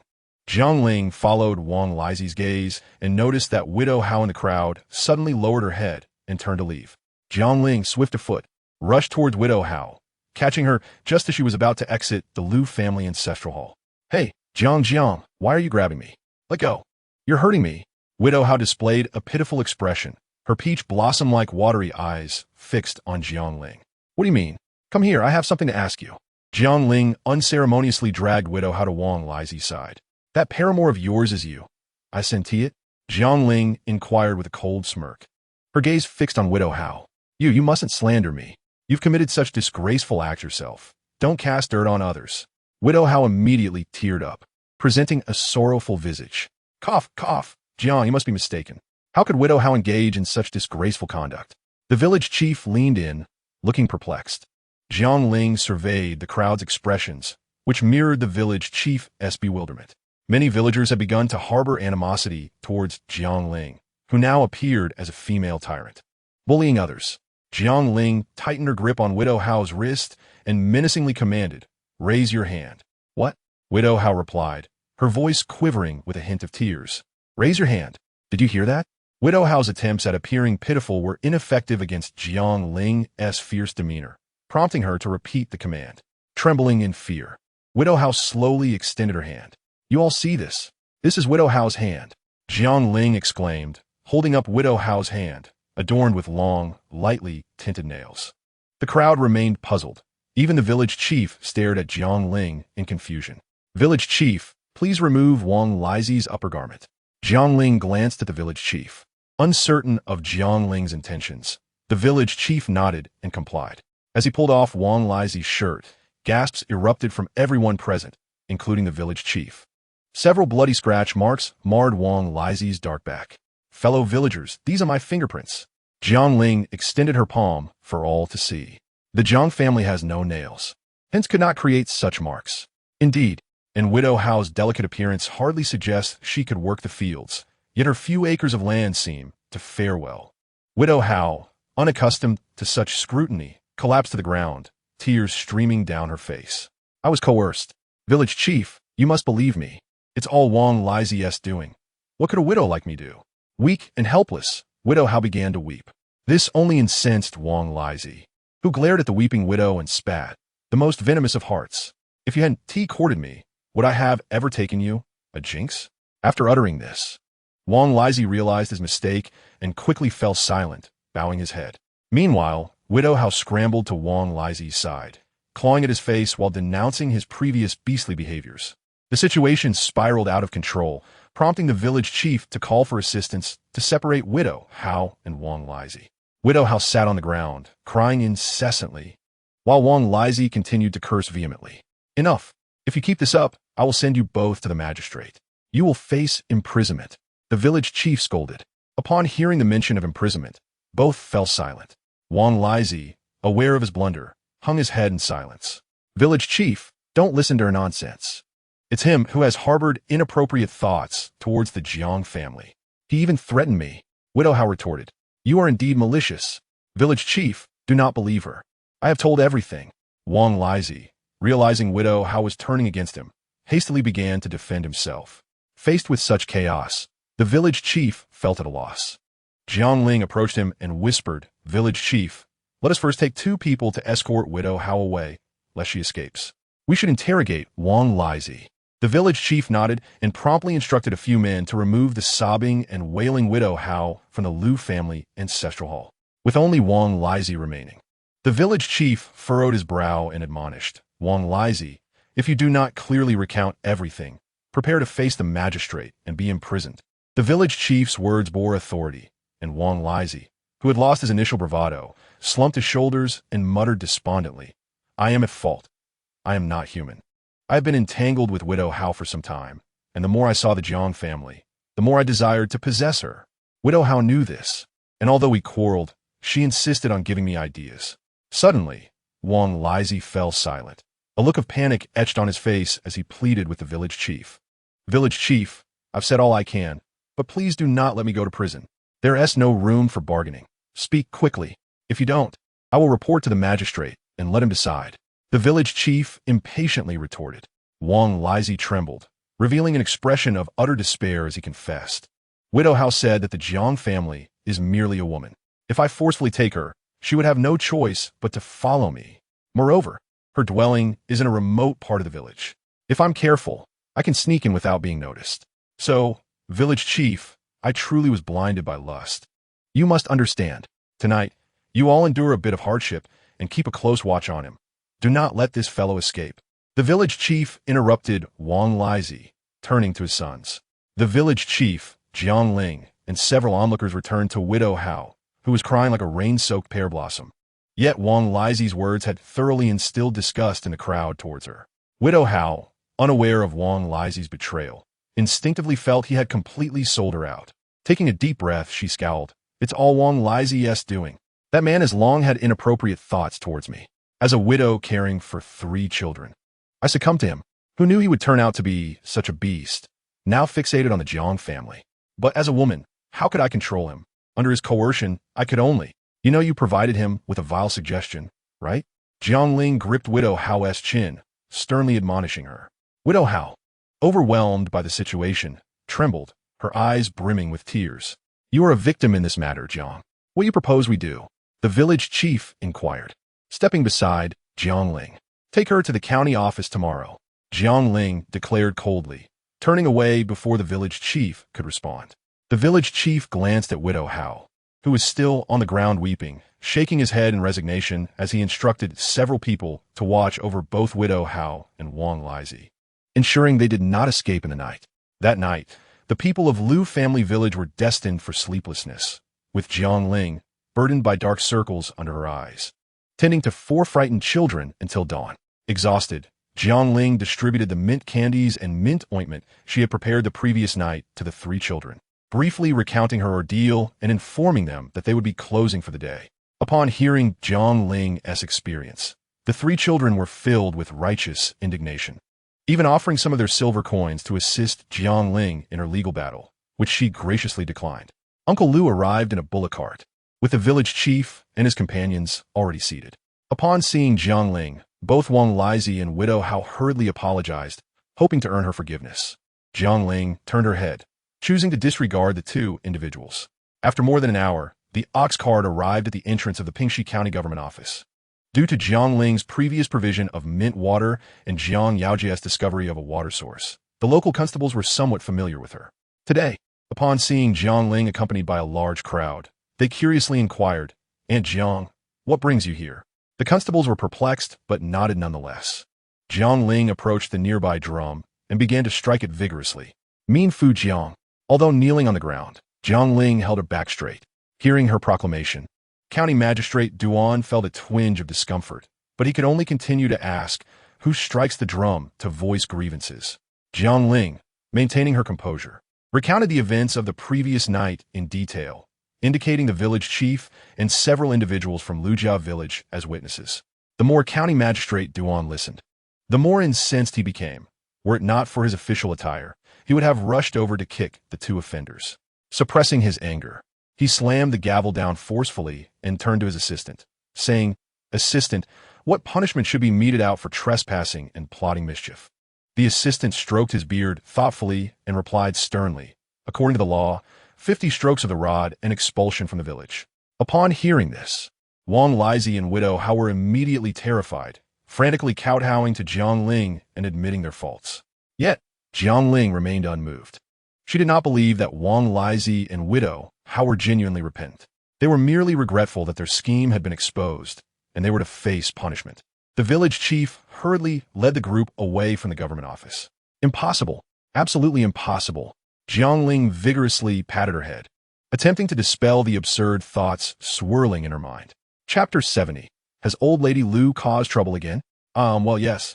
It is indeed due to your successful management of the locust that the governor has recognized me, and naturally, you will also receive a reward. I intended to visit Lujia village today to present accolades, but unexpectedly, I encountered you beating the drum to voice grievances. County Magistrate Duan's lengthy discourse nearly lulled the sleepless Jiang Ling to sleep. She fought against her drowsiness, discreetly pinching her thigh to stay awake while listening. The journey from Pingxi County to Lujia Village would take at least 3 to 4 hours. Jiang Ling raised her head to gaze at the scorching sun, shaking her head in frustration. Just as she was at a loss, a somewhat familiar voice called out from behind. Jiang Shi, fortunately, you have not strayed too far. County Magistrate Duan waved his hand dismissively, reassuring her, do not underestimate yourself, Jiang Shi. Your son, Jiang Yaojia, has alleviated my concerns by discovering a water source. And your efforts in managing the locust are commendable. The interior of the carriage was eerily quiet, and Jiang Ling felt the weight of sleepiness descend upon her once more. She struggled to suppress a yawn, continuously pinching her thigh in an effort to stay awake. However, fatigue ultimately overcame the sleepless Jiang Ling, and at some point, she dozed off against the side of the cart. In her dream, Jiang Ling found herself married, adorned in traditional red hanfu, with the entire wedding set in a classic Chinese style. However, when she caught sight of the groom's face, she nearly shrieked in horror. Eventually, she was gently roused from her slumber. Rubbing her bleary eyes, she was startled into a cold sweat upon recognizing the person before her. The atmosphere in the cart grew awkward, and the assistant, perhaps to avoid suspicion or for other reasons, had turned his head, feigning a posture of rest. I apologize, Jiang Ling murmured softly. Upon hearing this, she nearly fled the cart in distress. County Magistrate Duan scanned the crowd, once again adopting his serious demeanor. Upon hearing the phrase good news, everyone's eyes sparkled with barely concealed delight. The village chief trembled with excitement, repeatedly bowing in reverence. County Magistrate Duan quickly instructed everyone to rise, then turned his gaze to Jiang Ling to announce the second matter. Jiang Ling looked at the tray holding the glistening silver ingots, her heart racing with exhilaration. She would finally have money to purchase what she desired. Although she had the support of the system and engaged in small business ventures, she had always refrained from spending too much, fearing suspicion from those around her. Jiang Ling swallowed hard and reached out to accept the silver, but at that moment, a gaunt figure dashed towards her like a whirlwind, extending a skeletal hand toward the silver on the tray. In a sudden turn of events, everyone stood in stunned silence, but Jiang Ling reacted swiftly, seizing the frail arm and scolding fiercely, "You old wretch! How dare you attempt to steal my silver in broad daylight?" Chapter 71. Has Old Lady Lu caused trouble again? The one attempting to snatch the money was none other than Jiang Ling's eccentric mother-in-law, Old Lady Lu, who had been mingling among the crowd from the very beginning. Realizing this, Old Lady Lu seized the opportunity when no one was watching and rushed towards Jiang Ling. "You little harlot, this is what you owe me," she cried, clutching the 2 silver ingots she had previously stolen to her chest. "Nonsense. What do I owe you?" Jiang Ling was genuinely furious and raised her hand to strike Old Lady Lu. County Magistrate Duan, his expression like thunder, bellowed, "Someone, separate them." At his command, the constables rushed to intervene, swiftly pulling Jiang Ling and Old Lady Lu apart. The village chief was drenched in cold sweat, bowing repeatedly but unable to utter a word. "My lord, please punish this troublesome old hag immediately," Jiang Ling said, her eyes blazing with fury. "This old wretch has repeatedly caused trouble, first beating my daughter Jiang Wenxi, then tearing up my eldest daughter Jiang Sue's books, and now, in broad daylight, stealing the silver you, my lord, awarded me. I implore you to decide." "Nonsense! How dare you slander me?" Old Lady Lu shouted back, desperate to deflect blame. "My 2 granddaughters are your daughters. How could I harm them? My lord, please do not listen to this little harlot's baseless accusations." Old Lady Lu, realizing her scheme had not succeeded, resorted to her usual unreasonable antics. "My lord, the divorce decree and previous documents are all in the possession of the common woman. I am willing to prove my innocence," Jiang Ling declared, forcefully knocking her head against the ground. "I am willing to prove my innocence. I request my lord to make a clear judgment." Jiang Ling knocked her head against the ground again, ignoring the sharp pain, standing tall with unwavering determination. The constable named Zhao Lu nodded and approached Jiang Ling, who once more bowed in gratitude before slowly rising. "Mother, your neighbor Lu Yuyi wishes to say something but dare not," merely sighing heavily as he kneels beside Old Lady Lu. County Magistrate Duan, with a serious expression, took the 2 papers from Jiang Ling and began to read them intently. The contents of the 2 pages were quite simple, totaling only a little over 100 words. The first page concerned the divorce between Lu Yurin and Jiang Ling, while the second page detailed old lady Lu's obligation to compensate for the injury inflicted on Jiang Wensi. After examining the documents thoroughly to ensure he missed nothing, County Magistrate Duan let out a cold snort and said, "Old Lady Lu, what more do you have to say?" Before he could finish, Old Lady Lu crawled to Jiang Ling's feet, clutching her legs and weeping, lamenting her own foolishness. The onlookers were taken aback by Old Lady Lu's unexpected behavior, and even Jiang Ling received a stinging slap from her. The village chief, already terrified, broke into a cold sweat, rushing to Old Lady Lu's side and covering her mouth, admonishing old sister, "Can't you be quiet for just a moment?" Chapter 72. Punishment for Lu Leopozi. Duan County Magistrate had never been so enraged before. The crowd instantly knelt down, while the village chief and Lu Leopozi stood frozen in shock. "My lord, please, I implore you, my mother is of advanced age. I beseech you to show mercy." Lu Yuyi pleaded from the side, kneeling.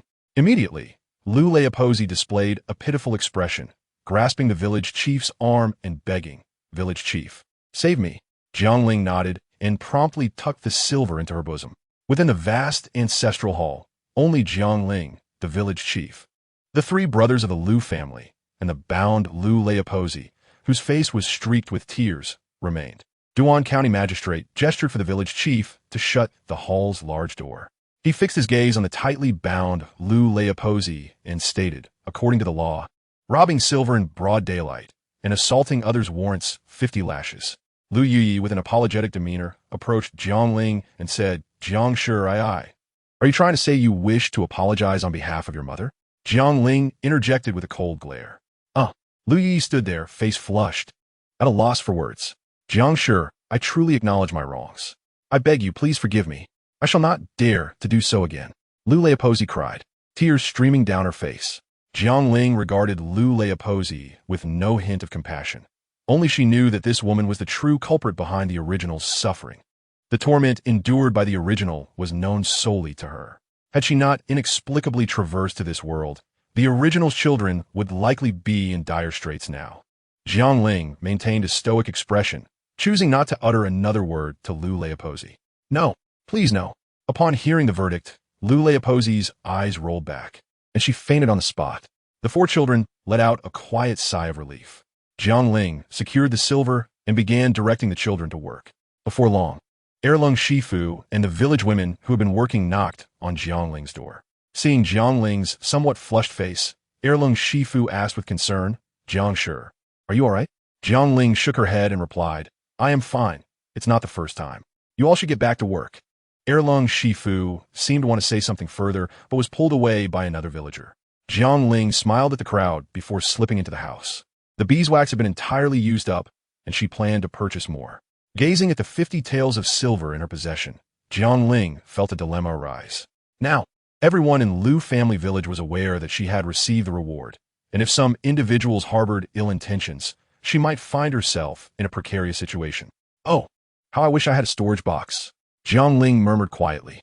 Just as she finished her thought, a soft yellow glow emanated from a mall interface. As the glow dissipated, a button appeared, emblazoned with the character's storage cabinet. Jiang Ling curiously clicked it, and square compartments materialized before her. Beep! To activate the storage cabinet function, 500 taels of silver are required. Jiang Ling hesitantly reached for the teapot on the table, intending to place it in the storage cabinet when a mechanical voice resonated in her mind. "What?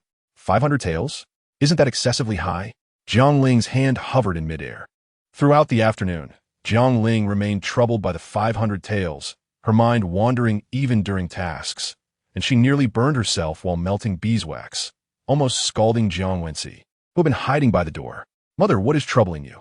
As night fell, the 3 children were fast asleep, leaving only Jiang Yaojia sitting in the courtyard, enjoying the breeze and gazing at the sky. Noticing Jiang Ling's emergence, he softly inquired, "It's nothing. The county magistrate has rewarded us with 50 taels of silver. I was pondering how our old house is too small and considering buying land to build a new, larger home.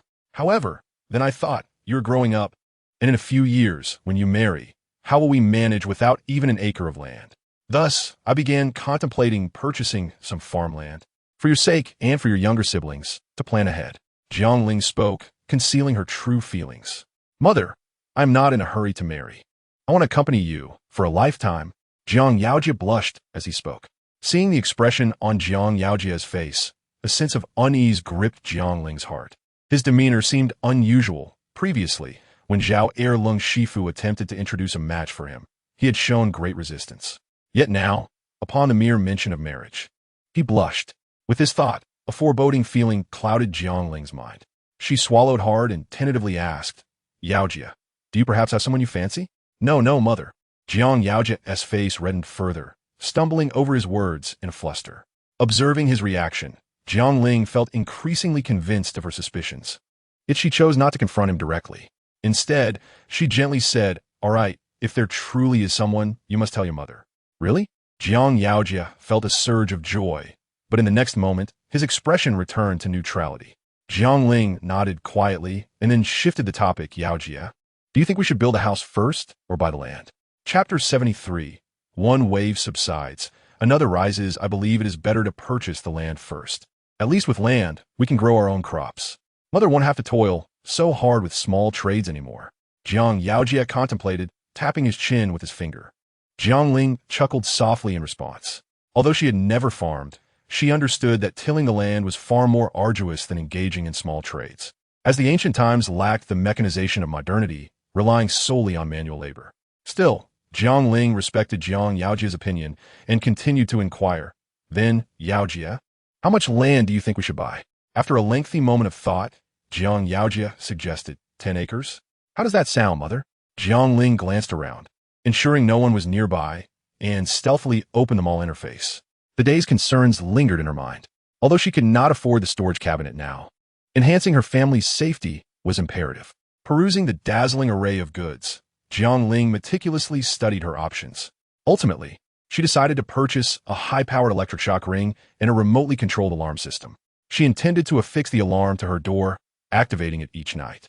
If any stranger attempted to push the door open from outside, the alarm would emit an ear-piercing sound, startling the intruder. After installing the alarm system, Jiang Ling quietly slipped into bed. The following morning, Jiang Ling deactivated the alarm and took Jiang Yaojia to the village chief's home. Upon seeing Jiang Ling, the village chief appeared surprised and asked, Jiang Shi, is there something you need? Village chief, I wish to purchase some wasteland. I mentioned it to you previously, but due to my financial constraints, the matter was set aside. Now that the county magistrate has rewarded me with silver, I have the means to buy land. Yet as a mere farmer, I do not know how much is appropriate, so I have come to consult you. Jiang Ling explained. Upon hearing that Jiang Ling sought him out regarding land purchase, the village chief sighed with relief, his expression easing. He pondered for a moment before saying, generally, around 20 acres would suffice. There's a 20-acre plot of wasteland at the foot of the mountain. What do you think? Jiang Ling nodded in agreement. After exchanging pleasantries with the village chief, she departed with Jiang Yaojia. Oh, mother, wait. 1 acre costs 8 copper coins. 2 acres will be 16 copper coins. Jiang Yaojia began to panic, counting on his fingers. However, Jiang Ling remained calm and guided him. Yaojia, if 2 acres are 16 copper coins, then how much for 20 acres? 20 acres? Mother, wait, I'm calculating. Oh no, I forgot how much I counted before. Jiang Yaojia mumbled softly, clearly flustered. Jiang Ling could hear his anxiousness and noted his distressed expression, realizing that hiring a tutor for him was becoming an urgent necessity. Mother, Jiang Yaojia tugged at Jiang Ling's sleeve, whispering, don't worry, it's daytime, everything will be fine. Jiang Ling reassured him, even as her heart raced. Cautiously, Jiang Ling led Jiang Yaojia forward, and upon recognizing the figure standing at their door, she breathed a sigh of relief. Brother, what brings you here? The person pacing at the entrance was none other than Jiang Ling's younger brother, Jiang Zhishan. Upon spotting Jiang Ling, he swiftly pulled her aside and whispered urgently, Sister, you must take the children and seek refuge at once. Do you need money? Jiang Ling was taken aback. It seemed she truly needed to secure her finances, as there were too many eyes coveting her wealth. Why do you need money? She inquired, forcing down her anger. I have wronged our eldest sister. This matter concerns me. Jiang Zhishan lowered his head, his expression filled with remorse. Eldest sister, since you married and divorced Liu Run, I have not intervened as your brother. Now, I can only assist you to this extent. It is my inadequacy that I cannot help you further, he said, his eyes reddening. Hearing this, Jiang Ling felt a tumult of emotions, her heart heavy like a jar of mixed flavors. Just as she was about to ask how much money Jiang Zhishan needed, a sharp, grating voice pierced the air. Zhishan, what are you doing here? Jiang Zhishan trembled at the sound, and both siblings turned to see the elderly matriarch Jiang appearing before them, panting, with Jiang Zhitang following closely behind. Be silent. This is none of your concern. Jiang Laotai's voice was powerful as she scolded. Jiang Zhitang, feeling guilty, cast furtive glances at Jiang Ling, urging her to hide. Yet Jiang Ling remained unconcerned, standing her ground and awaiting the matriarch's reprimand. Give me money. As expected, upon seeing Jiang Ling, Jiang Laotai bluntly demanded. None. Jiang Ling rolled her eyes at the matriarch. You little harlot. How dare you talk back to me? Let's see if I won't strike you today. Jiang Laotai declared, raising her hand to strike Jiang Ling. Before Jiang Ling could evade, Jiang Zhishan leaped in front of her, addressing the matriarch, Mother, if you must strike, strike me instead. As long as I am here, you shall not lay a hand on my sister. Jiang Zhishan was the matriarch's cherished favorite, having excelled academically from a young age. And even his teachers had high hopes for him in the upcoming examinations. Jiang Laotai, hearing his words, felt a surge of affection, yet the sight of him glaring at her nearly took her breath away. Torn between anger and affection, she could only glare at Jiang Ling, pointing an accusing finger. You little harlot, hurry and hand over the money, or else what? Jiang Ling retorted, rolling her eyes at the matriarch. Just yesterday, the old woman from the Lu family had come to vex her, and now her own mother was causing her distress, igniting a fire within Jiang Ling. Great-grandmother. Jiang Yao Jia timidly called from behind Jiang Ling's scram. Who's your great-grandmother? Don't try to associate with me. Jiang Laotai shot a fierce glare at Jiang Yao Jia, who hesitated momentarily. But seeing Jiang Ling's stern expression, he reluctantly retreated into the house. Mother, this is Lu Jia village, not your village. If you continue to make a scene, you will only embarrass yourself. Jiang Ling's tone was icy, devoid of any warmth. Make a scene? If you would just give me the money, why would I need to make a scene? Jiang Laotai, with her eyes bulging, adopted the demeanor of a common street brawler. How much do you want? Jiang Ling sighed, probing cautiously. After all, she was the biological mother of the original owner, and despite her reluctance, blood ties instilled a sense of hesitation. 50 taels, no less. Jiang Laotai extended her hand as she spoke. Mother. Both Jiang Zhishan and Jiang Zhitang frowned in unison. What are you shouting for? Mother is only doing this for you. Jiang Laotai snapped at them. I've already said it's no good. I can take the exam next year just as well. Besides, I've found a job copying books in town, so I can earn some money myself. Jiang Zhishan hastily explained. That won't do, my son. How can you waste your time? Upon hearing Jiang Zhishan had found work, Jiang Laotai's face turned pale, as if fearing he would overexert himself. Embarrassed? What is there to be embarrassed about? I am just an old woman. I fear nothing. Today, if you do not give me the money, I will not leave. Jiang Laotai declared with a huff. Her curses echoed throughout Lu Jia village, drawing the attention of many who gathered around Jiang Ling's home to gossip. However, Jiang Ling remained unfazed, continuing her tasks. Jiang Shi, are you home?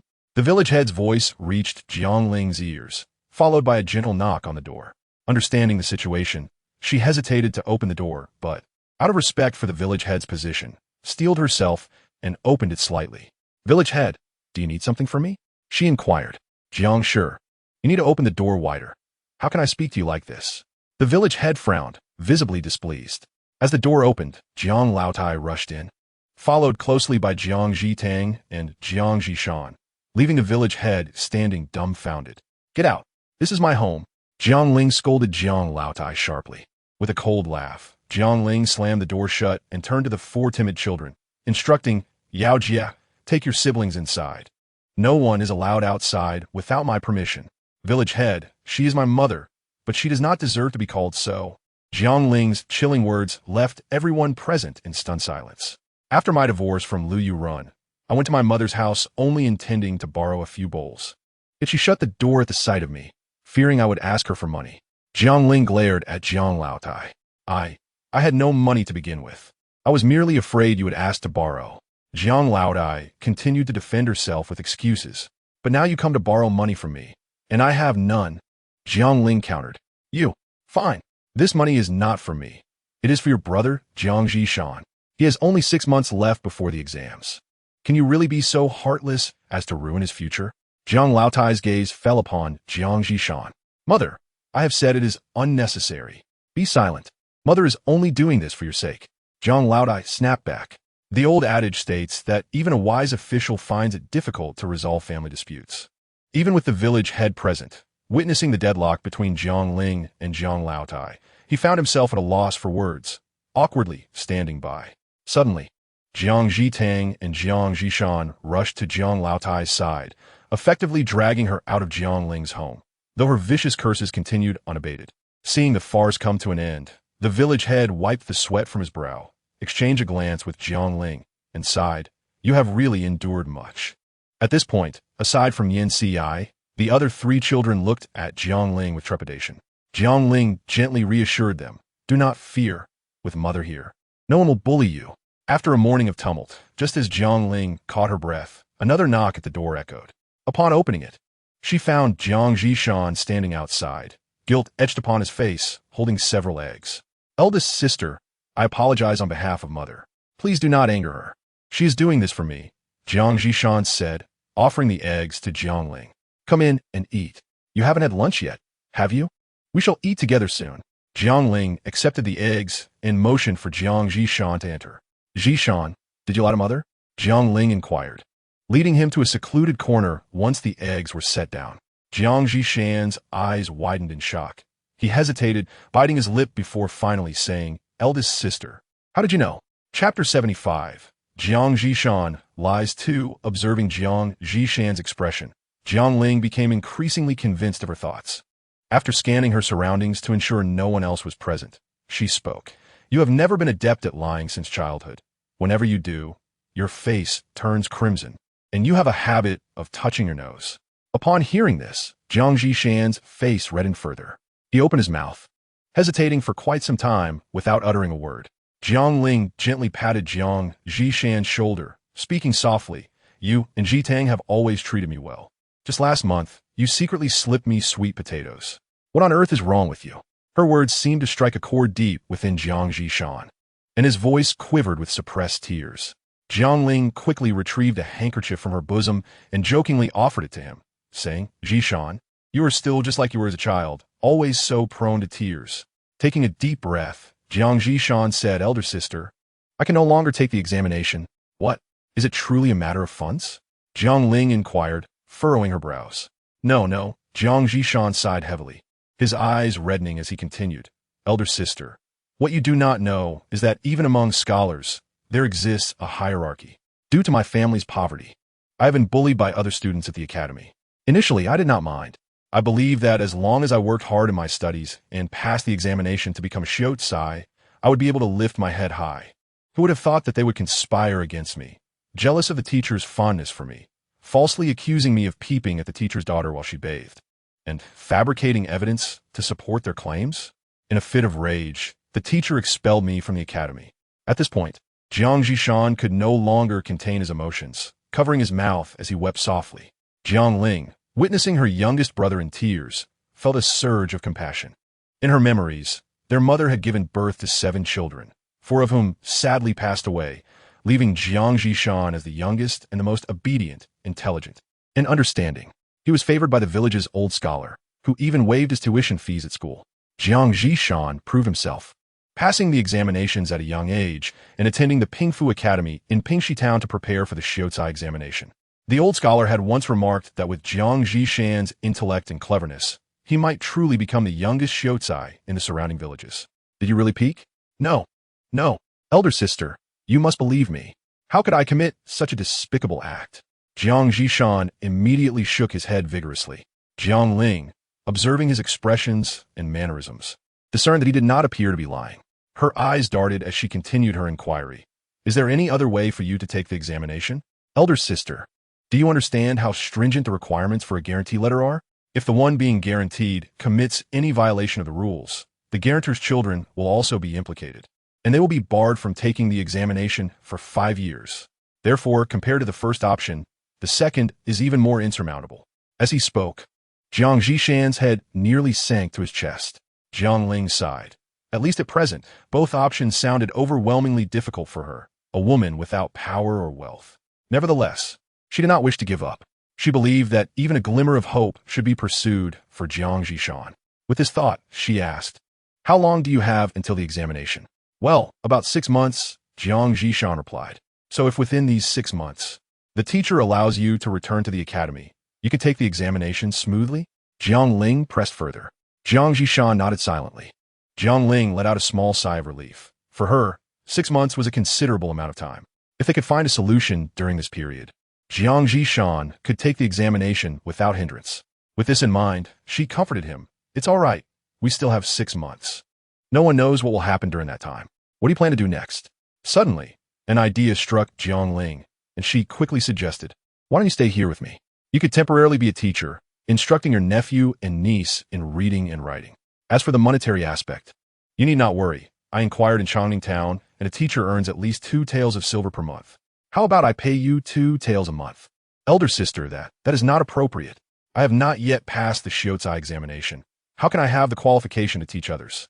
Jiang Zhishan repeatedly waved his hands. "Zhishan, you are not teaching others. You are teaching your nephew and niece. To be frank, I wish to send Sui He and Wen Shi to a girls' school. I want them to become educated young ladies." Jiang Ling looked earnestly at Jiang Zhishan. Jiang Zhishan was momentarily taken aback. After a long pause, he finally spoke. "Elder sister, are you truly serious?" "Of course. I do not wish for my children to live their lives as I did, toiling day in and day out. They deserve a broader world." Jiang Ling replied gently. Her words left Jiang Zhishan utterly stunned. He gazed at her, feeling that his elder sister had changed somehow, though he could not pinpoint how. Seizing the moment while Jiang Zhishan was lost in thought, Jiang Ling continued her questioning. "Zhishan, who are the students that have bullied you?" "The son of the county magistrate of Guangping, Zhao Qianyu, and the son of the salt merchant from Pingxi County, Wang Tianan. They primarily led the bullying against me." Jiang Zhishan responded. Jiang Ling nodded, committing their names to memory. She then glanced up at the sky and said to Jiang Zhishan, "All right, let us not dwell on these matters any longer. However, elder sister does not have much space here, so you may have to share the main room with Yao Jie and Yen Ci. That is fine. I'm already very grateful that you are willing to take me in," Jiang Zhishan exclaimed excitedly.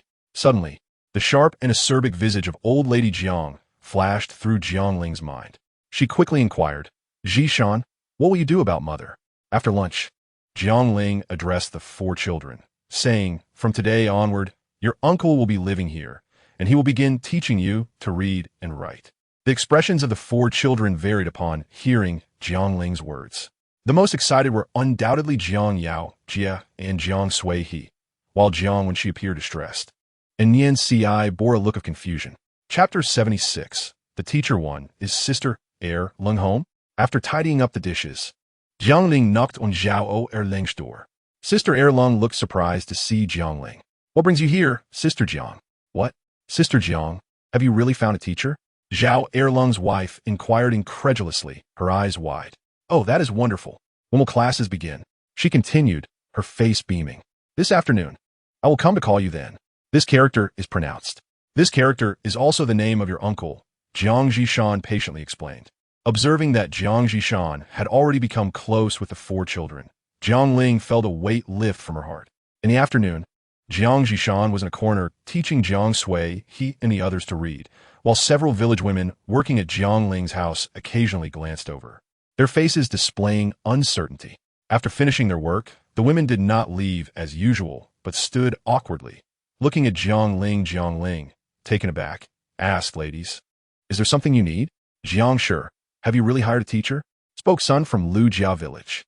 "Well, he is not exactly a teacher. He is my brother," Jiang Ling replied. "Could my little who also attend classes?" Sun asked. "Do not worry, Jiang, sure. I will pay the tuition fees. Once the autumn harvest is done, I will bring you 10 pounds of white rice." Sun's words opened the floodgates. The other village women immediately chimed in enthusiastically. Jiang Zhishan, having overheard the conversation, approached them and said, "Annie's sisters, just have your children bring a stool. There is no need to pay tuition." Several village women, upon hearing the news, were visibly startled. They repeatedly waved their hands and hung their heads, saying, "No, no, please rest assured, we have all agreed that after the autumn harvest, each family will contribute 10 jin of white rice. Please do not think it is too little. With that, the women began to jostle and push each other as they left Jiang Ling's home. During their conversation, Jiang Ling distinctly heard the word you, which truly validated the saying that all professions are inferior. Only learning is exalted. Jiang Zhishan had not yet passed the examination to become a scholar. Yet the villagers already held him in such high regard. If he were to succeed, how much more would he be esteemed? Contemplating this, Jiang Ling turned to Jiang Zhishan and said, "Take this stipend. You deserve it, so do not refuse." But elder sister, I have not yet passed the examination and thus have no right to teach them. Accepting the stipend would leave me feeling uneasy. Jiang Zhishan fidgeted with his hands, appearing somewhat at a loss. Jiang Ling glanced at him and posed a question. Zhishan, the elder sister asked you how the children are doing now. But what about in the future? What if all the children in the village come to you? Jiang Zhishan seemed not to have considered this question, scratching his head in embarrassment at Jiang Ling's inquiry. You currently require funds for your journey to the examination. Accept what they offer. It is only right to receive something in exchange for imparting knowledge to the children. Jiang Ling's words prompted deep contemplation in Jiang Zhishan. He vaguely remembered how the old scholar who had once taught him would receive a few jin of grain from one household, some eggs from another, and a bit of silver from wealthier families. Thus, seasons passed and years rolled by. Jiang Zhishan nodded in silence. After dinner, for children, along with Zhao Debao from Zhao Erling's family, gathered by the hearth as Jiang Zhishan took out Jiang Sui's copy of the Sanzi Jing to begin teaching the children to read. Uncle, what does Renji Chu, Xing Ben Shan mean? Jiang Sui, he asked earnestly. But why are there still bad people? She inquired, her eyes wide with confusion. That is an excellent question, Sui he. This brings us to the next line. Xing Xiang Jin, 11 Xiang Yuan. This means that while human nature is similar at the beginning, later experiences shape individuals differently. Jiang Zhishan patiently explained. The little ones, somewhat understanding, mimicked Jiang Zhishan, nodding their heads as they recited the Sanzi Jing. Aside from Jiang Wenxi, the others quickly learned the phrases. In roughly half an hour, they could all write Renji Chu, Xing Ben Shan, Xing Xiang Jin, 11 Xiang Yuan fairly well, particularly Jiang Sui he, whose strokes on the ground with water left Jiang Zhishan in awe of her exceptional talent for learning. After mastering the characters, Jiang Zhishan proceeded to teach arithmetic.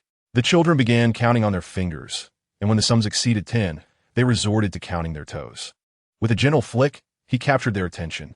Uncle, what is this? Jiang Yao Jie asked with curiosity. An abacus, Jiang Zhishan replied, lightly manipulating the beads, producing a crisp sound. With this, you won't need to count on your fingers anymore. He began to demonstrate its use.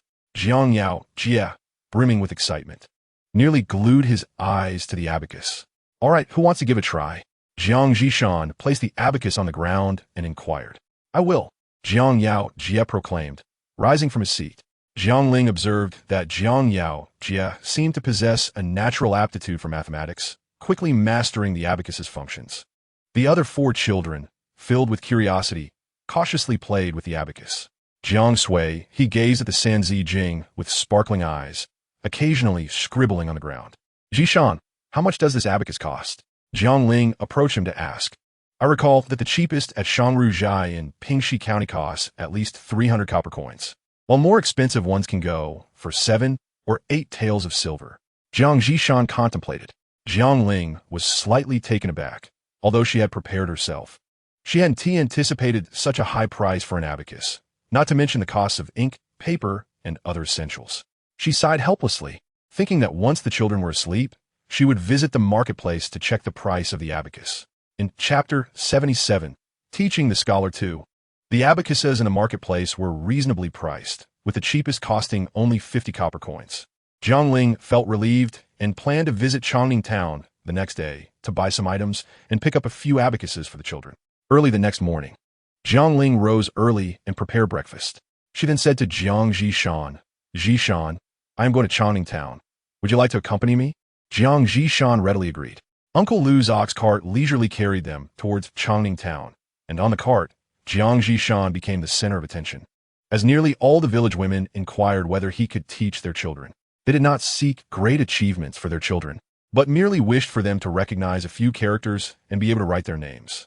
Jiang Zhishan felt his face flush at such attention and eventually nodded in agreement.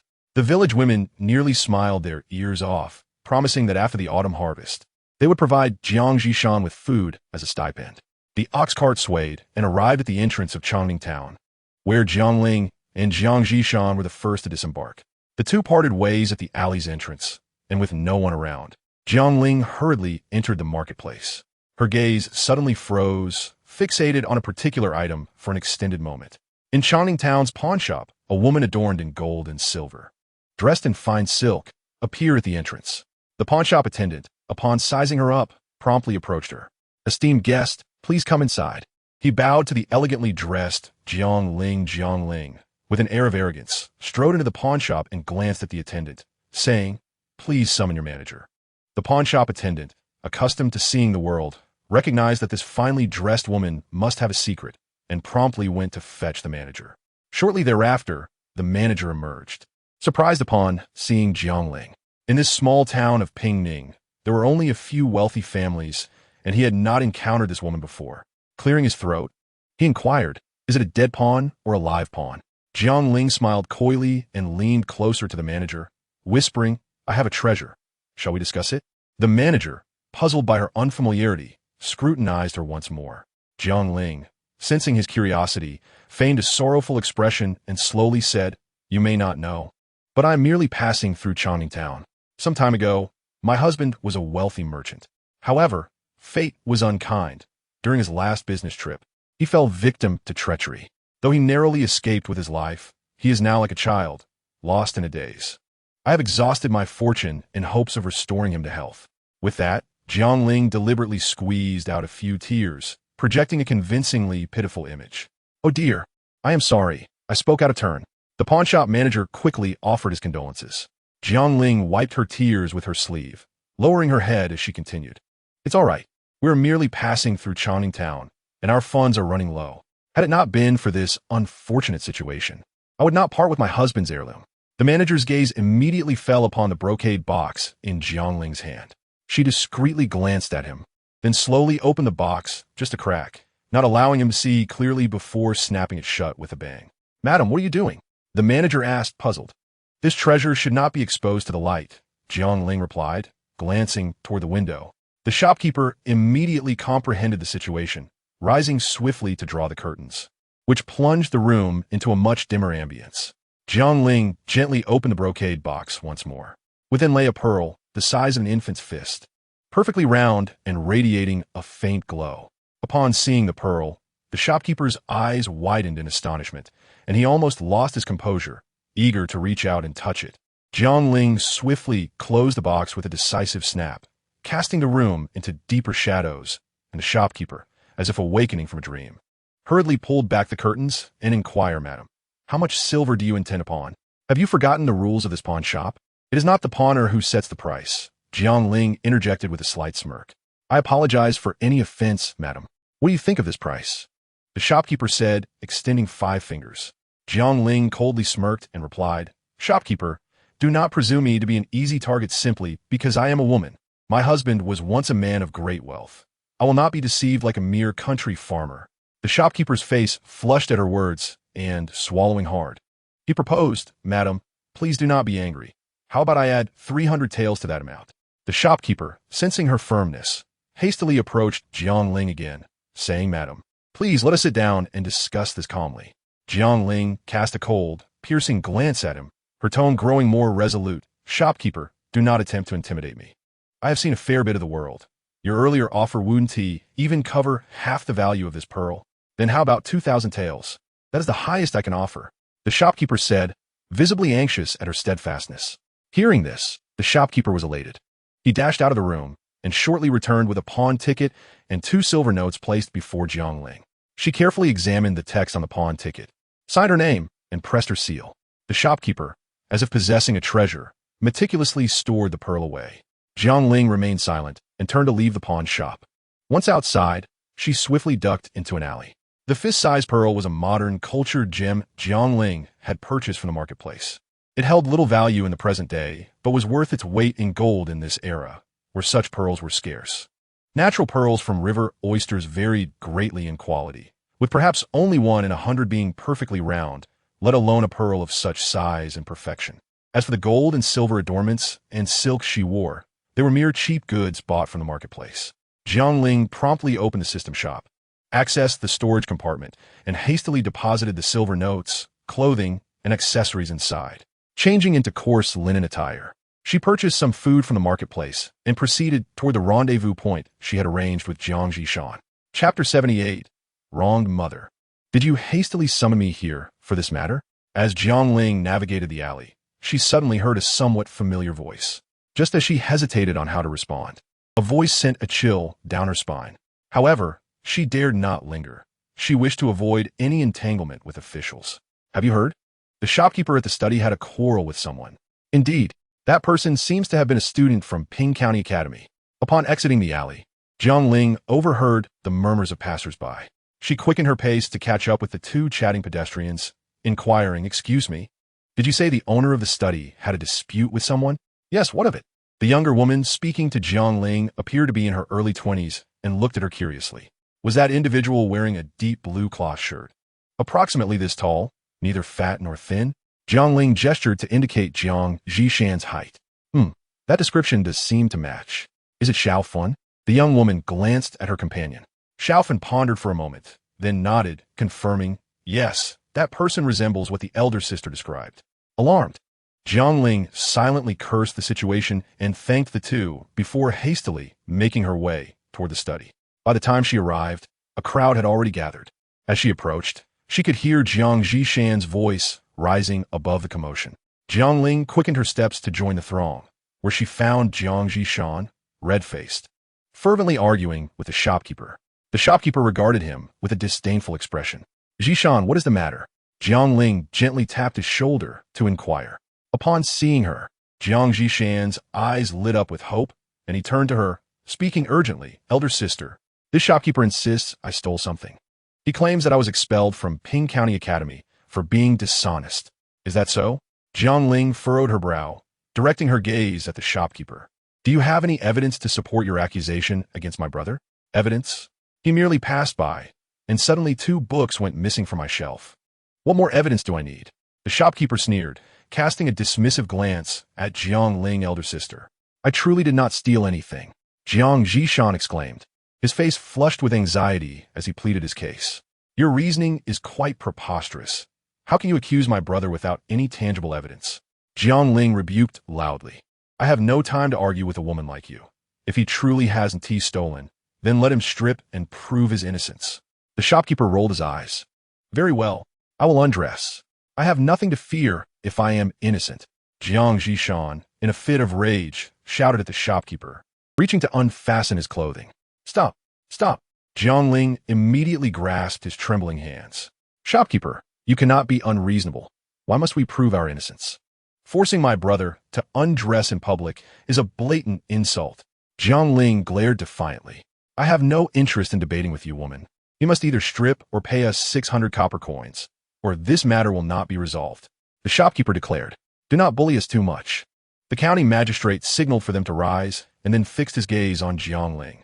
Observing the close bond between Jiang Ling and Jiang Zhishan evoked an indescribable feeling within him. He feigned calmness and gestured for the trio to stand, inquiring, "What has transpired?" "My lord, this boy attempted to steal books from our study, and I caught him red-handed. Yet he refuses to admit it. No wonder Ping County Academy expelled him. He is indeed, as they said, dishonest." The shopkeeper pointed at Jiang Zhishan. Jiang Zhishan, overwhelmed with indignation, stood trembling, unable to utter a word. Jiang Ling gently patted his shoulder, offering reassurance. "Zhishan, do not worry. I am here for you." "My lord, this individual is my brother, Jiang Zhishan. Today we traveled from Lujia village by ox cart. We temporarily parted ways in the previous alley, and after I completed my purchases, I heard passers-by mention a dispute here. The descriptions of clothing and height perfectly match my brother. Upon my arrival, I found a shopkeeper arguing with him," Jiang Ling explained. Jiang Ling nodded, continuing, "The shopkeeper claims that my brother had just passed, and shortly thereafter, 2 books went missing from the shelf, insisting that my brother stole them, even demanding he strip to prove his innocence." The county magistrate furrowed his brow, his expression stern as he prepared to question the shopkeeper. Just then, A clerk from the study rushed out in a flurry, nearly tripping over himself in his haste. What a commotion! Did you see a ghost during the day? The shopkeeper scolded, visibly irritated. What is it? Speak quickly. Do not make me look foolish in front of the county magistrate. The shopkeeper glared at the hesitant clerk, his frustration mounting. The attendant trembled under the scolding of the shopkeeper and quickly produced 2 books from his bosom. Addressing the shopkeeper, "Aren't these the 2 books you accidentally wet yesterday, which you asked me to take out for drying?" The crowd erupted in disbelief, and the shopkeeper's face turned a tumultuous shade of red and white upon hearing this. He shot a fierce glare at the attendant, who could only stand there, dumbfounded and at a loss. Terrified, the shopkeeper's legs buckled, and he fell to his knees, repeatedly bowing his head in apology. Meanwhile, Jiang Ling coldly observed the unfolding farce with an impassive expression. Since the books had been found, she thought this matter could be dismissed.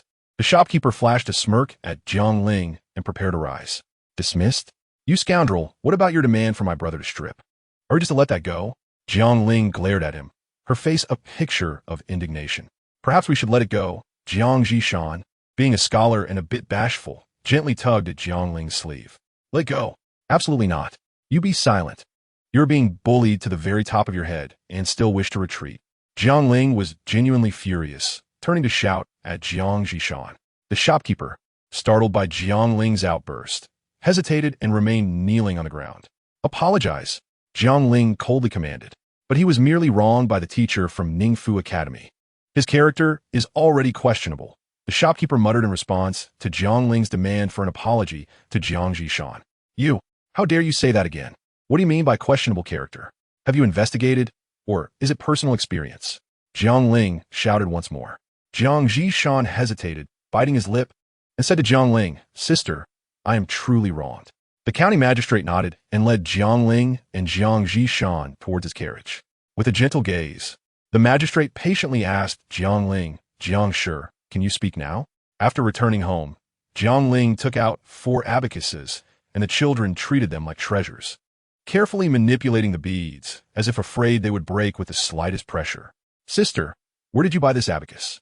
I've never seen one before. Jiang Zhishan inquired curiously, gazing at the abacus in his hands. This? I designed it and had a carpenter in town make it. The abacuses in town are far too expensive, so I had to make do, Jiang Ling casually replied. Jiang Zhishan nodded in understanding and did not press further, while several village women working nearby quickly approached Jiang Ling, asking Sister Jiang, how much is this abacus? I also want to buy one for my child.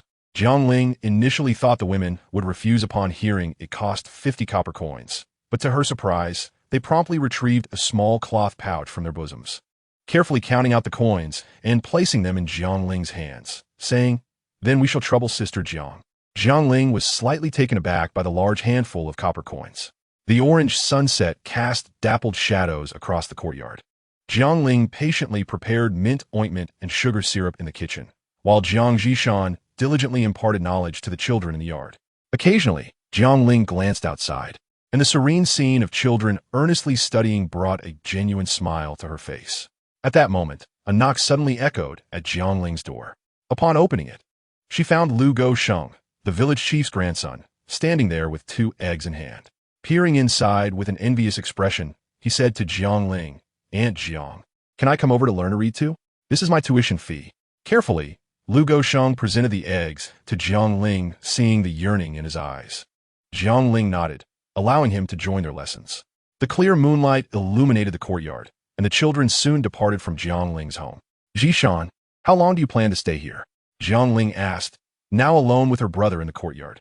No, I meant, if the adults successfully clear your name and restore your honor, will you still stay here? Jiang Ling clarified. Chapter 80. Preparations for cotton planting having left the academy. Jiang Zhishan was resigned to the notion that he would never be able to pursue studies or take exams in this lifetime. Now, however, his elder sister seemed like a beacon of hope, turning his previously steadfast beliefs upside down. Jiang Ling felt a pang in her heart upon hearing this. She too was torn about the situation. She wished to keep Jiang Zhishan close, but hoped even more for his success in the examinations. Looking at him, she asked, Zhishan, can you forego attending the academy? Sister, you may not be aware, but I've already absorbed the lessons taught at the academy.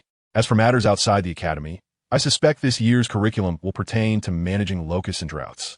You and my nephew are participants, so you are undoubtedly the most informed on this matter. Therefore, I have decided to remain until the time of the examinations. Glancing at the sleeping children, Jiang Ling felt a sudden idea blossom in her mind. This era differs significantly from the modern age. Cotton is seldom cultivated, yielding low production and high prices, affordable only to merchants and the affluent, while the impoverished typically resort to reeds for warmth in winter. With this thought in mind, Jiang Ling, while the children slept, stealthily opened the marketplace and purchased a book titled Comprehensive Agriculture.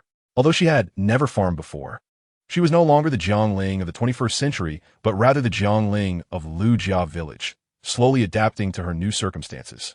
By the moonlight, Jiang Ling eagerly perused the thick tome, finally discovering relevant information on cotton cultivation. The village of Lujia could not be found in any historical records, so Jiang Ling had to make simple distinctions based on the villagers' crops and the weather. The book indicated that cotton could be planted in the southern regions during July and August. With this in mind, Jiang Ling resolved to visit Changning town again tomorrow. Calculating the dates, she realized that August was fast approaching, and having just acquired land, it was the perfect opportunity to establish a test plot to see if cotton could indeed be grown. With this thought, sleep eluded her, and she diligently studied the comprehensive agriculture until the early hours of the morning, finally dragging her weary body to bed. The next morning, after giving Jiang Zhishan a few instructions, Jiang Ling climbed aboard Uncle Lu's ox cart, with Jiang Zhishan at home, caring for her 4 children. Jiang Ling felt a sense of ease as she ventured out. The village women on the cart, upon seeing Jiang Ling, cautiously inquired, "Jiang Shi, how long will your brother stay in Lujia village?" Jiang Ling, recognizing the hopeful glances from the women, replied, "If you wish for your children to come learn, they can all join. It's no trouble. You can decide the tuition fee, and we are indifferent to the amount." Really, the women were astonished, their expressions filled with disbelief. Just then, Uncle Lu cleared his throat and asked Jiang Ling, "Jiang Shi, may I have my grandson Lu, Huzi, join your brother in studying?" Of course, Jiang Ling affirmed, but was interrupted by the women, eager to hear more. Upon hearing Uncle Lu's request, Jiang Ling nodded in agreement. Uncle Lu had his own reasons. In his youth, while working as a shop assistant in a general store, he had envied the shopkeeper's abacus. The delightful sound of the beads clacking together was music to his ears. He had once implored the shopkeeper to teach him, but the shopkeeper dismissed him as a mere country bumpkin unworthy of touching his abacus. After enduring ridicule, Uncle Lu left the store in anger, never having had the opportunity to touch an abacus. Reflecting on this, Uncle Lu inquired, "Jiang Shi, I hear an abacus is needed. How much is yours?" "The ones at the shop are quite expensive," Jiang Ling replied. "Oh, this was made by an old carpenter. It only costs 50 copper coins each, much cheaper than what you find in the shop." "Ah, Jiang Shi, where's that old carpenter? I was thinking of buying one for my child." A village woman nearby quickly chimed in. "Well, sisters, if you give me the money, I can help you buy it. I can't quite explain the specific location, but I can find it myself." Jiang Ling pondered for a moment and offered this excuse. Upon hearing this, the village women contemplated and realized that they had many items to procure this time. If it were indeed far away, it would waste their time. The women hastily replied, "Oh dear, then we will trouble Sister Jiang. We will give you the money right away." As they spoke, the village women took out copper coins from their pockets and placed them in Jiang Ling's hands. Lu Bo, who was preparing the cart, quickly added, "Jiang Shi, could you also help me buy an abacus? I will pay you once we reach our destination." The ox cart leisurely came to a stop at the entrance of Changning town. Before Jiang Ling could disembark, the village women and Lu Bo reminded her once more. After Jiang Ling agreed, they still looked at her with some unease as she disappeared into the crowd. Upon entering the general store, Jiang Ling approached the yawning shopkeeper and asked, "Do you have any cotton seeds?" "Cotton seeds? Wait a moment, let me check." It was clear that the shopkeeper was somewhat unfamiliar with the term, as he walked out from behind the counter towards the shelves. After a long while, the shopkeeper returned with a piece of paper containing some seeds and said, "This is cotton seed. I don't know how long it's been here, but if you want it, I'll sell it to you for 5 copper coins." Jiang Ling took out 5 copper coins from her pocket and placed them on the table. The shopkeeper glanced at her and cautioned, "This isn't for eating or drinking. Auntie, I see you're also a village woman. You must think it through." Jiang Ling smiled slightly, thanked the shopkeeper, and carefully wrapped the seeds, placing them in her bosom. Just as she exited the store, A vendor selling chicks and ducklings caught Jiang Ling's attention. "Brother, how many copper coins for a duckling?" Jiang Ling inquired, observing the lively ducklings. 10 copper coins each. But if you take them all, I can give you a price of 8 copper coins each. Before the vendor could finish his sentence, one of the ducklings in his hand suddenly flapped its wings a few times and then lay still, limp in his grasp. Jiang Ling frowned, looking somewhat speechlessly at the embarrassed vendor. The vendor quickly hid the limp duckling behind him and grabbed another lively one with his other hand. "Say, sister, look at this one, it's so lively." Jiang Ling smirked and replied, "I think your ducklings are just average. How about I take them all for 6 copper coins each?" The vendor hesitated, scratching his head. Seeing this, Jiang Ling turned to leave, prompting the vendor to panic and exclaim, "Oh no, sister, don't go. I will sell them to you for 6 copper coins each." Jiang Ling paused and turned back to inquire, "Are these all female ducks?" The vendor pulled out a slightly larger duckling from the cage and assured her, "Don't worry, sister. Apart from this one male duck, the rest are female. If you find another male when they grow up, just come to me, and I will refund you 100 copper coins." Hearing this, Jiang Ling chuckled awkwardly. Raising ducklings would take at least 3 to 5 months, and by then, it was uncertain whether the vendor would still be around. Once the ducks grow, they can lay eggs and can also be slaughtered for meat. Moreover, the feathers of the ducks are quite warm and can be added to winter clothing. Jiang Ling patiently explained, "Oh, there are so many benefits? Where did you buy these ducklings? I want to get some too." Upon hearing this, Lu Bo's eyes sparkled with interest. "Sorry, Lu Bo, but I've bought all 20 ducklings from the vendor. You'll have to wait for the next batch. By the way, here is the abacus for the old carpenter." With that, Jiang Ling took the abacus out of her basket. Lu Bo's expression turned to one of disappointment. But upon seeing the abacus in his hands, his mood improved considerably. Jiang Ling smiled and gently tapped Jiang Wenxi's forehead, teasing, "You little foodie, always thinking about food. These ducklings are for laying eggs and for their feathers." "What? Feathers? What do you need feathers for?" Jiang Yaojia asked curiously. "Of course, it's for making your winter clothing." "Oh, by the way, Yaojia Sueha, Wenxi, we need to prepare for land clearing starting tomorrow." Mentioning winter clothing reminded Jiang Ling that she still had cotton seeds in her basket. "Cotton? Big sister, what are you planting this for? You can't eat it or drink it." Jiang Zhishan furrowed his brow even tighter. "Zhishan, have you thought about how we will survive the winter? Cotton can provide warmth. Although we could add reeds to our winter clothing, the drought this summer has nearly dried up all the reeds. How will we keep warm? Moreover, I have heard that a scorching summer will surely lead to a bitterly cold winter. While this might not be entirely accurate, we must at least prepare for it. Just in case." Jiang Ling's words left Jiang Zhishan speechless. He scrutinized Jiang Ling with a strange gaze, feeling both familiar and unfamiliar with her. "You little rascal, what are you staring at?" Jiang Ling lightly patted Jiang Zhishan's shoulder in jest. I wasn't staring." Jiang Zhishan felt embarrassed and quickly shook his head to explain. Jiang Ling smiled, and she went to the kitchen to begin preparing lunch. The midday meal was particularly sumptuous. Jiang Ling specifically made crispy meatballs, stir-fried wild mushrooms, and purchased a few eggs from the market to make a large egg pancake.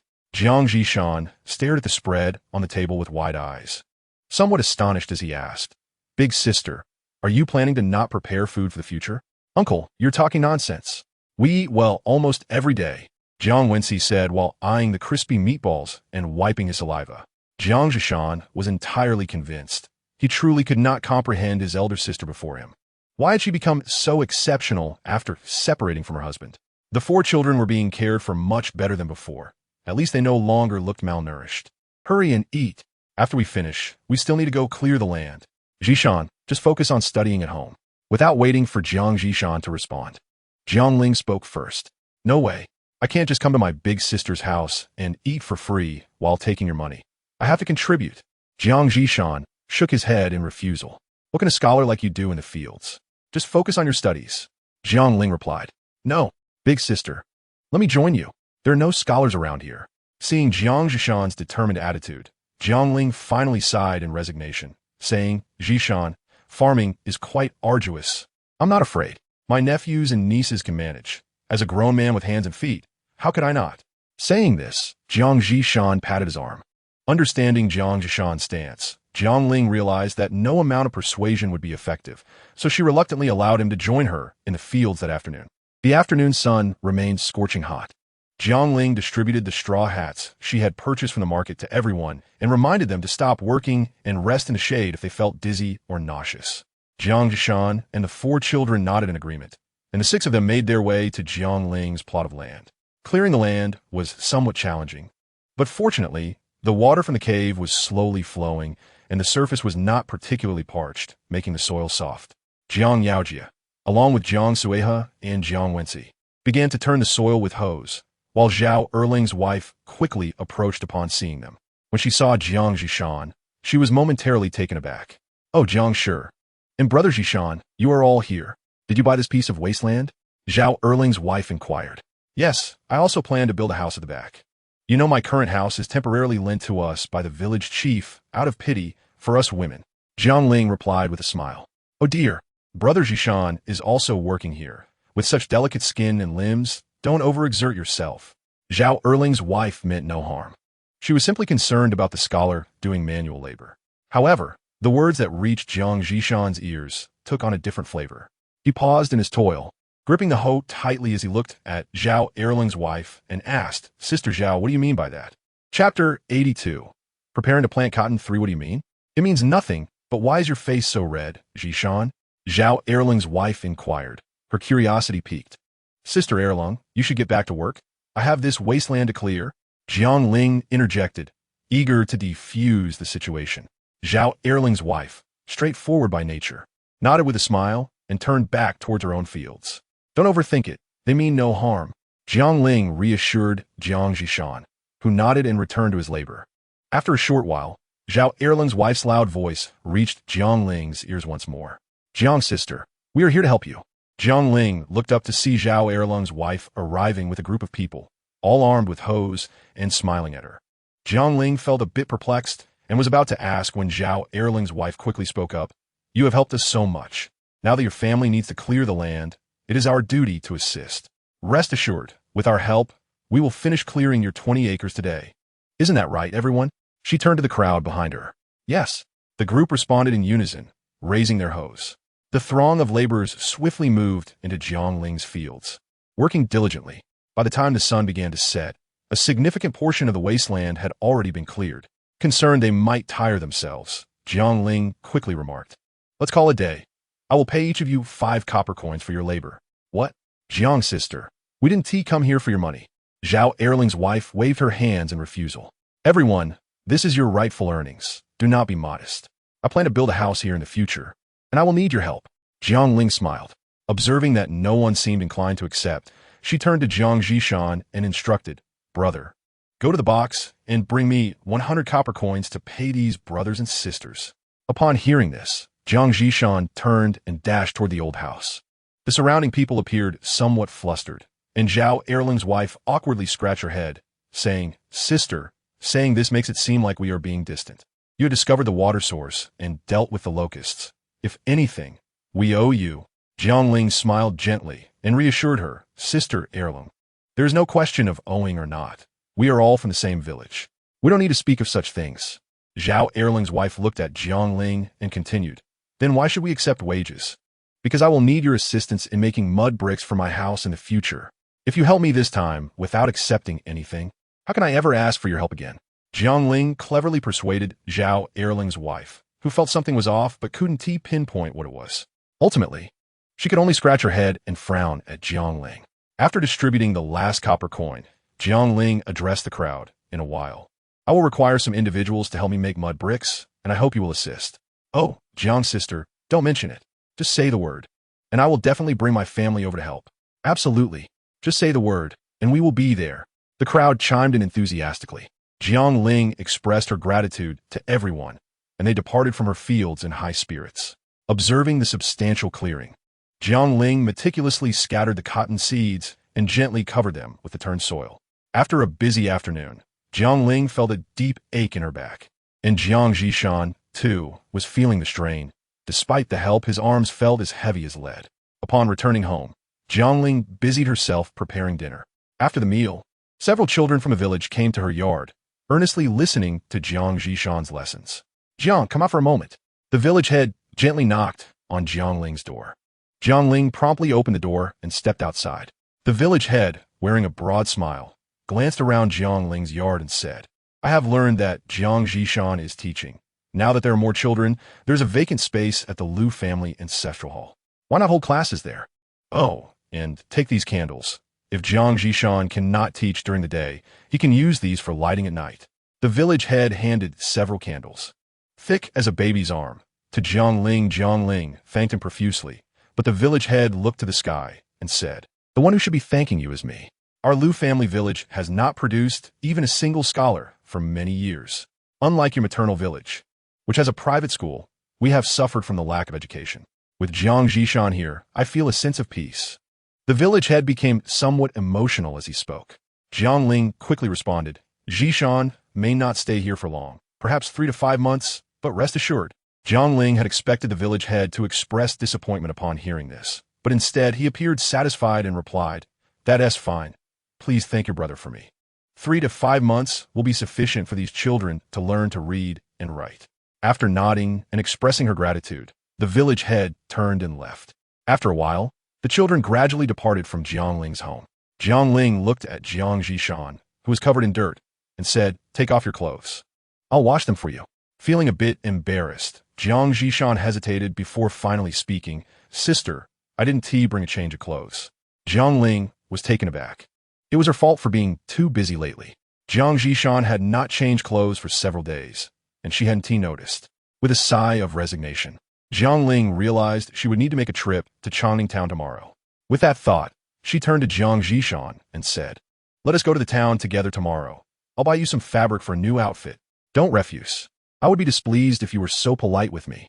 Jiang Ling quickly added, anticipating Jiang Zhishan's protest. As they approached Zhao Erling's home, Jiang Ling suddenly halted, pulling Jiang Zhishan behind a nearby tree without waiting for his reaction. Sister, what are you doing? Jiang Zhishan asked, puzzled. Shoo. Jiang Ling signaled for silence and pointed toward their home. Both of them stood frozen, watching the scene unfold before them. Chapter 83. The Awakening of Young Loved One. They saw Jiang Sui standing beside a boy whose features were obscured by distance. Jiang Ling could only discern that he was a bit taller than Jiang Sui, dressed in coarse gray clothing, with a dark complexion and a robust build. Jiang Sui seemed to be conversing with the boy, who nodded repeatedly. Just then, Zhao Erling's wife suddenly swung open the door. The door emitted a creaking sound that seemed slightly grating, startling both Jiang Sui and the boy, who turned simultaneously to look at the entrance.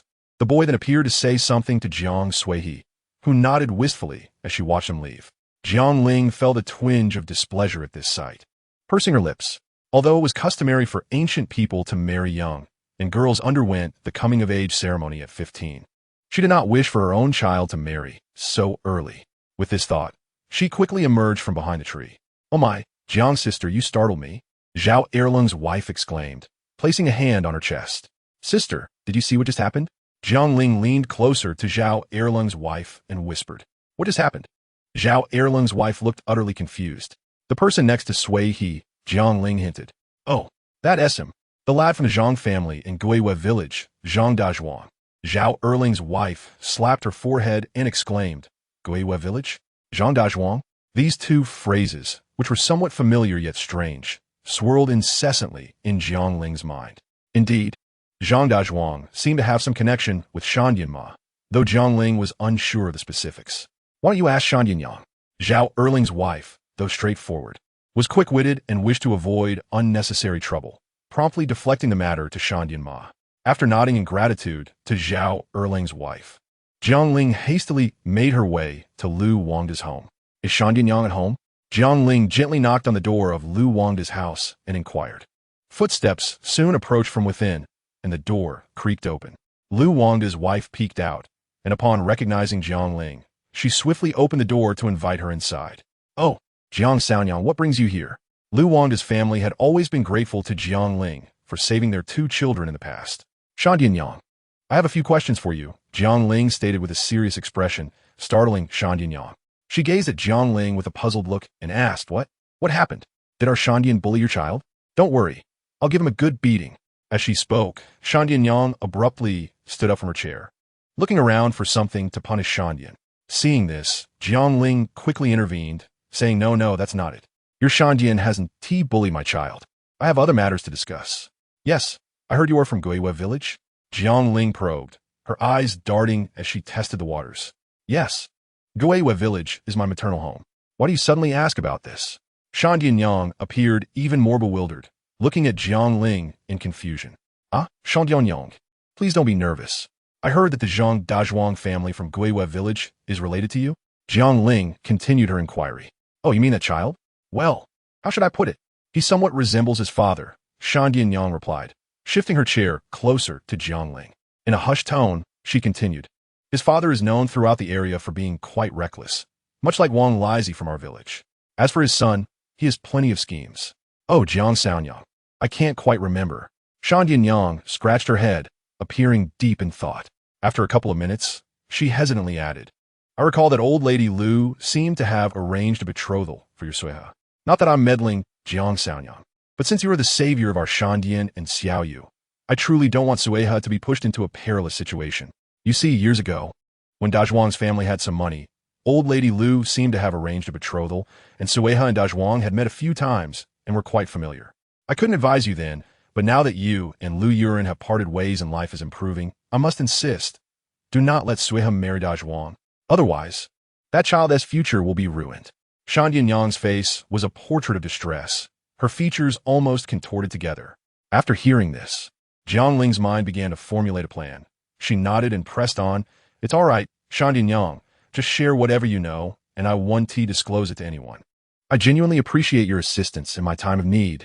Though Shandian Yang's words were rather ambiguous, Jiang Ling comprehended them fully. She expressed her gratitude and took her leave. Exiting Shandian Yang's home, Jiang Ling felt a chill run down her spine, fully aware of the harsh realities faced by girls in ancient times. With this thought, she hastened her steps home. Upon pushing the door open, she found Suiha engrossed in reading with Jiang Zhishan, appearing so well-behaved that Jiang Ling momentarily questioned her own vision. Her gaze shifted to Jiang Yaojia, and she approached him, whispering, Yaojia, come here for a moment. I need to ask you something. Once inside, Jiang Yaojia looked at Jiang Ling with curiosity. She glanced out the window and asked, Yaojia, did someone come looking for your sister? Mother, don't you remember? Grandma arranged a betrothal for my sister with Zhang Dazhuang from Guwe village, and she even received a half-tael of silver. Jiang Yaojia replied, Half-tael? That is fortunate. Jiang Ling breathed a sigh of relief at the mention of silver, knowing it was more than enough for her current needs. Do you know what he came for today? Jiang Ling continued her inquiry. Jiang Yaojia stroked his chin, pondering for a moment before responding. It seems he came to borrow some grain. Borrow grain? Jiang Ling was perplexed. Chapter 84. The blossoming of feelings too at this point, Jiang Yaojia suddenly glanced outside. Noticing that Suiha was not paying attention, he leaned closer to Jiang Ling and whispered, Moreover, that Zhang father and son are notoriously lazy. I truly hope my sister has nothing to do with them. Notoriously lazy? How do you know this? Jiang Ling asked. Surprised. I overheard when I was out that he saw my sister several times. Once, when he saw Uncle here, he looked quite flustered and turned to leave. Jiang Yaojia explained. Did they do anything inappropriate? Jiang Ling inquired urgently. Yaojia's statement eased Jiang Ling's worries. Indeed, as daughters grow, concerns only multiply. A sentiment that transcends time. Jiang Ling patted Yaojia on the shoulder, signaling him to keep today's conversation confidential. Yaojia nodded in understanding and departed. However, she found herself at a loss regarding how to broach the subject with Suiha. In modern times, her focus had been primarily on her career, neglecting her personal emotional life. And she had never bothered to follow parenting advice. Now, she felt a pang of regret for not paying more attention to parenting knowledge earlier, which left her unprepared for the current predicament. Thus, Jiang Ling drifted into a perplexed slumber, her mind swirling with thoughts. The following morning, as Jiang Ling set the breakfast on the table, a gentle knock sounded at the door. Glancing at Suiha, she found her daughter's cheeks flushed and her eyes darting anxiously. Understanding the situation, Jiang Ling set down the dishes and made her way to the door. Opening it revealed a boy of approximately 14 or 15 years, dressed in a coarse gray homespun tunic. His hair was casually tied back, and while he was quite handsome, his restless eyes gave off an air of unease. You are? Jiang Ling inquired, eyeing the boy. I'm Zhang Dazhuang from the neighboring Guwa village. I came to see Jiang Suiha, he stammered, his eyes darting around as he spoke. Comment, Jiang Ling invited. Zhang Dazhuang nervously followed Jiang Ling inside. where Sueha, upon seeing him, blushed deeply like an apple, her eyes cast down in shyness, afraid to meet Jiang Ling's gaze. Dazhuang, have you had breakfast yet? Yaojia, please fetch another set of chopsticks, Jiang Ling said as she sat down.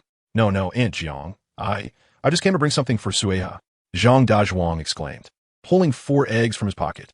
Sensing Jiang Ling's unusual demeanor, Sueha silently thought, oh no. Jiang Ling shot a cold glance at Sueha, who quickly lowered her head, afraid to look her mother in the eye. Aunt Jiang, you're being too polite. I brought these eggs because I noticed Sueha has been looking a bit weak lately. Zhang Dazhuang explained, his eyes darting around restlessly. At breakfast, Jiang Ling specially prepared several egg pancakes mixed with buckwheat flour, which, after the addition of eggs, rendered the originally coarse buckwheat somewhat more palatable. Accompanied by a hint of the pickled radish she had sun-dried earlier, she also cooked a pot of thick corn porridge. The gentle aroma of rice wafted from the pot, and although Zhang Dazhuang repeatedly waved his hands in refusal, his eyes were undeniably drawn to the breakfast spread at Jiang Ling's home. After the meal, Zhang Dazhuang cautiously stored the egg pancakes away, exchanged a few pleasantries with Jiang Ling while burping, and hurriedly took his leave. Jiang Ling, observing her daughter Jiang Suha's flushed cheeks, furrowed her brows and called out, Sueha, come inside with me. Jiang Suha, appearing frightened, lowered her head and followed Jiang Ling into the room. What on earth is going on? Jiang Ling's stern gaze bore down on Jiang Sueha. Mother, what do you mean by what on earth? Jiang Sueha's cheeks remained flushed, her head bowed to conceal her expression. Sueha, among the 4 children, you're the one I trust the most. I understand that girls grow up and may not confide in their mothers. But why did you not mention such matters beforehand? Jiang Ling's voice quivered with suppressed anger. Mother, I didn't tell you I'm not. Jiang Sueha, unaccustomed to Jiang Ling's severity, faltered and could not articulate her thoughts. Sueha, I hope you can provide a proper explanation to your mother regarding this matter. If he truly is a good boy, I would not oppose your feelings. In a few years, I would even save up a dowry for your splendid wedding. However, if he's not a good boy, you are my cherished treasure. How could I bear to watch you leap into a fire pit? Jiang Ling expressed with concern. I'm so sorry, mother. I have caused you worry. Jiang Suha's body trembled slightly, her voice choked with tears, seemingly touched by her mother's words. Do not cry just yet. Mother does not blame you. I wish for you to clarify this matter with me. Jiang Ling's anger diminished significantly upon witnessing Jiang Sueha's tearful countenance. Although Zhang Dazhuang feigned modesty, his actions spoke otherwise. Anyone with a modicum of manners knows to exercise restraint when dining at another's home. Yet, he devoured 3 bowls of porridge and 3 egg pancakes. Had Jiang Ling not anticipated this and prepared extra, Wency and Niancy would surely have gone hungry. With such a gluttonous man, Jiang Ling would never allow Jiang Sueha to marry him, even if it cost her life. Reflecting on this, Jiang Ling gently remarked, Forget it, Sueha. You and T wish to be trapped in Lujia village for life, would you? This statement struck Jiang Sueha like a bolt of lightning, and she nodded vigorously, tears brimming in her eyes. Observing her daughter's current state, Jiang Ling could only pray that she was not deceiving her. Jiang Ling refrained from further comments, allowing Jiang Sueha to exit the bedroom while she gazed out the window at her 4 children, a deep sigh escaping her lips. After a brief respite, Jiang Ling led Jiang Zhishan and the other children towards the fields. Gradually, several villagers had arrived to lend a helping hand, diligently working the land. Sensing the delightful scent of mushrooms from the back mountain, which had run out of home, Jiang Ling decided to forage for some. Noticing that Jiang Sueha was somewhat inconvenient, she invited her to accompany her to the back mountain. Oh no, Brother Dazhuang, this is not appropriate. I cannot accept this. Take it, you see. You've recently received these eggs, just right for your recovery. Why does this sound so familiar? Jiang Ling frowned as she turned towards the source of the voice. There stood Zhang Dazhuang with a girl from Lujia village, whom Jiang Ling recognized. She was the daughter of a notoriously fierce family, known for their aggressive demeanor, rivaling even that of Jiang Ling's late mother-in-law. Rumor had it that her mother-in-law had been driven away by her temperament. Jiang Ling's lips curled into a cold smile. Zhang Dazhuang was indeed a philanderer, casting wide nets to catch a multitude of fish, yet encountering this family would make his future quite troublesome. Jiang Sueha witnessed this scene, shivering in shock, tears welling in her eyes, frozen in disbelief. Jiang Ling gently patted Jiang Sue's shoulder, shaking her head while wiping away her tears, softly saying, "It's all right. Everyone encounters a few bad apples in life. Who is that scoundrel trying to court my daughter?" Jiang Ling's words were interrupted as a resounding voice echoed through the valley, causing Jiang Ling's ears to ring painfully. Jiang Suiha gasped in fright, clutching Jiang Ling's sleeve and trembling. "Do not fear," Jiang Ling whispered soothingly, though her gaze remained fixed on Zhang Dezhuang. A figure charged towards Zhang Dezhuang and the girl with remarkable speed, a stout body with a round face and tiny eyes glaring at him. One hand rested on her hip, while the other pointed accusingly at Zhang Dezhuang, resembling a tea kettle ready to boil over. "Girl," she shouted timidly, "do not call me girl. You shameless little wretch. Almost sold yourself for a few eggs." The woman's words were harsh and unrelenting, causing the girl to deflate like a punctured balloon, her head drooping in silence. "Good morning, Aunt Sun. I am Zhao from Guiwe village." "Silence. I know your name is Zhang Dezhuang. Are you trying to pursue my daughter?" Aunt Sun's hands were on her hips, her expression fierce and menacing. "And no, What? Brother Dezhuang, you did not say this before." Upon hearing this, Aunt Sun's daughter raised her head, tears in her eyes, looking at Zhang Dezhuang with an expression of sorrowful pleading. "Be quiet, you disgraceful girl. Is it not enough to embarrass us? You're so young and already thinking about men. I swear I will skin you alive," Aunt Sun declared, turning to slap her daughter hard across the face. Seeing her face turn red from the blow, Jiang Suiha shuddered in fear, unable to fathom the sensation of receiving such a slap from her own mother. "What? You don't have anything to say? Then why did you bring the eggs? Planning to walk away without taking responsibility?" Aunt Sun seized the eggs from her daughter's hands and directed her fierce inquiry at Zhang Dezhuang. Zhang Dezhuang, though mischievous, was just a child and was thoroughly frightened by Aunt Sun's wrath. He held his breath, nearly on the verge of tears. Aunt Sun showed no signs of releasing him. She grabbed Zhang Dezhuang's arm with her filthy hand and threatened, "You little brat, if you dare to touch my daughter, I will flay you alive." Zhang Dezhuang, terrified, collapsed onto the ground, eyes wide with fear and confusion. Jiang Suiha felt pity for the hapless Zhang Dezhuang, yet under Jiang Ling's stern gaze, she could only silently harbor her sympathy. Unable to contain herself any longer, Jiang Suiha rushed forward, but upon meeting Aunt Sun's fierce glare, she froze in place, trembling. Jiang Ling, exasperated, quickly stepped out, pulling Jiang Suiha behind her as she forced a stiff smile and greeted Aunt Sunday good morning. "Aunt Sunday humph. This is none of your business, so scram." Aunt Sun spat, rolling her eyes. Very well. My daughter is naive and has disturbed you." Jiang Ling hurriedly attempted to leave with Jiang Suiha. However, Zhang Dezhuang, spotting Jiang Suiha, scrambled toward her, tearfully pleading, "Suiha, please save me. Help me." "What? Is your daughter involved with that boy?" Aunt Sun swiftly blocked Jiang Ling's path. Even at the foot of the mountain, Jiang Ling could faintly hear Aunt Sun's furious tirade. Looking at Jiang Suiha, Jiang Ling sighed helplessly, saying, "Silly girl, is this man truly worth such sacrifices? Do you not know that Aunt Sun is infamous for her temper? Not only you, but even I would feel intimidated in her presence. Her words are truly unbearable. Mother, I have made a mistake," Jiang Suiha lamented, uncertain of how to explain herself to her mother. At that moment, her heart was in turmoil, a sensation so foreign to her that it felt unbearable. "Enough, you wouldn't understand. It is my fault for neglecting your growth." Last night, Jiang Ling had reflected on how she had been preoccupied with business, inadvertently overlooking her child's education. Upon hearing this, Jiang Suiha suddenly burst into tears. Jiang Ling gently patted her shoulder, choosing silence, knowing that her daughter needed an outlet for her emotions. After a lengthy bout of sobbing, Jiang Suiha, with a choked voice, asked, "Mother, am I really that inadequate?" "Silly child, what are you saying? You are exceptionally talented. Look at your uncle Jiang Zhishan. He has already become a Tongsheng. You must strive to gain admission into Linghui Academy soon." Jiang Ling reassured her. Wiping her tears, Jiang Suiha managed a faint smile and took her mother's hand, leading her to the other side of the mountain. Throughout their journey, the mother and daughter exchanged no words. Observing Jiang Suiha's demeanor, Jiang Ling felt a tinge of worry. A girl's first love had seemingly ended before it even began. Anyone would feel despondent in such circumstances. Contemplating this, Jiang Ling resolved to purchase a comprehensive parenting guide that evening, believing it would assist her in the education of her 4 children in the future. Chapter 86. Transformation of Jiang Suhe. Jiang Ling watched as Jiang Suhe busily foraged for mushrooms, several times contemplating saying something but ultimately remaining silent. Jiang Suhe's recent demeanor had left Jiang Ling concerned.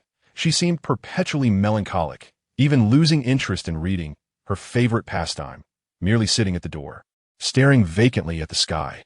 Jiang Ling observed her daughter's plight with a sense of urgency, but felt utterly helpless. One day, Zhao Erling's wife came to work at Jiang Ling's home as usual. Noticing Jiang Ling's unusual demeanor, she kindly inquired, "Sister Jiang, what troubles you?" Jiang Ling glanced at the other busy village women before pulling Zhao Erling's wife aside to speak in hushed tones. "It's all about Zhang Dazhuang."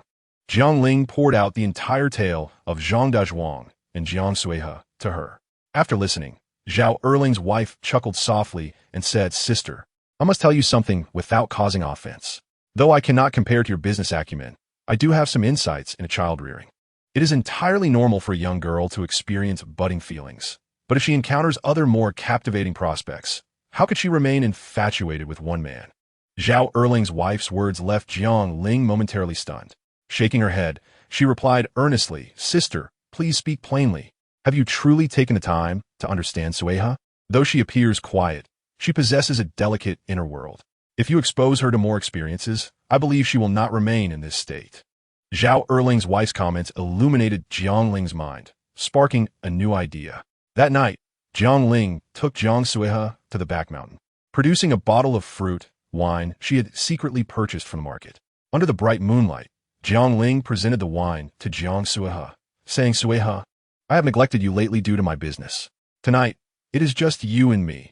Shall we have a heart-to-heart?" Jiang Suhe paused, looking up at her mother, rendered speechless. "You still cannot let go of Zhang Dazhuang, can you?" This statement made Jiang Suhe shudder, her gaze darting around as she stammered, "And no, that's not it. Suhe, it's just the two of us. Are you still unwilling to speak the truth?" Jiang Ling adjusted her tone to sound gentle and non-threatening. This inquiry proved to be the tipping point for Jiang Suhe, and she suddenly burst into tears. Jiang Ling embraced her daughter tenderly, soothingly stroking her back. "My dear, it is my fault. I have overlooked your growth." Jiang Suhe sobbed, "No, it's my fault. I promise you I won't think of him anymore. But I just can't help it." Jiang Ling continued to comfort her. "Suhe, do not be overly sorrowful. Emotions cannot be controlled. The more you resist, the more it will hurt." As she spoke, Jiang Ling placed the fruit wine before Jiang Suhe. "Suhe, try this." Jiang Suhe wiped her tears and, with a puzzled expression, asked, "Mother, what is this?"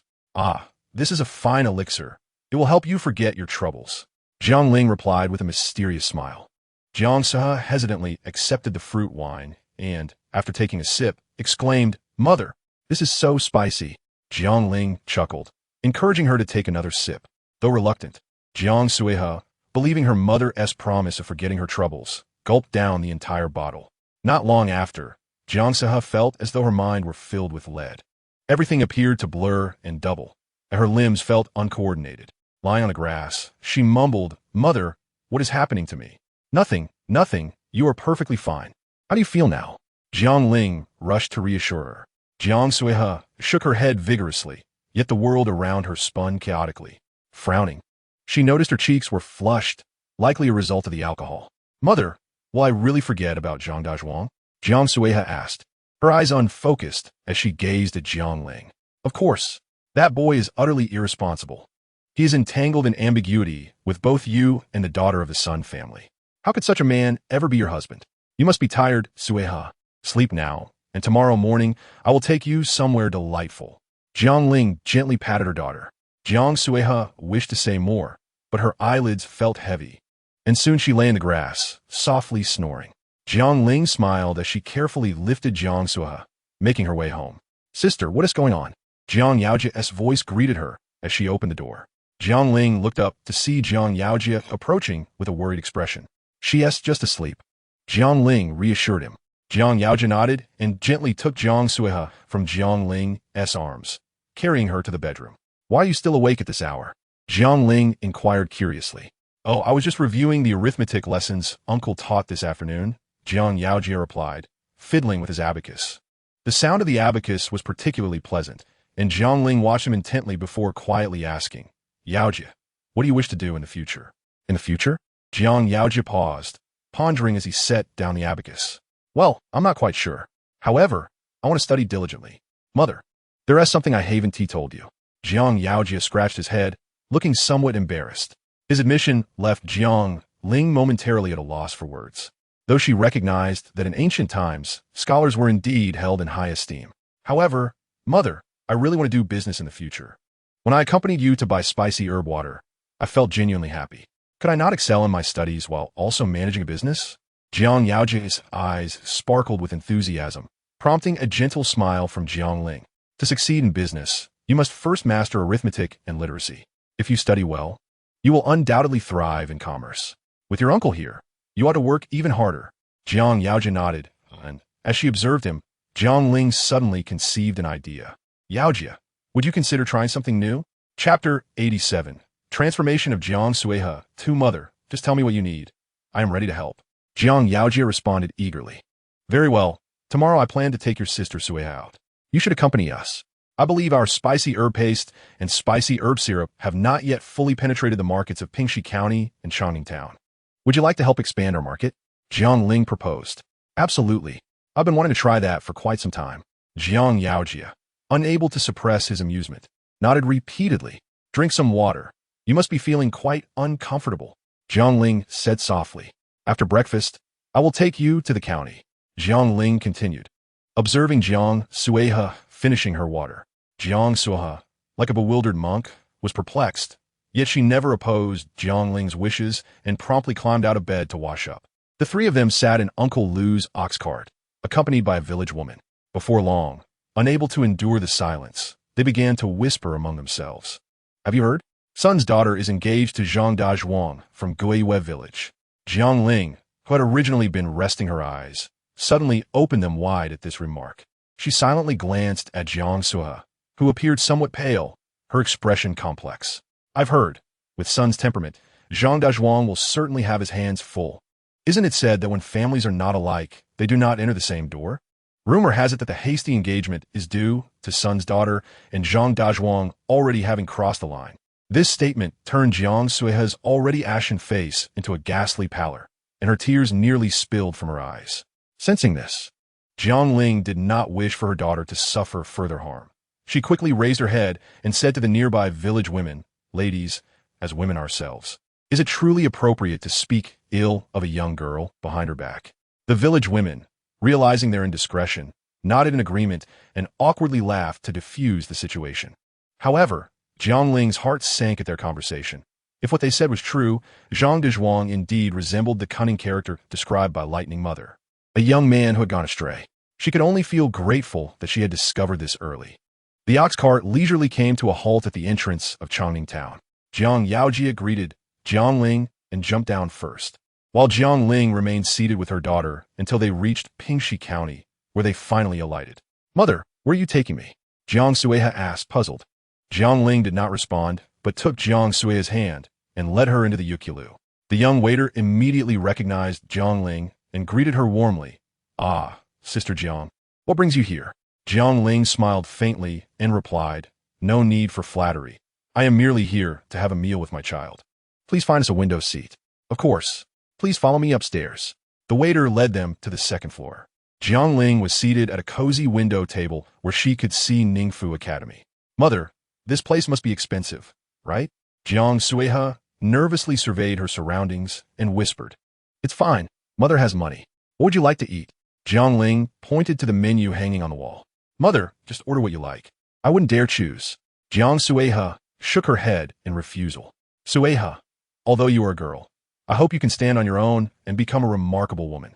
Feel free to order whatever you desire, but do not waste. Jiang Ling encouraged her. Seeing the smile on Jiang Suihe's face, Jiang Ling felt assured that her encouragement was effective. Sure enough, within a short time, a plate of stir-fried vegetables, a plate of fried meatballs, and 2 bowls of white rice appeared before them. Jiang Ling nodded in satisfaction as the mother and daughter chatted and enjoyed their meal. Suddenly, a commotion arose from below. Jiang Ling looked out the window to see the students of Ningfu Academy on their lunch break, all clad in the academy's uniform of light blue, their youthful spirits evident. Suihe, what do you think of those older brothers? Jiang Ling asked unexpectedly, pointing out the window. Jiang Ling gently added, there is no need to feel shy. These are all students who have passed the exams and may even become scholars or top candidates in the future. Jiang Ling's words piqued Jiang Sueha's curiosity about the group. She peeked out the window and quietly asked, are they like uncle? Of course. Some of them are even more accomplished than your uncle. Jiang Ling explained. Jiang Sueha seemed to understand, and in Jiang Ling's eyes, her method appeared to be working. Soon, after finishing their meal, Jiang Ling took Jiang Sueha to a cosmetic shop, where the array of products dazzled Jiang Sueha. Jiang Ling silently selected a few items for her daughter, who found her mother's behavior particularly peculiar today, spending an unusual amount of silver. Once outside the cosmetic shop, Jiang Sueha curiously asked, Mother, why are you spending so much silver on me? Jiang Ling smiled without answering, continuing to lead Jiang Sueha to the pastry shop. After ordering 2 pounds of the finest pastries, Jiang Sueha could no longer contain herself and tugged at Jiang Ling's sleeve, insisting they leave. What is it, Sueha? Jiang Ling inquired. Mother, you just spent nearly 100 copper coins on lunch, and at the cosmetic shop, you spent almost 3 taels of silver. These pastries will cost 400 or 500 copper coins. How much money do we actually have? Jiang Sueha clenched her fists and asked. Sueha, I merely wish to show you that what others give to your mother, they can also give to you. Look at those who are around your age. Their futures are filled with hope. Jiang Ling replied. Jiang Sueha was taken aback, her watery eyes fixed on Jiang Ling. Jiang Ling smiled gently, stroking Jiang Sueha's head, and continued, Sueha, I only want to say that your world should not be limited to Lujia Village or Guiwe Village. You should venture out. Linghui Academy is not your destination. It is merely your starting point. Jiang Sueha's gaze faltered, but eventually, she nodded vigorously and said, Mother, I was foolish. I won't be anymore. I have caused you worry during this time. Seeing Jiang Sueha's earnest expression, Jiang Ling finally felt her heart lift. Jiang Shi. What a coincidence. Just as Jiang Ling and Jiang Sueha were about to leave, a male voice called out to Jiang Ling from behind. Chapter 88. Clearing the injustice, one Magistrate Duan's face lit up with joy, his eyes nearly squinting shut. What brings you to seek the common woman? Jiang Ling inquired. Magistrate Duan looked at Jiang Ling and asked, Jiang Shi, what do you wish to do? First, have those students sign a guarantee. Second, they must come to Lujia Village to apologize to my brother. Jiang Ling's tone was neither submissive nor arrogant, startling Jiang Sueha, who quickly tugged at her mother's sleeve, signaling her to stop. Upon returning to Chongning Town, Jiang Yaojia and several village women awaited Uncle Lu's ox cart at the town's entrance. From a distance, Jiang Ling spotted Jiang Yaojia's excited demeanor. As expected, once on the cart, Jiang Yaojia, brimming with enthusiasm, exclaimed, Mother, I secured 2 deals. Jiang Ling was slightly taken aback. After all, Jiang Yaojia was merely a teenager, and such news was entirely unexpected. She nodded in satisfaction and offered him praise. Meanwhile, old lady Jiang stood outside the door, her face filled with anger, flanked by the village head and several middle-aged men. Jishan, Jishan, Jishan. Old lady Jiang shouted at the top of her lungs. Jiang Ling wanted to intervene, but seeing the individuals behind old lady Jiang, she ultimately refrained from speaking. Jiang Jishan rushed out, and upon seeing him in his coarse, deep gray garment, old lady Jiang immediately slapped her thigh and cried, Who on earth mistreats you so? Making you wear such ragged clothing? Jiang Jishan helplessly rubbed his temples and said to old lady Jiang, Mother, please stop shouting. Isn't it embarrassing? This outfit was made for me by my elder sister. What is wrong with it? Oof. It is only natural that that little harlot makes you clothes. Upon hearing that the clothes were newly made by Jiang Ling, old lady Jiang scoffed. Mother, why do you come here so aggressively? Jiang Jishan frowned at the village head standing behind old lady Jiang. The villager who uttered these words was not free from selfish motives. After all, their own child had just begun to learn to read under Jiang Jishan's tutelage.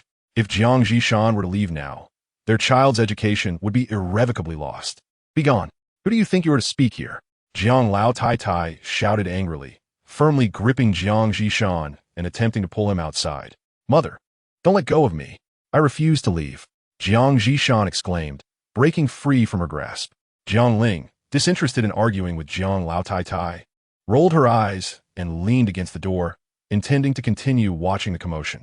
Oh, Jiang Ling, you little hussy, what kind of enchantment have you cast on your brother?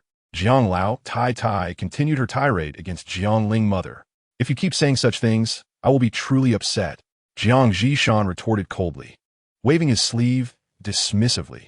What? My son, what are you saying? Expelled? No, no. We're going to Ning Fu Academy right now. Even if I have to sacrifice my dignity, I will plead with the teachers to take you back, Jiang Lao Tai Tai insisted, dragging Jiang Zhishan toward the door. Jiang Zhishan firmly pulled away from her sleeve, continuing, Mother, there's no point in going. It's futile. No, you are destined to be a scholar. How could you be expelled? Forget it, forget it. Ningfu Academy is blind to your talents. We must go to Nanguang Academy in the neighboring county. The head of Nanguang Academy has some connections with our village chief. I'll have him speak a good word for you, and you will surely be admitted. After this declaration, Jiang Lao Tai Tai turned to the village chief, pleading desperately. Village chief, you must have a way, right? The village chief of Jiangjia village stood awkwardly, nodding slightly. It's useless, mother. Nanguang Academy is affiliated with Guangping County. And among those who have slandered me, there is the son of the county magistrate of Guangping. They have united all the academies. And anyone who dares to take me in will be at odds with Guangping County. Jiang Zhishan sighed, shaking his head in resignation. The county magistrate of Guangping? Jiang Ling was not unfamiliar with this title. The magistrate was notorious for his greed, known for extorting from the people year after year, burdening the villages and towns under his jurisdiction with exorbitant taxes and fees. What? All eyes immediately turned to Jiang Ling. Jiang Zhishan stared at her in astonishment. Her words drew the gaze of everyone present onto Jiang Zhishan. The other villagers from Lujia village were reluctant to part with Jiang Zhishan, wanting to say something but unsure of how to voice it. After all, Jiang Zhishan was not one of them, even if they were loath to see him go. They could not force him to stay. Mother, I do not intend to leave. Jiang Zhishan shook his head and addressed the villagers of Lujia. What? The villagers looked at Jiang Zhishan with expressions of shock. Jiang Lao Tai Tai's expression froze, her face paling as she pointed an accusing finger at Jiang Ling, exclaiming, You little hussy, what kind of poison have you poured into your brother? He is your own brother. How can you be so cruel?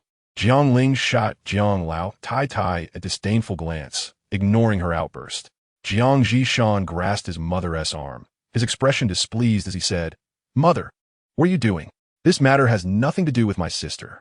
Stop berating her. Elder sister has helped me immensely. I must express my gratitude to her.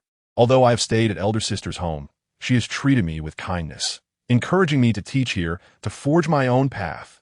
Upon hearing this, Jiang Lao Tai Tai's face lost some composure, but she still insisted, glaring at Jiang Ling. That is her duty. You are her brother, so her assistance is only natural. Mother, there is nothing natural about this. I owe elder sister far too much. Jiang Zhishan's tone grew urgent, his voice rising. Jiang Lao Tai Tai was at a loss for words to counter her son, her eyes glaring daggers at Jiang Ling. Jiang Ling, however, remained unfazed, casting a glance at Jiang Zhishan and saying, Zhishan, the decision to stay or leave is yours to make. You are an adult now. The villagers of Lujia felt a twinge of discontent at Jiang Ling's words, clearly indicating her intent to push Jiang Zhishan away.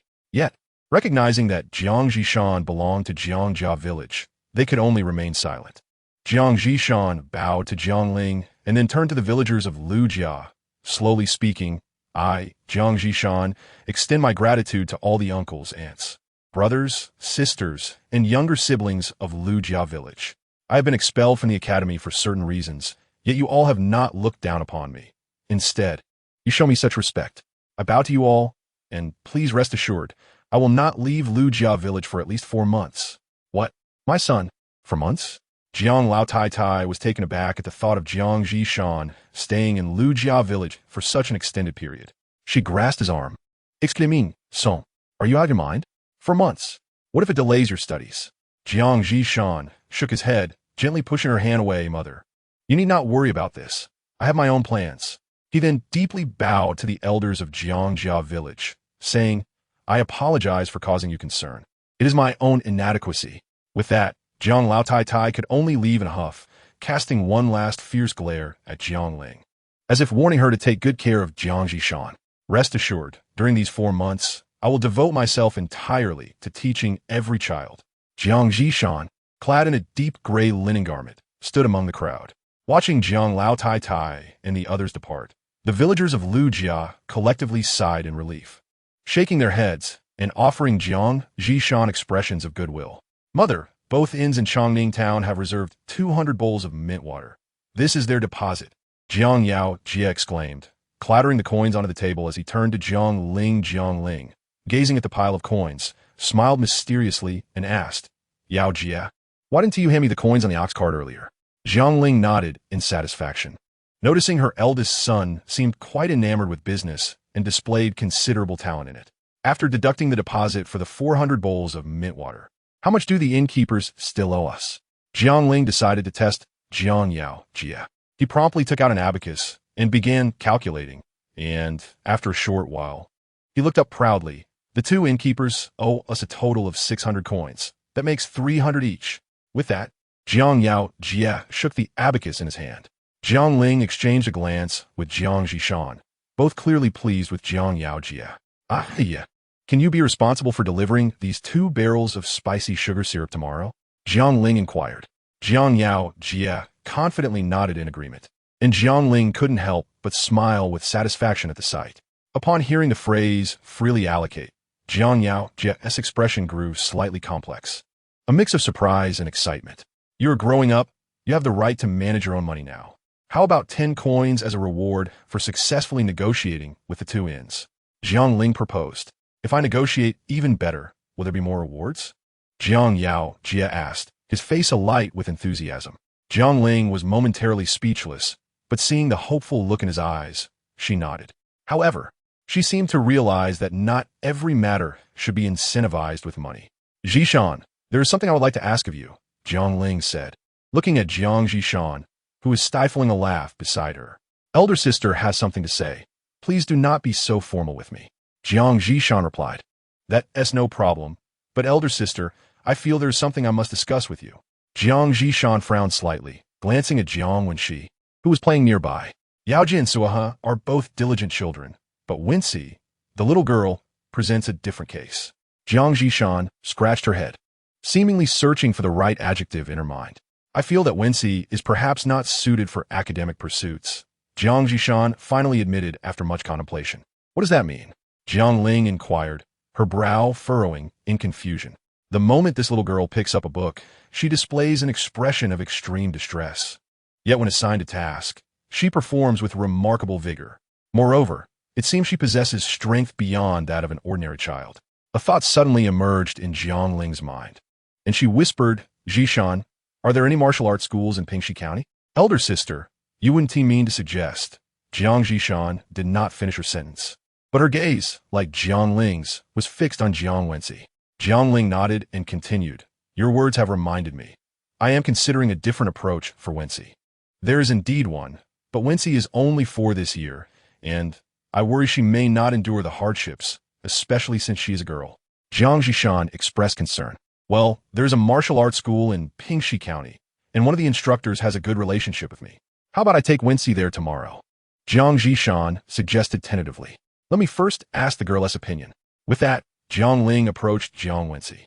She squatted down beside her and asked, Wenxi, do you have little interest in studying? Upon hearing this, Wenxi trembled, and her round little face immediately drooped. She nervously clutched her clothing and remained silent for a long while. Wenxi, don't be afraid. Mother won't scold you. Jiang Ling comforted, observing Wenxi's demeanor. After a prolonged silence, Wenxi continued to fidget with her clothing before gently nodding. Then, Wenxi, what are you interested in? Jiang Ling patiently inquired further. I want to be a female hero, one who upholds justice. Wenxi seemed to muster great courage as she looked up at Jiang Ling.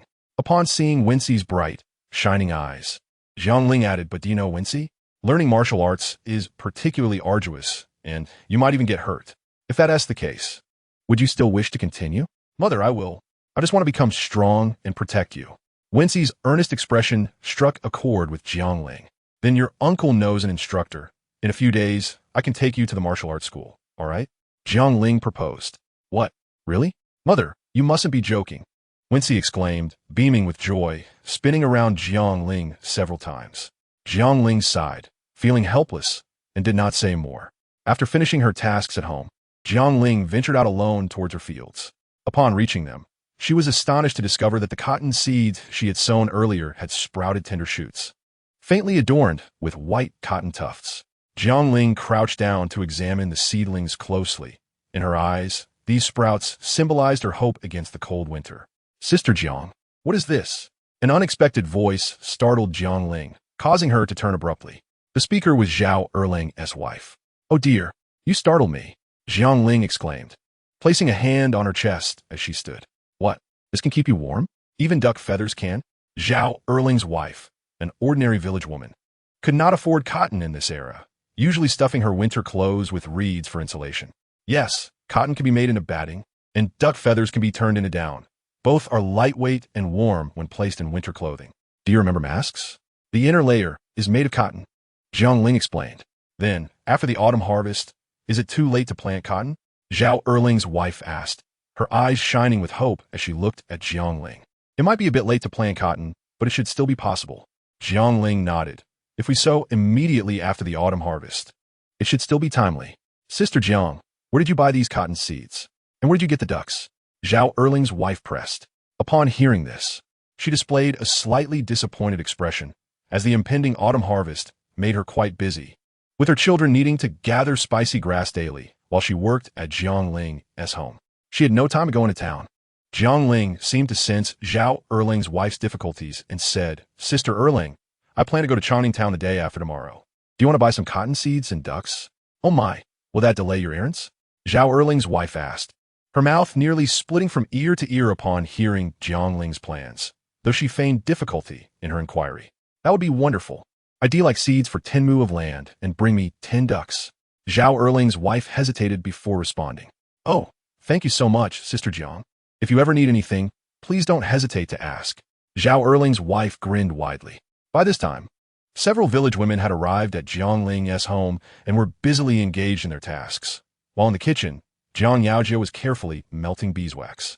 Jiang Yaojia had once inquired about this substance, but Jiang Ling had evaded the question, and he had not pressed further. Chapter 91. A New Invention. Be careful. Don't burn yourself. Jiang Ling watched anxiously as Jiang Yaojia cautiously maneuvered the pot. "It's fine, mother," Jiang Yaojia replied, but before he could finish, the hot pot burned him. Jiang Yaojia winced in pain and quickly placed the pot on the stove.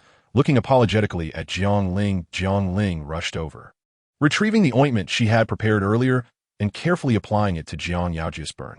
As the ointment touched his skin, a cool sensation alleviated much of the pain. Jiang Yaojia, noticing Jiang Ling's serious expression, felt a wave of apprehension. He quickly murmured, "Mother, I'm so sorry." "Silly boy, does it still hurt? How can you be so careless? It's so hot right now. If you're not careful, it could get infected, and that would be troublesome." Jiang Ling admonished gently as she examined his burn. "Mother, I thought you would be angry," Jiang Yaojia reflected, surprised that his mother had responded so tenderly. "Don't move. Let me take a closer look." Jiang Ling insisted when he attempted to shift his arm, signaling that he was fine. "Mother, I really am okay. It doesn't hurt." "You're so kind." Jiang Yaojia beamed. "Silly boy, I'm your mother. It's normal for me to care for you. Now go on, play. I'll take care of this." Jiang Ling gently placed Jiang Yaojia's arm down.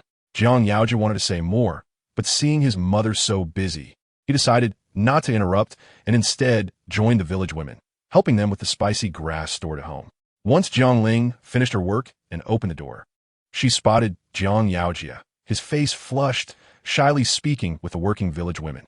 Curious, she approached and asked, "Yaojia, why is your face so red?" "And nothing, I owe."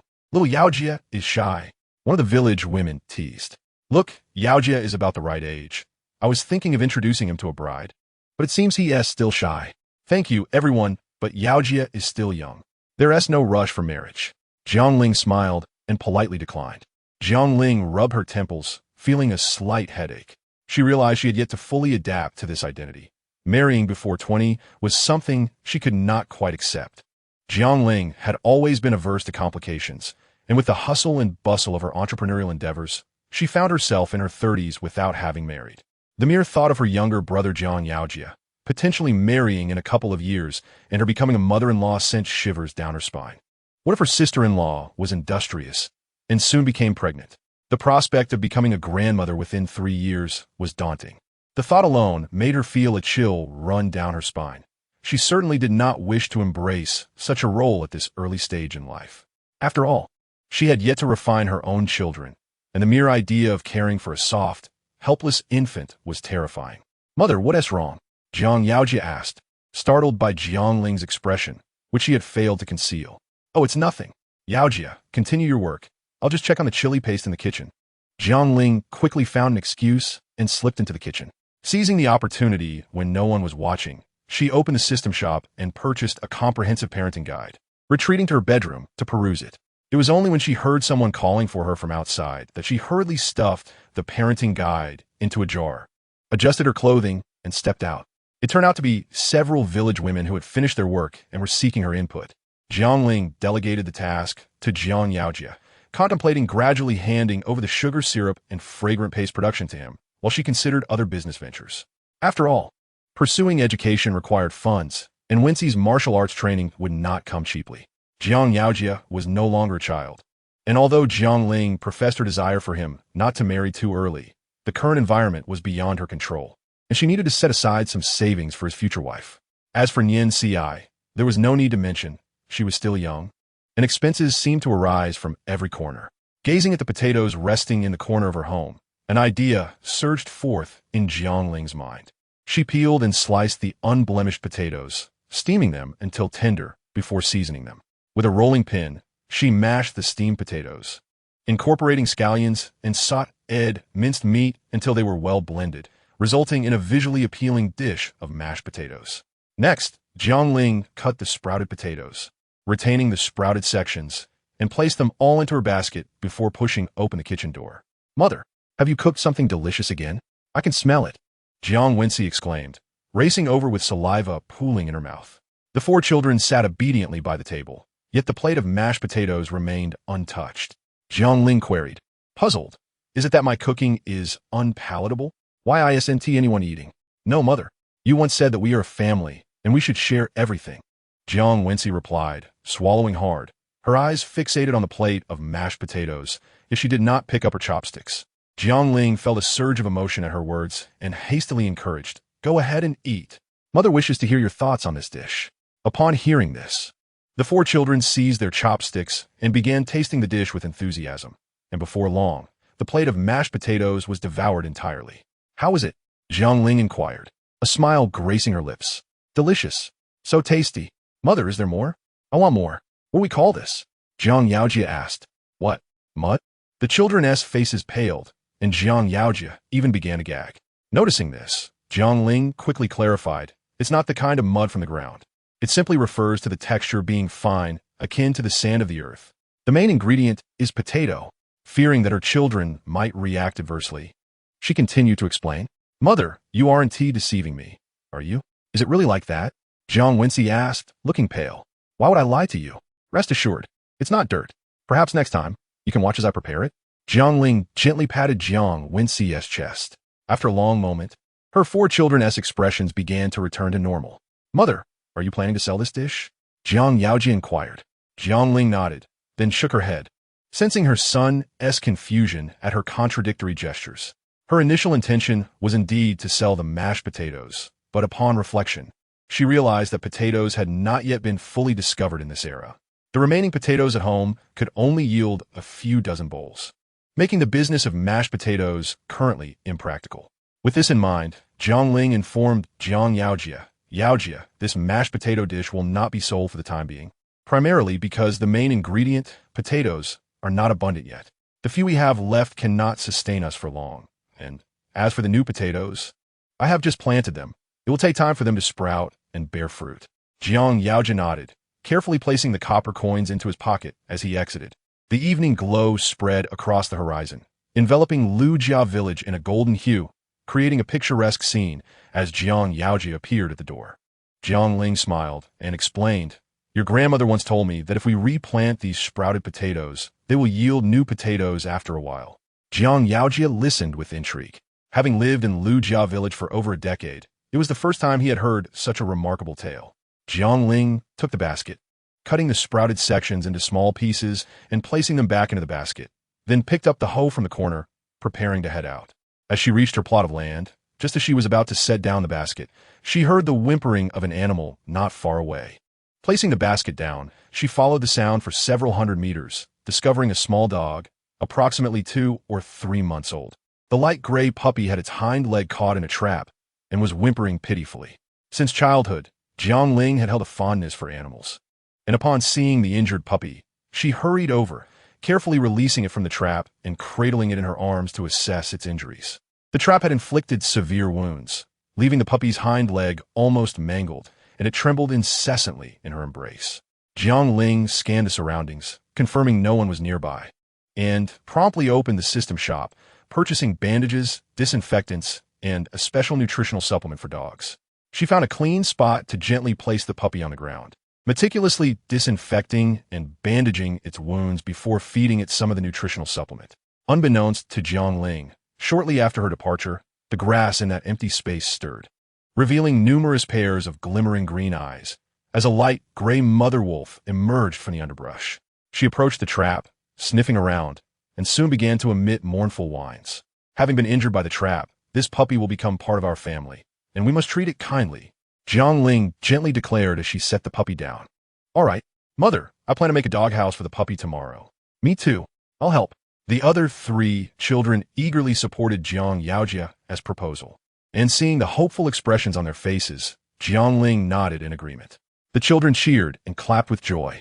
Before long, the sound of galloping hooves echoed from outside, growing closer until stopping in front of Jiang Ling's home. Yaojia, go fetch the village chief, Jiang Ling whispered to Jiang Yaojia. County Magistrate Duan glanced at his assistant, who nodded and retrieved a sheet of rice paper from his pocket. Unfolding it, Magistrate Duan read aloud. The matter concerning Jiang Zhishan has been thoroughly investigated. There is no evidence of wrongdoing. Thus, we hereby declare your innocence, and you may resume your studies forthwith. This is a decree from Ning Fu Academy. The village chief, upon hearing this, was taken aback and hurriedly opened his mouth, preparing to reprimand. Jiang Ling glanced up at the blazing sun and interjected. Why don't you rest for a while in our humble abode, sir? I'll prepare some mint water for you. Chapter 93. Apology and Remorse 2. He gazed curiously at the little ducklings in the corner and inquired, what prompted the sudden interest in raising ducks? Ducks are treasures in their entirety. Once matured, they lay eggs, and when they age, they can be slaughtered for meat. Even the feathers of ducks are valuable. No, duck feathers can be transformed into down, which can then be used to fill winter garments. This not only provides warmth, but is also remarkably lightweight. Duck down surpasses that of reeds in both warmth and lightness. Approximately 10 ducklings can yield enough down for a single winter coat, and one need not harm the ducks in the process. Jiang Ling elucidated. Soon after, the sound of hoofbeats approached from afar. County Magistrate Duan nodded at Jiang Ling and said, Jiang Shi, please wait a moment. The county magistrate and the scribe walked towards Jiang Ling's door. They were clad in deep blue garments, yet each bore a hint of defiance on their faces. Jiang Shi, I have brought the students who falsely accused Jiang Zhishan. The village head stole a glance at the faces of those students, and upon seeing Zhao Qianyu, the son of the county magistrate of Guangping, cold sweat drenched his back. Before County Magistrate Duan could speak, the sound of hooves echoed once more, this time rapidly approaching Jiang Ling's home. Zhao Qianyu, upon noticing his father's arrival, instantly straightened up, calling out, Father, I'm here. The village head, witnessing the tense atmosphere, was terrified. Had it not been for the support of something nearby, he would have surely collapsed to the ground. There is no need for such anger, my lords. Since you are here as guests, I have prepared some mint water to help cool your tempers, Jiang Ling said, casting a glance at Jiang Yaojia. Jiang Yaojia promptly distributed the mint water that Jiang Ling had prepared into the hands of the 2 gentlemen. I am merely a villager from Lujia village, and this recipe belongs to my grandmother. It is called mint water and is refreshing and cooling. Jiang Ling is pictfully itrist saudering. Oh, how do you possess mint water from the imperial kitchen and Hua Chui building? Could it be that a countrywoman like you has taken to purchasing such delicacies? Zhao Deren's son, Zhao Qianyu, spoke rudely, his words dripping with sarcasm. Jiang Zhishan immediately felt compelled to retort. How can you be so disrespectful, you country bumpkin? This young master is addressing you. Zhao Qianyu, feeling slighted by Jiang Ling's indifference, glared at her with displeasure. My lord, the question I pose is quite straightforward. May I inquire if the fundamental necessities of life, food, clothing, shelter, and transportation are not all derived from the hands of us farmers? Zhao Daren's expression darkened significantly, and he shot a fierce glare at his son, rebuking, "Be quiet, you troublesome boy." Zhao Qianyu, furrowing his brows, wore an expression of discontent. He had never before been scolded publicly by his father. He glared daggers at Jiang Ling, and had there not been others present, he would certainly have resorted to violence. Zhao Daren glanced at his inept son and turned his gaze to Jiang Zhishan, stating, "You are Jiang Zhishan, are you not? My son was foolish and unruly before, but he has learned his lesson now. Let us consider this matter settled." Though he held the position of county magistrate in Guangping, he had heard much about the Mintwater. Chapter 94. Tension rising, he squinted as he scrutinized Jiang Ling. Observing the tidy courtyard and suddenly realizing that aside from her brother Jiang Zhishan, there seemed to be no male head of the household present, and all the villagers in Lujia village bore the surname Lu. With this thought, Zhao Darun revealed a cunning smile and cleared his throat. "Jiang Shi, it has been a while since I have seen your husband. Has he gone off to work in the fields?" As soon as the words left his lips, all eyes turned to Jiang Ling, and even Zhao Qianyu wore a look of gleeful anticipation. "You shall not insult my mother." Jiang Yao Jie rushed to Jiang Ling's side, glaring. Jiang Ling approached Zhao Darun and, after bowing, casually inquired, "My lord, may I ask if you have ever struck your wife?" Zhao Darun was taken aback by Jiang Ling's question, speechless for a moment. "Unfortunately, I'm not as fortunate as Zhao Fu Run. My previous husband despised me for not bearing a son and often abused me. Had I not sought a divorce, it is likely that you would not be seeing me today. Indeed, I am raising 4 children on my own." "Zhao Darun, you must be even more curious. I mentioned that I cannot bear sons, yet here I stand with 2 sons, one large and one small, correct?" Jiang Ling raised an eyebrow at Zhao Darun. Zhao Darun was left speechless, his expression darkening as he glared at Jiang Ling as though he wished to devour her whole. In this life, he detested nothing more than others deciphering his thoughts, and Jiang Ling embodied precisely the kind of person he loathed. Therefore, I believe that seeking a divorce is not shameful. Moreover, I am managing quite well with these 4 children. Jiang Ling stated calmly, "My lord, do you have any further inquiries?" "None at all." Cao Derain, seizing the opportunity to sip water, attempted to mask his embarrassment, while Zhao Qianyu stood by, astonished. Usually so articulate, his father now stumbled over his words. "What is all this commotion?" A commanding voice boomed from outside. Jiang Ling, seeing this, quickly gathered her 4 children close. The village head, upon witnessing the scene, hastily knelt to the ground. The prefect? To these farmers, such a figure seemed utterly unreachable. Yet here stood both a county magistrate and a prefect in Lujia village. The village head anxiously patted his chest, trying to calm his racing heart. "Everyone please rise." The prefect addressed the kneeling crowd. They nodded and gradually stood. "Kong'an, Tianqi, come here." The prefect waved his hand towards them.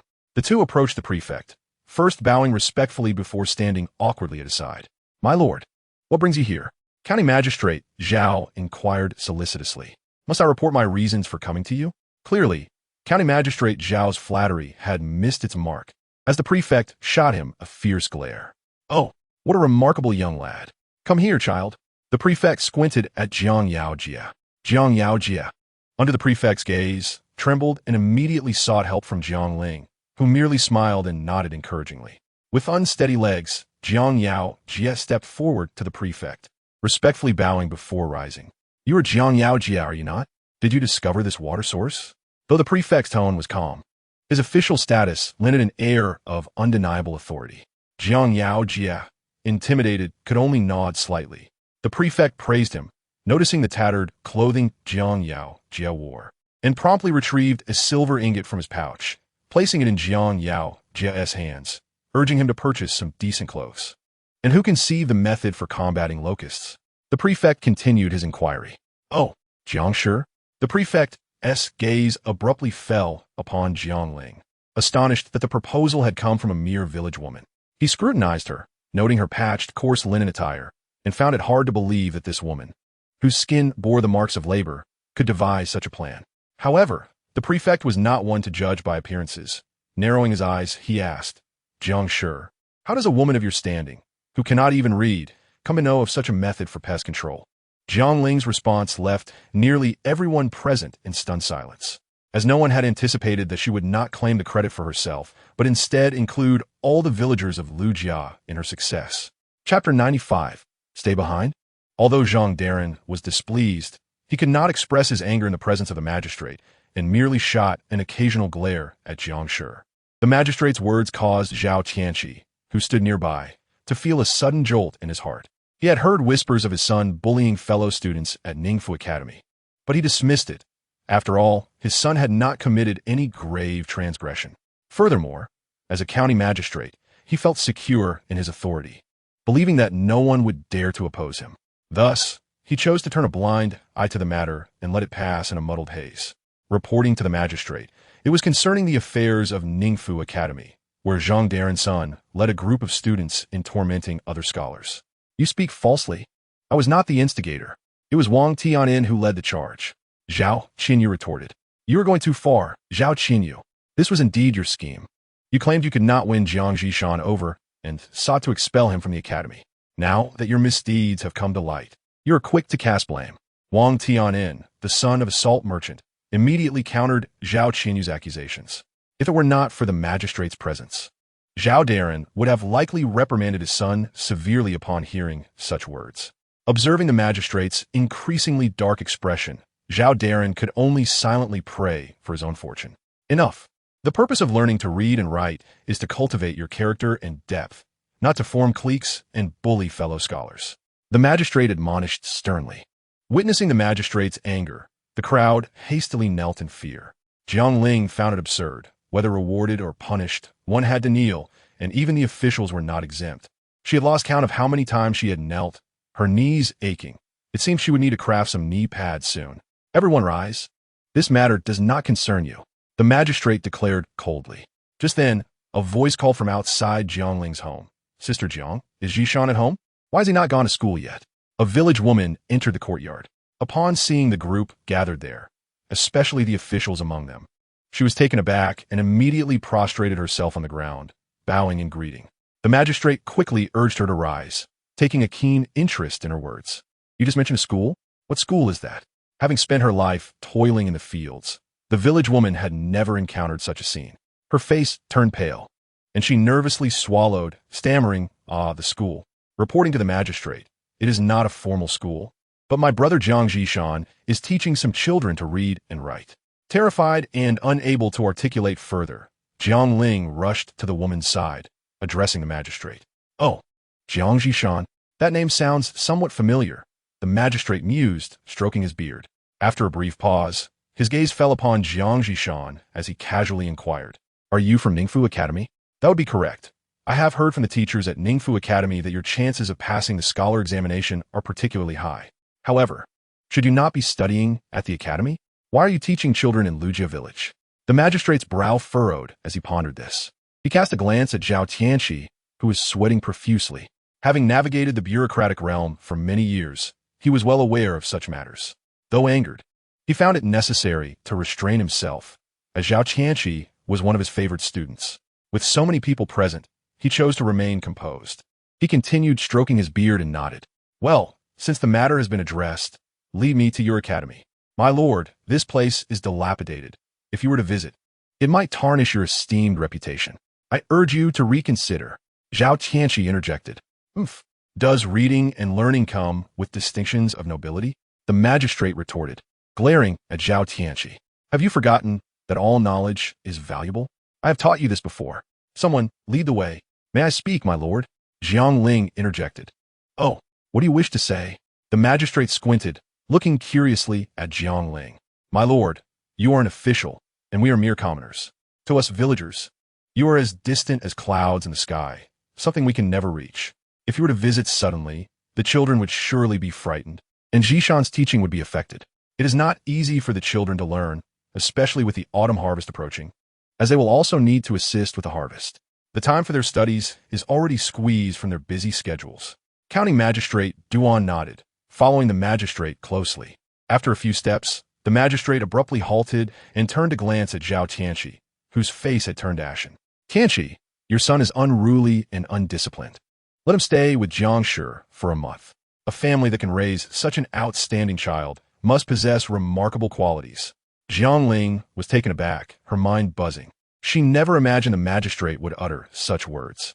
Managing her 4 children was already a handful, and now she would have to contend with an additional little rascal. Quickly stepping forward, Jiang Ling bowed to the magistrate. "My lord, forgive my impertinence, but I cannot comply with your request. I already have 4 children to care for, and am busy with my daily toil. If something were to go awry, with Master Zhao under my roof, I could not bear the consequence, even if I had 1,000 lives. Fear not. You may discipline him as you see fit. If anything goes amiss, Zhao County Magistrate will bear full responsibility," the magistrate added, casting a glance at Zhao Tianqi.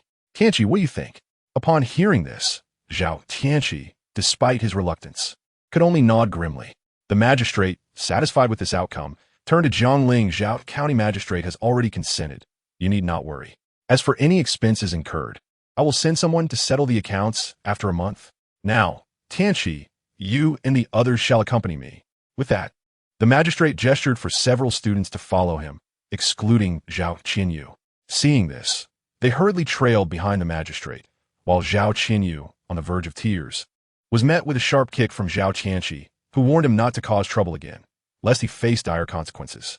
However, knowing the magistrate's authority, Zhao Tianqi ultimately had to push his son away, urging him to reflect on his actions.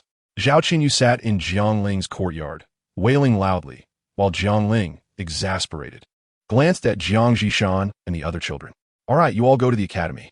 I will handle the rest." Jiang Zhishan and the others looked at Jiang Ling with concern, but she smiled reassuringly, indicating that everything would be fine. Education could not be delayed, and thus, the 5 of them hurriedly made their way toward the academy. Now, only Jiang Ling and Zhao Qinyu remained in the courtyard. Although the sun was not as scorching as at noon, it still radiated considerable heat.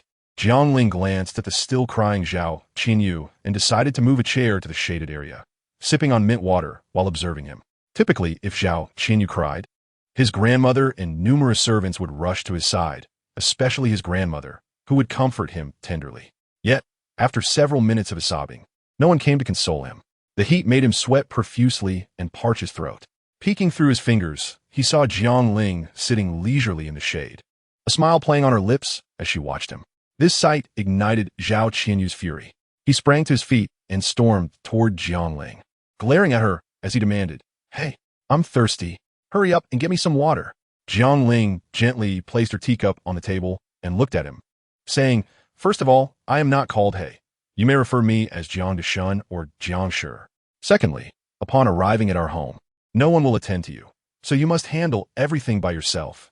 Zhao Qinyu had never experienced such humiliation. He glared fiercely at Jiang Ling, standing there somewhat at a loss. Jiang Ling, uninterested in him, rose from her chair and headed to the kitchen to begin her afternoon tasks. Uncertain of how long she had been busy, Jiang Ling suddenly heard a loud thud from outside, followed by the shrieks of several women. She quickly set aside her work and rushed outside. Zhao Qinyu lay on the ground, eyes tightly shut and face pale, while the screaming women were those who had come to work at Jiang Ling's home. What hassle! Jiang Ling rolled her eyes and approached Zhao Qinyu, observing that he was most likely suffering from heat stroke. With a resigned sigh, she turned to the village women and said, "Sisters, please lend a hand and carry this fellow inside." The women hurried over and, together with Jiang Ling, brought Zhao Qinyu into the bedroom. "Sister, is this the son of Lord Zhao?" one of the women inquired curiously. Indeed, the news of the county magistrate and prefect visiting Jiang Ling's home had thoroughly spread throughout the village. Jiang Ling nodded, and the women, glancing at the unconscious Zhao Qinyu, expressed their concern. "Sister, is young Master Zhao all right?" "Yes, don't worry. He merely fainted from the heat. You all may continue your work. I will look after him for a bit," Jiang Ling reassured them. These village women were not the meddlesome type. Upon hearing Jiang Ling's words, they all left to resume their tasks. Jiang Ling looked at Zhao Qinyu, whose brow was furrowed, and muttered a curse under her breath. She opened the system store and purchased a bottle of Huaxiang Zhangqi Shui. Then, without hesitation, pried open Zhao Qinyu's mouth and poured it down his throat. After a few minutes, Zhao Qinyu coughed several times and slowly opened his eyes. Jiang Ling held a cup of water to his lips, saying, "Drink this. It is the remedy I bought from the store to cool you down." Zhao Qinyu peered at the dark brown liquid and sniffed it, a pungent herbal scent invading his nostrils. He quickly shook his head in refusal, exclaiming, "What is this? Do you wish to poison me?" Jiang Ling ignored his rudeness and set the cup aside, saying, "Whether you drink it or not is your concern. You just suffered from heat stroke. Do not forget that the magistrate said, should anything happen to you, your father alone is responsible. I bear no relation to your fate, even if you were to perish." Perish? Upon hearing this, Zhao Qinyu's already pale face turned an ashen gray. "Drink or not, it is your choice. Regardless, I assure you this is a remedy for heat stroke," Jiang Ling declared, rising to return to the kitchen. Zhao Qinyu hesitated, staring at the herbal concoction, and after a prolonged internal struggle, he finally picked up the cup, grimacing, and gulped it down. "Go wash your hands, then it's time to eat," Jiang Ling said. Her gaze softened as she looked at the children. The children obediently washed their hands and gathered around the dining table. The closest to Jiang Ling, Jiang Yaojia, glanced at the people at the table and quietly said, "Mother, we have a distinguished guest. Yaojia, go call him for dinner." Jiang Ling replied, glancing at the bedroom. Observing Jiang Yaojia's demeanor, she realized that the young master lying in the bedroom had certainly not treated him kindly. Jiang Ling gently patted Jiang Yaojia and said, "It's all right. Mother will handle it. You and your uncle can eat first. I will be right back." With that, she walked towards the bedroom. As expected, upon entering, she found Zhao Qinyu reclining on the bed, his legs crossed, exuding an air of indifference. "Zhao Qinyu, it's time for dinner," Jiang Ling announced expressionlessly from the doorway. "Dinner? Do you think I can stomach the swill your family serves?" Zhao Qinyu retorted haughtily. "If you were wise, hurry to the imperial kitchen and fetch me a duck stuffed with 8 treasures and a plate of cold sliced tripe. Otherwise, smack." Before he could finish his sentence, Jiang Ling's palm struck his face sharply. Zhao Qinyu bolted upright, covering his reddened cheek in disbelief, shouting, "You! How dare you strike me? You shrew! I will teach you a lesson on behalf of your father. Has he never taught you to respect your elders and care for the young? Or is your mouth naturally foul?" Jiang Ling scolded, hands on her hips, glaring at Zhao Qinyu. Being a child, Zhao Qinyu was flustered, and unlike the more reserved ancients, Jiang Ling had learned a range of expressions, from the crude to the refined. For her, such words were merely introductory. Zhao Qinyu's cheeks flushed with anger as he jumped from the bed, puffing up his cheeks. "You vile woman, try touching me. I'll have my father imprison you." Jiang Ling struck him again, leaving a clear mark on his other cheek. Now, he covered his face with both hands, glaring daggers at Jiang Ling, seemingly ready to retaliate. Just then, hurried footsteps echoed outside, and Jiang Yaoji's worried face appeared before Jiang Ling. "This does not concern you. Zhishan, take them outside and shut the door," Jiang Ling coldly instructed. The group was startled by her demeanor, especially Jiang Zhishan, who had always been obedient to his sister. Seeing her stern expression, he quickly signaled for the children to leave and carefully closed the door. Jiang Ling found a bamboo cane in the bedroom and swung it toward Zhao Qinyu. Never having been struck before, Zhao Qinyu yelped in agony, his cries echoing outside, causing even the usually well-behaved children to feel a twinge of fear. "Lack of upbringing. I'll show you what a shrew truly is," Jiang Ling cried, vigorously striking Zhao Qinyu with the cane. "Stop! Stop! Jiang Deshun, I'm sorry. I won't dare again." In no time, the delicate Zhao Qinyu was kneeling and pleading for mercy, his face smeared with tears and snot, looking utterly pitiful. Jiang Ling dropped the cane and said coldly, "If you understand your mistake, wipe your tears and snot and come eat. This is not your father's estate. There are no delicacies here. If you refuse to eat, you shall go hungry." With that, she turned and exited the room. Zhao Qinyu stood there in a daze, searching for something to wipe his face, but finding no cloth or rough paper, he contemplated asking outside. However, recalling Jiang Ling's fierce glare, he ultimately resorted to using his sleeve to clean himself up. He huddled by the door, watching Jiang Ling's back in silence, as the children and Jiang Zhishan continued to eat, completely ignoring his presence. At this moment, Zhao Qinyu began to feel hunger pangs. Having caused such a commotion throughout the day, he had hardly eaten anything, and his stomach began to grumble uncomfortably. "Come out quickly to eat. There will be no servants to attend to you, nor are you a young master," Jiang Ling coldly remarked, placing an extra set of chopsticks and a bowl on the table without lifting her gaze. The sudden voice startled Zhao Qinyu, and he rushed over to grab a bowl and chopsticks, beginning to eat. The meal was indeed difficult for him to swallow. and several times he felt the urge to slam his bowl and throw down his chopsticks. But the image of Jiang Ling's fierce expression would flash in his mind, causing him to shiver and continue consuming the somewhat dry food and nearly flavorless vegetables. After a tense dinner, Jiang Ling proceeded to announce the plans for the following day. Jiang Yaojia was assigned to continue the business of mint paste and mint water, while Sui He, Wenxi, Nian Ci, and Zhao Qinyu were to inspect the growth of the crops. She and Jiang Zhishan would venture into town the next day. After listening to the arrangements, Zhao Qinyu felt quite indignant. However, before he could voice his thoughts, Jiang Ling cast a cold glance his way, causing Zhao Qinyu to immediately lower his head, refraining from further remarks. As night fell, Zhao Qinyu glanced at the cramped quarters of Jiang Ling and hesitated for a long time before softly inquiring, "Aunt Jiang, where am I supposed to sleep?" "You will sleep with us. I'll give you my bed," Jiang Yaojia responded, stepping closer to Zhao Qinyu. "I refuse. Your bed is hard and filthy. I certainly won't take it," Zhao Qinyu retorted, rolling his eyes in refusal. "Yaojia, go fetch some straw, and then lay down the remaining sheets for him. From today onward, he will sleep on the floor. Let him sleep or not as he pleases." Jiang Ling glared at Zhao Qinyu and instructed Jiang Yaojia. Jiang Yaojia nodded, going to the corner to gather some straw, laying it on the ground, and then producing a nearly patched-up sheet to place atop the straw, turning to Zhao Qinyu to say, "All right, this is your bed now." What? Zhao Qinyu exclaimed in astonishment. Even at home, as the lowest-ranked servant, he had never been relegated to sleeping on the floor. At least there was a large communal sleeping area. The realization that he had no bed here left him speechless. Yet he dare not protest, feeling as though the fierce Jiang Ling could inflict pain upon him with just a glance. Zhao Qinyu, feeling dejected, removed his shoes and lay on the ground, unable to sleep for a long time. At home, he was accustomed to bathing every night, wanting to smell fragrant before retiring to bed. Yet here, the odor of feet intermittently assaulted him, and the sounds of snoring surrounded him, while the straw prickled against his skin uncomfortably. Thus, Zhao Qinyu endured his first night in Lajiakin with heavy eyelids. As dawn broke at the 5th hour, the golden sun gradually ascended from the east, dispelling the darkness of the night. Zhao Qinyu felt as though he had barely fallen asleep before a cacophony of sounds jolted him awake.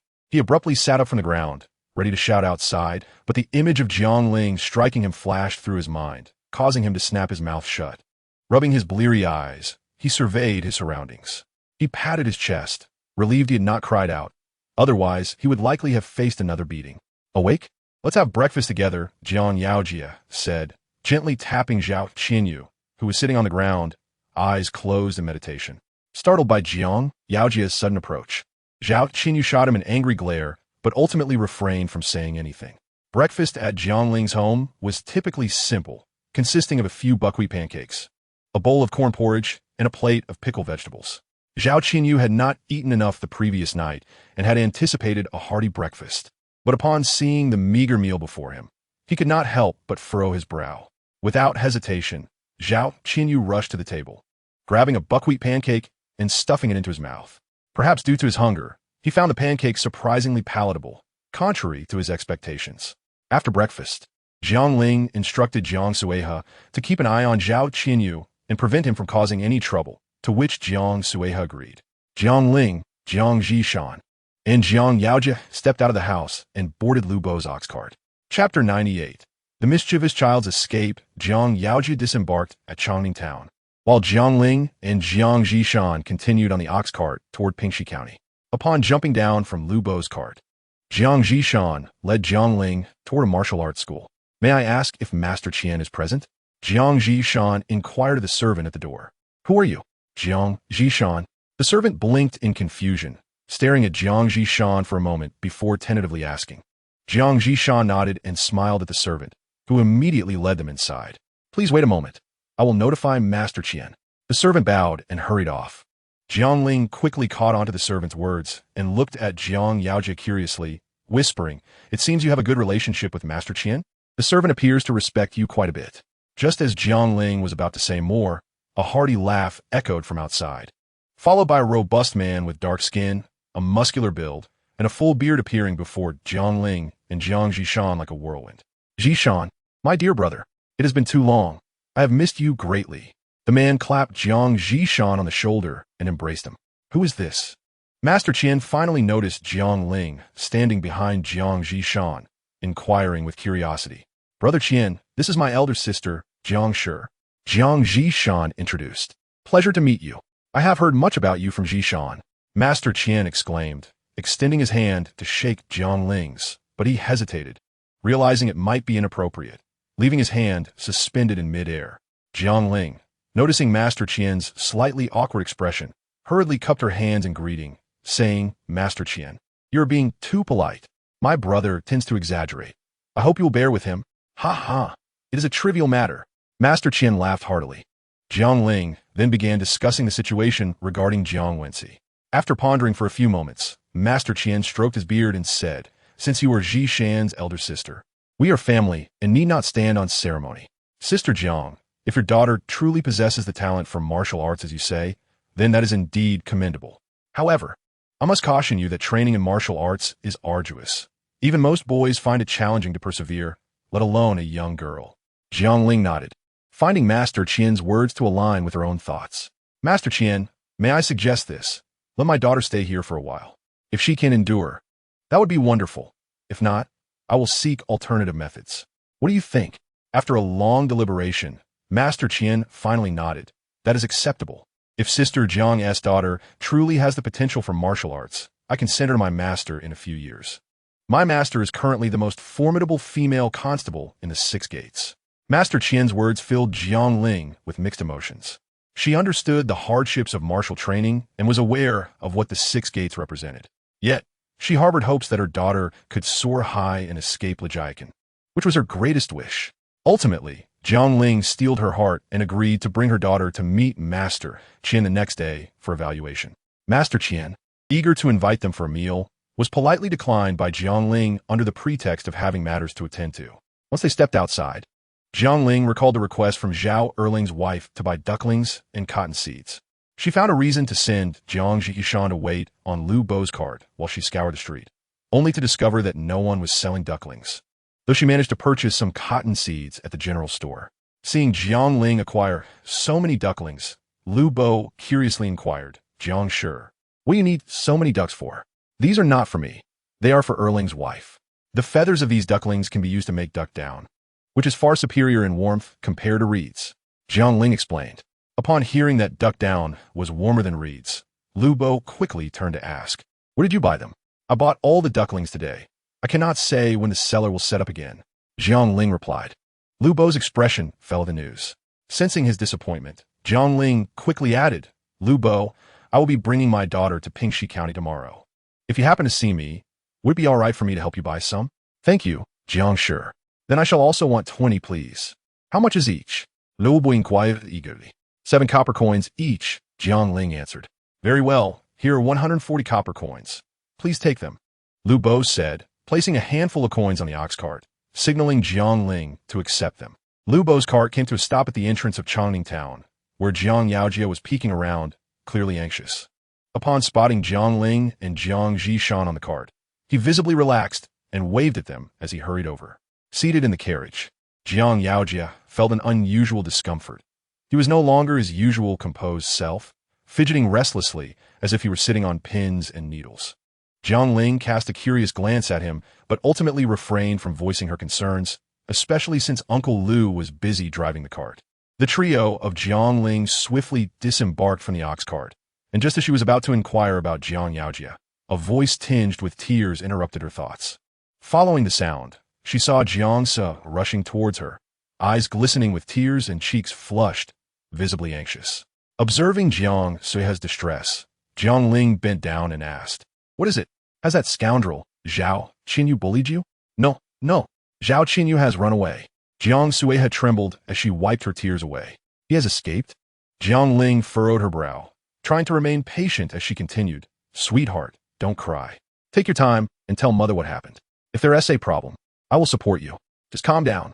She quickly exchanged a reassuring glance with Jiang Zhishan, who approached Jiang Se and gently said, do not cry. Whatever the issue, your uncle will help you resolve it. Chapter 99. The mischievous child's escape too with the comfort of Jiang Ling and Jiang Zhishan. Jiang Se gradually regained her composure. She dried her tears and took Jiang Ling's hand, recounting the entire incident. Upon reaching their own fields, before she could even check on the growth of the cotton and potatoes, Nian Ci rushed over, exclaiming that Zhao Qinyu had fled. She and team managed to catch him. After hearing the full story, Jiang Ling quickly reassured Jiang Suihe, saying, Suihe, this has nothing to do with you, so do not worry. Wiping the sweat from his forehead, Jiang Yaojia swallowed hard, carefully retrieving a silver ingot from his bosom and placing it on the table. A silver ingot? Yaojia, where did you get this? Jiang Ling asked, astonished as she stared at him. Mother, you may not know this, but mint water is exceptionally popular in Changning Town. Before I even opened my mouth today, several shopkeepers approached me to discuss potential collaborations. I nearly secured deals with all the taverns in Changning Town, and this is the payment they provided, amounting to 1,000 copper coins. I feared that someone might take notice of this sum, so I hurried to the bank to exchange it for a silver ingot. I had never seen so much money before.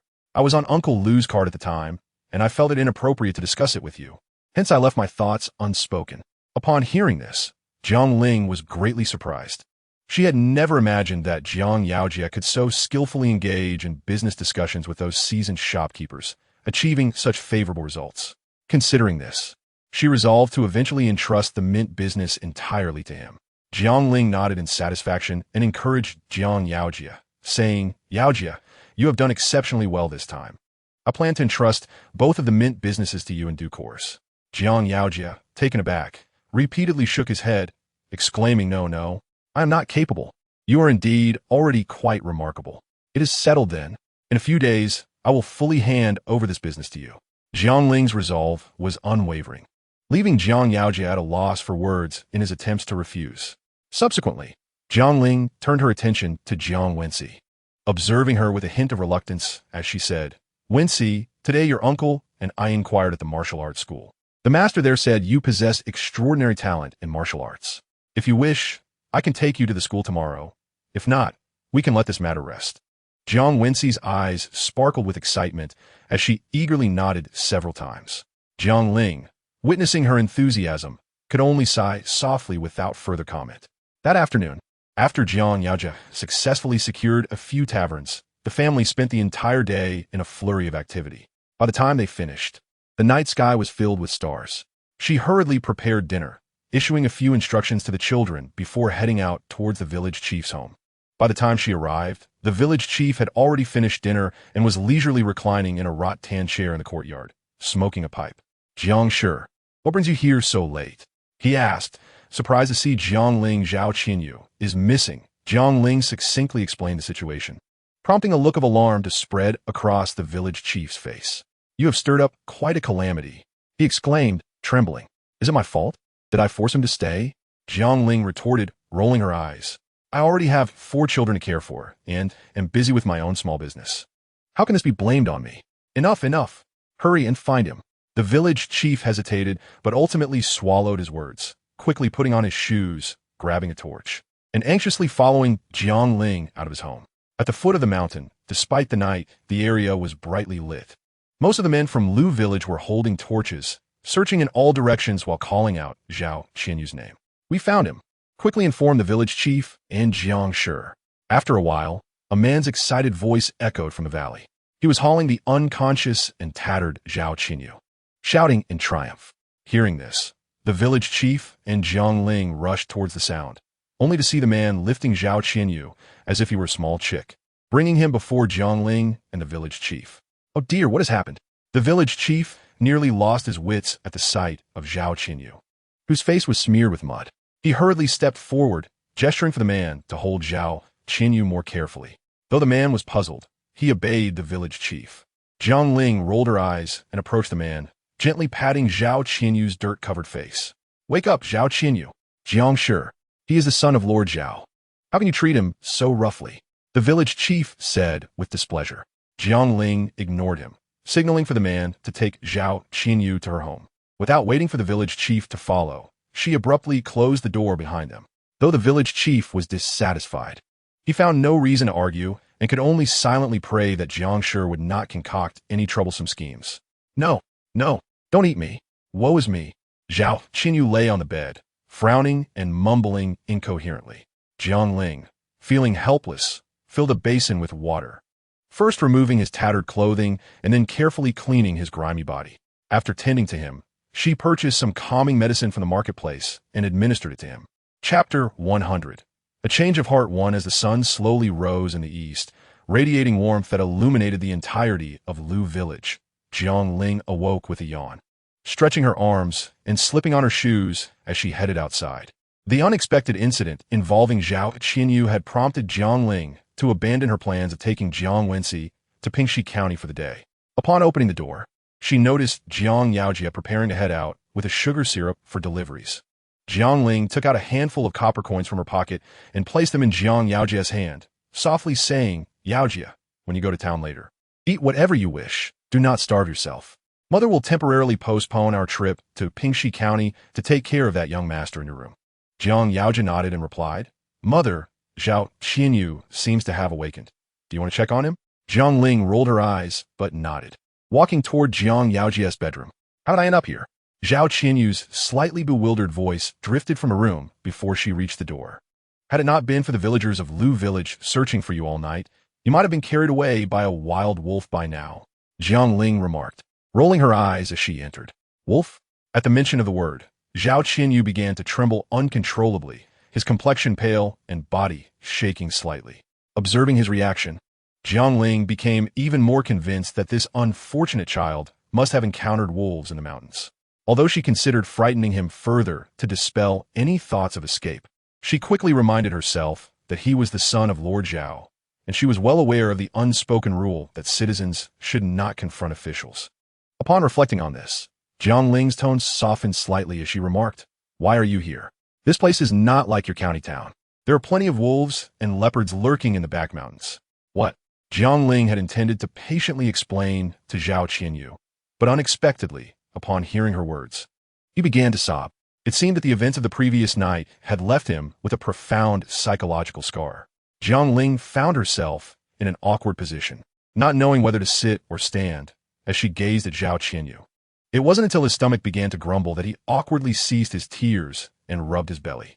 Zhao Qianyu had completely shed his previous demeanor of a mischievous young master, leaving behind only a tear-streaked youth. With a resigned sigh, Jiang Ling tossed a towel in his arms and said, "Hurry and wipe your tears. Aren't you ashamed to cry like this at your age? I wish I didn't cry. How would you know what I went through yesterday?" Zhao Qianyu pouted and rolled his eyes at Jiang Ling. "Oh, then do tell me what you experienced yesterday. Perhaps I could still have a good laugh at your expense." Jiang Ling's playful spirit surged, and she decided to tease Zhao Qianyu.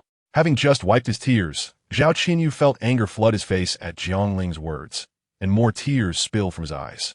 It seemed he was reluctant to lose face in front of her, so he aggressively rubbed his eyes and said, "Humph.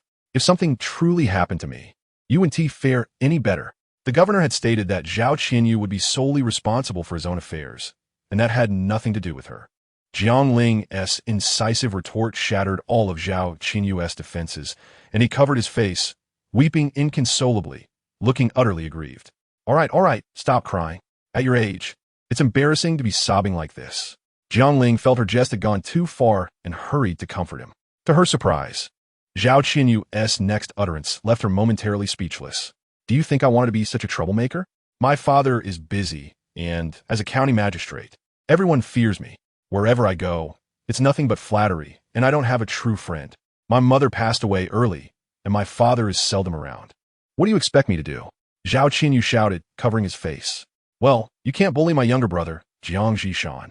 Jiang Ling finally managed to say, after contemplating for a while, "I already told you, I did not lead this. It was that merchant's son who instigated it. When I arrived at Ningfu Academy, I discovered there were many others from similar backgrounds, and I finally made friends there. No, rather, they were dubious companions. Wang Tian'in and Jiang Zhishan have never gotten along, and they sought to conspire against him. At first, I completely disagreed. But Wang Tian'in threatened that if I didn't comply, he would cease being my friend. And Jiang, do you know how frightened I was?" This confession struck a discordant note in Jiang Ling's heart, yet she remained somewhat skeptical. Zhao Qianyu had always given her the impression of being incorrigibly mischievous. Could it be that this was merely crocodile tears? Jiang Ling chose to remain silent and turned to Jiang Zhishan, asking, "Zhishan, who has a worse relationship with you? Wang Tian or Zhao Qianyu?" Jiang Zhishan appeared taken aback, his brow furrowing as if grappling with a distasteful thought. After a long pause, he solemnly replied, Wang Tianin, my relationship with Zhao Qinyu is merely average. Upon hearing this, a weight lifted from Jiang Ling's heart. She said nothing further and headed to the kitchen. For breakfast, Jiang Ling prepared some white rice porridge and a few fluffy egg pancakes, accompanied by pickled vegetables. This time, she made an exception and brought rice, egg pancakes, and pickles into Zhao Qinyu's room. Although Zhao Qinyu feigned indifference, the rumbling of his stomach betrayed his true feelings. As he swallowed hard, he occasionally cast furtive glances at the food in Jiang Ling's hands. With a mild smile, she remarked, Are you hungry? Didn't you barely eat yesterday? Don't you wish to eat today?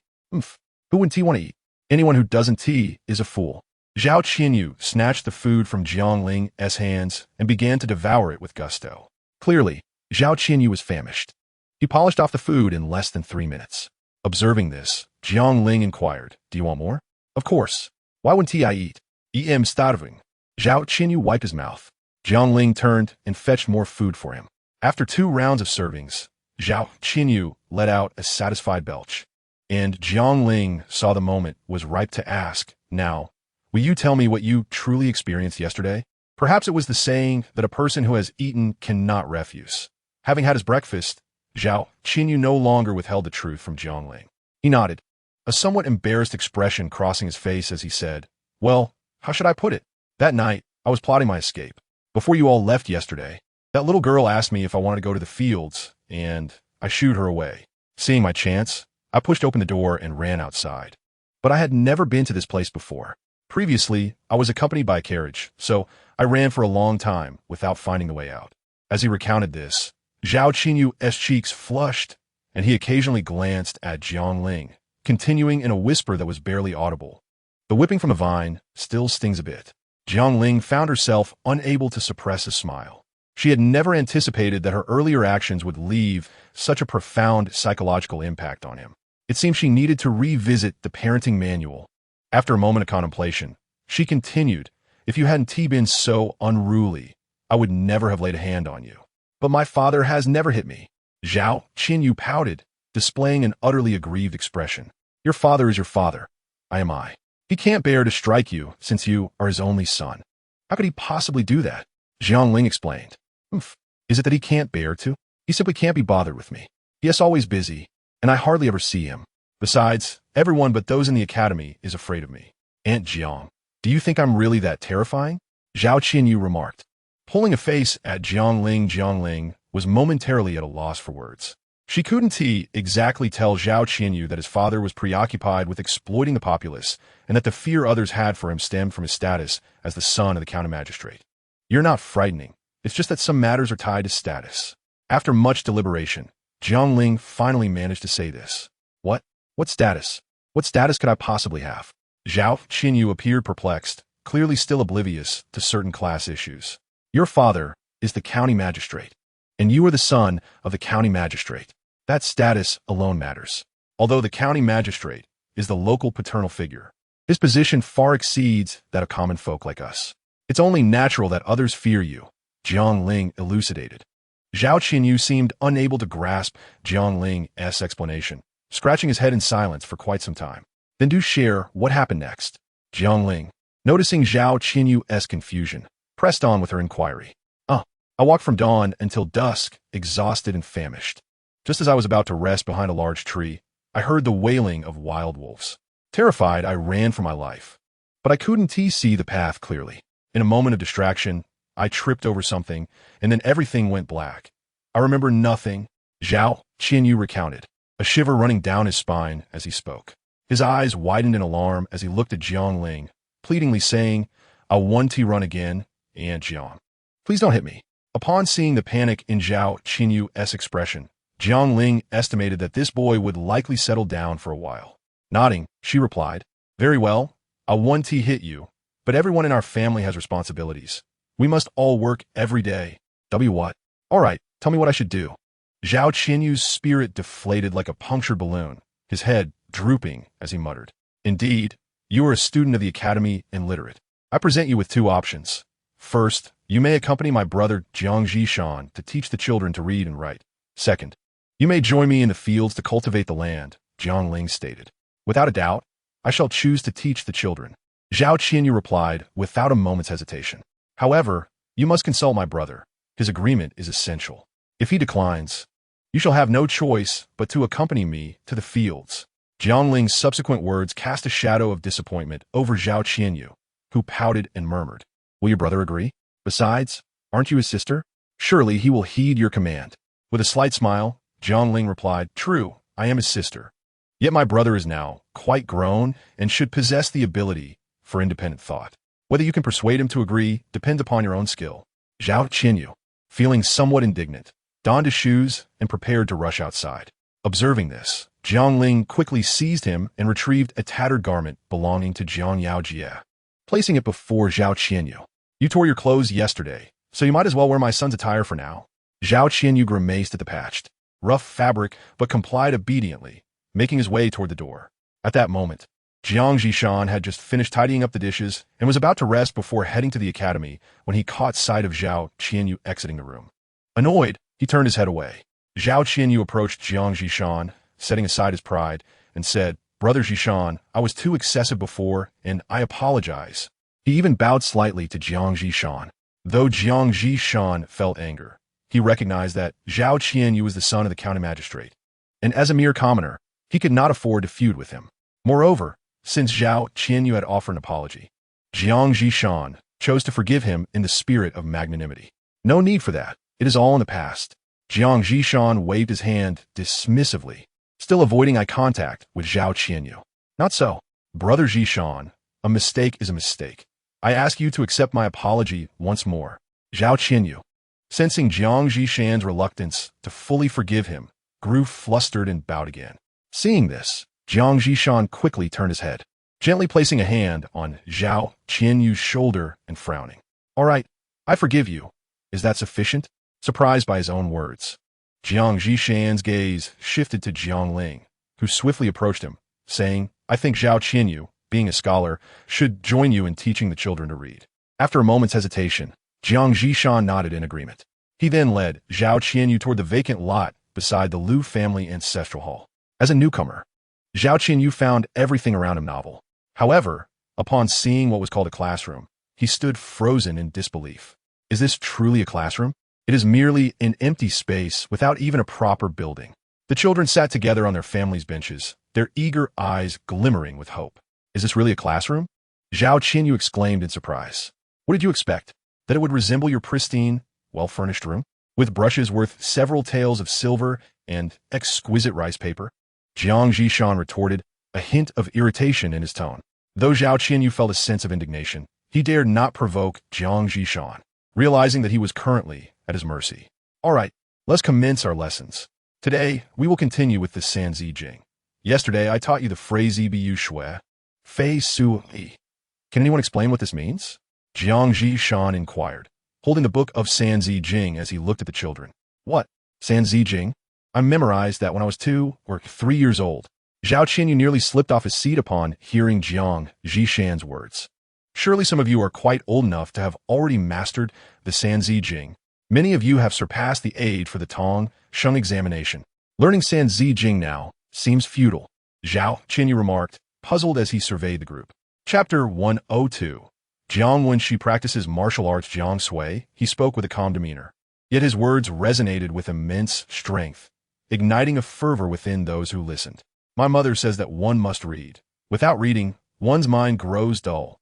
Thus, I too shall read and learn. I wish to read. I find it quite enjoyable, and Uncle Zhishan's recent lessons have been fascinating. Reading brings me joy. At least for now, it is the source of my greatest happiness. The children chimed in excitedly, their enthusiasm growing.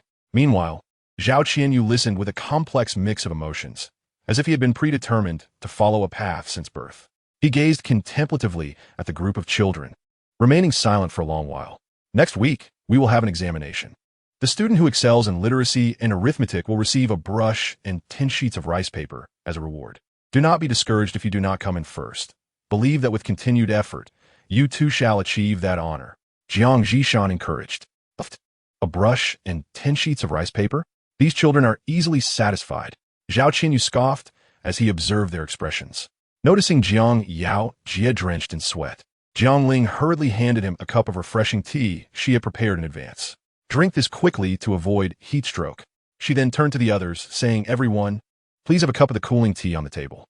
It is quite hot, and we must avoid heat stroke." The cooling tea was secretly purchased by Jiang Ling from the marketplace, mixed with peppermint candy dissolved within.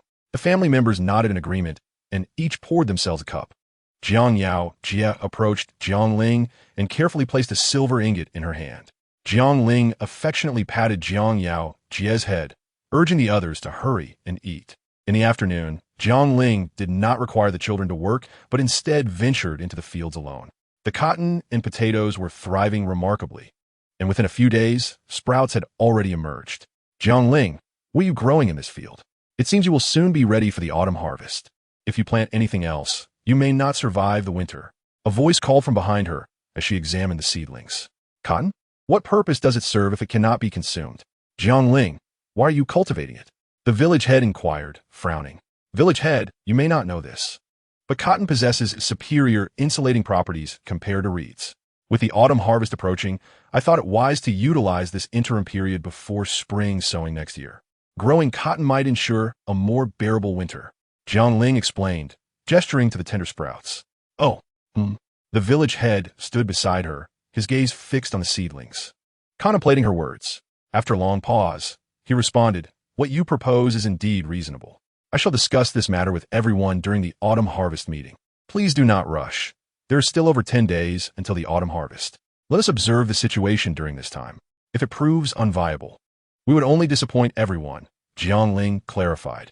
After hearing her explanation, the village head nodded in agreement. Jiang Ling attentively examined the condition of Xiao Hui Hui, discovering that its injuries were nearly healed. Observing the absence of others, she discreetly took out a bag of dog food and some milk powder, mixing the two to feed Xiao Hui Hui. Xiao Hui Hui displayed a hearty appetite, quickly devouring all the food in its bowl.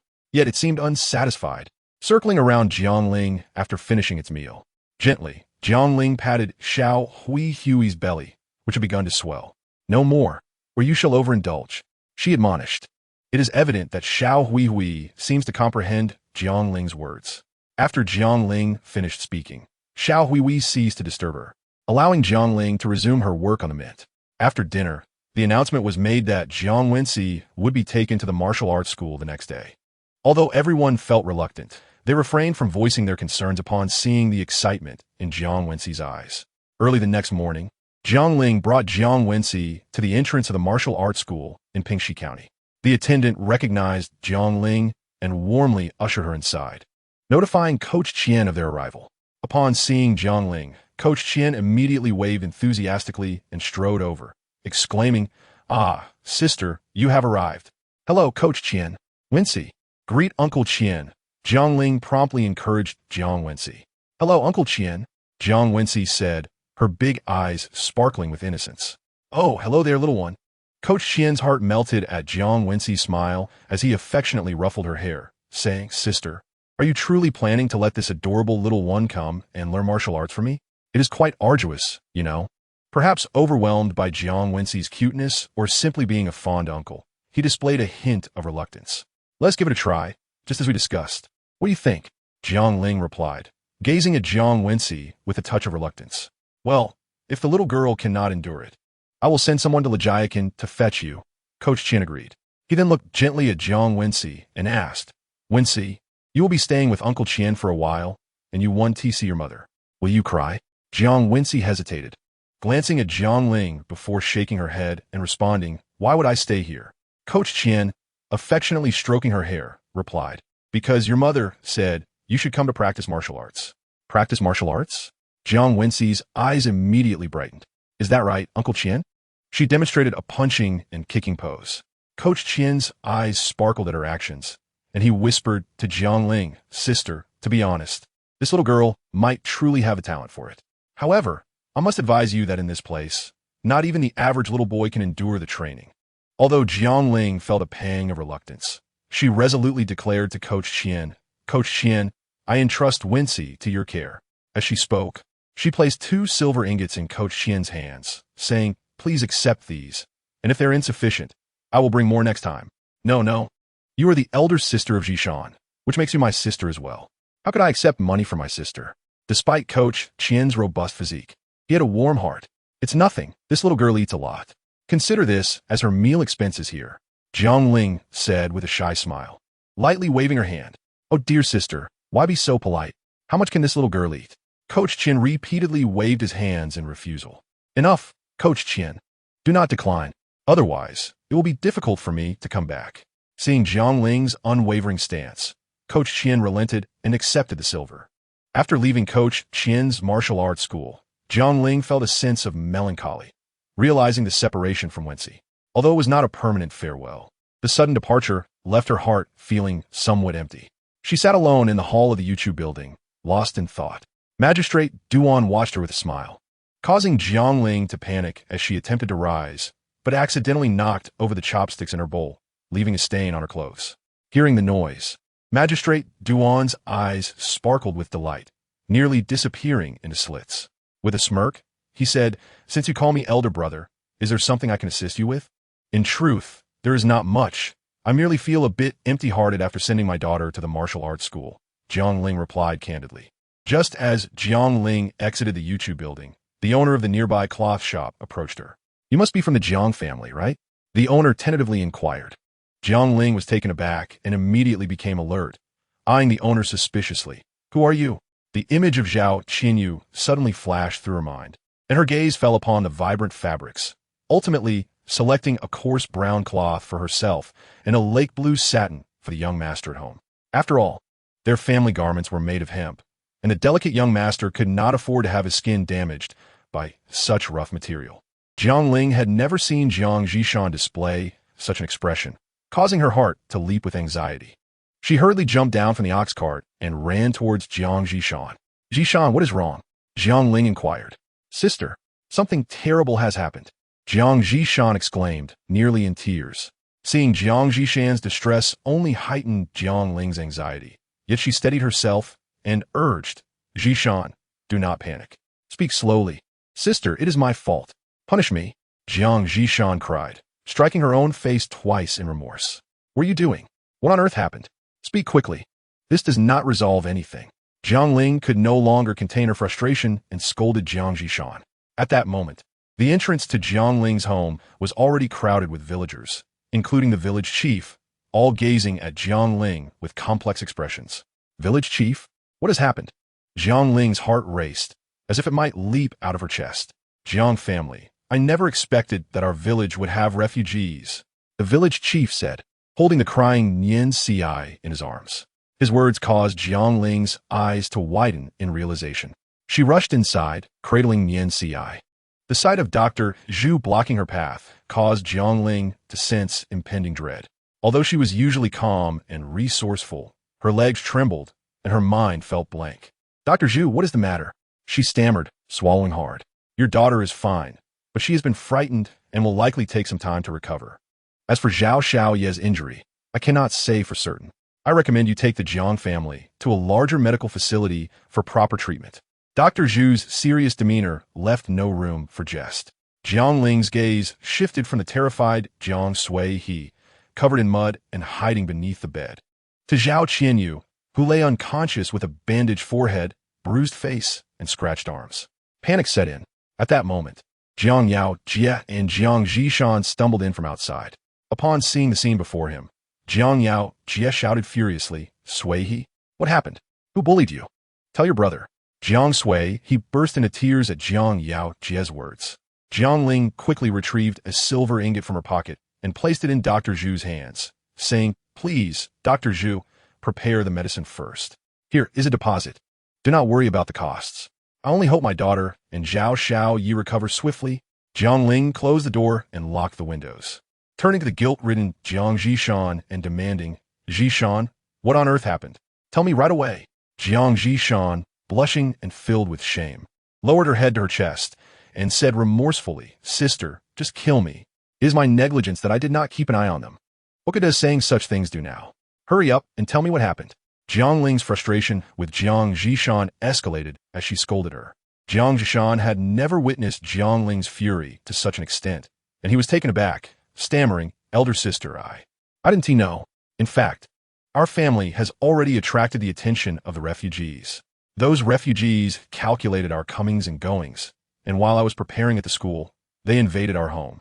Almost defiling, Jiang Zhishan, still unmarried, found it impossible to utter such vile words, instead directing his gaze towards Jiang Sui.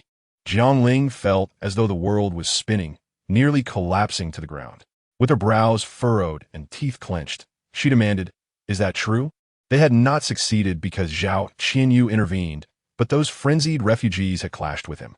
Despite Zhao Qianyu's excellent physical condition, he was no match for those refugees. Fearing the arrival of the villagers, they fled hastily. The mother of Dabao next door noticed something amiss and promptly informed the village chief, who subsequently alerted me. Jiang Ling could easily envision the events that followed. She did not allow Jiang Zhishan to continue, for she understood all too well that the reason they had been targeted by those ruthless refugees was similar to the incident involving Li Shanren in town. Having engaged in a minor business, she had become a subject of gossip among that group, prompting their nefarious intentions towards her family. She glanced out the window, realizing that they could not leave as the house was still incomplete, yet the current situation was far too perilous, necessitating some course of action. Fortunately, Jiang Sui had not been harmed, which was a small blessing amidst the misfortune. Gently placing Yin Si on the bed, Jiang Ling moved to embrace Jiang Sui, soothing her with tender reassurances. Jiang Ling could distinctly feel the frail body of Jiang Sui trembling in her arms, and her heart ached. She silently vowed to make those refugees pay dearly. The village chief timidly knocked on Jiang Ling's door. Jiang Ling, suppressing her anger, exited to confront him. Startled by her expression, the village chief instinctively took several steps back, the memory of Jiang Ling's fierce demeanor flashing in his mind. He stammered, "Jiang, I didn't mean to." "Village chief, why did the guard team disband?" Jiang Ling glared, demanding an explanation.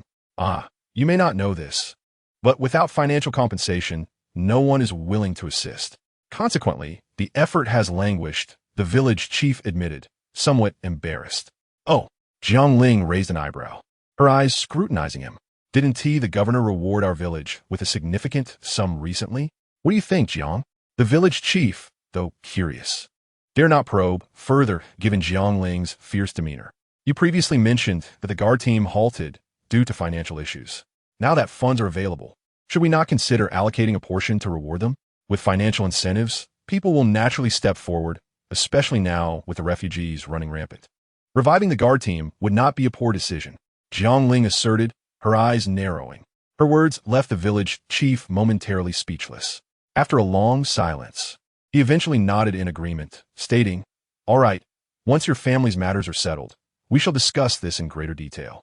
Jiang Yaojia looked at Zhao Qianyu, who lay unconscious with a furrowed brow, his worry evident as he asked, "Mother, is he all right?" Jiang Ling observed the injury on Zhao Qianyu's forehead and found it difficult to articulate her concerns. Although the wound appeared minor, it was on the head, and any concussion could potentially ruin the boy's life. In this situation, unlike in modern times where a CT scan could provide clarity, she felt utterly helpless. Just as Jiang Ling was at a loss, a faint groan emerged from behind her. Zhao Qianyu, with a furrowed brow, murmured, "Don't be afraid, I will protect you." "Zhao Qianyu, Zhao Qianyu, Zhao Qianyu." Jiang Ling hurriedly patted his face, attempting to rouse him from his stupor. As Zhao Qianyu groaned softly several times, he finally opened his eyes. Initially unfocused, it took him a moment to regain clarity. "Is Sui all right?" This was Zhao Qianyu's first inquiry upon waking, leaving Jiang Ling momentarily stunned. She had anticipated that he would awaken in a fit of rage, demanding his father to come and deal with everyone. Instead, he seemed solely concerned for Jiang Sui's well-being. Jiang Ling nodded, reassuring him, "Rest easy, Jiang Sui is fine. I must thank you. If it weren't for you." Before she could finish, Zhao Qianyu shook his head, forcing a smile, his expression one of relief. "As long as Sui is fine." Unexpectedly, Zhao Qianyu stubbornly shook his head, casting a glance at the still frightened Jiang Sui. "I'm fine. I'm man. This little injury is nothing. Just don't frighten Jiang Sui." Jiang Ling chose not to say more. In that moment, she felt genuine gratitude for the once mischievous youth before her. Had it not been for him, the consequences were too dire to contemplate. "It's nothing. Although you've taken medicine, you will recover soon. You must be hungry. I will prepare you a meal." Jiang Ling remarked, glancing at Zhao Qianyu lying in bed. Zhao Qianyu responded with a sheepish smile, rubbing his stomach but remaining silent. Jiang Zhishan and Jiang Yaojia intended to assist, but Jiang Ling refused, asking them to stay and keep the others company. She believed they would be of little help in the kitchen, and of course, she did not want to hinder her use of the system's marketplace. Casting a glance inside, she was relieved to find that no one's attention was on her. Quickly, she discreetly opened the system marketplace and swiftly purchased 2 prep pigeons. Drawing from her memory, she prepared a pot of pigeon soup, steamed some white rice, and finally cooked an egg pancake. Jiang Ling brought the table from the courtyard into the bedroom and set the dishes atop it. During this time, every time Zhao Qianyu attempted to rise, Jiang Ling instructed Jiang Zhishan to keep him in bed. She was uncertain about the extent of Zhao Qianyu's injury and did not wish to let him move freely. This is pigeon soup. Drink plenty, as it will aid in your recovery. Jiang Ling ladled a generous bowl of soup for Zhao Qianyu and placed it before him. Zhao Qianyu, ravenous, devoured the soup in a frenzy, and before long, the large pot was reduced to mere broth. Feeling a bit embarrassed, he scratched his head and said to the others, "I'm sorry. It's nothing. This soup was prepared for you in Sui, so no need to apologize." "In fact, I owe you my thanks," Jiang Ling replied, placing the last bowl of soup before him. Zhao Qianyu was taken aback. In his memory, this was one of the few times he had received praise. Previously, his father had been too busy, and it seemed that no matter what he did, he received little recognition. Reflecting on this made his nose tingle, and before he knew it, tears streamed down his face. His sudden outburst startled everyone, especially Jiang Ling, who quickly inquired, "Zhao Qianyu, do you feel unwell?" Wiping away his tears, Zhao Qianyu shook his head. Although he was touched, his pride prevented him from expressing his feelings, fearing ridicule from those around him. "I'm fine, Aunt Jiang, don't worry." Zhao Qianyu steadied himself. After ensuring everything was arranged, Jiang Ling made her way to the village chief's home. At that moment, the village chief sat in a corner, gloomily smoking a pipe. As the leader of the village, the gravity of the situation weighed heavily on him. Should Zhao County Magistrate hold him accountable, even 1,000 heads would not suffice. Contemplating this, the village chief took a deep drag from his pipe and let out a heavy sigh. "Village chief, have you considered the matter of the guard team?" Jiang Ling's sudden appearance startled him. The village chief quickly rose, casting a glance at Jiang Ling, whose expression was relatively calm, providing him with a measure of relief. The village head was genuinely apprehensive. If Jiang Ling were to throw a tantrum before him, not even 1,000 words would suffice to defend himself. "How much should the wages be?" Jiang Ling pressed on. "Let us settle on 5 copper coins per day. After all, lugging heavy loads in the town yields only a handful of coins, and after deducting food and transportation, the actual earnings are meager." The village head pondered before responding. Jiang Ling nodded in agreement. The village head sent his grandson, Go Shang, to ring the bell at the village entrance while he and Jiang Ling proceeded towards the Liu family ancestral hall. Once the bell tolled, the villagers gathered in sparse numbers at the ancestral hall. A few women, upon spotting Jiang Ling, began to whisper and point. Just as Jiang Ling was about to confront them, Zhao Erlong's wife suddenly leapt from the group of women. With her hands on her hips and fierce eyes, she glared at the women, coldly stating, "What? Talking behind someone's back without lowering your voices? Be cautious with your words, or you might end up with a foul tongue." The women, startled by Zhao Erlong's wife, scurried away. Zhao Erlong's wife quickly approached Jiang Ling with an apologetic expression. "Sister Jiang, I'm sorry. With the autumn harvest approaching, my mind has been consumed by our few acres of land. I left early this morning, or else this incident wouldn't have happened." Hearing her words warmed Jiang Ling's heart. She shook her head and replied, "Sister, don't say that. It feels distant. This calamity was destined for our family." Zhao Erlong's wife bit her lip and lowered her voice. "Is Su Ahi all right?" Jiang Ling understood the double meaning behind her words and sighed. "Thanks to Zhao Qianyu, we avoided a worse fate." Noticing the change in Jiang Ling's expression, Zhao Erlong's wife refrained from saying more. The village head surveyed the crowd, clearing his throat before addressing them. "You all must be aware of the plight of the refugees. Our Liu family village is on the brink of harvest, and if we fall prey to these refugees, all our previous efforts will be in vain. I plan to re-establish the defense team. Who is willing to volunteer?" His words ignited murmurs among the previously quiet crowd. Indeed, Jiang Ling's family's ordeal served as a wake-up call, yet the villagers were reluctant to engage in such thankless labor. After a long moment of hesitation, only Zhao Erlong and Lu Wang stepped forward, while the rest remained motionless. The village head, nearly overcome with frustration, could hardly believe that the gathered villagers were less reliable than an outsider. Do you need me to call you out by name? One by one? He glared at the villagers. Village head, please don't take offense at my bluntness, but with the autumn harvest approaching, who has the time for such thankless tasks? Spoke Wang Guafu, the wife of Lu Yuren, her pregnancy evident. Lu Wang, what business do you have interrupting? The village head reprimanded sternly, then turned to the crowd.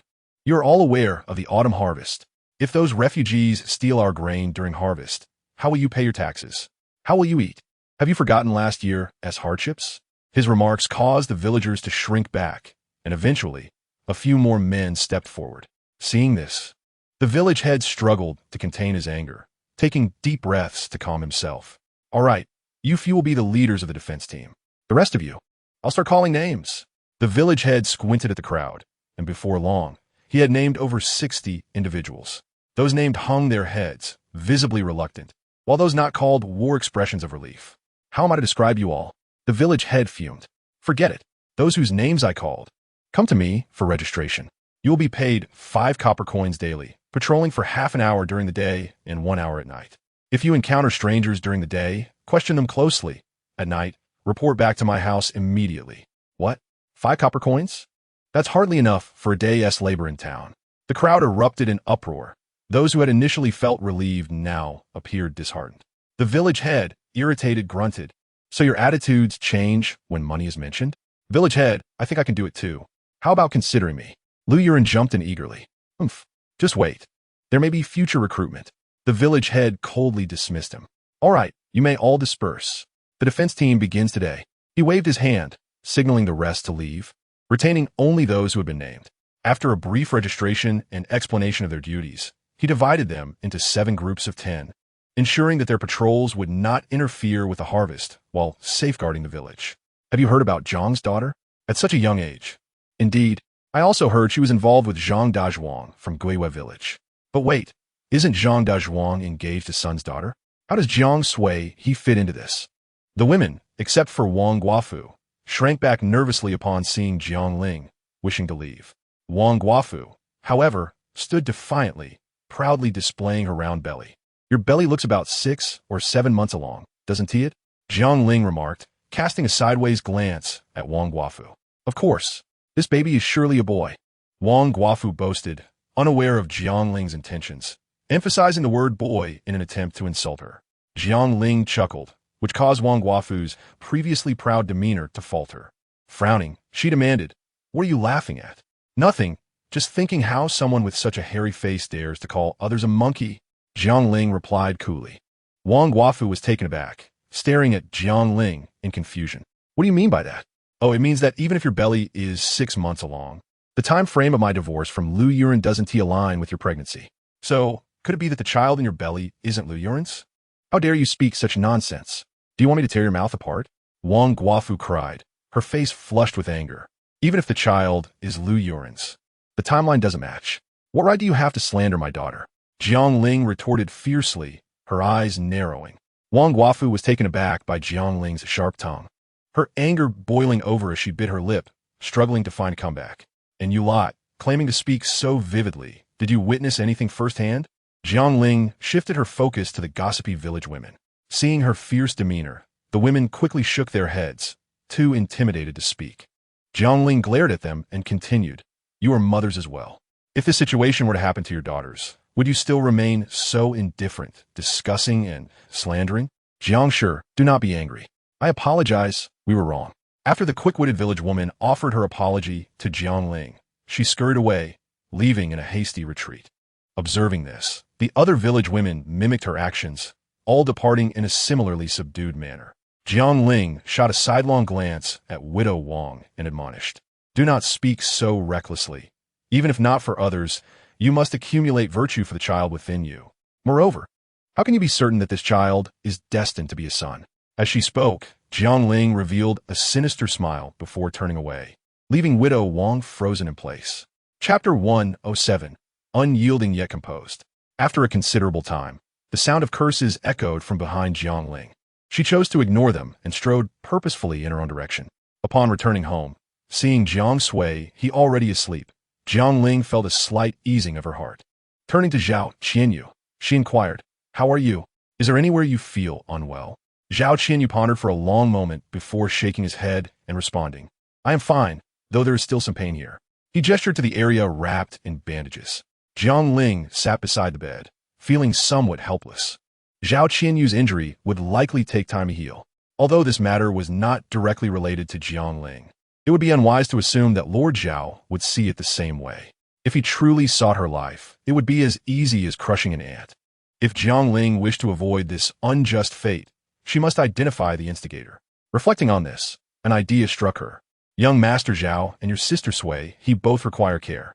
What will your uncle do if more refugees appear?" Jiang Ling sighed, looking at Zhao Qianyu.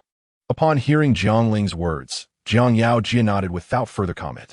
The county magistrate, upon listening to Jiang Ling, patted his chest and continued, "As long as you are well, that is all that matters. Today, Yao Jia came to seek me." Realizing he had perhaps lost his composure, he cleared his throat, attempting to redirect the conversation. "I discovered that at your village's entrance, there were several strong men inquiring and inspecting.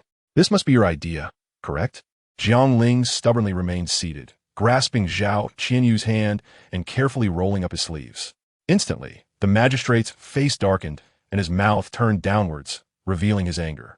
"What you do not know, my lord, is that these refugees are exceedingly cunning. My family has suffered due to this, and they have likely been lurking around for quite some time. How else could they be so familiar with our circumstances? They only strike after we have all left. My poor daughter, if it were not for young Master Zhao Jiang Ling, who had not intended to be so emotional, found herself growing increasingly agitated, ultimately bursting into tears. Seeing Jiang Ling cry, the magistrate panicked, quickly pulling out a handkerchief from his pocket and handing it to her. "Jiang Shi, please do not cry. Rest assured, I will ensure these refugees will not return," he declared. "Those scoundrels are merciless beasts. I suspect they are merely biding their time until our village has a bountiful harvest to plunder. If that is the case, we are finished." Jiang Ling bit her lip, speaking in an agitated tone. Chapter 108, Unyielding yet composed. Sitting in the carriage, the secretary, noticing there were no other people around, cautiously inquired, "My lord, have you encountered any troubles?" The secretary was taken aback and covered his mouth, which could almost hold an egg, pausing for a moment before continuing, "My lord, what is this? How could this happen? The people of Lujia village are known for their simplicity. What? Young Master Zhao has also been injured? Oh my! Should we notify Lord Zhao?" Upon hearing that Zhao Qianyu had been hurt, the usually composed secretary became flustered. He nodded, but did not pursue the matter further. At Jiang Ling's home, she raised her head, ready to slap Zhao Qianyu, but upon seeing his bloodied scars, her hand fell mid-air. She rolled her eyes at him and said, "What nonsense are you spouting, you child?" "I am not spouting nonsense. Besides, I am not a child. I have been to Yihong Yuan," Zhao Qianyu retorted from his bed. "Be quiet," Jiang Ling snapped, turning to Jiang Yao Jia and instructing Yao Jia, "Please step outside. I need to speak with Zhao Qianyu." As Jiang Yao Jia left, Jiang Ling's expression darkened. Zhao Qianyu sensed the atmosphere becoming tense and quickly shrank his neck, feigning sleep. "Get up. Even if you wish to sleep, do it later." Jiang Ling glared at him. Zhao Qianyu timidly asked, "What is wrong?" "You are not just anything, young Master Zhao. You are the son of Lord Zhao, and your needs far exceed those of us impoverished commoners.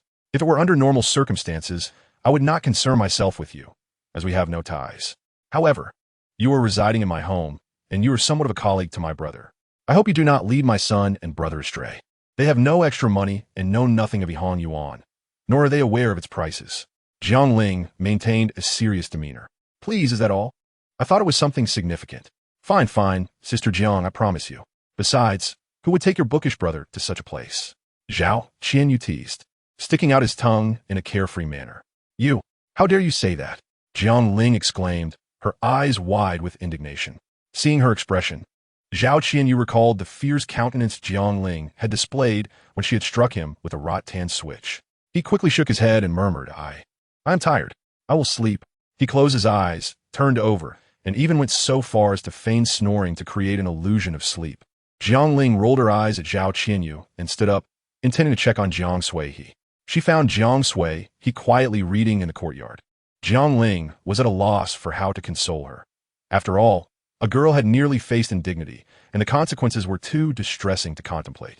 Gently approaching Jiang Ling softly asked, did you have any nightmares yesterday? Upon hearing Jiang Ling's words, he trembled inexplicably, her complexion paling instantly. Jiang Ling regretted her choice of words and quickly embraced gently patting her back. Do not be afraid, It is all in the past. Mother will protect you. He nodded in her embrace, then asked a question that nearly drove Jiang Ling to madness. Mother, what is a broken shoe? What? Where did you hear that word? Jiang Ling tried to soften her tone. I heard it from my grandmother. He hesitated before responding. All right, I understand. Let me explain. A broken shoe is simply a shoe that is torn. You see, is your shoe not a bit worn? Jiang Ling concocted a clumsy explanation. Being a child, he believed her mother would never lie. She shyly glanced at her shoes and nodded. Meanwhile, Jiang Ling observed that he did not seem troubled by the matter, letting out a sigh of relief and smiling. You stay home. Mother will step out for a bit. The moment Jiang Ling turned to leave, her expression darkened. She stormed out of her home, her face set with fury, and marched toward Lu Yuren's house. Old hag, come out this instant. Jiang Ling nearly kicked the door open, shouting as she did so. Who is it? Is someone in mourning? Which blind fool is looking for trouble? A few moments later, an angry yet aged voice came from inside. The door creaked open, revealing old lady Lu, glaring out with eyes as small as mung beans.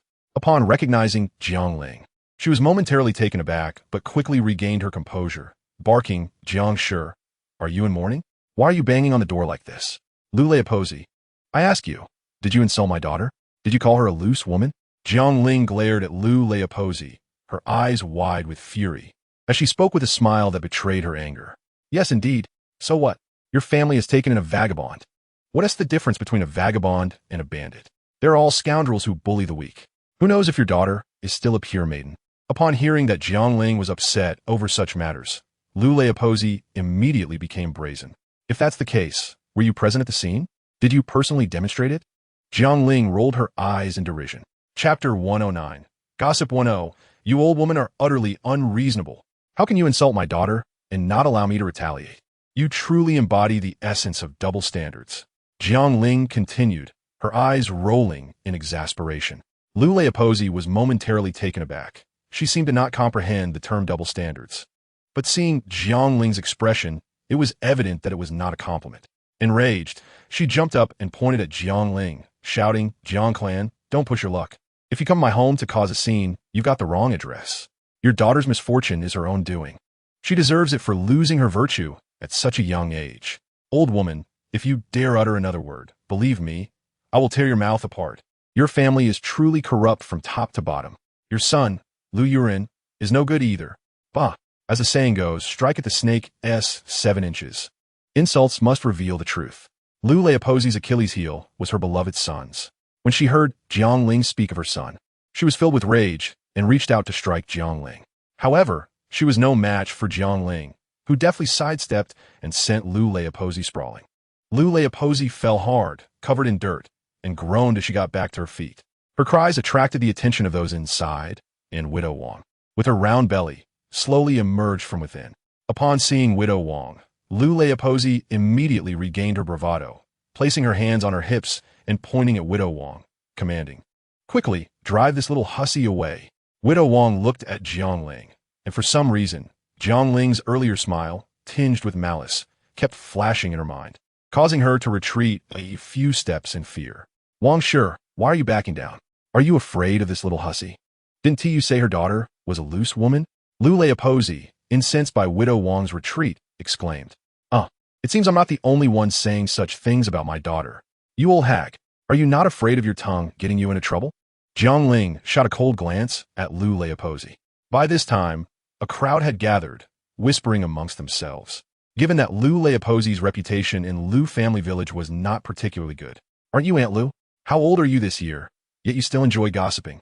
Let us not forget, Jiang Sueha is also your granddaughter. What benefit do you gain from speaking ill of her?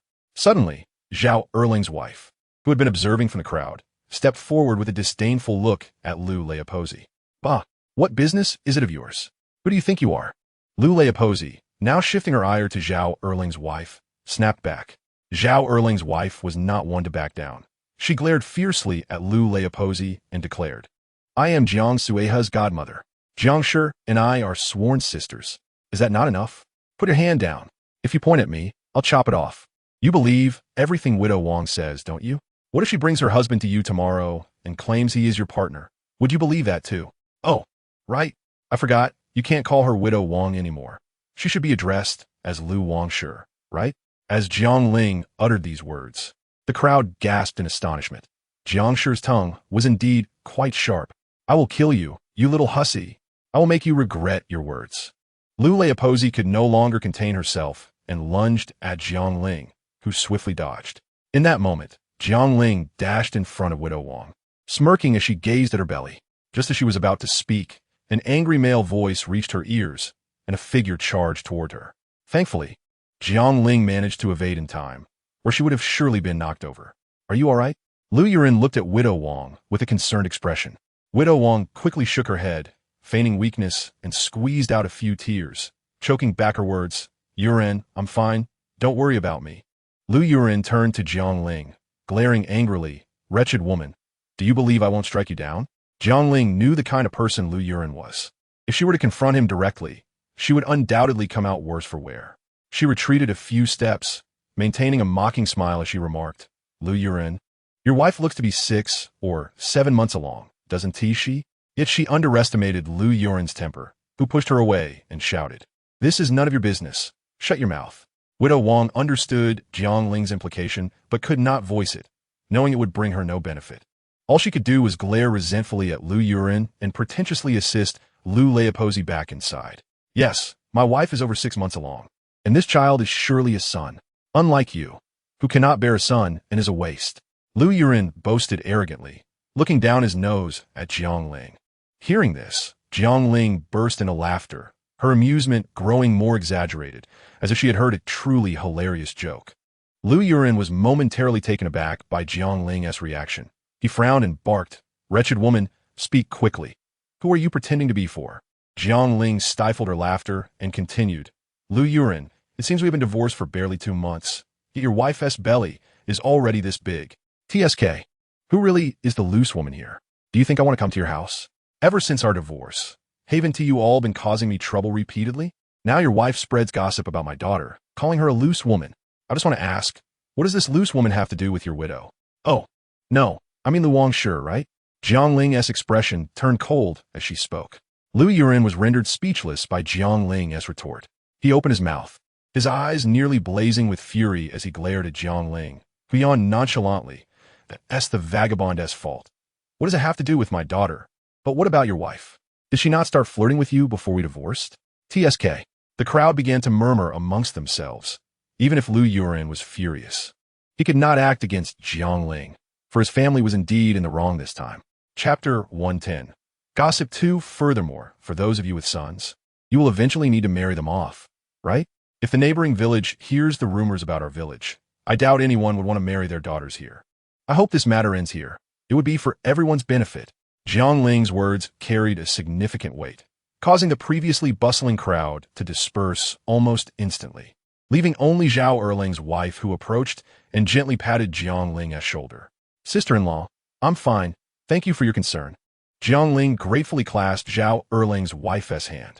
Zhao Erling's wife smiled. If you say that, you're being too polite. We are both newcomers, living so close to one another, and the fact that our village has avoided famine is largely thanks to you. It is only right that I assist you. In the days that followed, whether it was a psychological effect or the security team truly making a difference, Jiang Ling felt somewhat safer than before. Nonetheless, she still worried about her own fence. Her fence was entirely different from Zhao Erling's. While hers was a well-constructed wall made of mixed cement, hers was merely a wooden fence that had weathered the elements over the years, leaving many parts shaky and on the verge of collapse. Initially, Jiang Ling contemplated dismantling the wooden fence and replacing it with a style akin to that of Zhao Erling's wife's family. However, upon reflection, she realized that she did not intend to reside in this old house for long, rendering such a modification a mere waste of time. She later became enamored with the solar power generation equipment available in the system's marketplace. Yet the substantial solar panels and wiring lacked a suitable hiding place, leading Jiang Ling to dismiss this option as well. Ultimately, she devised a more moderate solution, retaining the wooden fence while replacing the rotting sections with new materials. After completing the repairs, she covertly purchased an array of sharp blades from the system's marketplace to affix atop the fence and in the wider gaps. Subsequently, she ventured to Chongning to procure several animal traps, placing them beneath the fence, and sternly advised her children to exercise caution and refrain from playing near the fence. After accomplishing these tasks, Jiang Ling felt a degree of relief. Zhao Erlung's wife, noticing the glinting objects atop Jiang Ling's fence, instinctively recoiled and inquired, "Sister-in-law, what is this at your home?" Jiang Ling explained, "I reinforced the fence, fearing an incident like the last time." Zhao Erlung's wife nodded in understanding, but cautioned Jiang Ling to prioritize her safety, acknowledging the challenges of a woman raising 4 children alone. During this time, Zhao Qianyu's health had nearly returned to normal, with only superficial wounds requiring gradual healing. Fortunately, Jiang Ling diligently disinfected his injuries with hydrogen peroxide daily, preventing inflammation during the sweltering summer. Observing the scabs on Zhao Qianyu's arms, Jiang Ling felt a twinge of unease. After all, he was the son of the county magistrate, although the governor had stated that the magistrate would bear the consequences. If those in power truly wished to harm her, it would be as easy as crushing an ant. With this thought, Jiang Ling sighed in resignation, but to her surprise, Zhao Qianyu seemed to perceive her inner turmoil and calmly remarked, "Rest assured, I will clarify my injuries with my father. They have nothing to do with your family." Jiang Ling gazed at Zhao Qianyu in astonishment as he dismissively glanced at her, then reclined with his hands behind his head, chewing on a blade of grass, and said, "Sister Jiang, you truly underestimate me. Although I previously wronged your brother, I had my reasons. This time, you can trust me. I won't behave like that again." He blushed, unable to complete his sentence, but silently mused, "Moreover, you are so kind to me. How wonderful it would be if you could be my mother." Jiang Ling regarded Zhao Qianyu with intrigue, but chose not to respond, merely advising him to rest well as she exited the bedroom. The autumn harvest was exhausting. Yet even without any assistance, Jiang Ling insisted on taking her children to Zhao Erlung's fields to work. Zhao Qianyu wished to join them, but Jiang Ling firmly forbade him, genuinely fearing that the delicate young master might encounter some form of mischief, which would leave her unable to justify her actions. During the harvest, everyone exerted themselves, rising before dawn to labor until late at night. Jiang Ling, too, was no exception. Within just a few days of working at Zhao Erlung's home, she had developed several blisters on her shoulders and palms. Although she found the work arduous, she felt embarrassed to remain idle. The small house was illuminated as Jiang Zhishan and Jiang Yao Jie anxiously stepped outside. "Mother, elder sister." Jiang Ling quickly gestured for them to silence and waved for them to follow her.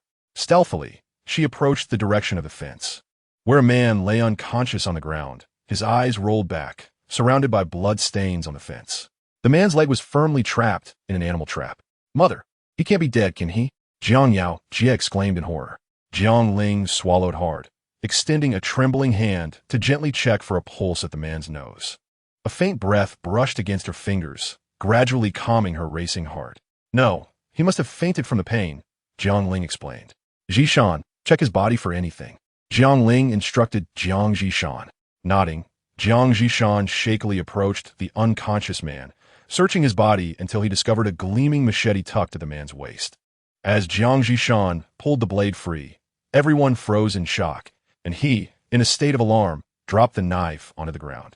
Jiang Ling, her expression grave, turned to Jiang Yao Jie and urged, "Yao Jie, quickly inform your grandfather, the village head." Flustered, Jiang Yao Jie hurriedly ran outside, while Jiang Ling forced herself to remain composed, quickly retrieving some hemp rope from the house to bind the unconscious man securely, confiscating the machete he had carried. Soon, the sound of approaching footsteps grew nearer, and Jiang Yao Jie returned, flanked by the visibly anxious village head, who gasped upon seeing the man lying in the courtyard. "Jiang family, what is this?" the village head exclaimed, his expression one of heightened alarm.